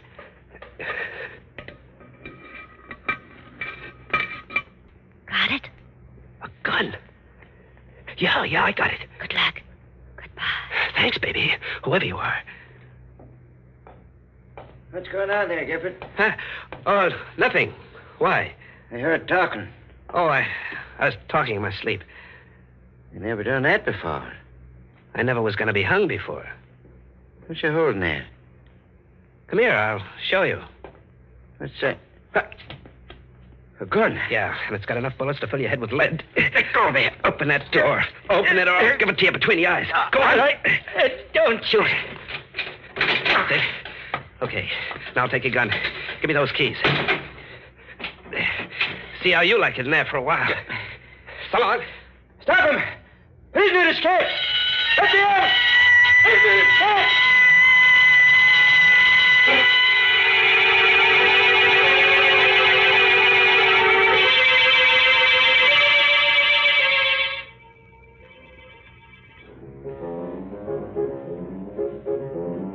The Blue Bottle Bar. Someone told me it was a good joint where they don't ask any questions. It was. I had a few drinks. I was leaning on the bar, looking at a paper. What are you drinking? Scotch. Buy me one. I gave her the once-over. I know something about dames, and she was dynamite with class. She was something. Well? Set up another, Charlie. Cigarette? Here. Thank you. It's a nice cigarette holder. Must cost at least a C. You know a lot, don't you? Enough. I know you. Do you? Sure. There's something about... Wait a second. Here in this evening's paper, your picture. Oh, it's not a very good picture, is it? After seeing you, no. Claudine Lucin, recently returned from France, elected head of art committee. Miss Lucin, member of one of New Orleans' oldest and wealthiest families. I've read it. Turn the page. Why? I want to show you something. Okay. There. Larry Gifford of Chicago, wanted for murder, is sought by police after sensational jailbreak. Better not read anymore. Why? Feel something against your side? It's a gun. I'm holding it in my pocket. Don't be afraid. I won't give you away. Got a light? Yeah. What do you want? Listen to that music. That tapping. What about it? The way you're tapping your cigarette holder against your glass. I'm just keeping time to the music. I heard that tapping before. Yeah, sure, in the cell. And I heard your voice before. Did you? You gave me the gun. Shh, don't let me hear you. What's this all about? You'll find out. Relax. I can't. I guess I had a few too many. My head, I feel like I'm spinning around, getting dizzy.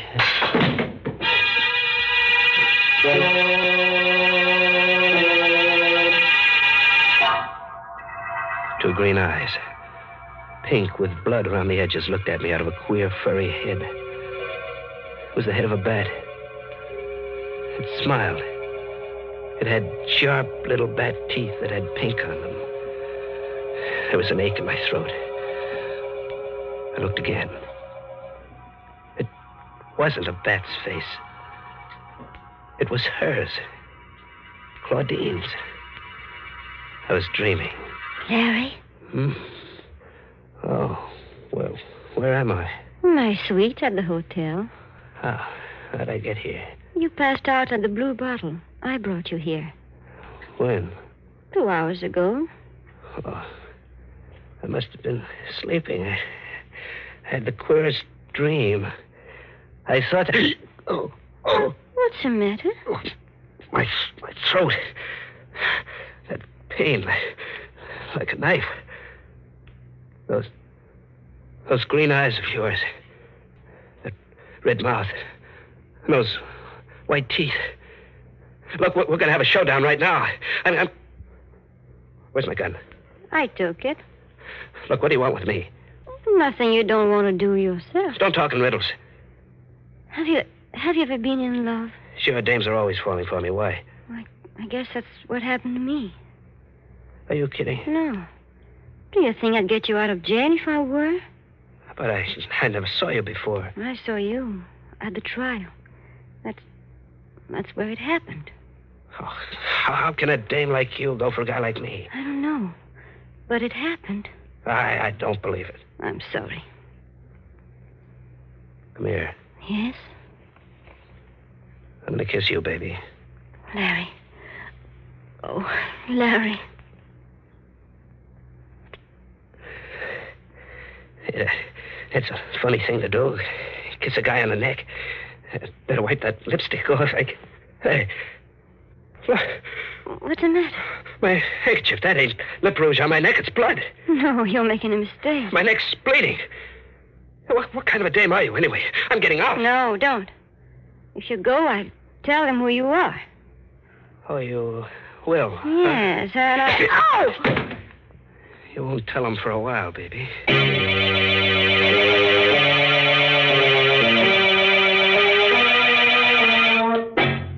Ma Grady's joint in the old city of New Orleans was just the place.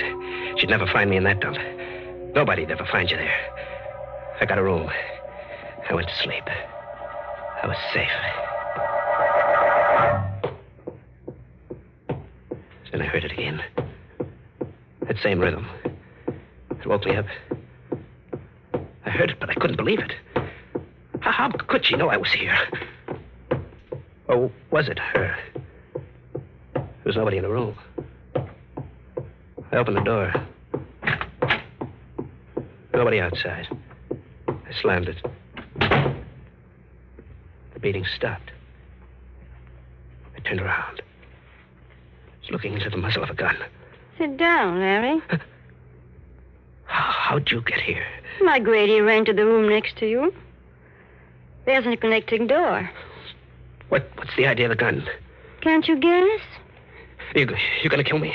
Maybe. Well, you're going to a lot of trouble to bump off a guy who's gonna be hung anyway. Do you want to die? No. There is a way you can live. How? By coming with me. Yeah? What else have I got to do? Marry me. You're out of your head. You hate me? No, I don't. I don't hate you. I'm scared of you. Yeah, I've never been scared of anybody the way I'm scared of you. Scared enough to do as I say? Maybe. I had hoped you would love me. Maybe I do. You're lying. No, baby. It's no use. Look, what are you going to do? Kill you? No, put the gun down. Give me a break. Don't.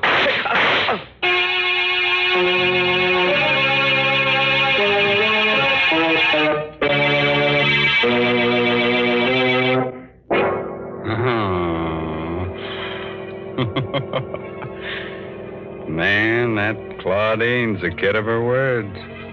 When she tells someone she's gonna kill him, she does it. She'd make a wonderful wife for some Frankenstein monster. She's attractive, a good killer, and she has a well-developed taste for blood. Say, why should I hand her over to some other guy? She's just a gal for me. Nonsense, Mr. Raymond. Why, Mary Bennett, I believe you're jealous. I am not. Yes, you are. You're thinking what a handsome couple you and I would make, strolling down the avenue, me dressed in a shroud, and you wearing your new sterling silver medallion. Now, don't you go making fun of my lovely medallion, because I want all the ladies to send in for one. I know they're going to enjoy wearing it, because it's made of solid sterling silver, and it's really a fine piece of jewelry. Besides, there's a true story behind this medallion, an inspiring story. It seems that the original was given to an American flyer by Chinese guerrillas who rescued him after he'd bailed out over enemy territory. The flyer was told that the Chinese characters on the medallion would identify him and bring him safely through the lines. Well, he did get through, and only then did he learn that the medallion said good luck in Chinese. Now, there's a story to tell your friends. And to get this good luck charm, just like the one the flyer carried, all you have to do is send 25 cents and the box top from a package of Lipton's, the tea with the brisk flavor, to the Lipton Tea People, Box 92. That's Box 92, New York City. Now, let's get back to our star, Simone, who seems to be making life hard for a guy named Larry. The last time we looked in, she had just shot him. But I've got a tip that that's only the beginning of his troubles. How about it, Larry? What happened then? I went down in a heap when she fired. The bullets caught me in the thigh. I lay there. I made out like I was dead. Larry. She fell for it. She bent over me, the gun in her hand. Larry, are you... Oh! Take it easy, kid. Let go of my hand. Not till I get that gun. Let go. Let go. Get that gun up, I have to break your arm. No, oh. Okay. I've got it now. You shot me in the leg, but I'm still strong enough to get rid of you. Larry. I'm no angel, baby, but you're worse. Here's something I heard about, but I never believed. How'd you know I'd be here? How'd you know I'd be in the blue bottle? Go on, answer me. I've got nothing to tell you. No, you don't have to. It was magic. Black magic. Somebody nobody'd believe if I ever told him. There's only one thing to do with you. Yes? Kill you. But I ain't taking any chances like you did with me. When I kill you, you're going to stay dead. Those tom-toms are going to stop forever. You think so, Larry? I know it. Come here. Larry, Shut up. Oh! I knocked her out cold. She lay on the floor. I put the muzzle of the gun to her temple. She was so beautiful it made you shiver.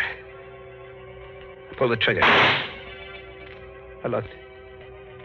What I saw nearly made me pass out. A little blue vein on her temple was beating. There wasn't a scratch on her. A little curl of red hair was twisted around her ear. Was I seeing things?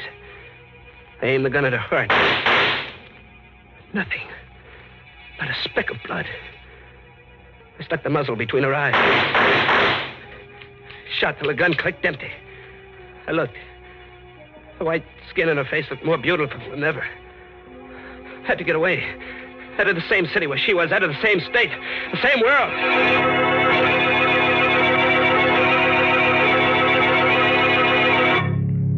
I let out for the open country, to the bayous on the river back in New Orleans. My wounds festered as I dragged myself through the swamps, and I got a fever. It was like a nightmare. In my head, I kept hearing them tom-toms. I couldn't take a train or a bus or go to a doctor. I'd be caught.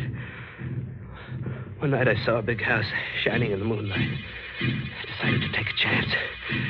I knocked at the door. What is it? Sorry, miss. I was hunting. I had an accident in my leg. Oh. If you let me come in and call a doctor, I'd be very grateful. You don't want to come into this house. Can't you see I need help? You'll never be helped here. There's nothing good here, only evil and fear. So go away, please. I'm warning you. Go away before my sister comes down. What's the matter with you? Don't you see I can hardly move? Go away while you still have the strength to crawl away. Now, believe me. Tell Mr. Gifford to come in and close the door, Cassie. That voice. That's my sister. It's your sister. Claudine Lucen. Good evening, Larry. I was wondering when you'd get here. You know him? Yes. Mr. Gifford and I are old friends. Friends?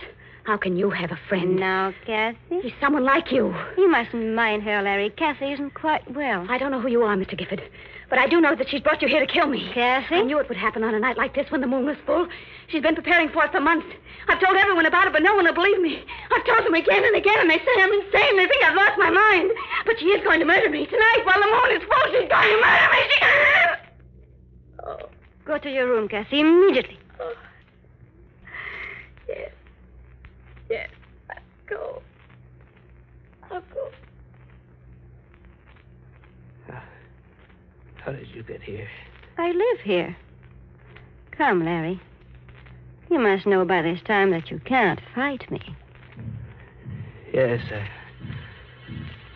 I thought I'd never see you again. I'm not well. I got a fever. I hear that tom-tom beating in my brain. I can't stop it. It's getting louder and louder. I blacked out. When I opened my eyes again, I was in a soft bed with clean sheets. Someone had dressed my wounds. The moonlight came into my room like a living yellow ghost. Then I heard it. Scream. Just like the one Nancy made when she was killed. I limped out of bed, went to the room next door. It was Kathy on the floor, murdered. The knife was still in her neck. And I heard it again. The tom-tom. Queer sounding this time. I felt myself beginning to sway to the rhythm like a dancer. Then I did something I couldn't stop myself from doing. I put my hands down, drew out the knife. I wiped my bloody hand on my shirt. Suddenly I looked up. She was there. Claudine. Drop the knife, Larry. What have you got in your hands? These? These came from the skeleton of someone who was once alive. You're not a woman. You're a devil. I'm gonna... Don't come any closer, Larry. I don't want to kill you just yet. Just yet? So we're close to the payoff. Yes. You're trembling, Larry. Who are you? There's no reason why I cannot tell you now. You don't believe, do you, that there are unseen powers that can be controlled by someone who knows how? I can believe anything about you. Thank you, Larry. Your heart is pounding like a throbbing drum, isn't it, Larry? You can feel death close, can't you? What have you got to say to me? I'm going to tell you a story, Larry. The story of a child who was brought up on this estate by a strange old woman, a conjure woman. In her head were all the black arts of the world. She taught me. Why are you telling me this? It amuses me to watch you, a murderer, helpless and terrified. So terrified you can hardly breathe. I find it very exciting. Then it was blood I found on my handkerchief. Yes. It is one of the ways to gain complete power over a person. And a tom-tom. Another spell to make you do what I want. And the murder of your sister? You want me to be the patsy for that? You're beginning to understand. You see, Cassie and I inherited the estate. There's really not enough for both of us. You tell him I did it. Yes. And then I killed you in self-defense. What are you looking at me that way for? I was remembering something. Remember it? Oh. That kiss, baby, wasn't it?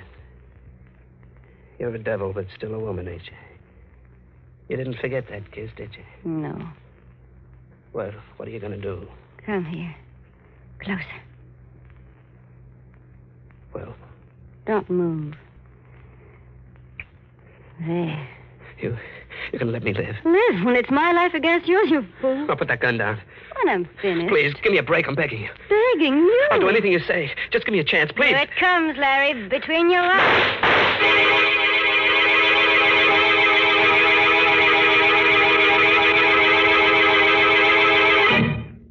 How do you feel today, Gifford? Much better, officer. Leg's healing fine. We checked that crazy story you told us. It's all true. Tell me something. How'd you know to come to the Lucerne place when you're dead? You arrived just in time. A second later, and she would have killed me. Kathy, her sister, phoned us, told us to come out. I came in the room and saw her threatening you with a gun. I shot at her.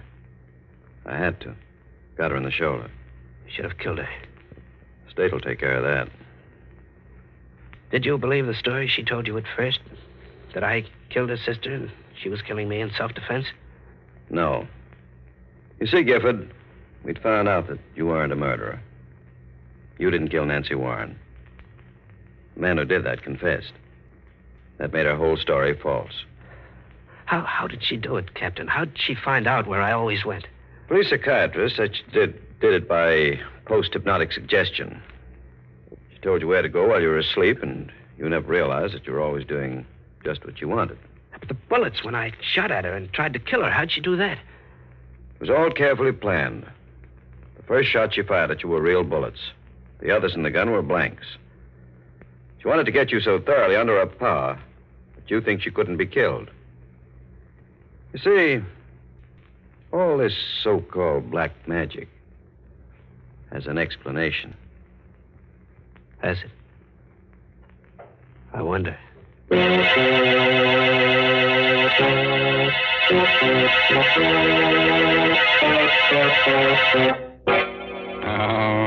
that black magic.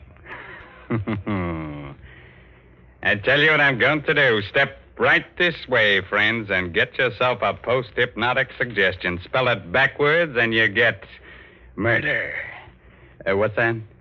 You can't spell. Ain't you lucky? Talking of luck, Mr. Raymond, I think Larry Gifford was mighty lucky to escape that awful woman. Oh, well, you see, Mary, it's very simple. He probably wore one of your good luck medallions. Oh, now that's plain silly. A man wouldn't wear a medallion on a black rayon satin ribbon. It's the ladies who like jewelry. Yes, that's why I know that they'll appreciate this solid sterling silver medallion that the Lipton people want to send them. And, ladies, here's how you get it. Send just 25 cents, which includes tax and postage, with a box top from a package of Liptons, the tea with the brisk flavor, to the Lipton Tea People, Box 92 in New York City.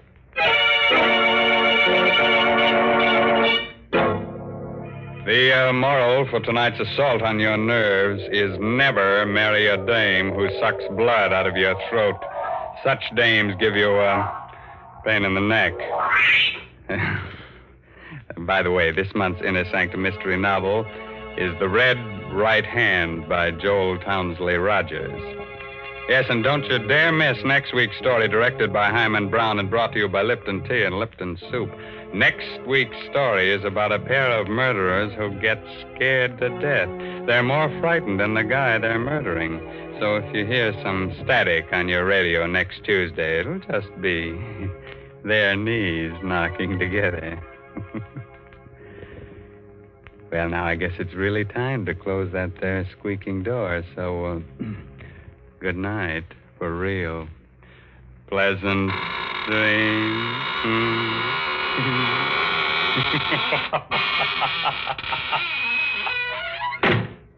Folks, the next time you send a box of food to your boy overseas, be sure to include a package or two of Lipton's noodle soup mix.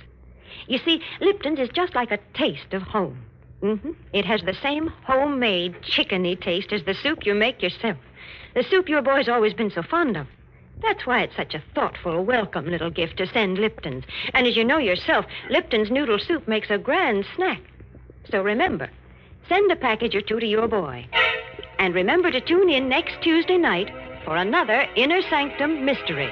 This is CBS, the Columbia Broadcasting System.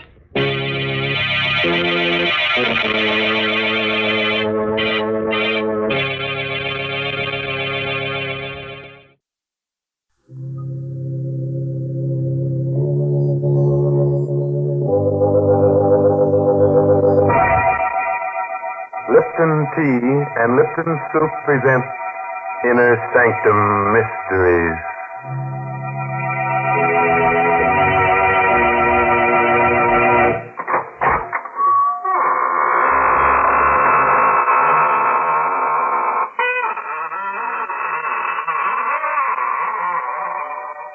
Good evening, friends. This is your host of the Inner Sanctum, welcoming you again through the squeaking door for an hallucinating good time. Why am I smiling? But I always smile when I open the squeaking door on Tuesday night. You see, each week when I say good evening, I think to myself, a good evening for what? And of course, there's only one answer to that question. A good evening for murder. A fine thing to say. You wouldn't feel so chipper about it if you were going to be murdered. Why, Mary, there's no bigger thrill than to be murdered. Why, it happens only once in a lifetime. Well, I know something else like that. Now, don't tell me that Lipton tea... No, I'm not thinking about Lipton tea. I'm talking about that solid sterling silver medallion that the Lipton Tea People are offering to the ladies. Yes, ladies, it's the chance of a lifetime to get a lovely piece of jewelry. The kind you find at those smart shops on Fifth Avenue in New York. Now, let me tell you about the medallion. It's made of real sterling silver. It's about an inch in diameter, and it's decorated with a Chinese inscription. The medallion is hung on a narrow black rayon satin ribbon, so it can be worn as a necklace, a choker, or you can simply add it to your charm bracelet. And here's how you get the medallion. Just send 25 cents and the box top from a package of Lipton's, the tea with the brisk flavor, to the Lipton Tea people, Box 92, New York City. Yes, that's Box 92 in New York City. And now it's time to begin. Our story is called Dead to Rights. It's an original spine tingler by Sigmund Miller, and our stars tonight are two radio favorites, Elspeth Eric and Santos Ortega. So relapse in your chair, settle down for a half hour of alarming but charming entertainment. Why not get really reckless tonight? Go the whole works. Turn off the main switch in the cellar. The darker it is, the more strange things you'll see. Lou Dunn is nervously pacing his room in a dingy boarding house near the East River in Manhattan. His wife, Dottie, is looking at an old newspaper. That's him, Dottie. You can see for yourself. That's Jensen, that queer old guy. He lives upstairs with $20,000. Mm-hmm. That's him, all right. All that money. Only a floor above us. According to this paper, William Jensen was found wandering through the streets in a semi-conscious condition due to lack of food. The police discovered $20,000 in $100 bills mixed with crusts of bread in his pocket. He's being sent to Bellevue Hospital for observation. That newspaper's more than a month old. Jensen's been back for 2 weeks. Hey, Dottie. Must be somewhere we can get that money. There is. You mean rob him? Rob him. Maybe kill him. Kill him? If you're not scared. Scared? Well, I ain't scared of anything. I know you. You always talk tough, and that's about all. I'm not scared. We could knock him off. Make it look like suicide. You really want to do it? Yeah, sure. I'd like to put my hands in that $20,000. Boy, what we couldn't do with that money. It'll be easy. If we do it smart. Very smart. Sure. Maybe you could sort of visit him. Just before he goes to bed. Turn on the gas. That'd make it look like suicide. Then we could go back and pick up the money. Not all of it. We'll leave half of it so it won't look like robbery. Sure. He's a crazy guy. It's natural for a crazy guy to knock himself off. Mm-hmm. When do we do it? Well, if we're going to do it, we got to do it right now. We'll never have the guts to do it later. Now, you're sure you want to do it, Lou? Sure I do, Dottie. Mrs. Scully was going to the movies. What time is it now? It's 5 to 10. She won't be back till after 11. That only gives us about an hour. Oh, you got plenty of time. Jensen goes to bed just about this time. You go on up, stay with him until he's in bed. And then on your way out, you turn on the gas. Not too much, because that'll make a lot of noise. And keep your finger off the spigot. Use a stick or a glove or something. Yeah, I understand. Well, okay. What are you waiting for? You want me to go now? Well, what do you want to do? Die of heart failure worrying about it? Go ahead.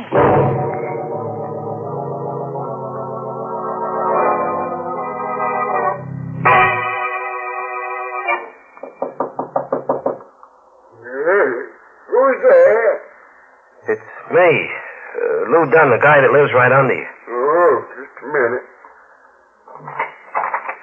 I was just about to get to my bed. Is there anything special you want? No. I just had a little argument with the wife. Oh. I don't want to go back right now. You're going to teach her a lesson. That's right. Yeah. All right. Come in. You can talk to me while I get into bed. Thanks a lot, Mr. Jensen. I won't stay long. You going to bed right now? Yeah. Yeah. Would you mind helping me take off my shoes? Sure. I'm getting too old to bend down. Oh, sure. Sure thing. Thank you. Oh. That's no place to hide your money, behind the pillow. Huh? That ain't no money. It's just a lot of pictures. It's all just pictures. Oh, yeah, sure. Yeah. I ain't gonna be good company. I feel kind of sleepy. Well, maybe I'd better get back. Nice of you to come see me, little. It's freezing outside. I'd better close the windows or you'll catch cold.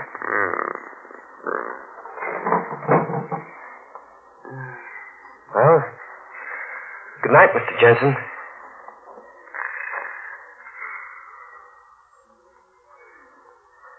Good night.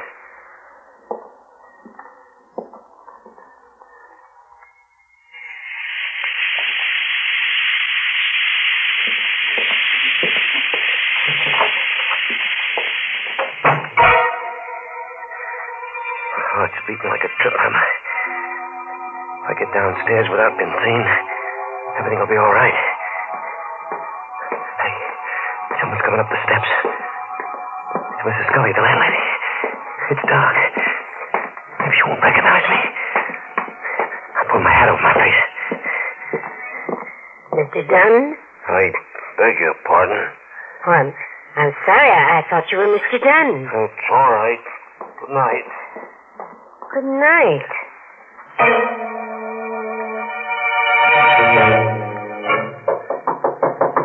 Who is it? It's me, Lou.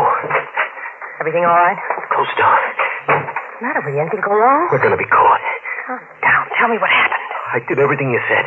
Everything worked fine until I got outside. I met Mrs. Scully in the hall. I pulled my hat over my face. She recognized you? She called my name, but I disguised my voice. Nothing to worry about. I'm sure she knew it was me. We're going to get caught. Did you come right down here? No. I went outside for a few minutes in case she was watching me. That's good. Now you got to go back and get that money. He's dead by now. I can't go back. You gotta go now before the gas leaks into the hall and everybody knows about it. I can't do it. All right, I'll go myself. Where'd you say the money was? The pillow under his head. Stay here till I get back. Maybe we ought to forget No. it. Not after we've gone this far.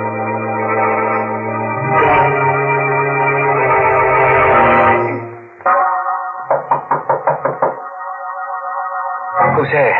It's me, Mrs. Scully. Let me in. What do you want? Well, the people downstairs have been complaining. There's water leaking down the ceiling. Water? Yes. I'd like to take a look at the sink. Sure. Funny. Pipes aren't leaking.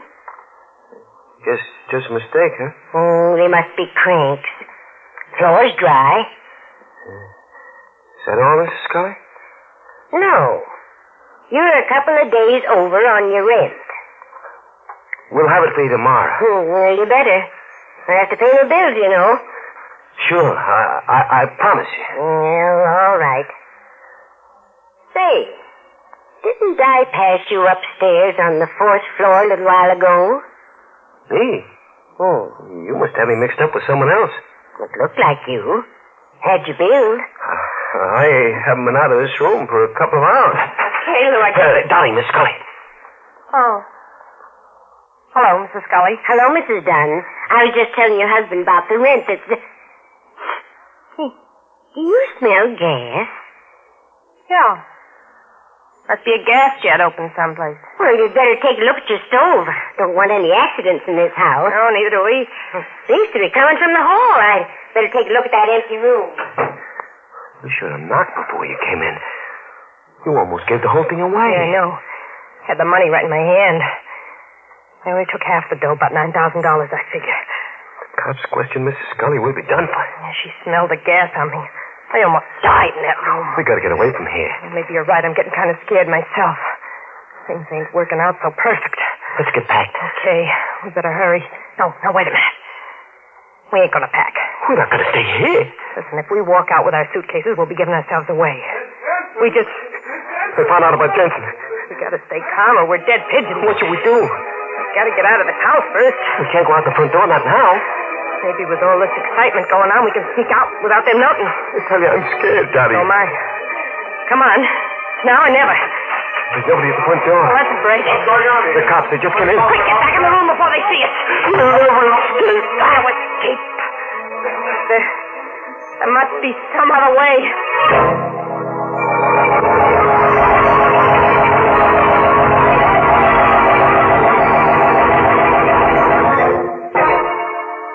Well, Dottie and Lou are in bad shape. My only hope is that they don't die of heart failure before the end of the program. That would be very embarrassing. Sometimes I wish the characters in our stories would show a little more nerve. They all get so flustered. It's not that they aren't first-quality villains, but they're too indecisive. Well, what do you think is going to happen to them? Oh, they'll probably turn on the gas again. Oh, please. And brew themselves a pot of Lipton tea. Well, you fooled me that time, and now I'm going to fool you. I'm not going to talk about Lipton tea. Instead, I'm going to tell you a story. Yes, it seems there's a true story behind that sterling silver medallion that the Lipton people are offering to the ladies. It's really a good luck charm. The original was given to an American flyer by Chinese guerrillas who rescued him after he'd bailed out over enemy territory. The flyer was told that the Chinese letters on the medallion would identify him and bring him safely through the lines. Well, he did get through, and only then did he learn that the medallion said, "Good luck," in Chinese. Now, ladies, there's something to tell your friends. And to get this good luck charm, this lovely sterling silver medallion, just like the one the flyer carried, all you have to do is send 25 cents and the box top from a package of Lipton's, the tea with the brisk flavor, to the Lipton Tea People, Box 92. That's Box 92, New York City. Well, now let's go back to our pale and panicky pair of murderers. If you remember, they ran back into their room when the police came in, and since then, they've been trying to figure a way out. Maybe they've got a plan. So let's take a look, shall we? We've got to think of something. How about that back stairway? I don't know where it goes. Well, it's better than staying here. Cops will see us. We gotta take that chance. They're probably still upstairs. Come on. Let's hurry. Slow, you. I gotta open the door to get to the back stairway. I'll open it slow. Oh, the door's locked. You fool. Maybe it's just rusted. It's jammed. I suppose if I try to open it. It's no use. The cops will be down in a minute. Come on. Let's push it. Get him. It's opening. Just a little bit more. We can just step through. You all right? Like it's cold in here. Stairway goes down to the cellar, I guess. Come on.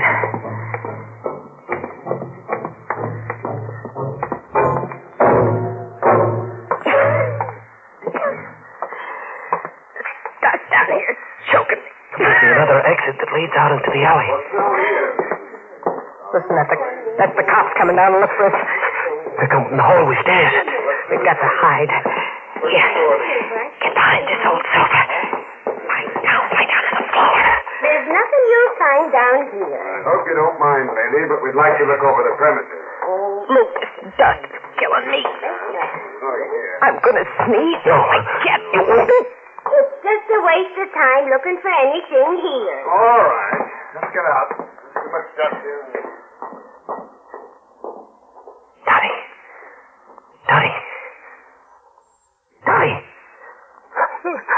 I killed him. Dottie, please get him. Oh, I'm glad you're not dead. You tried to kill me. I had to put my hand over your mouth. You'd have sneezed. We'd been caught. Let's get out of this dusty hole. We get these barrels away, we can get out through the alley.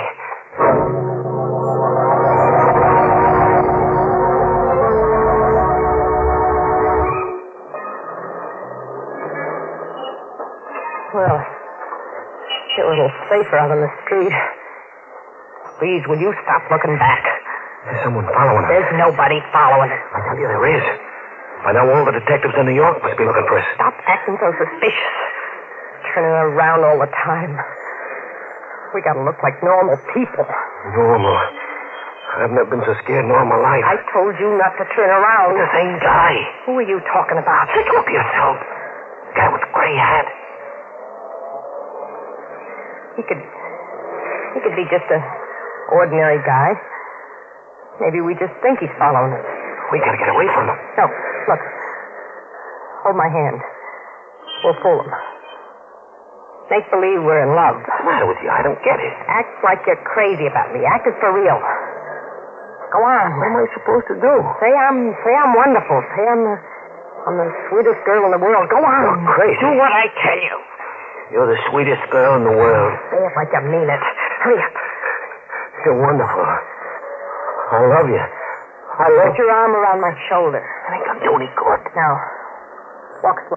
Act like we don't care where we're going. He'll catch up to us. He can always catch up to us. We gotta make him think we're the wrong people he's following us. Keep talking love to me. You're wonderful. I'm crazy about you. You're wonderful, too, Lou, darling. I've waited all my life for somebody like you. I don't know what I'd do without you. You still following us? Yes, sweetheart. Look, we gotta figure out something. Maybe we can give him the slip in the subway. Yeah. Look, I'll go in the subway first. You go in the cigar store. He'll follow you. I'll wait for you on the platform. You come down a few minutes after me. Have a nickel all ready. Then as soon as the train pulls in, wait till the doors are closing, then drop your nickel in the slot. I'll hold the door open for you. Whoever's following won't be able to make it. You understand me, dear? Oh, what if he arrests me first? He won't. Look, here's where I go down the subway. You go into the store. Kiss me. Okay. Darling? Don't forget to wait until the doors are closing.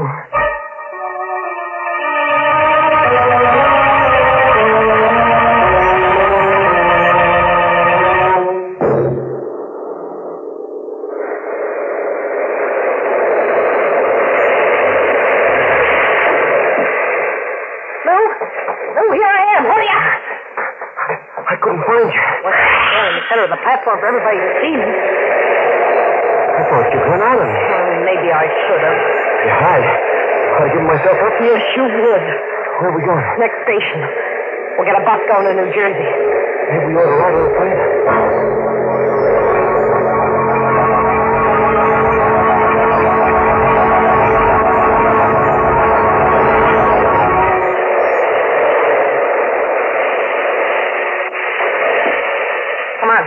We're getting off here.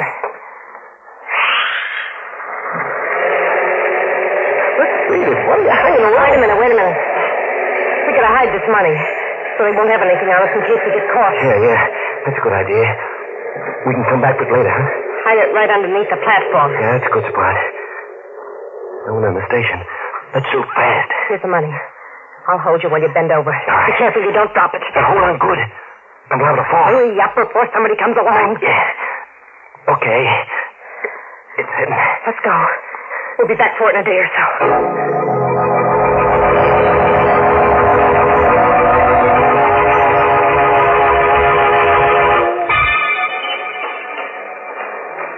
Now put your arm around me while we go up into the street. I can't do it anymore. You don't do it, I'm leaving you. No, don't. That's better. Sweetheart. Yeah. I guess you're the best girl for me. You just wouldn't know what to do without me. Would you, darling? Don't turn around. There's nobody following us. There's a cop right behind us. They must have radioed a description of us. Cops don't follow people. They arrest them if they think they're guilty. Well, maybe he ain't sure. Maybe he's watching us first. We'll turn the corner. Without hurrying. You do love me, don't you? I love you more than anybody else in the world. I love you, too. You're right, we are being followed. What are we going to do? There's a factory up ahead. We'll make believe we're going in on the night shift. That ought to throw him off the track. We get caught in the business. Well, it's worse out here on the street. When the cop sees us go into the factory, he'll think he's made a mistake and he'll leave us alone. Now hang on to me tight and walk slow.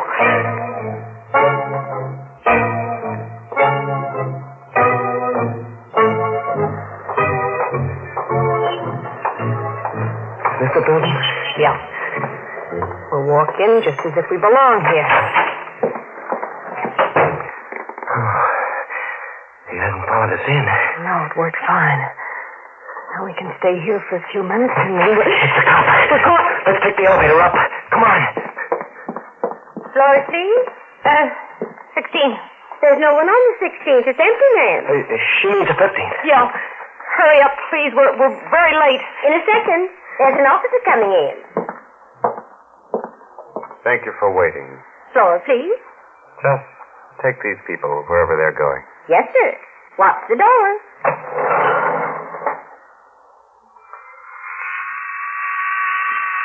Where are you two going? 15th floor. Who are you seeing on the 15th floor? What do you want with us? We didn't do anything. Oh, I just asked you who you're seeing on the 15th floor. We work up there. 15, please. Come on, Lou. Just a second. Run, Lou. Run. Around the corner. Shoot at us. Hurry up. You'll kill us. Stop or I'll shoot. There's the freight elevator. Open it. If we can make it, we can slam the door and run it ourselves. Wait a minute. Hurry up, Lou. As fast as I can. Quick. Stop. The elevator. Stop. You next.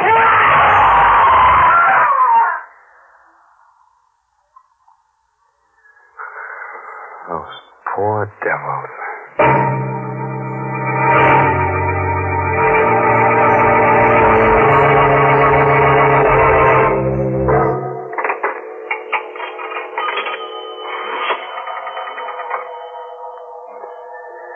Operator, get me precinct 23.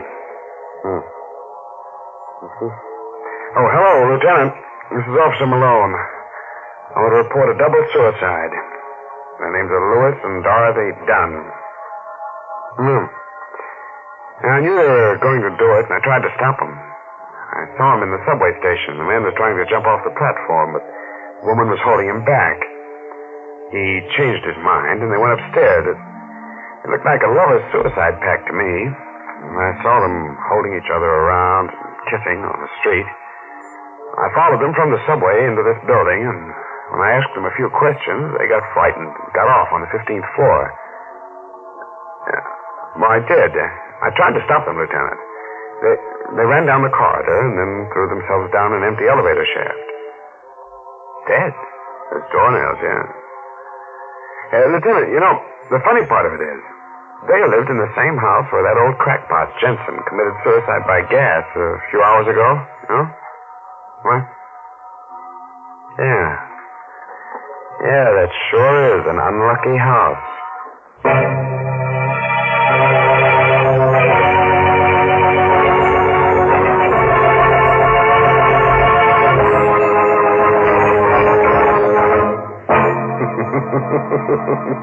Well, that's one way of getting rid of the Duns, making them throw themselves down the elevator shaft.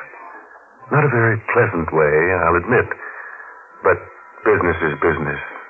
We just don't fool around with characters like that. Well, I can't help feeling sorry for them. Those poor people probably never had a lucky day in their lives. And it's your fault, Mary. You should have given them one of those good luck charms you've been talking about. You know, the medallion with the black ribbon. Yes. If the medallion didn't bring them good luck, they could always hang themselves with the ribbon. Now, you stop that kind of talk. Because Lipton's sterling silver medallion on its black rayon satin ribbon is a lovely piece of jewelry. But you may never own it if you don't act now. The Lipton tea people make it easy for you. Listen, just send 25 cents and the box top from a package of Lipton's, the tea with the brisk flavor, to the Lipton Tea People, Box 92, New York City. The 25 cents includes the full cost of packing and postage. And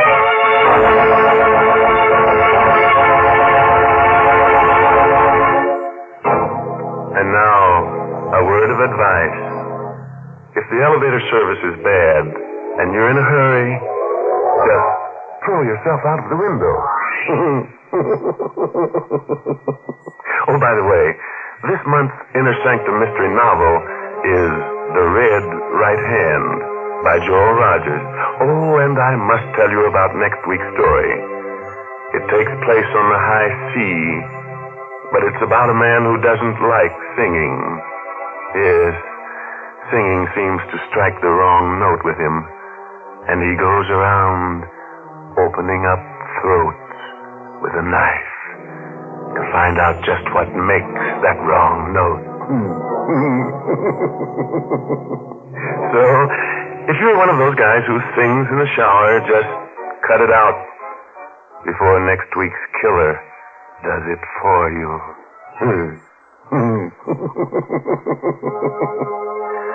Now it's time to close the squeaking door until next Tuesday, when Lipton Tea and Lipton Soup present another Inner Sanctum Mystery, directed by Hyman Brown. Good night. Pleasant dreams.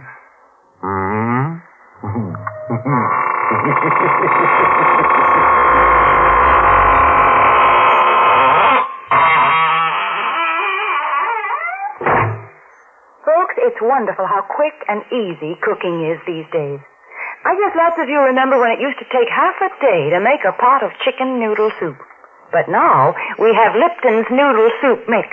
And what delicious chickeny tasting soup it is. Yes, Lipton's has an old-fashioned homemade flavor, and it's brimful of tender golden egg noodles. Lipton's is economical, too. It costs less and makes more than canned soups. Of course, sometimes it's hard to get in some stores these days, but there's lots of good things scarce in wartime. So, folks, remember to ask for Lipton's Noodle Soup. And remember to tune in next Tuesday night for another Inner Sanctum Mystery. This is CBS, the Columbia Broadcasting System.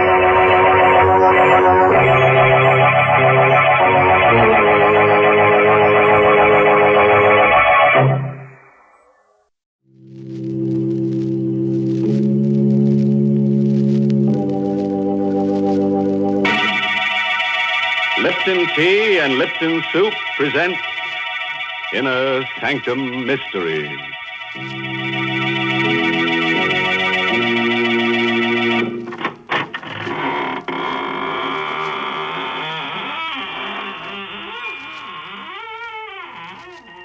Good evening, friends. This is your horror host at the squeaking door of the Inner Sanctum. Come in, come in. Hang your hats on the torture rack over there and get cozy. Tonight, we've got cadenzas and cadavers, murders and melodies. Oh, well, that's all I can tell you now. No sense putting the cart before the hearse. From the way you're talking, I guess we're going to have music on the program tonight. I think that's real nice. So do I, Mary. I've always loved music. Even as a child, I used to play the death rattle. Now, please, I'm being serious. You know, I once won a prize for playing the piano. Yes, they gave me a... Wait, don't tell me. Let me guess. They gave you a lovely sterling silver medallion, didn't they, Mary? No, they didn't. You know very well that the only way you can get that sterling silver medallion is from the Lipton Tea people. And, ladies, it's solid sterling silver, and it's just the right size, about 1 inch in diameter. It's the kind of jewelry you find at those smart shops on Fifth Avenue in New York. The medallion is decorated with a Chinese inscription, and it's hung on a narrow black rayon satin ribbon. It's just what you want to brighten up your simple silk dresses and your dressy suits. And here's how you get this handsome medallion. Just send 25 cents and the box top from a package of Lipton's, the tea with the brisk flavor, to Lipton Tea, Box 92. That's Box 92, New York City. Send for yours tonight. Give me a pen, Mary. I'll send them a check immediately. And what's more, I'll write it in blood. There'll be plenty spilled here tonight. The title of our story is Musical Score. It's an original radio play by Christopher Mayle. And our star is Barry Kroger, who plays the role of Grasso. It's the story of a simple melody and of a killer who, as our story opens, is fighting desperately and alone against a raging storm off the coast of Maine. The lifeboat he is in is half foundered, and the man's wild rowing does little good. I'm a murderer! A murderer! I kill to be free! And I am free! Free! Oh, am I? Did I do it all for nothing? Peter Tull and his wife. They were the first to go. Almost in the same spot. Tull, world-famous composer. Tull on that tune of his. He had all three of us on the life raft, crazy with it. That maddening tune. I can still hear him humming it. Still hear it. But the sea was calm that day. Dead calm. 15 days of calm. 15 days on a raft with a sick woman and 3 men. And that sun. Tull! Stop that blasted humming! Sorry, Smythe. Just that Marcia seems to like it. Part of a symphony I'm working on. It does get on our nerves, Tull. How is your wife? I don't know, Grasso. Poor Marcia. Yes. Yes, I know. I'm hungry. Smythe, how about some rations? Ah, that fat belly of yours. I told you before, even off, as chief mate, I run this life raft. We got rations for 1 person for 2 days. The woman eats, we don't. Now forget it. Well, we ought to be practical. Smythe, what made the Santa Margarita go down so quickly? I told you, nothing but a stray mine. It was Argentine registry, coffee boat, a neutral. That's all it could have been. Oh, cut it out, will you, Tull? Or change the tune at least. I can't stand it. Sorry. We're done for. Yeah, you may be a famous playwright, Grasso, but you don't know the sea. We're near the main fishing banks. We got a chance of beating a fisher we can hold out. Tull! Tull, will you stop that blasted tune? Yes, for heaven's sake, Tull, quit it!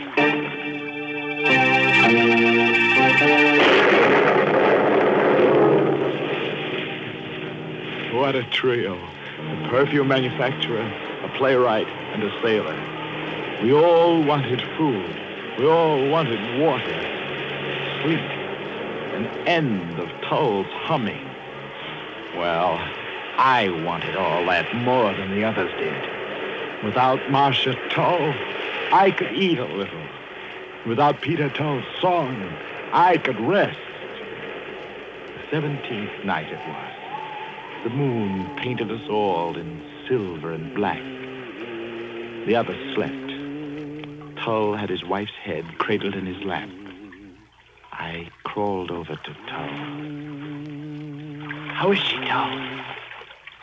You know, I think she's getting better. She smiled at me a minute ago. My singing helps. Go on, Tull. Hum. Hum your song.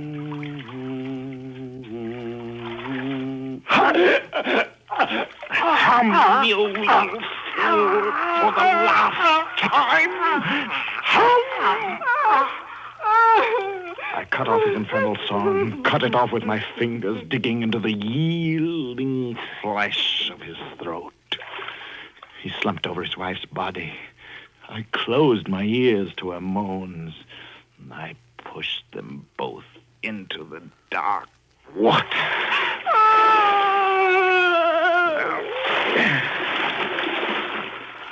I was a murderer.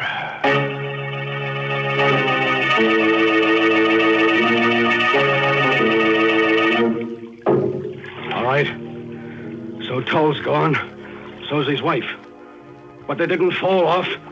One of the 3 of us murdered them. And it wasn't me. I don't think you did, Smythe. I know I didn't. You're voting 2-1 and electing me the murderer, huh? Not necessarily, Grasso. It just looks a little like it. How are you going to prove it? Who's going to believe you any more than they'd believe me? Ivanov was ready to murder for a crust of bread. For all I know, Smythe, you did it to sell Ivanov some rations. Well, we hang together or we hang separately then. Let's be practical about this, Smythe. None of us can afford to be mixed up in even the implication of murder. Suppose we have an agreement. Huh? Just in case we are picked up. What kind of an agreement, Grusson? Suppose we agree now and for all time that Tull and his wife simply died at sea and were buried at sea.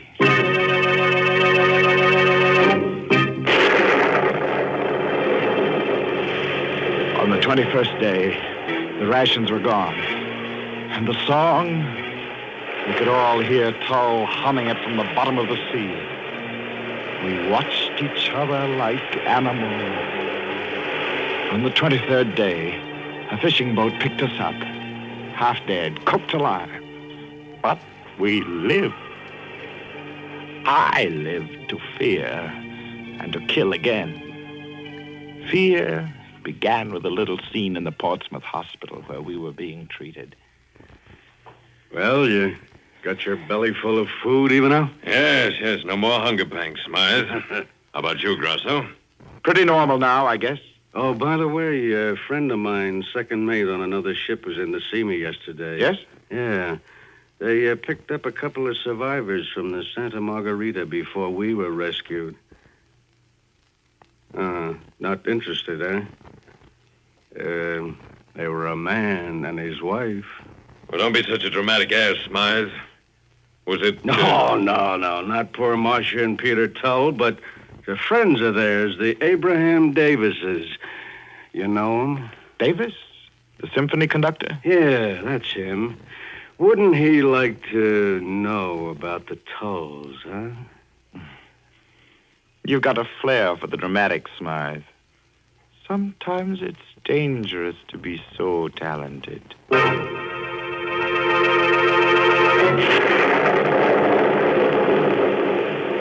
began to worry if both of them weren't ganging up on me. But days, weeks passed, and nothing happened. Only the Tull's melody was always with me, day and night. It kept ringing in my head, on and on and on. But at least I hadn't heard from the other two until one morning a letter came from Abraham Davis, the symphony conductor and dear friend of the Peter Tulls. Dear sir, it has taken me this time to locate you three who were with my lamented friends, Peter and Marcia Tull, when they died at sea. I'm giving a reading from the score of Peter Tull's last symphony in my home prior to its first performance, and thought you might like to hear it. Hear it? I didn't need a reading to hear it. But I'd have to be there. They would be. Maybe plotting to tell lies about me to Davis. Right then, I decided to kill them both. That way only lay freedom from anxiety. Murder would free me. Ivanov would be first. Yes. Fat, beady-eyed Ivanov. I studied their movements.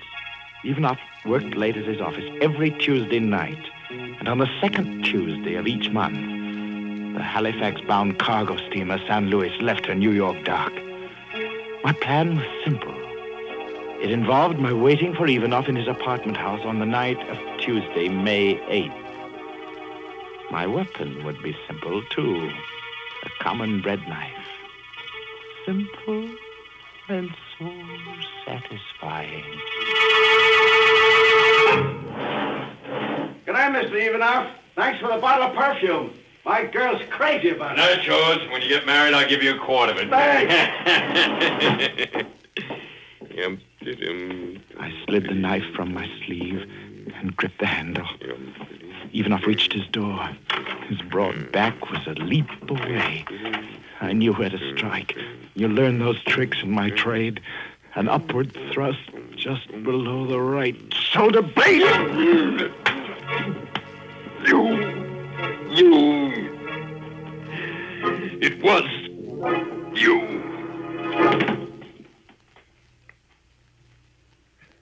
I watched him gasp out his last, feeling no remorse, no pity, just relief that I had nothing more to fear from even of at least. One more to kill, to be free. One more. I turned my back on the cooling mass at my feet and reached the street. I walked fast. I had only a little while to reach the docks and make my boat. Tull's melody kept beating its tireless notes against my brain.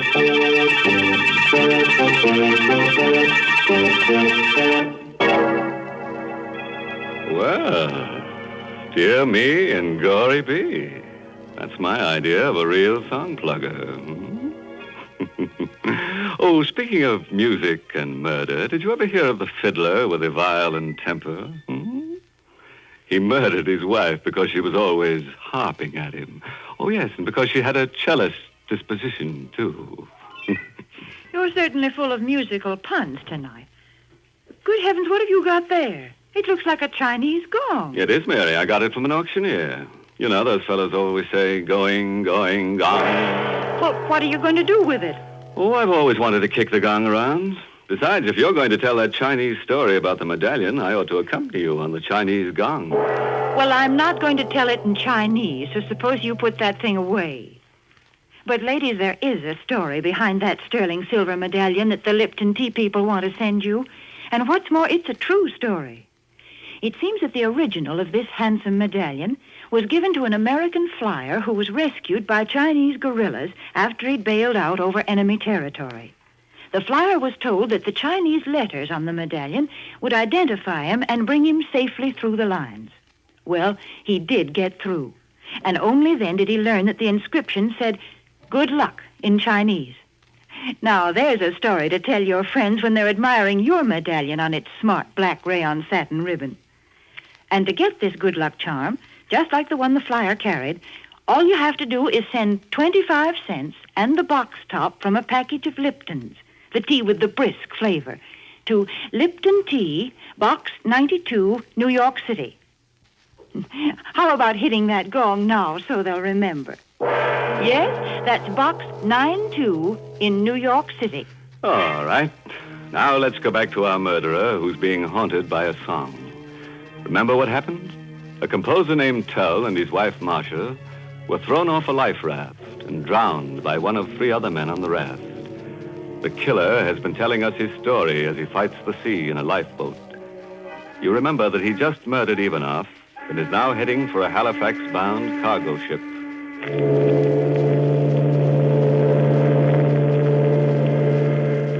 This is your spite room, Mr. Grosser.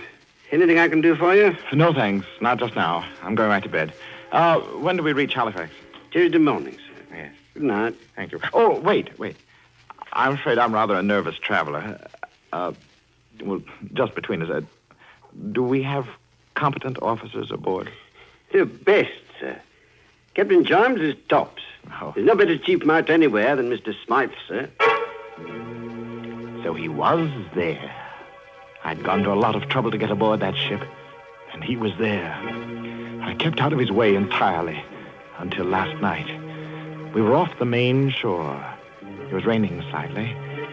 I slid the long, well-pointed bread knife into my sleeve and made my way toward the afterdeck. It lacked 3 minutes of 8 bells.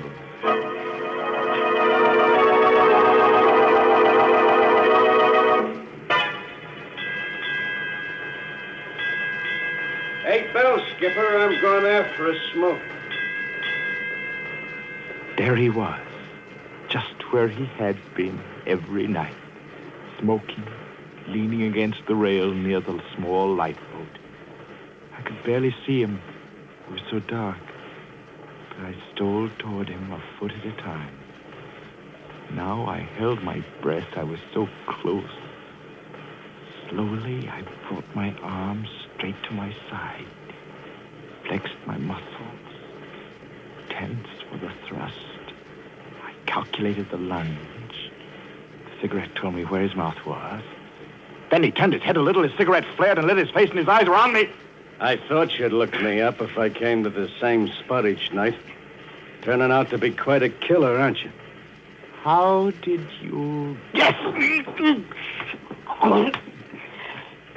you still hear me smile? Now nobody knows what happened on the life raft. Nobody. I'm free. You fool. You'll never be free. The song will...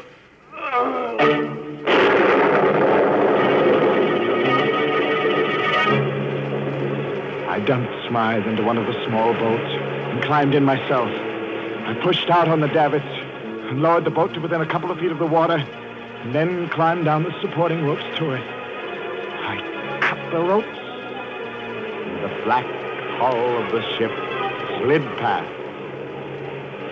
We were alone, just Smythe and me, and Smythe was dead. So I threw him overboard, and I was alone and free. And tonight, I'm alone and free.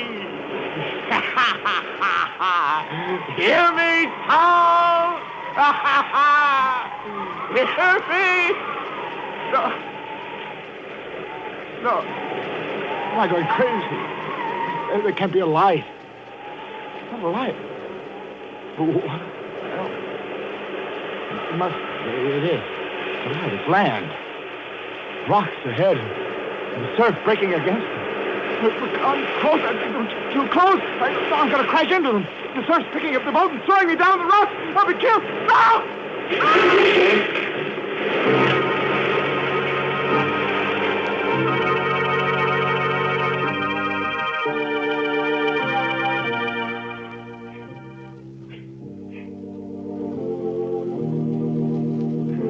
Wait, darling.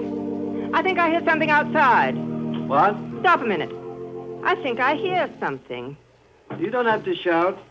What is it there? Listen. Isn't that our door? Don't you hear pounding? How could it be?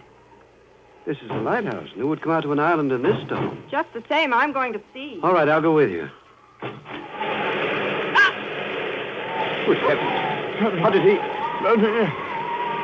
No. Not you.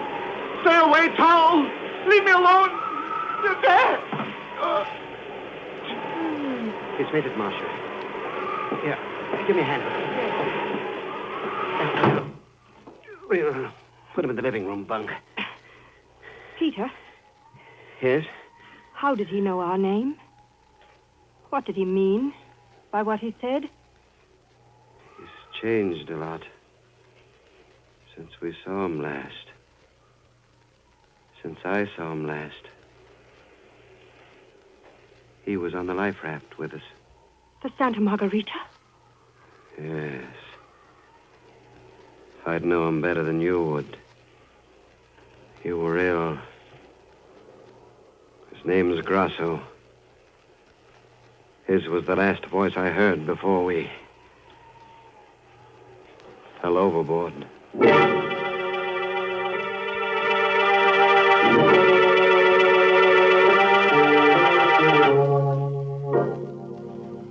Well, Mr. Grasso, you look a lot better this morning. How is your head? It throbs. I can't move. What happened? You were washed up against the rocks in a lifeboat. Oh.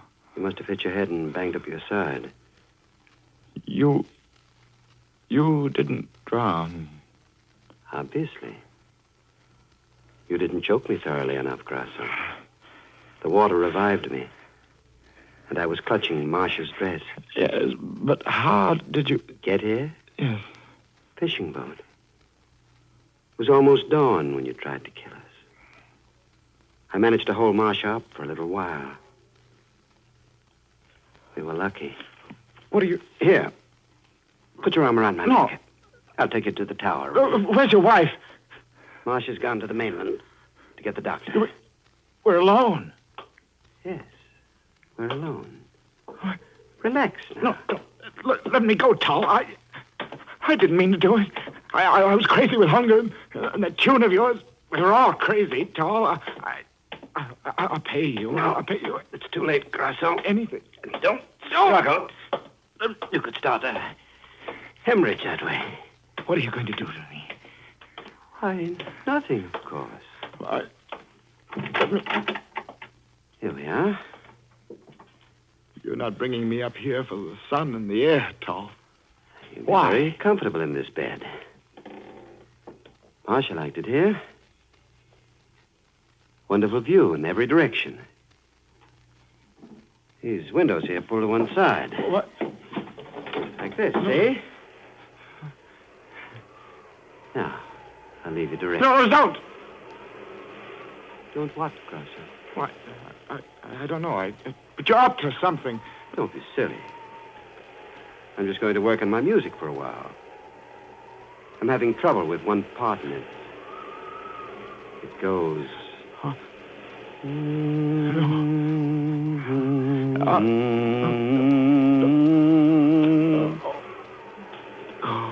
Remember it, Grosser? That's it. I see it now.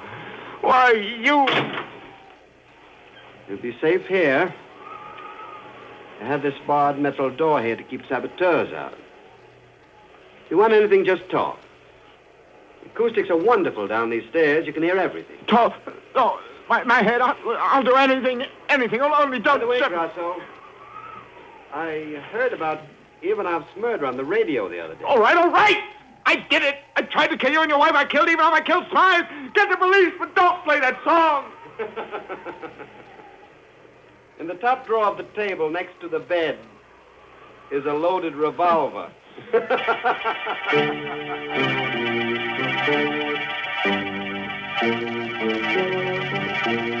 Stop, Tom! Stop! My head. Stop! Can't go on. Revolver. God. Yeah. It'll stop it. Now I'll never hear that song again. Never. Play it! Play your melody, Tom! And the blaze is with you!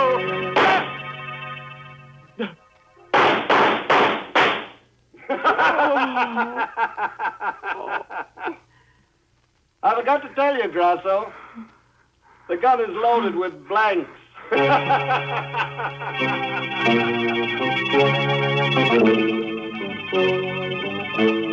There's still a way out. There's still a way out. All right. Tom, you win.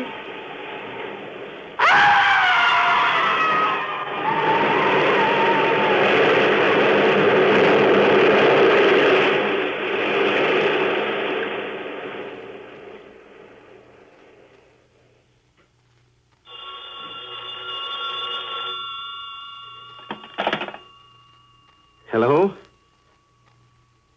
Oh. Hello, Marcia, darling. No, everything is fine now. Yes, there is something you can do for me. Send Davis a wire, will you? Just say, planned fall production of symphony. Have just finished final score.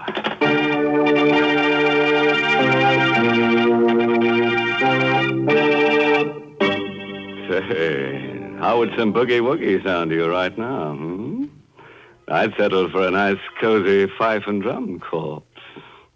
Now, stop that funny kind of talk, because I've got something important to say. Folks, tonight the Lipton Tea people have asked me to remind you that the goal of this 7th War Loan Drive is $14 billion. I guess sums like that are just too big for you and me to understand. But every one of those dollars has a purpose behind it, and that purpose is to end the war in the Pacific as quickly as possible. Yes, that $14 billion is needed to move our soldiers halfway around the globe, to build new ships and faster planes. We've promised our fighting men the very best weapons that can be made. That's the least we can do. And we're helping to fulfill that promise when we buy war bonds, when we support the 7th War Loan Drive with every penny we can spare. So, folks, please buy all that you can when the Victory Volunteer comes to your house. Sure, we got a moral for tonight's story. If you're thinking of marrying a musician, insist on a big house. Don't go in for this light housekeeping stuff. Oh, by the way, this month's Inner Sanctum Mystery novel is The Right Red Hand by Joel Rogers. And listen to this. Our star next week will be the famous dramatic actor of stage and screen, Raymond Massey. He will appear in a story about a man who plays chess. Nice, quiet little sport, hmm? Except that our friend uses human beings for his chess pieces. And by the time the game is over, those pieces are just too dead to move. Now it's time to close the squeaking door until next Tuesday, when Lipton Tea and Lipton Soup bring you Raymond Massey and another Inner Sanctum mystery story directed by Hyman Brown. So, until then, good night. Pleasant dreams. Hmm?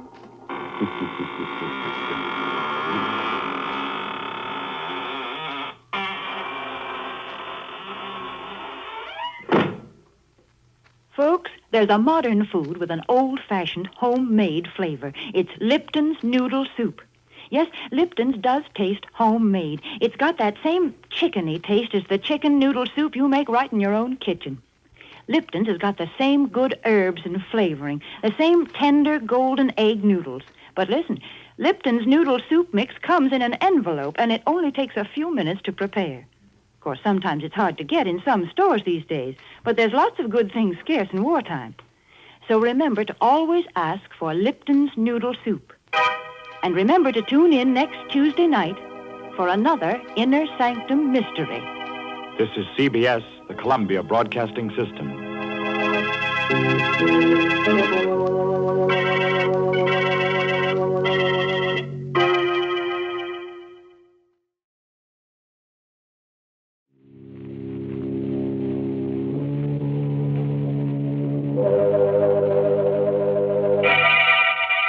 Lipton Tea and Lipton Soup present Inner Sanctum Mysteries.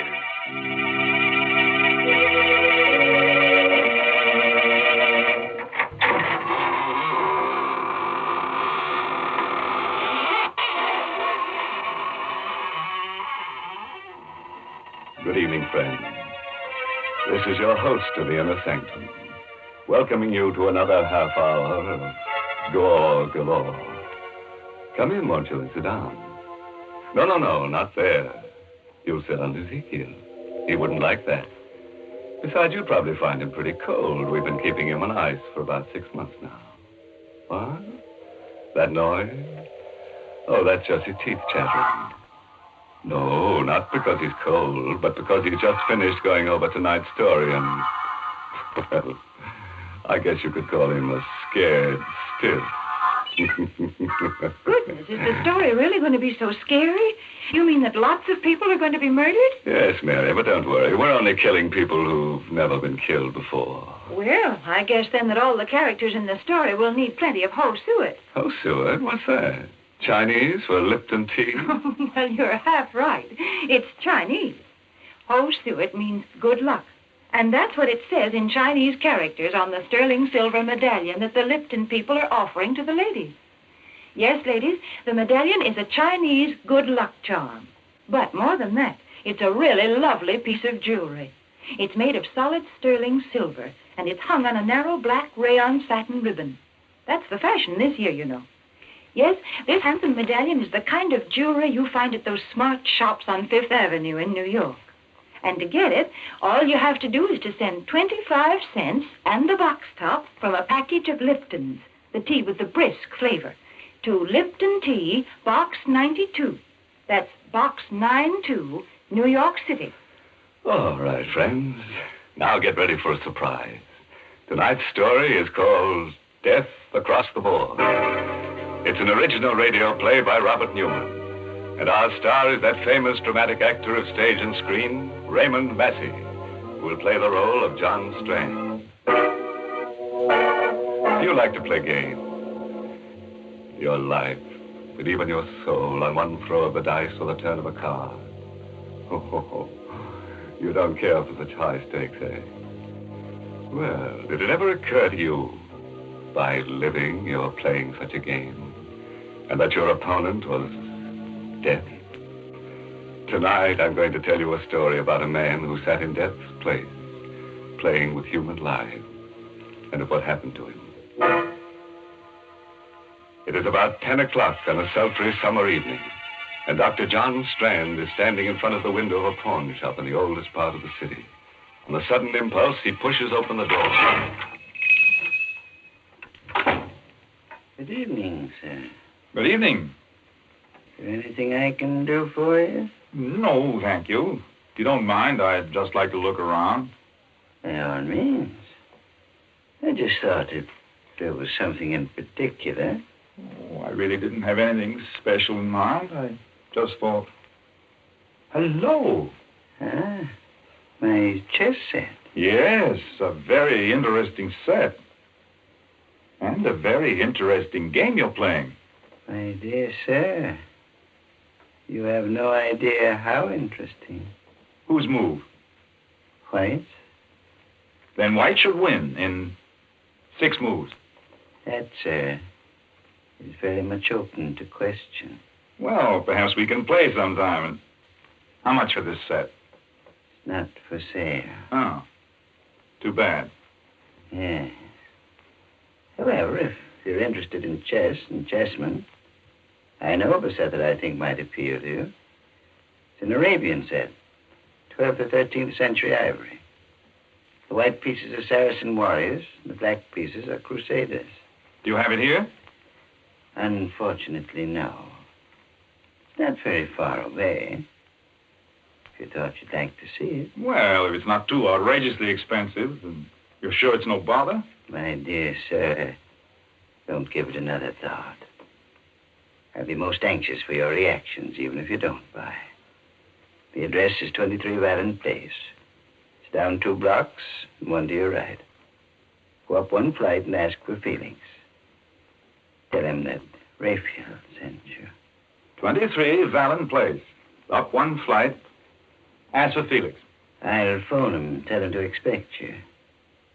Your name is? Strand. Dr. John Strand. Very good, Dr. Strand. Somehow I have the feeling we shall see each other again. Perhaps we should even have the chance to play that game you mentioned before.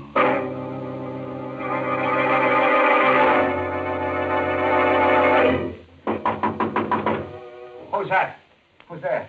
Felix? I said, who's there? My name's Strand. Rayfield sent me over here. He said he'd phone you and... Just a second. How do you do? I hope I'm not disturbing you. Okay, come on in. And stick 'em up. What? I'm afraid there must be some mistake. Sure is, Bob, and you made it, thinking you could come here and take me this way. What? This is ridiculous. I said stick 'em up.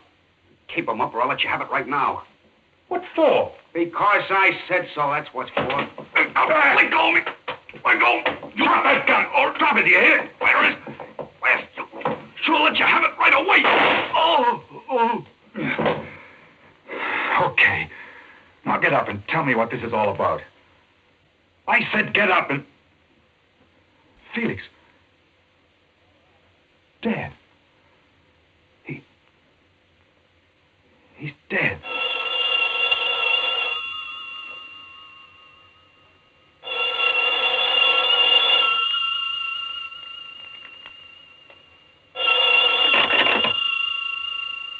Hello? Felix? I'm sorry, but he can't come to the phone right now.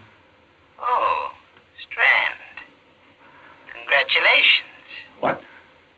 Who is this? This is Rayfield. Now, do you think it's possible for White to win in 5 moves? What? What do you mean? You killed him, didn't you? Of course you did. Or you wouldn't be speaking to me now. May I suggest that you go through Felix's pockets, take out the most interesting thing you find there, and bring it to my shop? What? Hello! Hello! Rayfield! Go through his pockets. I've got to get to the bottom of this, find out what it's all about. A wallet. keys and a chessman. A black rook. All right, Mr. Raphael. I think perhaps I'll take you up on that. I will go back to your shop.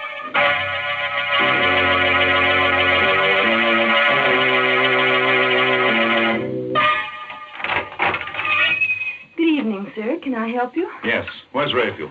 Oh, I'm sorry. He's not in right now, but are you Dr. Strand? I am. I'm Alice Hines. He must have been expecting you. He asked me to give you this. What is it? I don't know, but Another chessman. A white knight. Oh, yes. Mr. Raphael is quite a chess player. He's more than that. He's a murderer. What? What do you mean? He sent me to see someone, a man named Felix, to look at a chess set. When I got there, he pulled a gun on me and...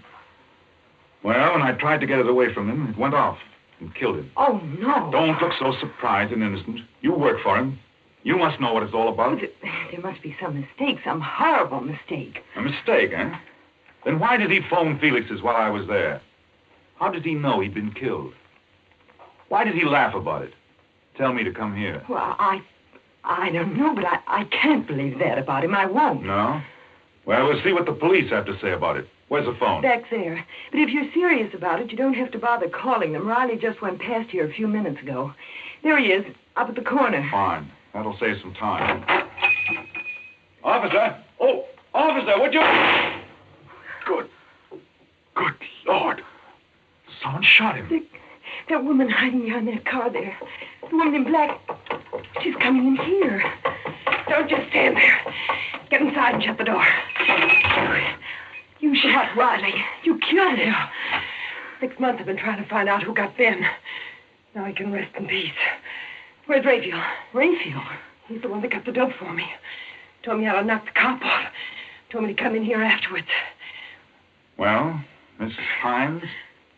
Why are you looking so funny? Say, whose side are you on, anyway? Not ours, my dear. Not ours. Well, that's it. I just took it for granted you were working for Rafe. Okay, get him up and keep him up. What'll I do with him, Raphael? Where are you, anyway? Oh, I'm around here someplace. As to what to do with them, I leave that to your discretion. After all, they are witnesses. Yeah, that's right.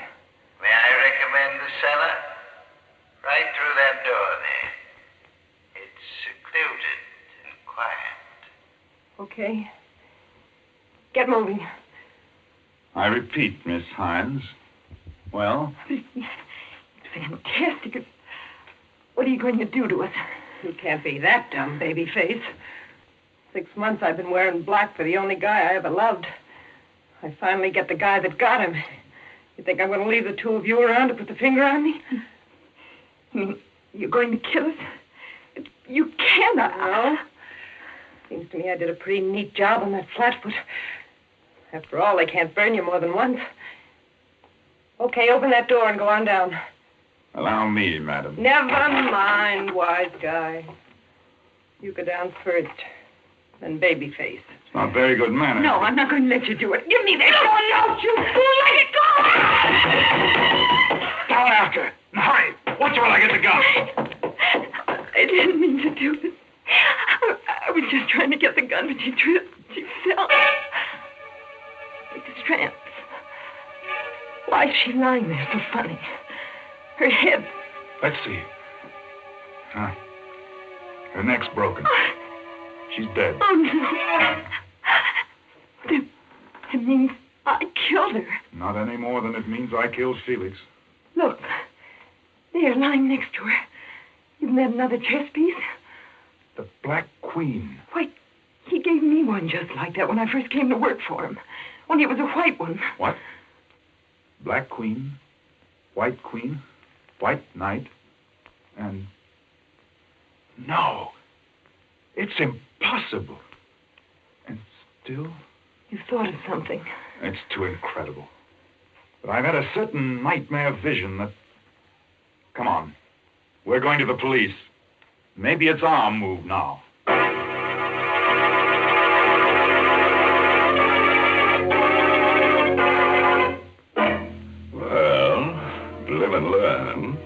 I always had an idea that I wouldn't like chess, that it was a pretty slow game. But here we've only been playing for about 15 minutes, and we've chalked up 3 corpses already. Yes, this kind of chess is just like a divorce. Why? What do you mean? Well, it's a good way to get rid of your wife. That is, if she's a stale maid. Well, I assure you, most men don't want to get rid of their wives. Is that so? Didn't you tell me that a man had written in to ask for that Lipton sterling silver medallion on the black ribbon? Yes. And didn't he say he wanted to put it around his wife's neck as a choker? Oh, dear, you don't understand. A choker is just one of the ways in which you can wear this medallion. Of course, you can also wear it as a necklace or... Well, here's what one of our listeners says she does. I put the medallion on my charm bracelet. I just took it off the narrow black rayon satin ribbon on which it's hung and then slipped it on my bracelet. The medallion was just the right size. Yes, ladies, and no matter how you wear it, the medallion is really a smart piece of jewelry. It's made of solid sterling silver, and it's about 1 inch in diameter. So send for your medallion tonight. The Lipton people are making it easy for you to own one. Just send 25 cents and the box top from a package of Liptons, the tea with the brisk flavor, to Lipton Tea, Box 92. That's Box 92, New York City. It's better right now, friends, while your hands are still steady enough to address the envelope. Well, let's go back to our game of chess. And our star, Raymond Massey, who's playing the role of John Strand. It's about a half hour later now. Dr. Strand and Alice Hines are sitting in a bare, quiet room, the chief's office at police headquarters. For the past 10 minutes, Strand has been talking steadily, describing everything that has happened. So you each bumped someone off, eh? And you come to give yourselves up. We certainly did not come here to give ourselves up, Chief. I told you that in both cases it was self-defense. We're here because there's a madman loose, a homicidal maniac. It just came to me a little while ago.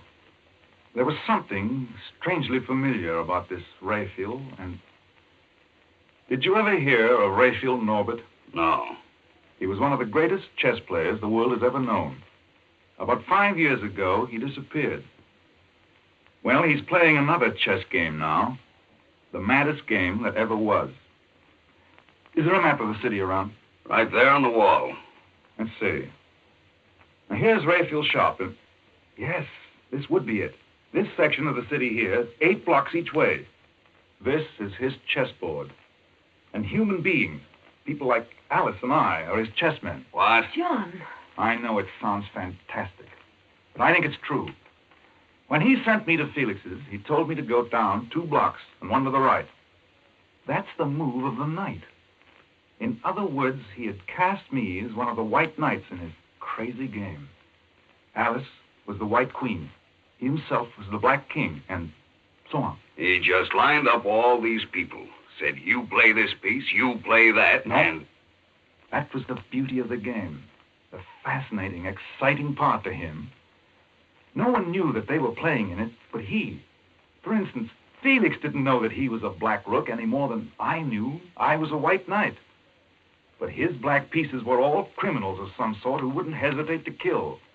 And it was by killing that one piece took another. You see, that was the ultimate refinement. The thing that made this the greatest game Norbert has ever played.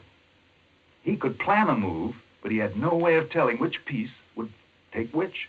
For instance, I killed Felix instead of his killing me. In other words, he was not only playing his game against law and order, against society, but he was matching his brains against that of every piece in the game. Against law and order, eh? I got this in the mail a couple of weeks ago, without any letter or anything. How would it fit in with your theory? The White King. Of course. He's cast you in the role of the White King. In other words, he's playing this game principally against you. Now do you believe us, Mr. Adams? Do you? I don't know. It's possible, I suppose. We've been having a funny kind of crime wave lately, killings without any apparent... Excuse me. Hello? Hello, Chief. Valenti speaking. I'm down at the corner of 3rd and Sycamore, and there's something kind of screwy going on. Hello, Valenti. What's the matter? One of our detectives calling from 3rd and Sycamore. Said there was something screwy on, and then, well, sounded like somebody got him. I'll make sure about this before you answer, but would this be part of what you were talking about? Let's look at the map again. 3rd and Sycamore. That would be in the area that's Rayfield's chessboard. Yes, I think it is. Okay, come on. We're going down there.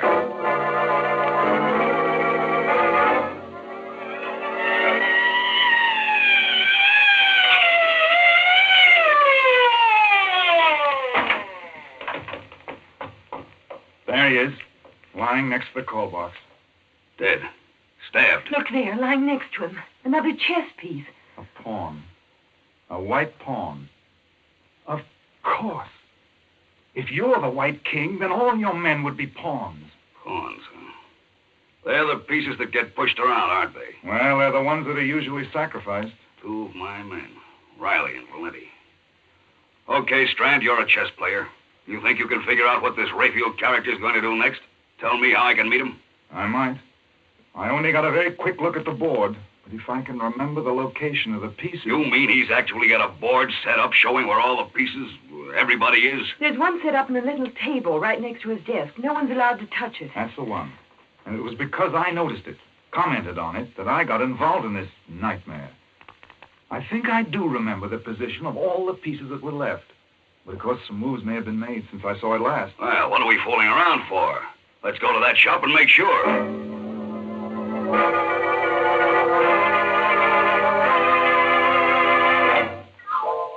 All dark. Doesn't look as if anyone's in the store. Locked, all right. You got a key, haven't you, Alice? No, Rayfield never gave me one. He always locked up himself. Well, what do we do? 2 of my men killed, and you ask me something like that. Look out. Okay, where's the light? Right here. There's the chessboard over there. I know. Let's take a look at it.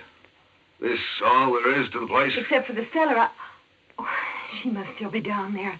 That woman in We'll black... go down there later. Well, Strand? Well, at the moment, black seems to have the edge on us. Several moves have been made, and we've lost several pieces. But we still got a fair chance... of winning that game. Where's this Rayfield guy, the Black King? What's he going to do next? Just give me another minute or two, will you? The Black King is still in his own square, which would seem to mean that Rayfield was still here someplace. The thing is, I'm not sure whose move it is now. You're right, Strand. I am still here. And it's my move. What in thunder? It's him speaking over some kind of loudspeaker system. Maybe from the cellar. From the cellar, huh? Now, I'm going to...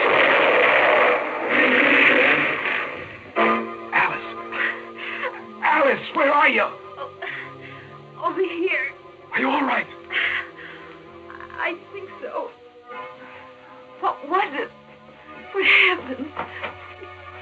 He must have had the place mined or set a booby trap, and when Adams went to open the cellar door, he...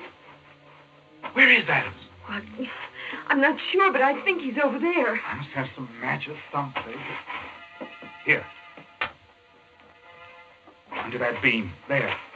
Help me lift it off. Adams! Adams! Is he... No, but he's pretty badly hurt. Just let me get a few tourniquets tied on him, and we better get him to a hospital.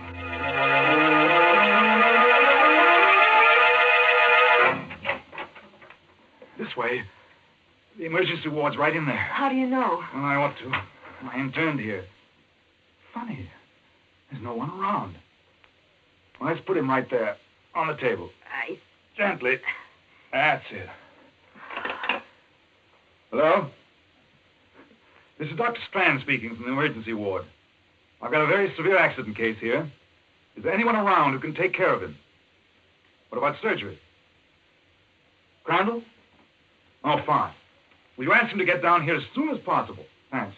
The chap I used to know, just finishing an operation. He'll be down in a few minutes. Will there still be time? Yes, I think so. We'll have to give him a transfusion once we get him patched up. I'll start scrubbing up myself in case Crandall needs a hand. Isn't there anything I can do? Just keep your eye on him, the tourniquets particularly.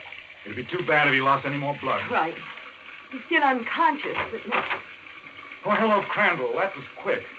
Awfully glad you were here. It's a pretty serious case. Adams, the chief of police. An explosion. Oh? If we don't work fast, we may lose him. Shock. Possible concussion. Right axillary artery severed. I got a tourniquet on. I'll be finished scrubbing up in a minute. Give you a hand. Take your time. No hurry. I'll just... What are you doing? Removing the tourniquet. Wait, I'm not ready with the ligatures yet. You're not Crandall. You're Raphael. Right, Strand. Raphael Norbert. Dr. Crandall is still in surgery. Locked in, as a matter of fact. I put on this mask and gown not because I thought it would fool you. Because, well, somehow it just seemed appropriate. But it can't be you. You were in the shop. No, Strand. You're thinking of my voice. It was coming over a loudspeaker system from next door.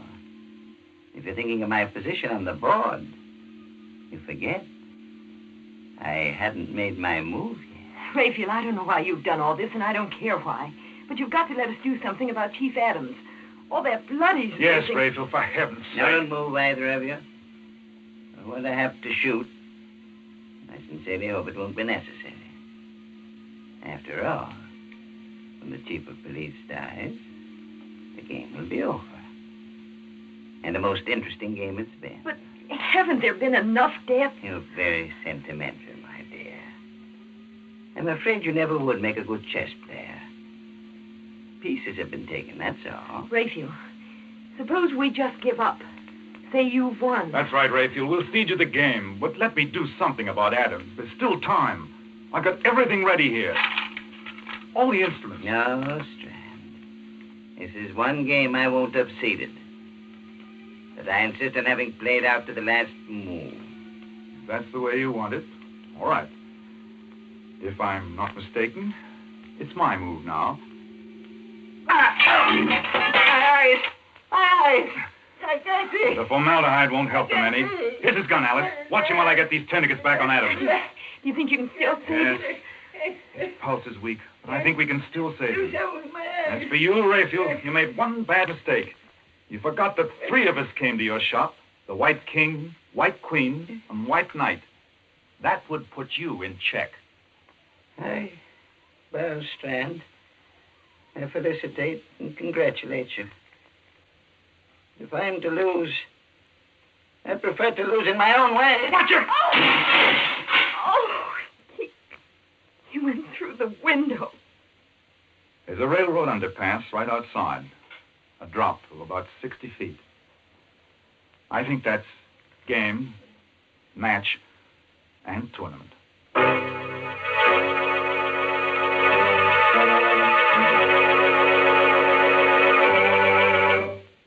What? You mean the game's over already?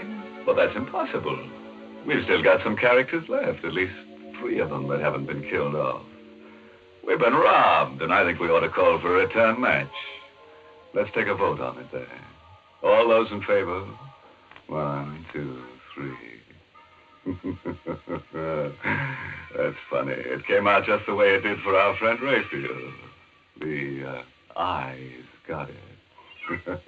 Heavens, let's not have another game of chess. Yes, Mary. Now do you see why they call the pieces chess men instead of women? Oh, this game's too rough for women. It certainly is rough. Oh, do you feel worn out and tired? Why don't you rest a while? Then you can slip into something comfortable, like a winding sheet. And if you want to be really fancy, you can put on your sterling silver medallion. What? You have no medallion?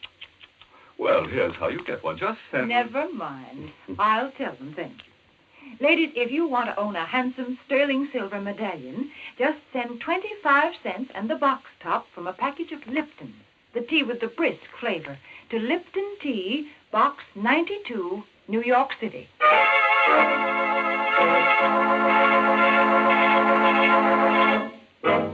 Before I say goodnight, a word of advice.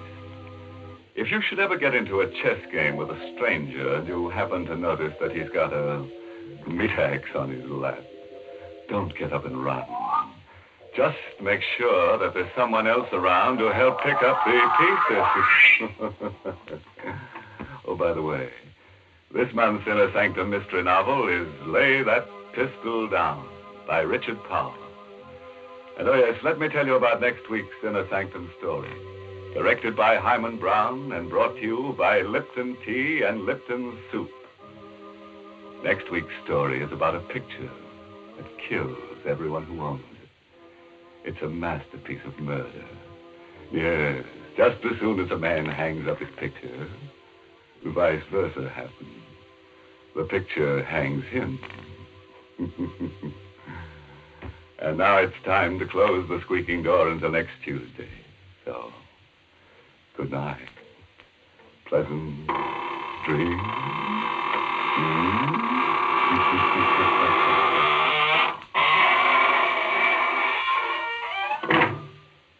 Folks, the next time you send a box of food to your boy overseas, be sure to include a package or two of Lipton's Noodle Soup Mix. You see, Lipton's is just like a taste of home. Yes, it has the same homemade chickeny taste as the soup you make yourself, the soup your boy's always been so fond of. That's why it's such a thoughtful, welcome little gift to send Lipton. And as you know yourself, Lipton's Noodle Soup makes a grand snack. So remember, send a package or two to your boy. And remember to tune in next Tuesday night for another Inner Sanctum Mystery. This is CBS, the Columbia Broadcasting System.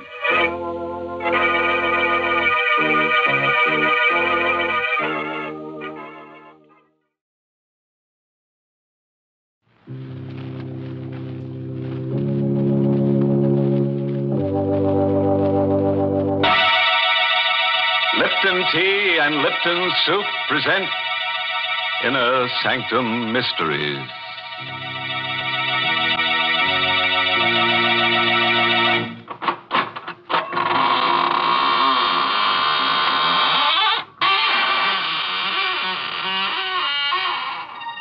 Good evening, friend. This is your host of the Inner Sanctum inviting you in through the squeaking door. Come on in. Have your picture taken with the corpse. You look good next to him. Poor fellow was a photographer.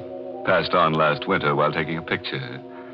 Yes, died of overexposure. Awful, isn't it? Enough to make your camera shutter.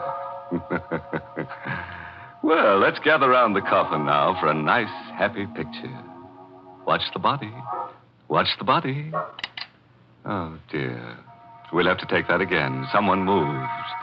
And I think it was the corpse. Why, that's downright silly. Oh, hello, Mary. You're just in time. Come on, get in the picture. What? Do you think I'd stand next to a corpse? Oh, please, Mary. You can wear your Lipton sterling silver medallion.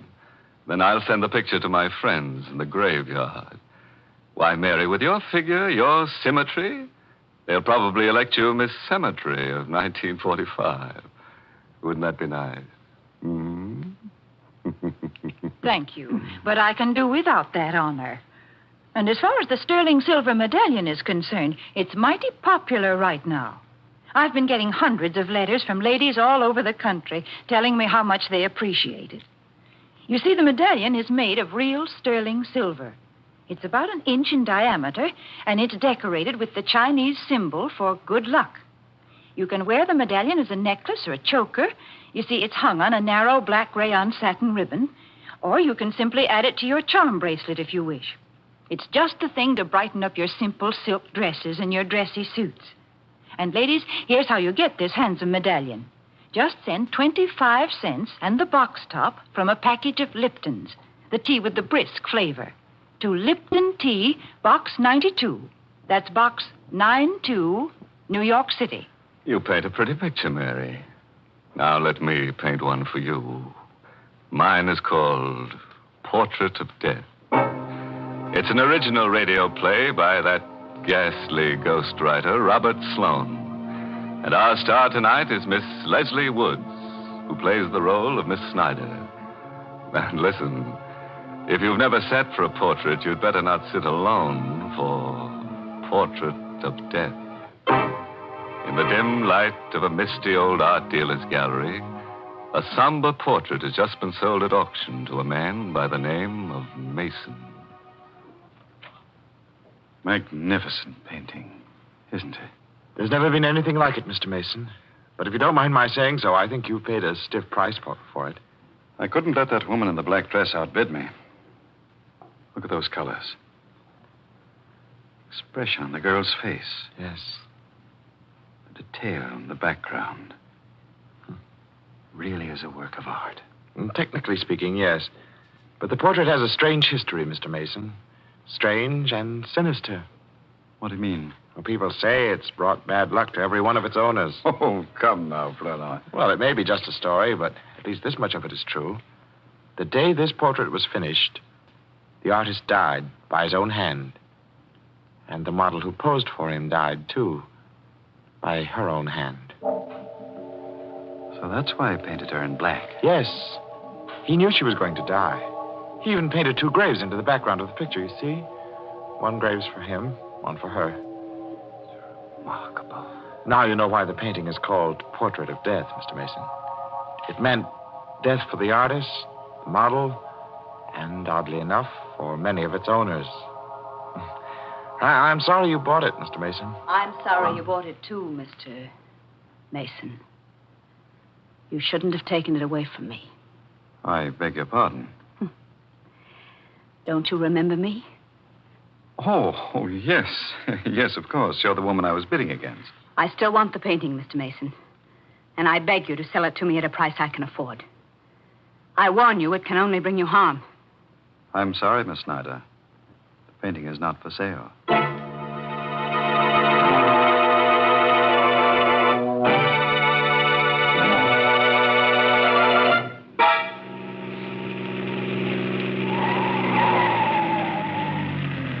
Really, Mr. Flournoy, you didn't have to drive me all the way home with this painting. I could have managed it alone. Oh, no trouble at all, Mr. Mason. Here, let me help you carry it into the house. Oh, no, I'll get one of the servants. As you like. Oh, Parker. Parker. I'm afraid I'll have to go in. Will you wait for me? Oh, certainly. Oh, Parker. Mr. Mason? Yes, Parker. Tell Mrs. Mason to come down, will you? I've got a surprise for her. Mr. Mason, I think you'd better come in. Why, what's the matter? I have some very bad news for you, sir. Terrible news. Mrs. Mason is dead. What? It was her heart, sir. She died this afternoon while you were at the art gallery. No. I can't believe it. I tried to reach you, but you'd already left, sir. Dr. Simpson said... Excuse me, sir. Hello? Mr. Mason's residence? Is Mr. Mason there, please? This is Miss Snyder calling. Just a moment, please. It's for you, sir. Oh. Thank you. Hello? Mr. Mason, I still want that painting. What? Don't you think you'd better sell it to me? It can only bring you harm. I'll think it over. Don't wait too long, Mr. Mason. I warn you. Don't wait too long.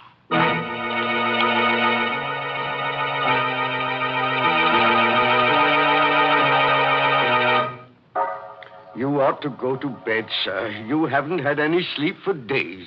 I'm all right, Parker. But it can't do any good to sit in this room and stare at that painting. Parker, doesn't the portrait look a little different today than it did when I brought it into the house? I don't think so, sir. The expression on the girl's face is a little deeper. A little more understanding. The background, it... Good heavens, Parker. What is it, sir? Look. The graves in the background. Weren't they there, sir? When I bought it, Parker, there were 2. Now there are 3.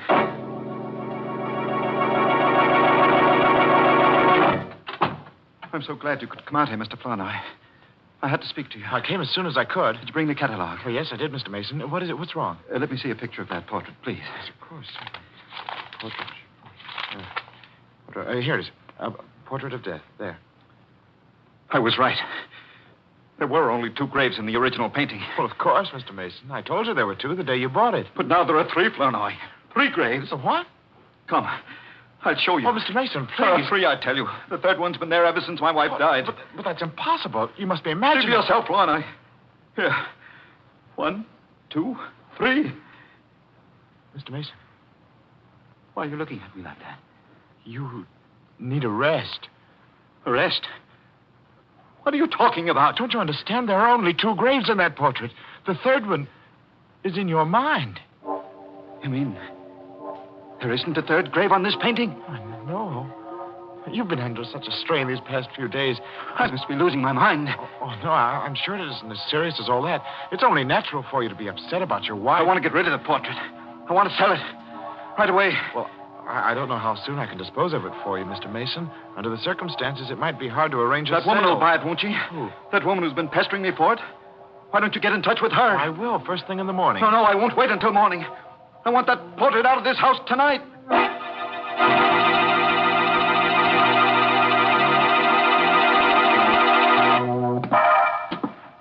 Parker.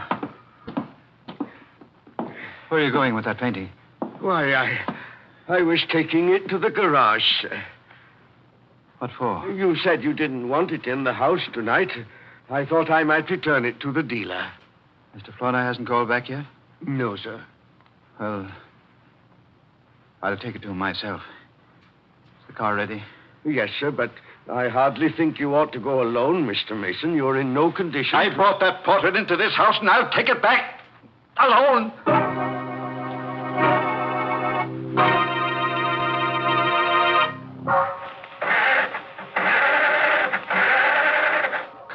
Come on. What the devil is the matter with this car? I should have had Parker take it out of the garage for me. Confound it. I'll get that painting out of here if I have to carry it out with my hands.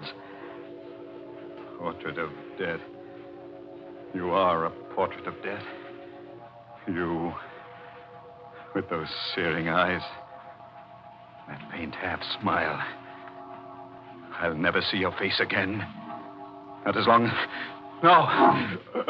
No.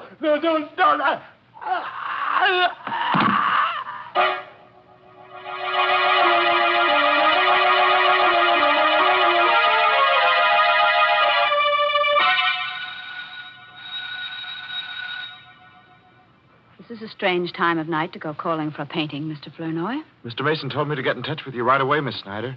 He was determined to have you pick up the portrait tonight. Well, I hope he isn't asleep. Yes. Nobody seems to be answering the door. Oh, wait a moment. There's a light in the garage. Oh, good heavens, what was that? It sounded like a scream from the back of the house. Come on, we better hurry. Come on, Miss Snyder.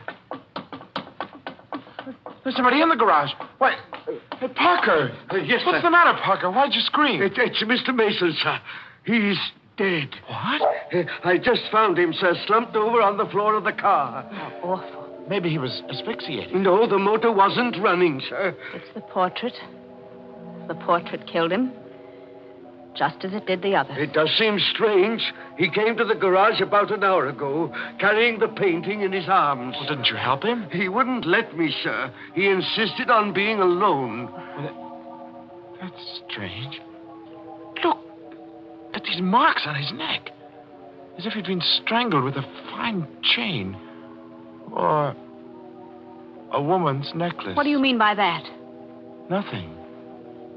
Did you think I was accusing you, Miss Snyder? I don't know. Good heavens, Mr. Flournoy. Look at the portrait. Oh, what's wrong? The necklace, sir. The necklace that was painted on the girl's throat. It's gone.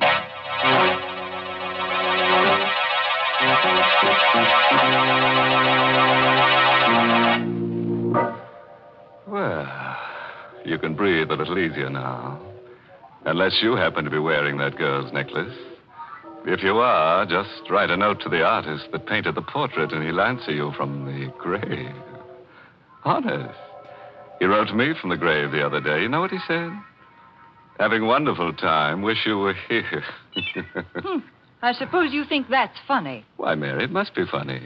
The dead artist was smiling when he wrote it. Oh, but then he's always smiling. You see, he's a grinning skull.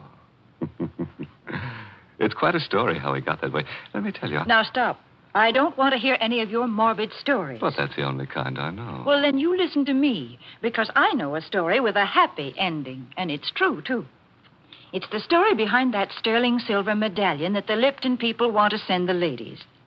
It seems that the original of this handsome medallion was given to an American flyer who was rescued by Chinese guerrillas after he'd bailed out over enemy territory. The flyer was told that the Chinese letters on the medallion would identify him and bring him safely through the lines. Well, he did get through, and only then did he learn that the inscription said, "Good luck," in Chinese. Now, there's a story to tell your friends when they're admiring your medallion on its smart black rayon satin ribbon. And to get this Chinese good luck medallion, all you have to do is send 25 cents and the box top from a package of Lipton's, the tea with the brisk flavor, to Lipton Tea, Box 92. That's Box 92 in New York City. Well, let's get back to that there cover girl on the Portrait of Death. It's 6 months now since she strangled old man Mason with that necklace of hers and put the Indian sign on his late wife. Parker's still around, though. And so is that character Flanoy, who at the moment is disposing of the ill-fated portrait for Mr. Mason's estate. Mr. Davis, I believe you're the only man in the world who wants this painting. And I really can't see why you want it, knowing its history. Mr. Flanoy, that kind of history doesn't mean a thing to me. Oh. May I take it with me now? Oh, certainly. Parker. Yes, sir. Would you be good enough to help Mr. Davis with the painting? If you don't mind, sir, I'd rather not touch it. I haven't seen it since Mr. Mason died, and I don't care to see it now, sir. All right, Parker. I'll help you, Mr. Davis. Thank you very much. It's a very heavy frame, you know. It's really too heavy.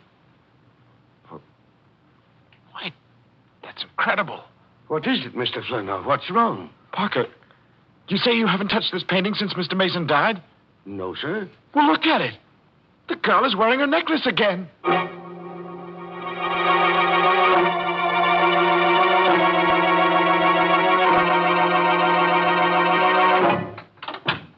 Miss Snyder, how do you do? We haven't seen you here at the gallery for some time. What's the meaning of this, Mr. Flournoy? Beg your pardon? Why did you let that painting go without telling me it was for sale? Well, I tried to tell you, Miss Snyder. I called you home several times to let you know about the auction. I was never able to reach you. Didn't you know I was away on a trip? No, I Then didn't. why didn't you find out, you stupid fool? How many times have I told you I must have that painting? Well, I'm sorry, Miss Snyder. Never mind. Who is this Mr. Davis? Where does he live and where can I find him? Why, I imagine you'll find him at his home. Here's his card. Give it to me. I don't think you'll gain anything by going up there, Miss You Snyder. keep out of this, Flournoy. I want that painting. And this time I'm going to get it.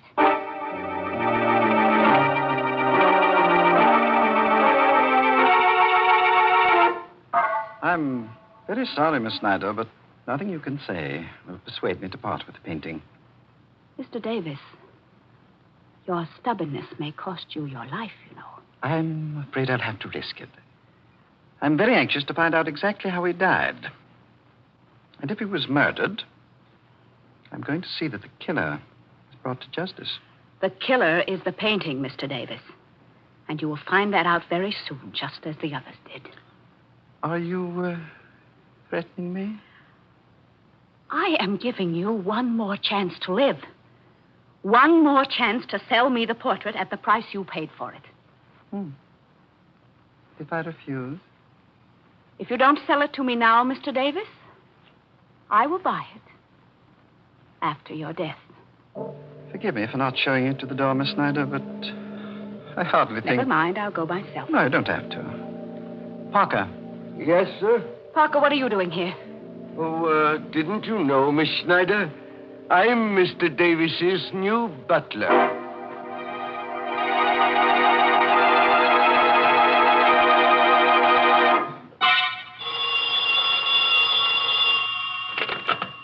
Hayden Art Company, Mr. Flournoy speaking. Mr. Flournoy, Yes, this is Mr. Flournoy. you had better come over to Mr. Davis's house right away. And don't tell anyone you're coming. Huh? Who's this? It's important, Mr. Flournoy. Don't ask a lot of questions. Just come over. But who is this? Don't you know? It's the girl in the portrait. What? You... Hello? Hello?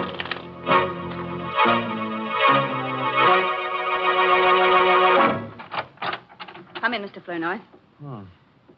I thought it was you on the phone. Why didn't you tell me? I didn't want to mention any names. Come in, will you? All right. What's the hurry? What's this all about? I'll tell you in a minute. Does anyone know you came here? No, I don't think so. Good. What are you doing here? And where's Parker and Mr. Davis? Parker's left. He's gone away. I found a note from him on the foyer table there. Well, what about Mr. Davis? He's in the library. Well, wait a moment. Don't go in there yet. He's dead. Mr. Davis? Yes, Mr. Davis. It's horrible, Flournoy. His head has been cut off. What do you mean? What happened? I don't know. I found him lying there on the library floor when I got here. He must have been killed with the axe from that suit of armor, you see. The armor's toppled over, and the falling axe must have landed on his neck. It would have to fall from a good height to sever his head, Miss Snyder. Well, the armor was mounted on a pedestal, and you can see for yourself how heavy that axe is. Yes, I see. You don't think I killed him, do you? I don't know. What are you doing here? I received a strange phone call telling me to meet Mr. Davis.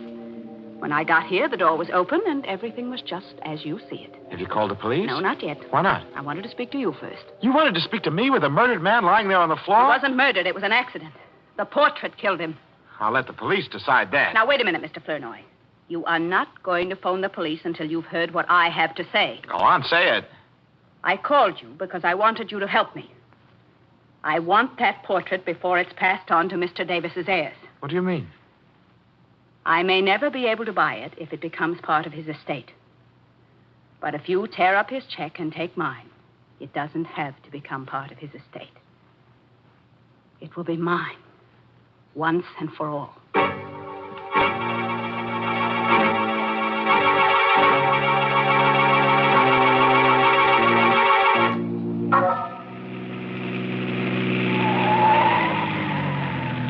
Mr. Flournoy? What? Mr. Flournoy? Why, Parker. What are you doing outside Miss Snyder's house? I've been waiting for her, sir. Have you any idea where she is? Why do you want to know? She left a photograph at Mr. Davis's house last night, and I've come to return it. Well, I'll take it to her, Parker. If you don't mind, sir, I'll return it myself. Is it that important? The photograph is a picture of the woman in the portrait. And if Miss Snyder can explain why she's been carrying it around, we might have an answer to this mystery. You suspect her, don't you, Parker? Not any more than I suspect you. What's that? You've got the portrait in your car, Mr. Flournoy. Yes. Don't try to conceal it. I recognize that frame anywhere. I'm not trying to conceal it. I'm trying to find out what your game is. I have no game. Then why did you leave that note saying you were going away? What note? Oh, don't lie to me, Parker. I saw it myself on the foyer table. You must be mistaken, sir. Today is my day off. I left the house early this morning, and I didn't write a note. Well, if you're telling the truth, then I know who did write that note. Only I've got to prove it before I can take your word. Oh, wait a moment, Mr. Flournoy. Where are you going? I'm going into the house for this painting. I'm going to set a trap for Miss Snyder. I'll go with you. What for? To help you carry the painting, Why, of course. But you'll spoil everything if you're seen, Parker. Then I won't be seen. I'll hide.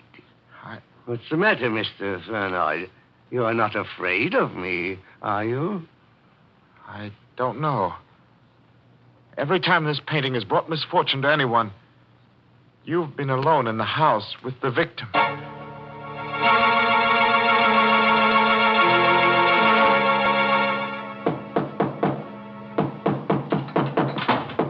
Is that you, Miss Snyder? Yes, where are you, Mr. Flournoy? I'm in your living room, hanging up the painting. I didn't ask you to do that. Take it down. Why? Take it down, I say. I don't want it in my living room. I don't want it in this house. Well, I don't understand. Then why did you buy it? Mr. Flournoy, I have been after that portrait for years. And now that I've got it, I'm going to destroy it. You're going to do what? There is a curse on that painting. There really is. You see, I know. Because I'm related to the girl who posed for it. Well, you never told me that. I never saw any reason to. That girl was a sister of my grandmother. And ever since her death, my family has been haunted by that portrait. But now we'll be haunted no longer. But you can't destroy a work of art like this. It isn't fair to people who admire it. It isn't fair. Nobody wants it, Mr. Flournoy. Nobody but me. Oh, but you're mistaken. There is somebody who wants it. Wants it very much. Parker? Oh, no. Oh, Parker's dead. Dead? How do you know? I know, because I killed him. Right here in the living room. I'm awfully sorry I didn't have time to dispose of the body, but I'll take care of him before I go. Oh, no, Mr. Flerno. You didn't kill him. You couldn't. I had to. You see, he discovered the painting and the cars I drove up. He would have ruined all our plans. Plans? Yes. Plans? Do you think I'd go through with any plans knowing what I know now? Well, I'm going through with mine, Miss Snyder. And I dare say I won't be suspected. What are you talking about? Nobody knows you stole this painting from Mr. Davis. Nobody knows but you and Parker. And I can trust Parker to keep the secret. You stay where you are. Don't be afraid. I've become an expert at the art of murder. It is an art, you know, just as delicate as retouching old portraits, which happens to be a specialty of mine. You killed Davis and Mason and Mrs. Mason. Oh, no, not Mrs. Mason, no. Her death was only a coincidence. But it did give me the idea for the others. You see, I needed a series of deaths to completely destroy the value of that portrait. The legend was already there. All I had to do was help it along. Why? Well, I wanted the painting, Miss Snyder. I wanted it more than anything else in the world. An art dealer's clerk could hardly afford to pay for it. You're insane. Well, we're all a little bit insane, aren't we? Don't you come near me. Don't. Shut up, you. Don't. Shut up. Yeah. The knife is cut. Sure. But if you struggle, don't struggle. You make me miss my mark. You're not talking. Sit still, I tell you. You crazy devil, be still. No. Portrait fell on the wall. Frame grew knife into. Now we'll be haunted no longer.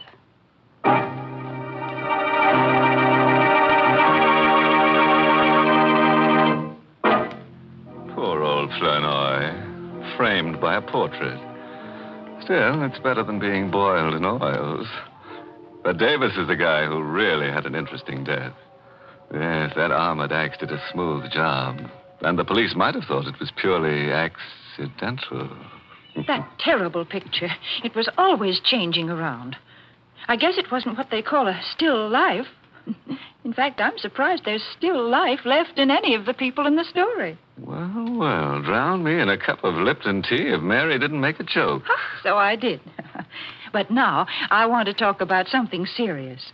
Because this is a real occasion. A mighty important one, if you ask me. You know, folks, I heard just the other day that this coming Saturday, June 16th, is an anniversary for some people in the United States Army that deserve all the credit we can give them. They're the Quartermaster Corps.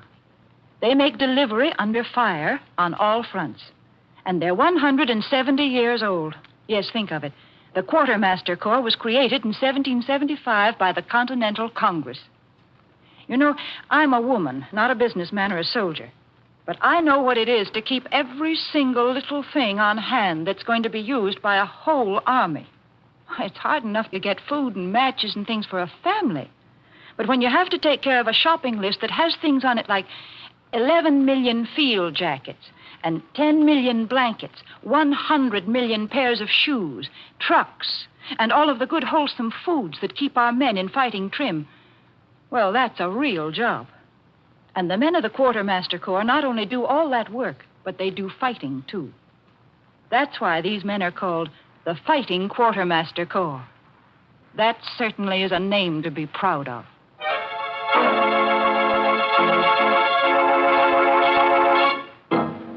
Well, it's time to go back to my slab now and swap a few stories in the smoker of the crematorium. Oh, before I leave, this month's Inner Sanctum Mystery novel is Lay That Pistol Down by Richard Powell. Yes, and next week's Inner Sanctum story, directed by Hyman Brown and brought to you by Lipton Tea and Lipton Soup. Next week's story is just your meat. That is, if you like human meat. It's about a man who's been dead for 6 years. So, of course, his wife doesn't recognize him when he comes home. In fact, nobody recognizes him. So he goes around killing people to refresh their memory. I guess he figures that if they can't remember him, they might just as well remember nothing. Now it's really time to close the squeaking door, so good night. Pleasant dreams.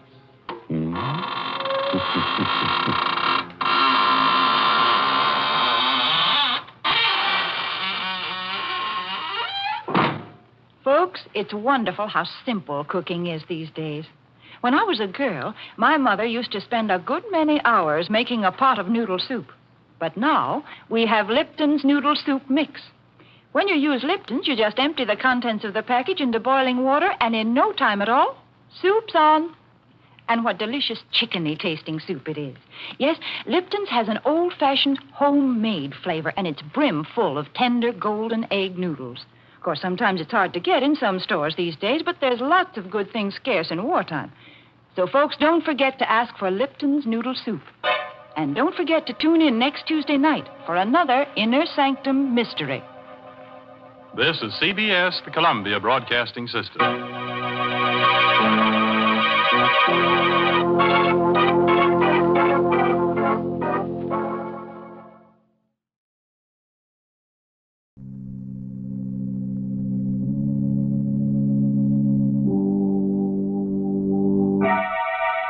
Lipton Tea and Lipton Soup present Inner Sanctum Mysteries.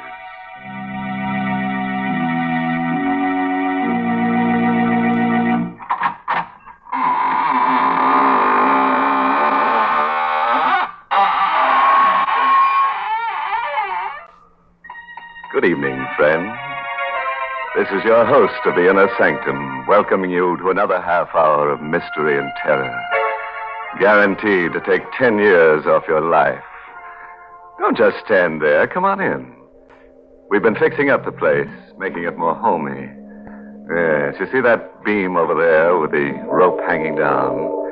You just stand on the table, put your head through the noose, and, that's right. It's for the convenience of anyone who feels like hanging around after the broadcast. I wish you wouldn't say things like that. Oh, you're right, Mary. I'm a bad host. Here, I invite everybody to hang around, and there's only one rope. I guess we'll have to hang together instead of hanging separately. Now, please. Unless, of course, we want to hang ourselves with a black ribbon that comes with that Lipton sterling silver medallion. We've got plenty of them, haven't we, Mary? Well, I don't know. Thousands of women are writing in every day for that special sterling silver medallion. So I'd advise all of you ladies who want to own one to send in for it tonight. Yes, they're going mighty fast, because this medallion is made of solid sterling silver, and it's decorated with the Chinese symbol for good luck. The medallion is just the right size, too, about 1 inch in diameter. You can wear it as a necklace or a choker, because it's hung on a narrow black rayon satin ribbon, or if you wish, you can simply add it to your charm bracelet. And here's how you get this handsome medallion. Listen. Just send 25 cents and the box top from a package of Lipton's, the tea with the brisk flavor, to Lipton Tea, Box 92. That's Box 92, New York City. All right, Mary. I'll write down the address on the cuff of my shroud. And now, friends, tell me, do you like holidays? Well, you won't after you hear tonight's story. It's called Dead Man's Holiday. And it's an original radio play by that cryptic mystic, Robert Sloane. Yes, and our star tonight is Myron McCormick, who plays the role of Eric. Not far from the waterfront, in a gloomy shack where death hovers near, a man stirs uneasily on a blood-stained cot. As he struggles for the last breaths of life, his tortured mind forces words to his lips. They don't have to tell me. I know I can't live more than a little while longer. And I don't want to live. I want this nightmare to end. As it should have ended. Long before that day I was hurt on the train.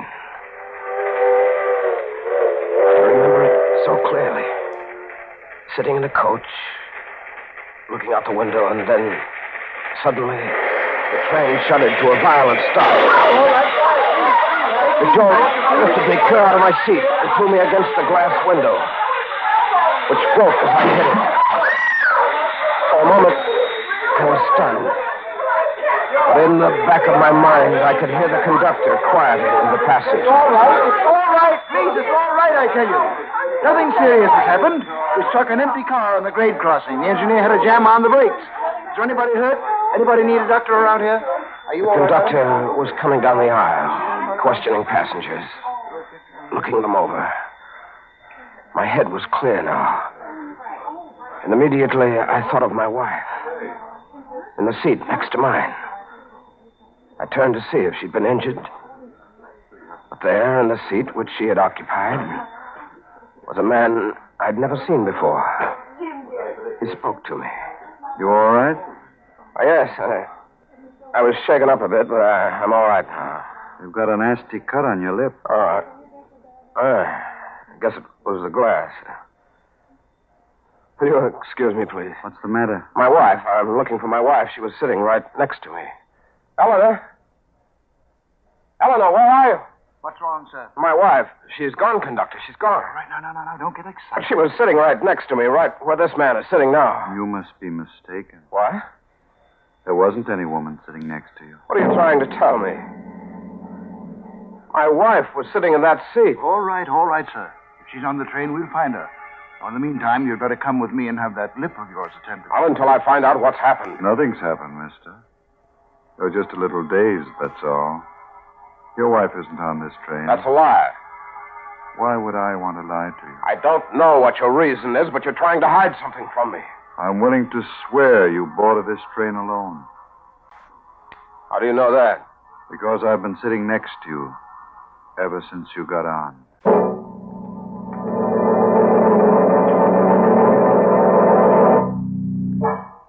I was taken to a hospital and given an anesthetic. When I came to, a doctor was standing over me. He said I was well enough to get dressed and leave, but when I mentioned the disappearance of my wife, he acted strange. You've had a severe shock, Mr. Keating, and sometimes an accident like this has a way of playing tricks on the mind. You don't believe that my wife was on that train? I don't see how she could have been.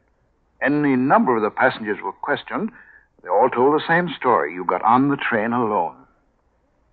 So you're in on it, too. I beg your pardon? You and the railroad and the man who was sitting next to me, you're all in on it. What are you trying to do to me? I don't know what you're talking about. Don't you? Are you sure this isn't some kind of a plot to try and drive me out of my mind? I think you need a rest, Mr. Keating. Just look at yourself in the mirror there. You see how drawn you are? I'm all right. Good heavens. Doctor. What's the matter? My face. What have you done to me? What's happened to my face? Why, nothing. I had to put a few stitches in your lip, It's not my lip. It's my whole face. Why, you've done something to it. It's different. Mr. Keating. It is, I tell you. You've changed my face.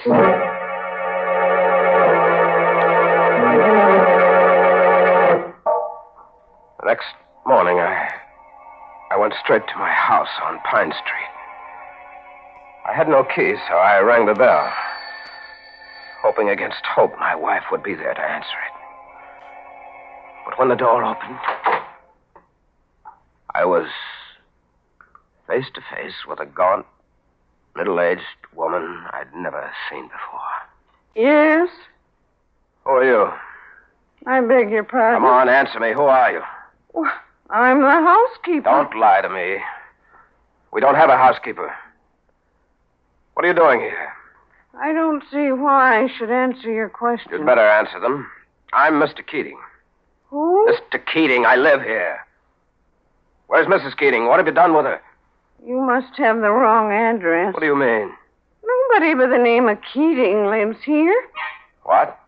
I work for Mr. and Mrs. Drury. Don't you see the nameplate on the door? Yes, I see it. When did you put it there? Last night? You got the wrong address, mister. Oh, I have, have I? You see that picture over there? The one on the hall table? Yes? That's a picture of my wife.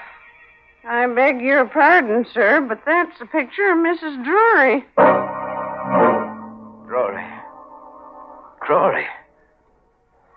I didn't know anybody by the name of Drury. I couldn't imagine why he or anybody else would go to so much trouble to keep me from my wife. I walked down to the corner drugstore to phone the police. But just as I got there, a car drove up and stopped. In it was the man who sat next to me on the train. I hurried over to speak to him. You remember me? Why, yes, of course. Did you find your wife? No. Oh, I'm sorry to hear that. Can I be of any assistance to you? I work for the railroad, you know. Yes, I had a feeling you did. What's your name? Rory? Drury? You live in the white house around the corner? The one on Pine Street? That's right. How did you know? I was just over there. I thought it belonged to a man named Keating. Well, it did originally. You knew him? Knew him? Yes. Why do you speak in the past tense? You sound as if the man were dead. Well, didn't you know? He is dead. You can't imagine what it was like to have him tell me that Eric Keating was dead. I was Eric Keating. I hurried away from him, kept walking toward the center of town. But it wasn't long before I realized that I was being followed by a man in a gray hat. I waited until he caught up with me. Then, as he started to pass, I stopped him purposely to get a good look at his face. Excuse me. Yes? Can I trouble you for a match? Certainly. Thanks. Wait a minute. Why are you following me? Who says I am? It's pretty obvious. Now, you'd better tell me what your game is, or I'll call a cop. That wouldn't do much good, mister. I'm on the force. What? Plainclothesman. Connors is the name. Why? I don't understand. Why are you watching me? That's my business, watching people. Your face looked kind of familiar to me. What's your name? Eric Keating. Try again, mister. You better tell me the truth this time. I am telling you the truth. Why don't you believe me? Because I happen to know where Eric Keating is right now. I saw his grave just the other day. His grave? Yes. He's buried in the same cemetery as my sister. Been buried for 6 years. I had a feeling that Connors was lying. When he let me go a moment later, without proving my identity, I could have sworn he wasn't a detective. But I had to make sure. I had to catch him in a lie. I took a bus out to the cemetery. It was dark by the time I got there. But I had a flashlight, and with it, I saw the very thing I hoped I wouldn't find. A tombstone with my name on it. The shock was like a blinding light in the darkness, and for a moment I lost my senses. Insanely, I dug into the earth with a piece of sharp stone, determined to see the empty coffin or the bones of the man who had been buried in my place. What you doing, mister? Connors. You better come with me, mister. Why? What's wrong? What have I done? Killed a man, maybe? What? Here. Look at this police circular. Wanted. For murder. That's right. The picture underneath those words is yours or your twin brother's. No, I'm not this man. I may look like his picture, but I'm not the man. Your fingerprints will settle that. We've got his on the circular. Now we've got to get yours. Any objections? Yeah. I won't go with you. Don't you hold it!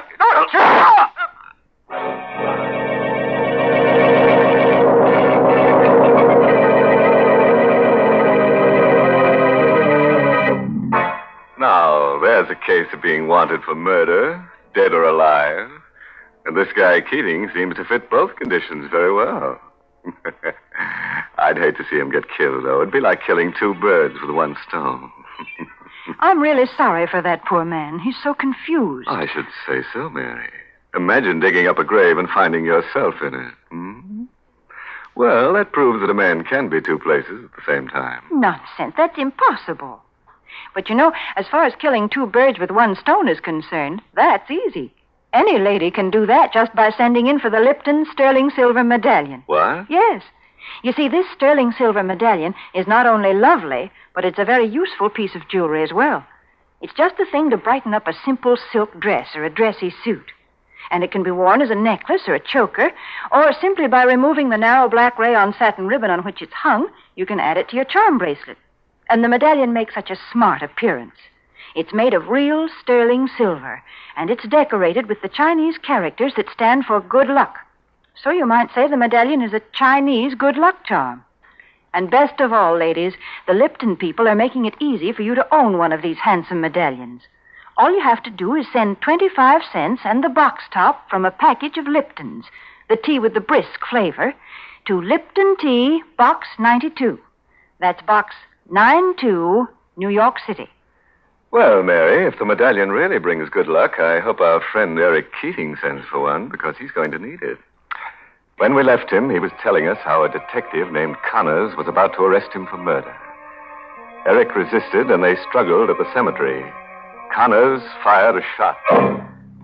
A bullet went through my left arm before I could reach Connors with the stone I had in my hand.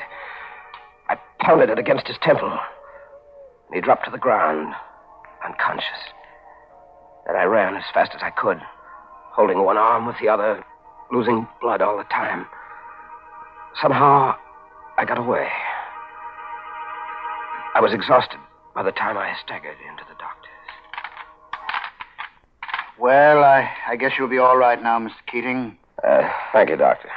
Tell me, how did you happen to get this wound? I was carrying a jar. I fell. Oh, you'd better not lie to me, Mr. Keating. The bullet was still in your arm. Who shot you? I don't know his name. Well, it would help a great deal if you did. I have to report this, you know. So you'd better tell me the truth. I will in a moment, Doctor, but first I'd like to ask you a favor. What is it? Do you know anything about fingerprints? No, not a great deal. Well, you must know something. Here, take a look at the ones on the circular. Hmm? Why is the circular torn in half? Never mind about that. Just look at the fingerprints. Mm-hmm. Now, look at the ones on my hand. Yeah? Would you say they belong to the same man? Unquestionably. Of course, I'm not an expert. No, neither am I. But I can see that those are my fingerprints, all right. Somebody's done a perfect job of framing me.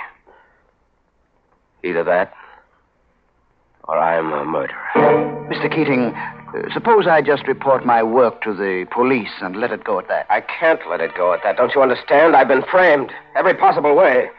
And if I let it go, I'll be sent to the chair. No, not if you're innocent. I can't take the chance. Well, I'm very much afraid you'll have to. I reached for the paperweight on his desk. I crept a little closer. And then... Keating, put that down! You fool! I struck him hard on the side of the head. His body dropped to the floor, and I bent over him. My heart was pounding against my chest. Something in the back of my mind kept driving me on. A voice kept saying, "Kill him! You're a murderer! Kill him!" I don't know why, but I struck him again. And again. And again. Until his lifeless body choked out its last breath. And then I knew I was a murderer.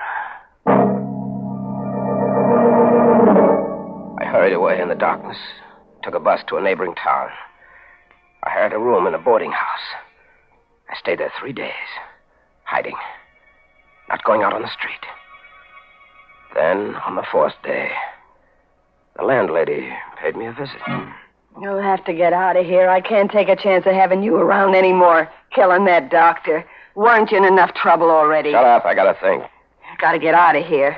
They'll be searching this place before you know it. Why? Because you were here before. I never should have let you come back. Come back?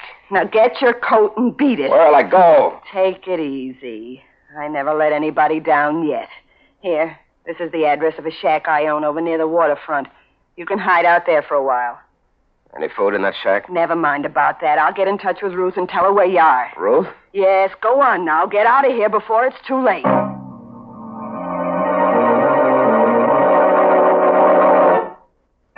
I waited in the shack for 2 days before this girl, Ruth, showed up. When she did get there, the first thing she said was... Gosh, you look terrible. Yeah, I know. I've been through a lot. Well, start working on these groceries. You must be starved. Yeah, thanks, I am. I never thought I'd see you again. Huh? Why'd you do it? I couldn't help myself. He was going to turn me over to the police. I don't mean the doctor. I mean Richie. Who? Richie. What are you looking at me like that for? I'm just trying to think. You should have done some thinking before you buried his body where you did. They found it the next day. Stop it, will you? I'm going out of my mind. What's the matter? Richie, Ruth, Drury, the landlady. When is it going to stop? Hey, take it easy. I gotta get out of here. I gotta get out of here right now. Don't be crazy. You'll get caught. I don't care. Have you got a car? Yeah, but... Come on. Let go of me. Let go. You hurt me. Come on. Where? Where do you want to go? Back to my house. I've got to find my wife. In the dark, we drove to my house on Pine Street. Ruth waited for me in the car as I sneaked into the garage and came up through the cellar entrance. The house was dark, except for a light in the study. My wife was sitting there, alone, reading a book. I tried not to frighten her. Eleanor? Eleanor? That you, George? No, dear. It's Eric. Oh, good heavens. Who are you? What are you doing here? Don't you recognize me, Eleanor? No. No, get out of this house. Get out before I scream. Darling, I've got to make you understand. I'm your husband, Eric. You're insane. Eric is dead. No. You mustn't believe what they've been telling you. It's all part of a scheme I can't understand, but they're against us, Eleanor. They're trying to keep us apart. Eric is dead. Don't say that, He darling. died 6 years ago. And you're in on it, too. You want it this way. What do you mean? You and Drury want to be together. That's why you framed me. George Drury is my husband. Is he? Yes, we've been married for 3 years. You can't get away with this, Eleanor. I won't let you have it. I tied her to a chair and gagged her so that she couldn't scream or call the police. Then I left the house and got back into the car with Ruth. We waited there about 10 minutes. And then I saw the man I'd been waiting for. George Drury. He was walking down the far side of the street on the sidewalk. And I knew he'd have to cross over to get to the house. So I started the car. What are you doing? Getting ready. He's got to cross the street. He's got to. What are you going to do? Run him over. No. Let go of me, you fool. I'm crossing now. No. Shut up. No. I hurt you in cold blood. Where are you going? To pick up the body. Stay where you are. I'll be back in a second.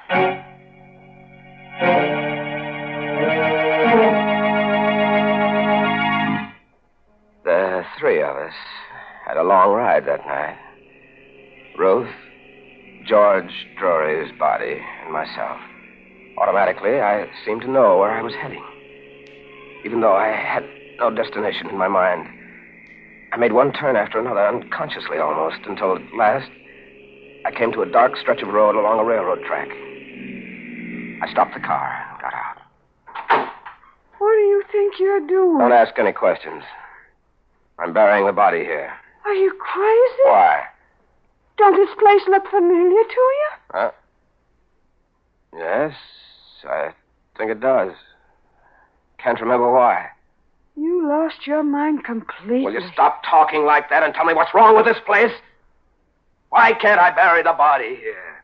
Because it's the same place you buried Richie. Richie. Who is Richie? Why am I wanted for his murder? You're wanted because you killed him in cold blood just the way you killed Drury. Only Richie was your partner. You pulled all your jobs together. It couldn't have been me, Ruth. Not me. I didn't know Richie. I'm Eric Keating. Is that your real name? You never told me the real one. All right, but What's that? Sounds like... Yeah, it's the police. Quick, we've got to get out of here.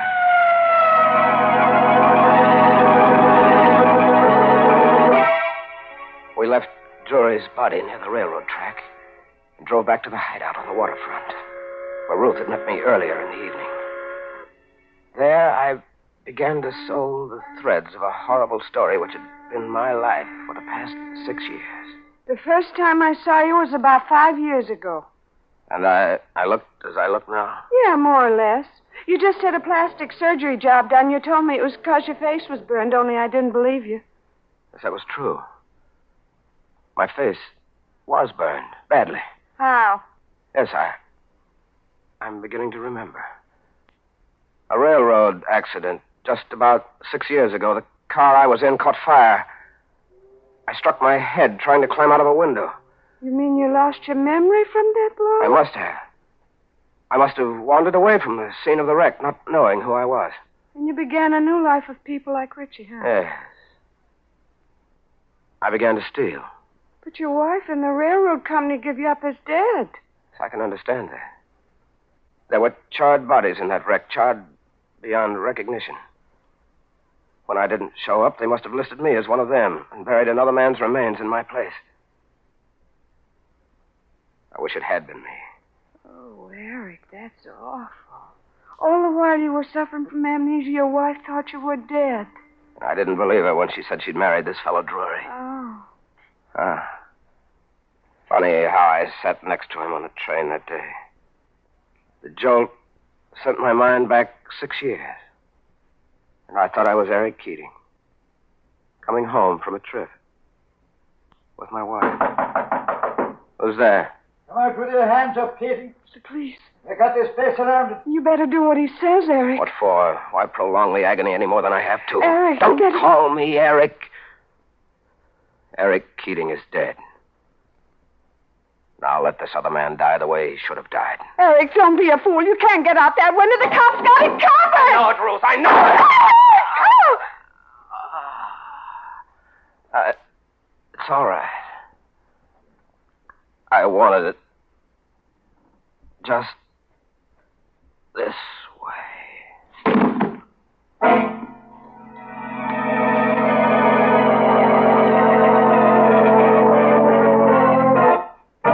Well, they finally got him.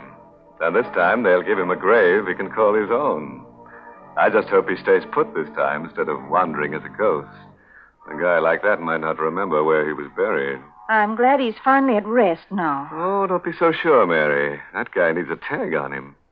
Maybe you ought to send him one of those sterling silver medallions.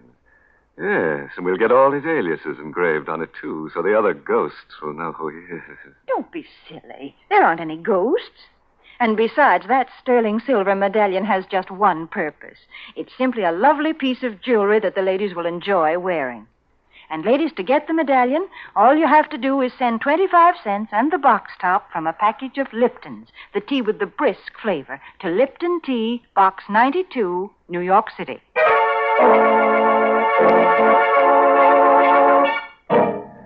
Well, it's time now to button up my shroud and start combing the catacombs. If you insist on a moral for tonight's story, try this. The evil that men do doesn't always live after them. Sometimes it catches up with them. Oh, by the way, this month's Inner Sanctum Mystery novel is Lay That Pistol Down by Richard Powell. And oh, yes, next week's Inner Sanctum story, directed by Hyman Brown and brought to you by Lipton Tea and Lipton Soup. Next week's story is a real chiller-diller. It's about a man who owes a debt to society, and he tries to pay it in blood, only to discover that in so doing he has to pay a stiff price.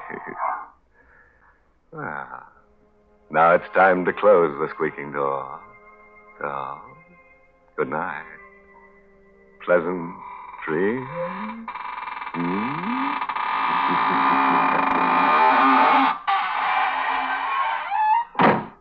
Folks, here's a modern food with an old-fashioned homemade flavor. It's Lipton's noodle soup. And now, especially when the weather's so warm, try serving Lipton's as the one hot dish in a cold meal. Your family will love Lipton's famous chickeny taste. Yes, it tastes just like the chicken noodle soup you make right in your own kitchen. And Lipton's has got the same good herbs and flavorings, too. The same tender golden egg noodles. But listen, Lipton's noodle soup mix comes in an envelope, and it only takes a few minutes to prepare. Of course, sometimes it's hard to get in some stores these days, but there's lots of good things scarce in wartime. So remember to ask for Lipton's noodle soup. And remember to tune in next Tuesday night for another Inner Sanctum Mystery. This is CBS, the Columbia Broadcasting System.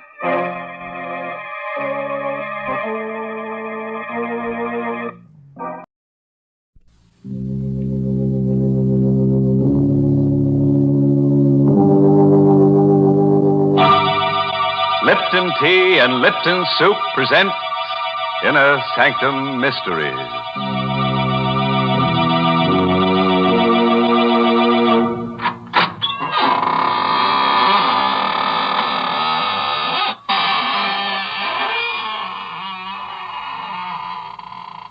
Good evening, friends of the Inner Sanctum.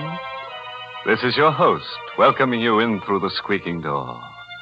Come in, see my latest collection of corpses. I've dug up some very interesting pieces, but of course I had to pay a stiff price. This petrified man, for instance, he's over 100 years old. They found him in a forest. That's right, aged in the woods. My goodness, do you expect folks to believe nonsense like that? Oh, but it's true, Mary. Look over here at this artist model. The last time she posed for a sketch, she was drawn and quartered. The artist wanted to paint her with her head in her hands, but he didn't have the nerve to axe her. So he sawed her in half. What an imagination you have. You don't believe me. All right. I'm not going to show you my corpse collection anymore.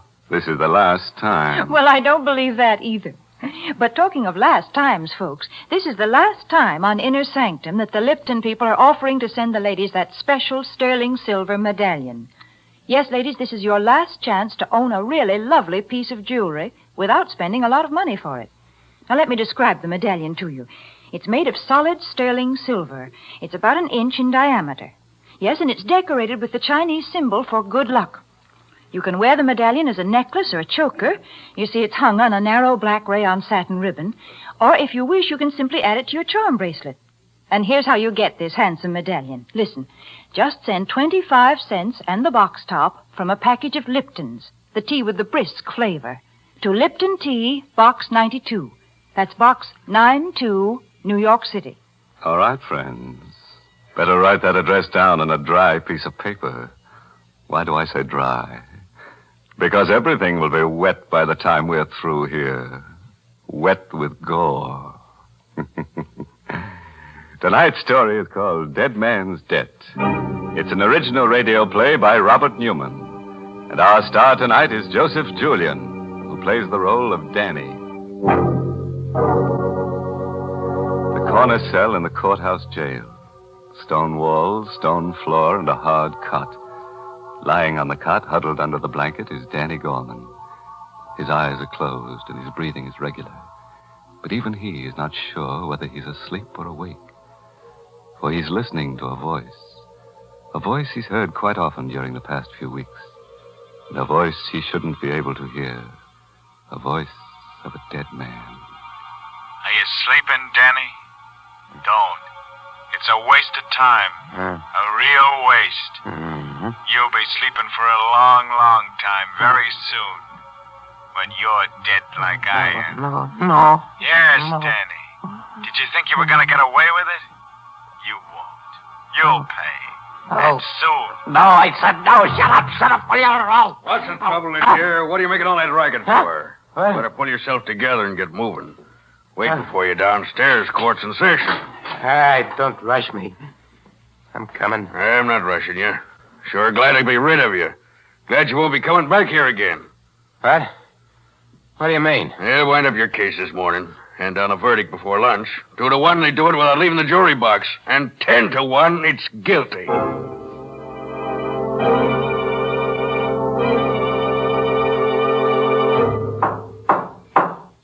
Gentlemen of the jury, have you reached a verdict? We have. Prisoner will rise and face the jury. Go on, Danny. Stand up.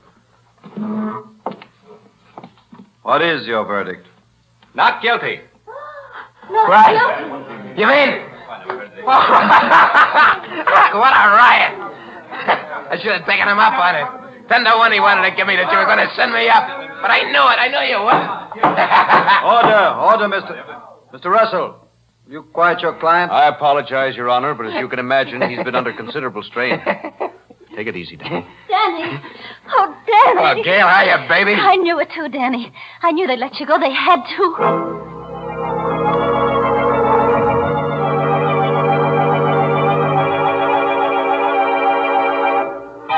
Hope you don't mind coming here to celebrate. It's not very fancy, but, well, this is where they picked me up, put the cuffs on me. I'm kind of sentimental about it. That's perfectly all right.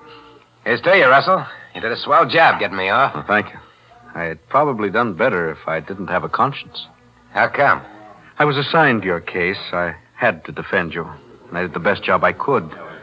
But it was a little hard to put my heart in it when I knew you were guilty. Not of the murder you were charged with, but another one. What? If that's supposed to be funny, Mr. Russell. It's not, Gail. Danny was charged with the murder of Carson, a well-known jeweler, whose body was found a few miles from his country house. Danny was seen in the vicinity in the company of Stack Allen, a man with a long criminal record. Now, if you remember, there were just 3 things that saved Danny. 1, the fact that Carson was thought to have a valuable diamond on him. Danny didn't have the diamond, and it hasn't been found yet. 2, Carson was shot with a .45. Danny's gun was a .38. And 3, Stack Allen has disappeared. Now, on the basis of these 3 facts, I was able to convince the jury that it was Stack who killed Carson and took the diamond. And, as a matter of fact, that's what I think did happen. Well? The DA made one mistake. He charged you with a wrong murder. I don't believe you killed Carson, but I do think you killed Stack Allen. That's ridiculous. Danny, tell him it's not true. Tell him. Shut up. What are you going to do about it? Nothing. I'm not a policeman. I'm an attorney. You're lying. No. You see, basically, I have great respect for the law. I believe that even though it sometimes makes mistakes, it generally corrects them. I think it'll catch up with you. In the meantime, well, there's the matter of my services. Since I saved your life, I figure you owe me a good deal. Don't worry about that. I'll pay you. Yes? How? Never mind that. I said I'd pay you. You don't have the money now. I know that. If you wanted me to, I could probably help you. I don't want any help from you or anyone else. I said I'd pay you, and I will. Come on, Gail. Let's get out of here.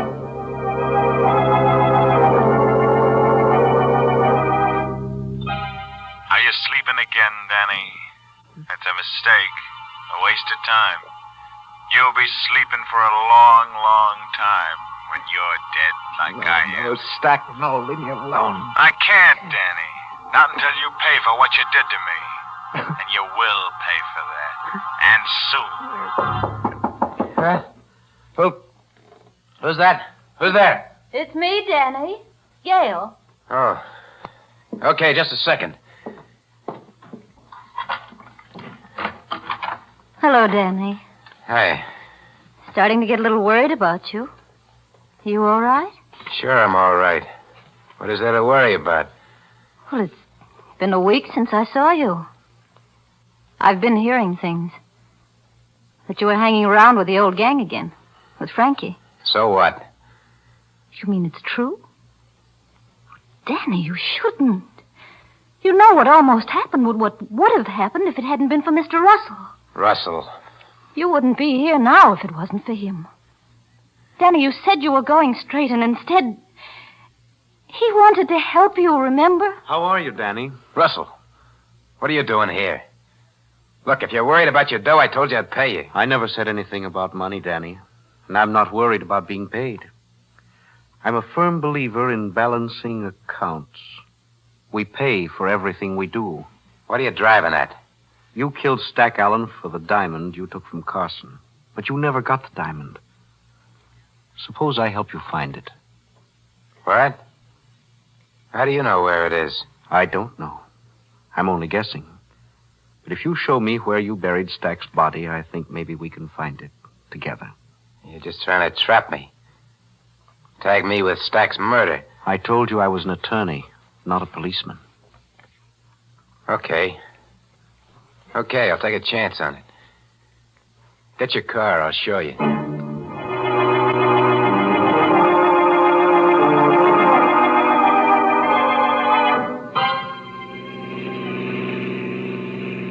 Go easy now.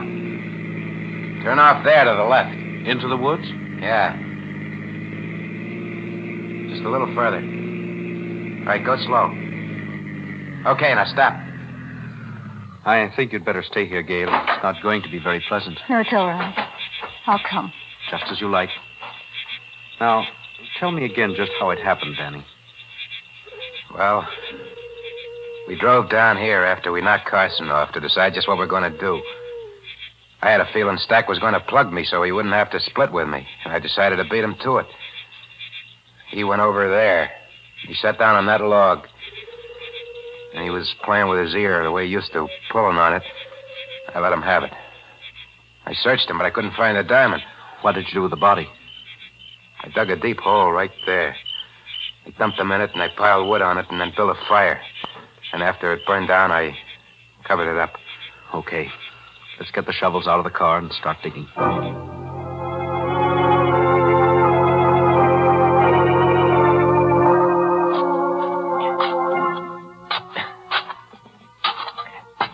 Hey, my shovel hit something. I think it's him. Gail, will you go back to the car? No, I'm going to stay. I just won't look. There he is. At least his bones. Put your shovel under his skull and lift it carefully. Hey, the diamond. The diamond's lying right underneath him. How did you know? I didn't. I told you I was guessing. You saw him take it from Carson, knew he had it with him, but you couldn't find it when you searched him. You mentioned that when he was thinking, he had a way of playing with his ear. His ear, of course. That was it. He hid it in his ear. Maybe he figured I was going to stick him up with something. Maybe. Anyway, I got it now. We're rich, you hear, Gail? We're rich. Yes, I hear. What are you looking at me for that way? Danny, I loved you for a long time. Even when I knew there were things wrong with you. I stuck with you through the trial because I thought you were innocent. That you hadn't killed Carson. Now I hate you. I stood trial. I got off, didn't I? I paid for the diamond. And now it's mine. Yes, Danny. It's yours. But you haven't paid for it. You're only going to start paying for it.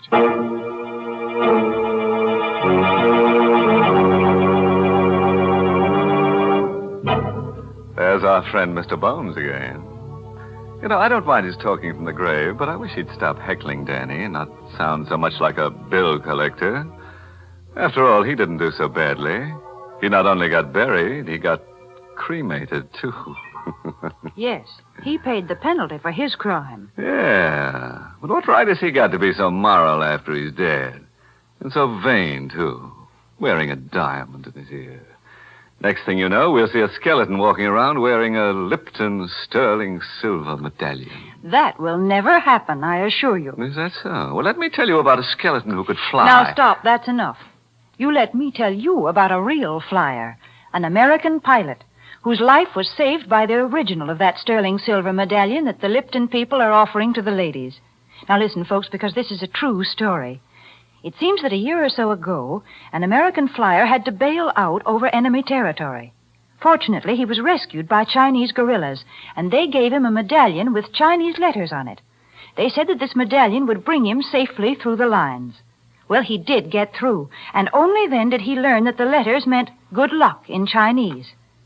Now, there's a story to tell your friends when they're admiring your sterling silver medallion on its narrow black rayon satin ribbon.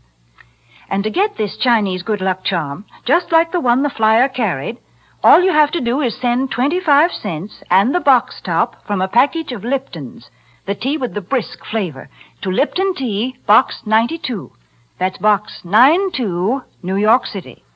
And now, friends, back to the story of Danny Gorman, who was tried for the wrong murder and who's found, so far at least, that crime does pay, and very nicely, too. It's about an hour later now, and a car with 3 very silent people in it has just reached the outskirts of the town.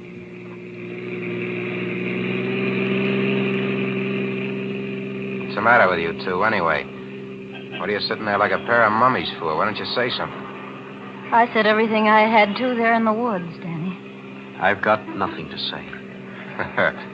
No, nothing at all. Don't try and pull a lily act now, Russell. Don't forget, you're in this as deep as... Hey, wait a minute. Stop right here. Yeah, that's right, in front of that hock shop. Where are you going? Inside to see a friend. Might just as well get the dough to pay you off right now. And I won't have to listen to any more of your double talk. Hello, Finney. Well, Danny. Haven't seen you in a long time. And I didn't think I'd ever be seeing you again. How come? Yeah, I thought that anybody who'd just beaten a murder rap would have sense enough to keep in the clear. Not get mixed up with anything hot. Or is this a social visit? Not exactly. Take a look at this. It's a very nice diamond. Very nice indeed. What's it worth? Well, you really want to know what it's worth? You want to know what I'll give you for it? What's the difference? A great deal. It's worth, let me take another look at it. Yes, it's worth $10,000, maybe $12,000. I'll give you $2,000 for it. What? Why, you old... What's the idea? It's very simple, Danny. You were tried for Carson's murder, and you got off because you had a good lawyer and because there wasn't enough evidence. But if you were tried again, right now, you wouldn't do so well. Because this is the very best kind of evidence right here. You see, I happen to know that this is Carson's diamond. Yeah? Yes, Danny. That means that you wouldn't dare take it to anybody else. It wouldn't be wise for you even to take it out of this shop. And that's why it's very generous of me to offer you $1,500 for it. $1,500? But you just said... Okay, Finney. Take the diamond, give me the dough. That's very sensible of you, Danny. Come back tomorrow about the same time. Nothing doing. I'm taking a powder out of town. I want the dough right now. All right, Danny. Wait out there, and I'll get it for you.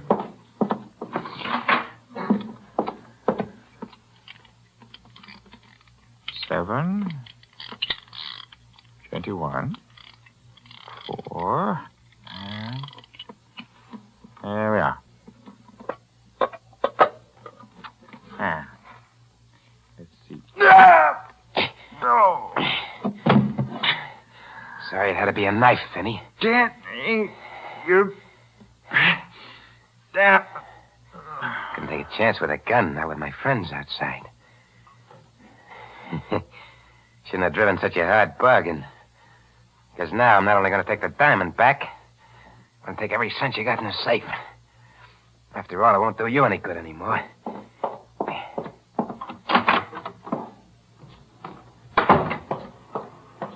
All right? Yeah, let's get going. You seem quite pleased with yourself. Why shouldn't I be? Get rid of the diamond, and I finally got my hands on some real dough. I can pay you off now.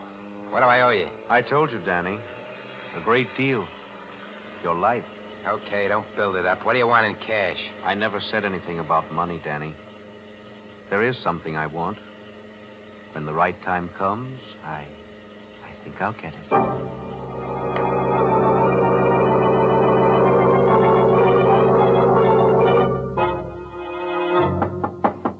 Yeah? Who is it? Me, Danny. Frankie. Oh, just a second. Hiya, Frankie. Fine. A little worried about how you were. Me? How come? That little job last night. Said you wanted to get in on it, then you never showed up. So maybe you were sick or something. Oh, that, No. It was just that, well, I changed my mind. Yeah? Yeah, I kind of thought it over. I decided, I better stay in the clear. Go straight from now on. That's smart, Danny. Real smart. Yeah, I think so. How'd it go? Smooth as silk. We ended up with stuff worth, well, 3 or 4 G's anyway. Yeah, swell. Yeah. It's only after it was all over that we ran into something kind of funny. What was that? Well, the stuff was kind of hot, and we thought we ought to unload right away, so we went down to Finney's. You know, the fence. Huh. We got there, it didn't seem like there was anyone around. I took a gander in the back room, and you won't believe this, but the safe was open. Cleaned out. There was Finney, dead. What? Well, have any idea who did it? I don't know. He'd been knifed. Whoever got him left in such a hurry they forgot to take the knife with them. I got it right here. Well, let's see it. No, don't touch it, Danny. You might get your fingerprints on it, and that'd be bad. I said don't touch it.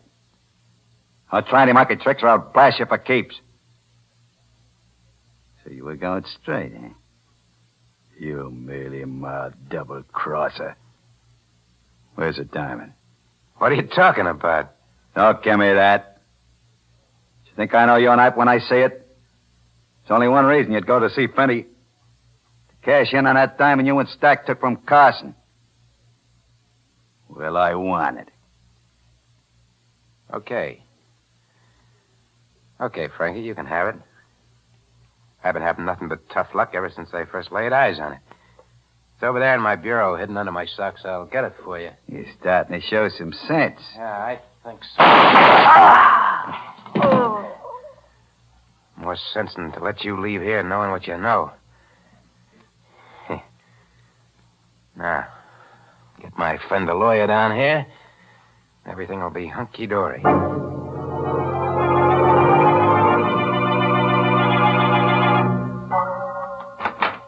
God, you sure got down here fast, Russell.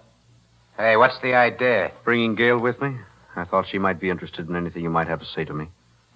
You said something about another case? Yeah. Look over there, in the corner. Oh.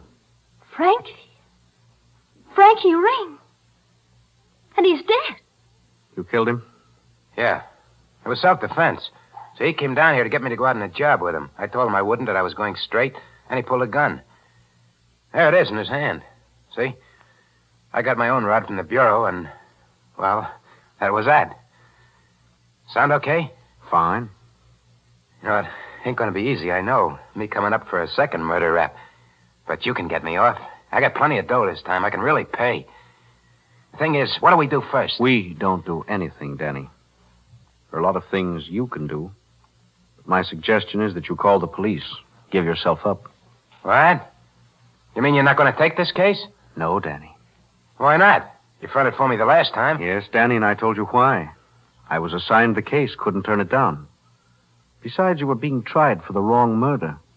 But this time it won't be the wrong murder. It'll be the right one. This is the one I said was finally going to catch up with you. I see. Is your car downstairs by any chance? Yes. Why? I'm starting to feel a little restless. Let's go places. Go ahead, march. Danny, what are you going to do? Are you kidding? You know about Stack and about Freddie. Somehow I don't think I'd sleep so good knowing that you knew. Besides that, there's one more you don't know about, Finney. I got him yesterday while you were waiting in the car. After your first 3, they started to come easy, even dames. We're going to take a little ride together. But I got a feeling we're not all of us coming back.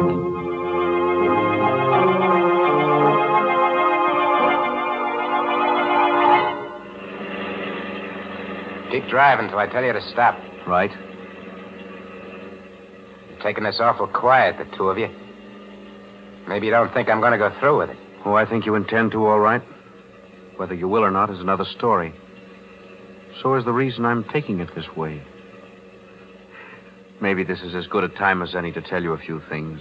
Why I took your case in the first place. Well? It was because of Carson. He was my father's best friend. Kind of a second father. It was he who put me through law school. When he was murdered, I made up my mind to get to the bottom of it, find out who killed him. I didn't think it was you, and it wasn't. But you were involved. And I knew that if I helped you get what the murder was committed for, the diamond, eventually you'd pay for the murder you committed. Well, now you've got not one, but 3 murders to pay for. What are you stopping for? Railroad crossing. There's a train coming. Can't you hear the bell? Told you to keep going till I said for you to stop. Okay. Hey, what's the idea? You stalled the car. Yeah. To make sure it stays stalled, I'll just take these keys. Stanley, we're right on the track. Yeah, this is it. You fell in love, see? You ran away together, smacked into the train. Now, don't try the doors. They're locked. I'll just wait over here and make sure everything goes the way it should. Well, Gail? Somehow I'm not frightened. And I don't care. Hey, my foot! My foot! It's caught in the train! Hey, it's not coming down your track. It's coming down this one! Hey, Russell! Gail, help me!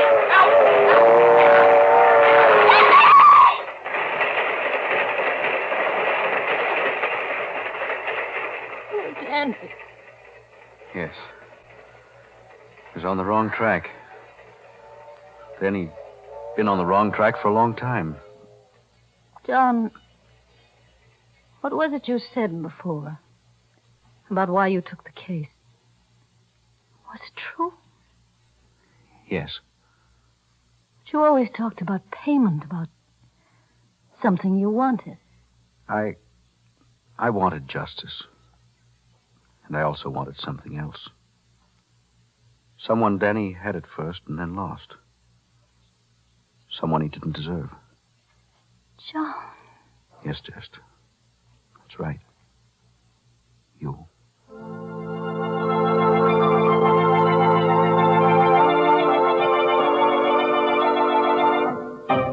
Say, what is this anyway? Inner Sanctum or Love's Old Sweet Song? You'd better get yourself another tune, Professor. Or I'd better get myself another program to haunt. That's right. One more sappy ending like that, and they can get themselves another host. Why, what was the matter with that ending? I thought it was the nicest one we've had this year. I thought it was sweet the way those two people discovered they loved each other. Listen, Mary, there's only one kind of sweet stuff that goes on this program, and that's sweet essence of cyanide. Oh, good gracious, this is the last show of the season. Can't you be human just this once? All right, Mary, I'll tell you what I'll do. When Gail and that lawyer get married, I'll send her a Lipton sterling silver medallion for a wedding present. Well, they'll have to get married real soon then, because this is the last time on Inner Sanctum that the Lipton people are offering to send that special medallion. Yes, ladies, this is your last chance to get a solid sterling silver medallion hung on a narrow black rayon satin ribbon. A lovely piece of jewelry to wear with your simple silk dresses and with your dressy suits as well. So you'd better send for your medallion tonight. Just send 25 cents and the box top from a package of Liptons, the tea with the brisk flavor, to Lipton Tea, Box 92, New York City.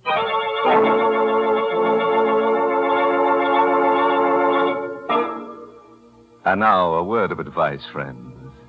Don't let tonight's story, all this business about dead men's debts, prey on your mind too much. If you should wake up at about 2 in the morning and hear strange footsteps coming up the stairs toward your room, don't worry. It won't be a homicidal maniac. It will probably be the ghost of a bill collector coming to collect IOU. By the way, this month's Inner Sanctum mystery novel is Lay That Pistol Down by Richard Powell. Well, now it's time to close up shop until the end of August. Much too hot to go around murdering people. And down at the morgue, everybody's planning to stay on ice for the summer.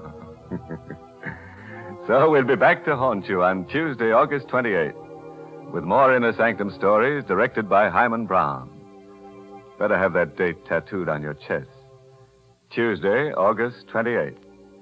Until then, remember to serve Lipton's, the tea with a brisk flavor, iced as your summertime beverage. And be sure to serve Lipton's noodle soup as the one hot dish with a cold meal. And now it's time to close the squeaking door. So, good night. Pleasant dreams.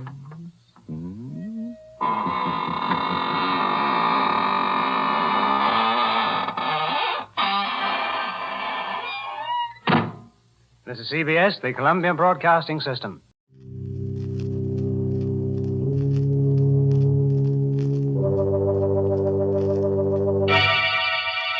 Lipton Tea and Lipton Soup present Inner Sanctum Mysteries.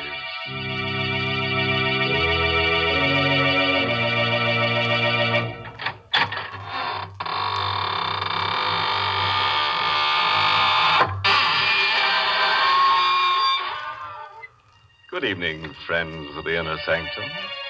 This is your host. Welcome again through the squeaking door. Did you miss us? You know, we haven't been around to haunt you these last 8 weeks. Yes, that's right. Death takes a vacation. Where have we been? Oh, we spent our vacation in a nice, cool place. Underground. Of course, we missed your smiling faces, but where we went, everybody grinned. Yes, they couldn't help it. They were grinning skulls. Too bad you couldn't all come along. Good evening, Mr. Host. Well, hello, Mary Bennett. Say, Mary, on my vacation, I met someone who had something very nice to say about Lipton tea. Yes, it was a ghost. And he said the flavor of Lipton's was out of this world. I suppose you think that's a real testimonial. But of course, no other product has ever been endorsed by a ghost. Well, I can tell you that Lipton's isn't looking for such compliments. What pleases them is the fact that more real people drink Lipton tea than any other brand. And what's more, they drink it all year round. Right now, lots of folks are enjoying Lipton's as an iced beverage, because it certainly makes a cold meal taste better. Yes, and Lipton's iced tea is grand between meals, too. It's a welcoming, refreshing drink to serve when your guests drop in at your house. You see, Lipton tea has that famous brisk flavor. Now, that word brisk, B-R-I-S-K, means that Lipton's always tastes fresh and full-bodied, never flat or wishy-washy. So get acquainted with Lipton's real soon, won't you, folks? Yes, and if you'd like to get acquainted with murder real soon, then listen to Dead Man's Deal. It's an original radio play by that chill master, Emil Tepperman. And our star tonight is Larry Haynes, who plays the role of Joe Lester. It all happened to Joe Lester, who's really a small-time gambler and who had no business in that big-time game with Barney Flood and Dan Kilmer and Nick Zapparetti and the others. But it's really Lester's story. So here he is to tell it to you. I guess it was the biggest poker game I ever took a hand in. It was in Barney Flood's room, number 327, the Brandon Hotel. They were all big shots. I had to play a careful game. I only had about $3,000, and if I didn't nurse it, a single deal could wipe me out. What's the matter, Lester? Playing kind of tight, aren't you? Whatever, Barney. Man's entitled to play his own game, isn't he? Sure. Maybe you don't belong in this one. You need guts for this game. You tell him, Dan. Maybe Lester doesn't know what guts are, Barney. Now, listen, you. Don't try to get tough, Lester. It wouldn't be healthy. Lester saw at me, Dan. So because I took his girl away from him. How didn't you, Lester? Suppose we leave Louise out of this, Barney. If she prefers you, that's okay with me. That's mighty big of you, Lester. That's why I hated Barney Flood. He'd taken Louise away from me. And Louise was the only thing in the world I loved.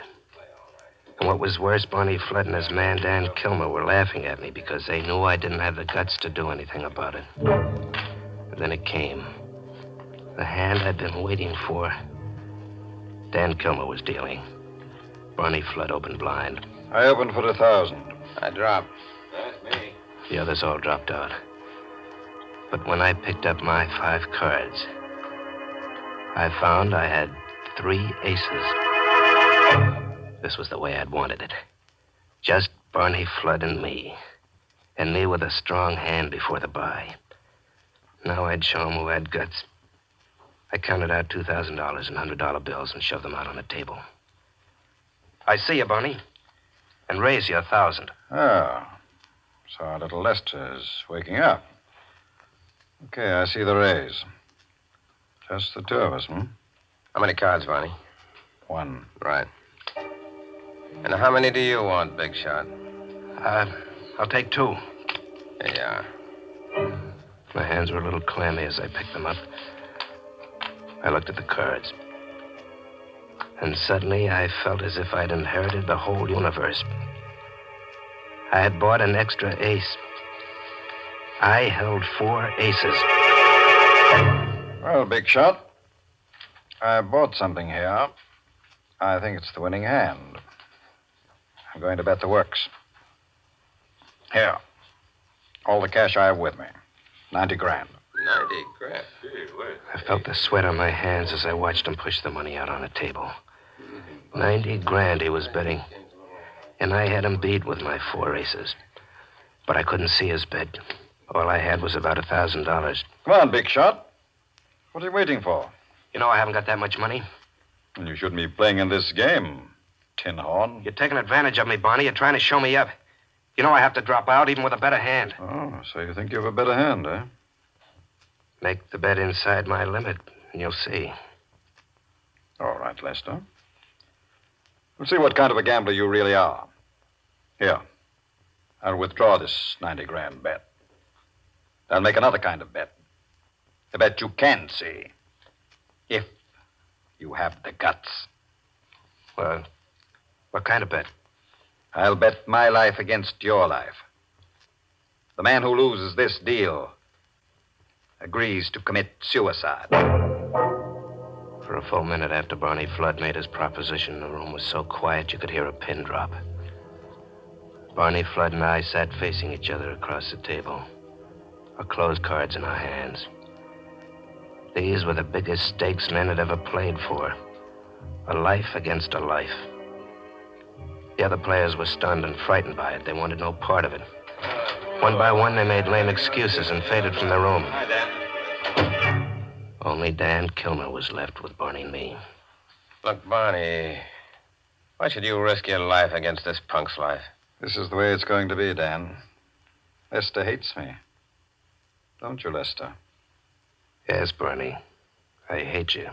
You see, Dan, he hates me because deep down inside of him, he knows he isn't as good as I am. All right. This is the showdown.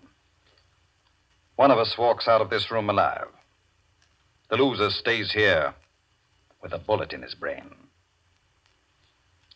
Is that okay with you, Lester? Yeah. Yeah, sure, it's okay with me, but I don't want Dan in the room. This is just between you and me. Let him go out before we uncover our cards. All right. Well, listen, boss. You heard him, Dan. Just the 2 of us. Okay. Leave your gun here on the table, Dan. I don't like... Do as I say. Okay. Thanks. Now go down to the lobby and wait. So long. I'll be waiting in the lobby. Okay, Lester. There's no backing out now. We'll open our hands. The loser picks up that gun and blows his brains out. This was the minute I'd been waiting for. My lips were dry. I wet them with my tongue.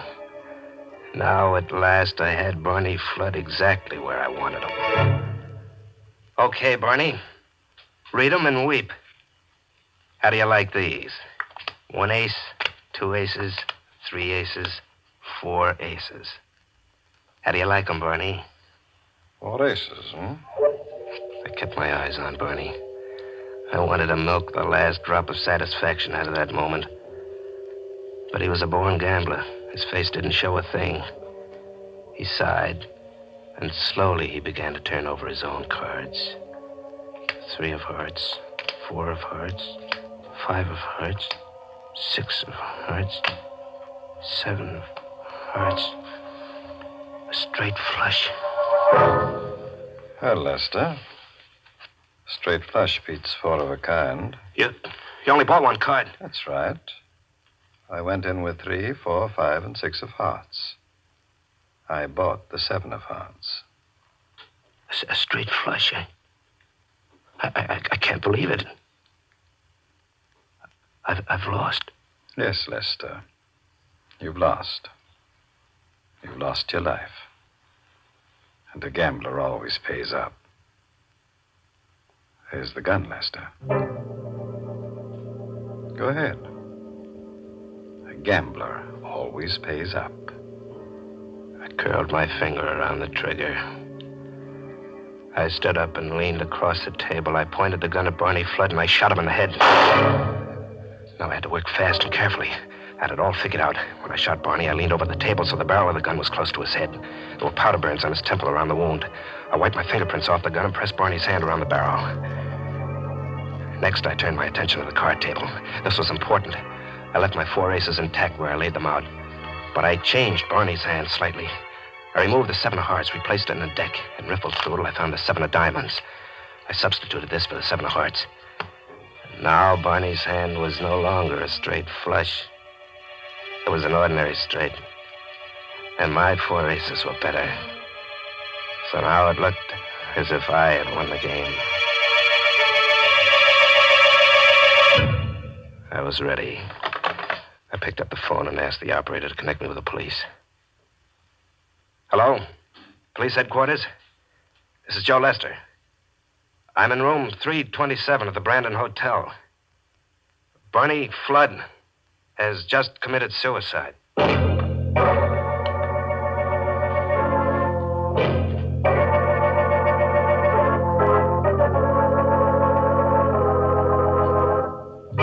Well, it looks as if Lester has carefully set the stage for foul play. He has to be careful if he wants people to believe that Barney has committed suicide. Because that's the last thing in the world a man would do. How about it, Mary? What side are you betting on? I'll give you odds that Lester isn't caught. Why, you know very well that I don't bet. Oh, come on, Mary. I'll tell you what. I'll bet you my Sunday shroud against a package of Lipton tea. Oh, my gracious, I never know what you're going to say next. But I still don't believe in gambling.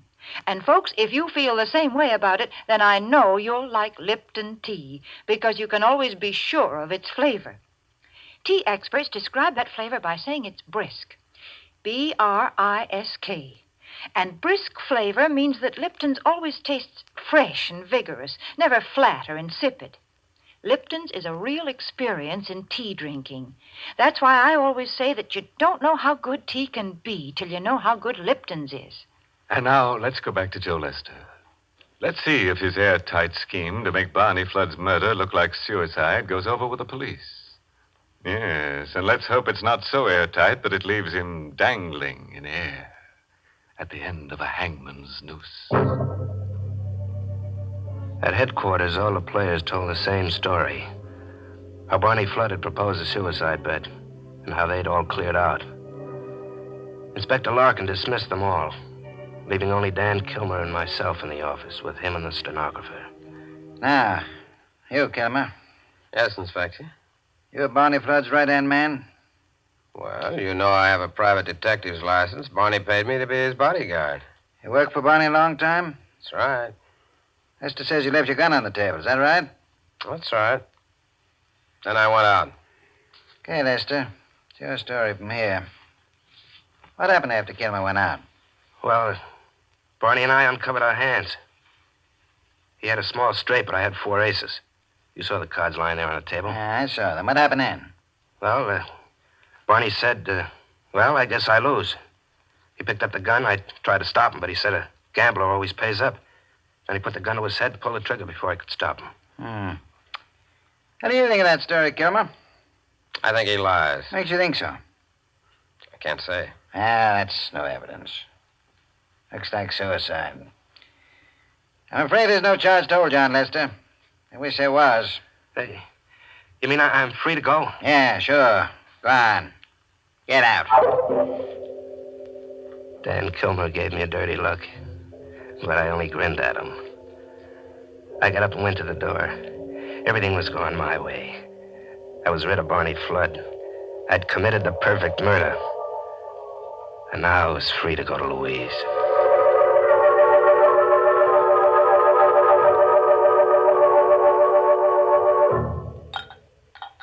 You know, it's awful funny What's awful funny, Louise? how Barney killed himself.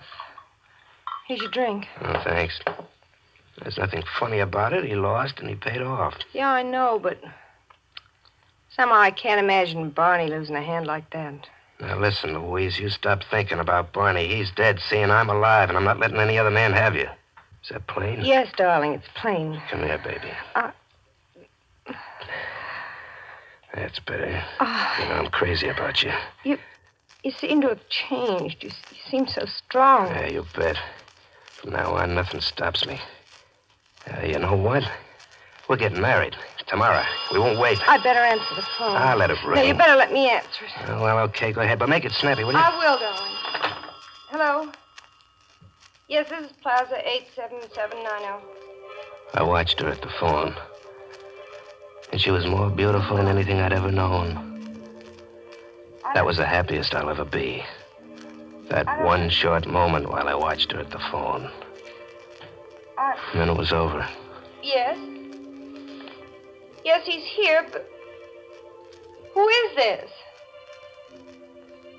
What are you talking about? No. No, it can't be. Please.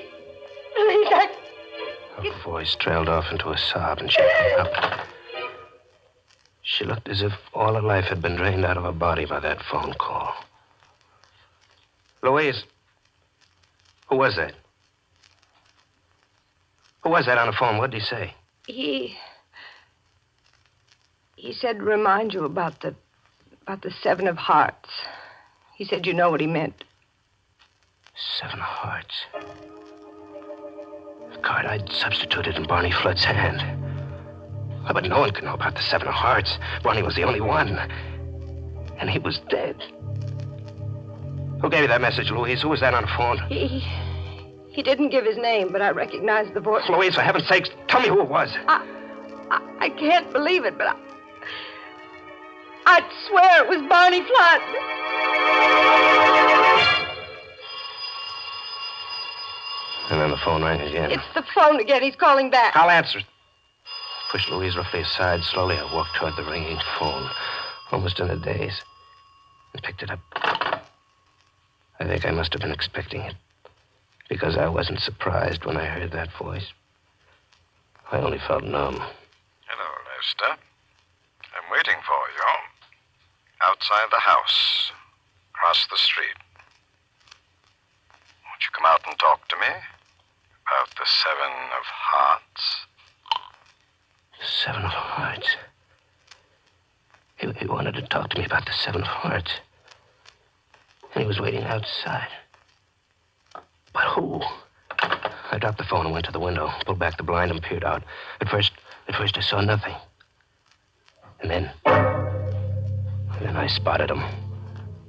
A shadowy figure standing in a doorway across the street with his hat brim pulled low over his face. And just then a car swept down the street. Its headlights illuminated the doorway, and I got a quick look at the face. There was blood dripping from under the hat brim. I'll never remember how I managed to get out of Louise's apartment. Not the front way. I didn't dare go out into the street with that shadowy figure waiting out there. I stumbled blindly down the back stairs, flight after flight, almost tripping, skinning my hands on the banisters, bruising my elbows, but I didn't care. I wanted to get away from there. Taxi, mister? Huh? What? Taxi, mister. A taxi. Yeah, sure. Get going, quick. Sure, but where to? Where to? I didn't care. Anywhere, as long as it was away from here. Home, that was the place. I'd go home and shut myself up and not answer the phone. 17 Glidden Road, quick. Right.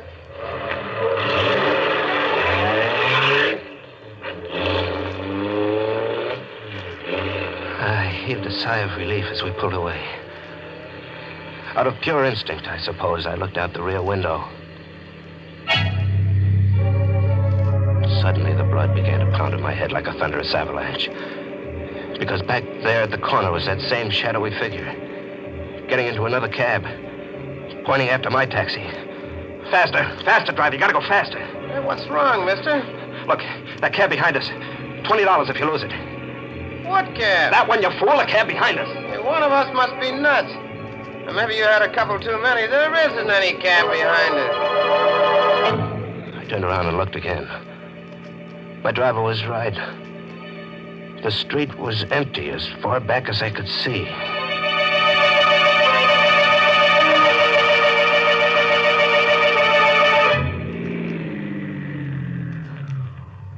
Here you are, mister. 17 Glidden Road. I got out of the cab. I saw that the driver was looking at me as if he thought I was drunk or crazy. My shirt was wet with perspiration. My head began to throb and everything swam before my eyes. Then a voice began to whisper in my ear like a terrible refrain. 7 of hearts. The 7 of hearts. 7 of I leaned hearts. weakly against the taxi 7 cab. of hearts. Through a mist, I looked down the street. There it was. 7 of hearts. Same shadowy figure with a hat being pulled low over the bloody face. 7 of hearts. Walking 7 toward of hearts. me. 7 of Slowly. hearts. 7 Toward of me. hearts. And 7 now of faster. hearts. Coming toward me 7 of faster. hearts. And the refrain 7 ringing in of my hearts. ears. I couldn't 7 stand of it. hearts. I flung myself into the 7 of cab. hearts. I wanted safety. 7 of hearts. Drive the police 7 headquarters of fast. hearts.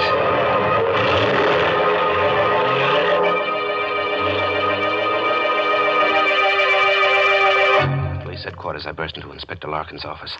He was in there talking to Dan Kilmer. What's the idea of barging in here, Lester? I got to talk to you, Inspector. What's wrong, big shot? You look all broken You up. keep out of this, Dan. I've come to see the inspector. What do you want? I want protection. You got to protect me. Protect you against whom? Against Barney Flood. He's come back. Is he gag? No, it's no gag. That guy's gone nuts. No, I tell you, Barney Flood's come back. At first, I thought it was a phony, but now I'm sure it's Barney Flood. How do you know it's Barney Flood? Because I stopped short. I'd almost said too much. I couldn't tell him about the 7 of hearts. I couldn't tell him why I was sure it couldn't be anybody else but Barney Flood. Get out of here, Lester. I've got no time to waste. But you've got to assign an officer to protect me. I'm afraid to go home. Look, Lester, I think you're going nuts the way Dan says. If I assigned an officer to you, everybody'd say I was going nuts, too. Signing a cop to protect a man against a ghost. But I insist. Get out! Look, Dan, will you help me? What? Oh, me? What, you're not working now, are you? No, I lost my job when Barney died. Well, look, how about a job? Working for me. Protecting me, huh? Against a ghost? Against Barney Flood's ghost? Well, what do you care as long as I pay you? Okay, Lester. You've hired me. Good. Come on, then. Come home with me. I want you to sit up with me all night, huh? Dan Kilmer came home with me. And we sat up, whiling the time away, playing two-handed poker. My deal, Lester. Yeah, sure. So you're really scared, huh, Lester? Don't laugh at me, Dan. You'll be scared, too, if you'd seen what I saw. You mean, like the guy with the blood on his face? How'd you know about that? And the telephone call about the 7 of hearts? The 7 of? I figured that stuff would sort of get you on edge. What do you mean? I mean that I'm the one that planted that man outside Louise's apartment. That was me on the telephone. You? Sure. That cab driver was my man, too. I had him planted out in back of Louise's house. He was waiting for you to come out the back way. You see, Lester, I had you figured right. Every move. You did all that? What was the idea? I wanted to get you right here. Like this. Afraid of your own shadow. What? What for? Pick 'em up. Picked up the cards. I stared at them. It was 4 aces. The same hand I'd held with Barney Flood.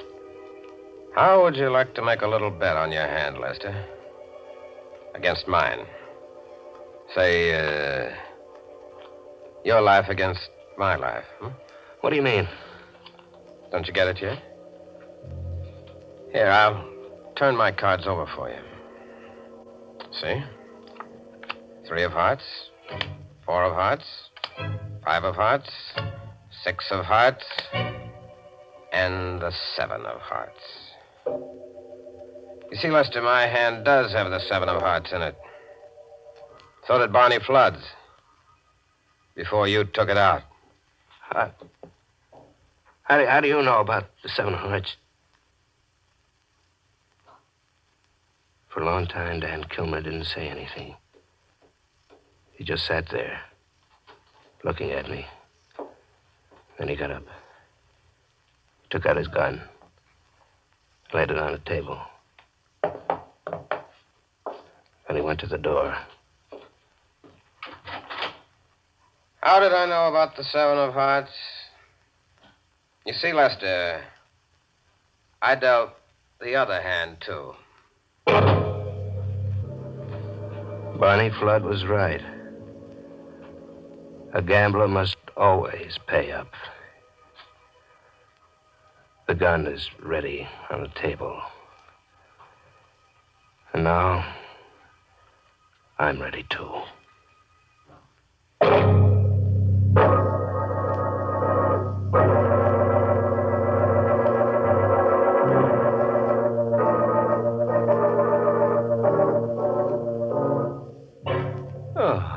Poor Lester. He's in a very grave situation now. Yeah, so grave he needs the help of an undertaker. But he was only a beginner in crime. He might have done better if he hadn't come to such an untimely end. Well, I've got no sympathy to waste on him. He shouldn't have gotten into that poker game in the first place. Oh, I don't know. I never forget the time I played strip poker with a bunch of ghosts. Say, was I lucky that day? Yes, you should have seen those ghosts shedding their ectoplasm. I declare, I don't know why you're always talking about ghosts. Oh, they're such lucky guys. They always keep cool. Even in the summer, the least little breeze goes right through them. Well, I'd rather be a human being. Real honest folks have a good way of keeping cool, too. They just make themselves a refreshing pitcher of Lipton's iced tea. Yes, there's nothing like Lipton's to perk you up on a hot day. I guess it's that famous brisk flavor that makes all the difference. It's so rich and lively. Whether you drink it iced or hot, there's nothing that can beat Lipton's, the tea with the brisk flavor.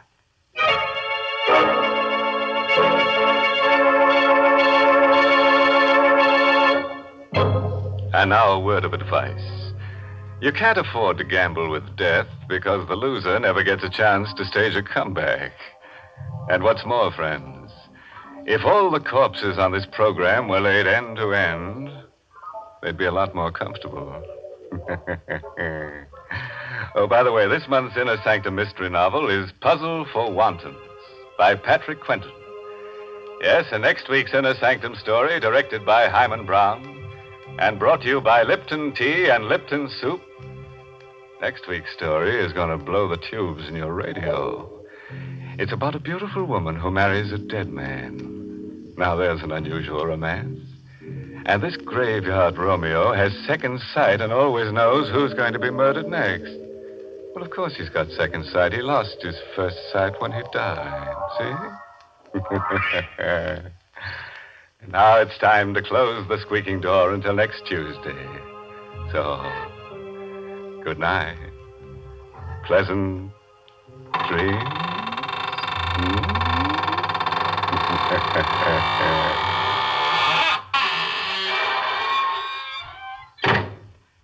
Folks, even with a cold meal, most of us have a craving for one hot dish.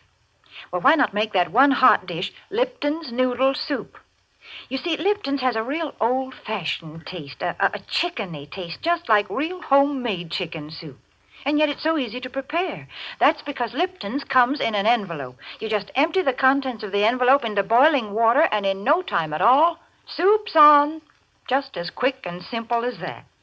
And yet Lipton's noodle soup is blessed with a real chickeny flavor, and it's brim full of tender golden egg noodles. So, folks, don't forget Lipton's noodle soup. And don't forget to tune in next Tuesday night for another Inner Sanctum Mystery.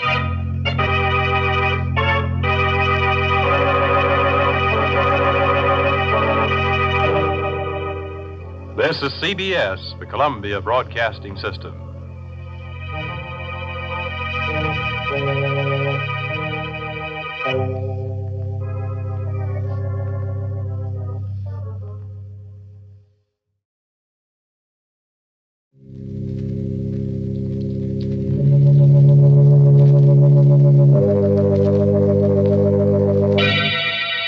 Lipton Tea and Lipton Soup present Inner Sanctum Mysteries, starring Wendy Barry.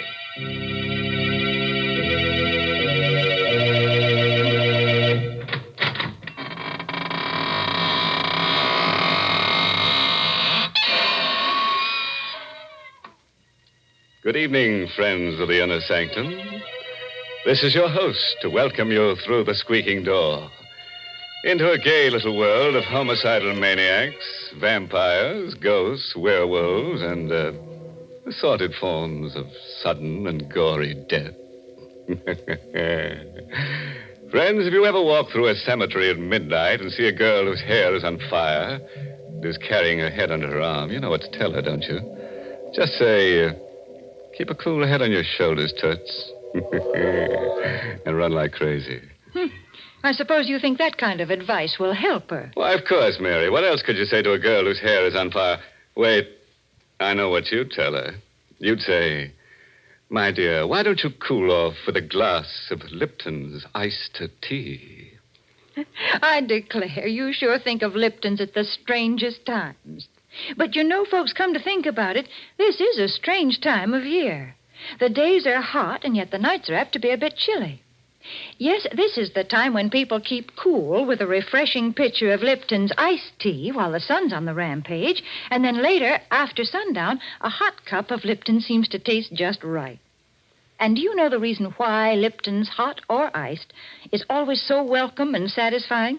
Well, it's because Lipton's has that famous brisk flavor.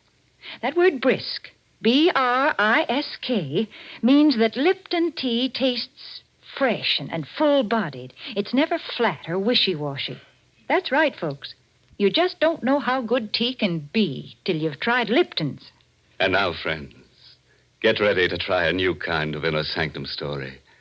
It's called The Murder Prophet, and it's an original radio play by Milton Lewis, who copied it from a tombstone. Yes, and our star tonight is that glamorous Hollywood movie star, Wendy Barry, who plays the role of Claudia Dale. All right. Clear the floor and give your flesh room to creep. Ready? Then let's hear Claudia tell us the story in her own words.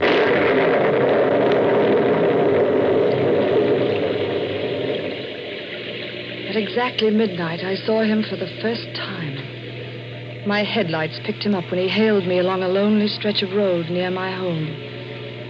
I wouldn't have stopped, but the storm was so fierce, I felt sorry for him. I drew up to the side of the road. Thank you. Going far?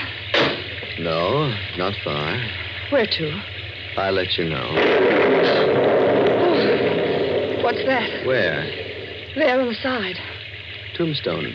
Oh, there's a cemetery where I picked you up. Yes, Birch Lawn. Cigarette? No, thank you. I don't smoke.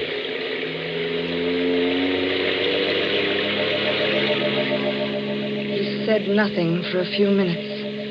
In the reflection of the dashboard light, I saw his face for the first time.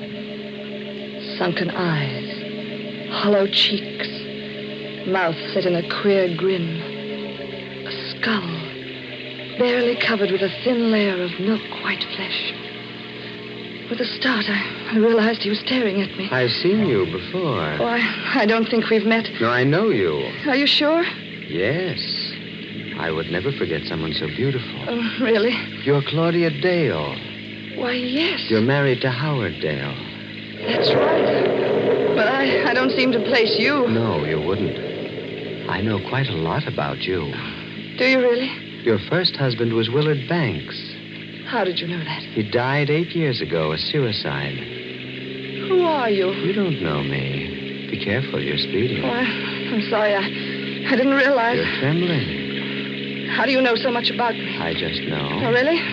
I suppose you have second sight or some such rubbish. It is not rubbish. Then tell me where I'm coming from. Pittsfield. You guessed. You went there to visit a sick friend, Martha Wollstone. But you couldn't guess that. You're going too fast. You're losing control. No, I'm not. I'm quite all right. I can go fast if I choose to. I shall go as fast as I wish. Would you care to know more of yourself? No. No, I do not find your little trick particularly amusing. Besides, What else do you think you can tell me about myself? Your future. Oh, nonsense. Your husband is dead. Howard? Murdered. Oh, you're lying. You'll find his body on the floor near the piano of your living room when you get home. There are 2 bullets in his head. Get out of here. Get out of this car. Get out, you hear me? Get out! Very well. It happens that this is where I wish to go. Good night, and thank you, Mrs. Dale.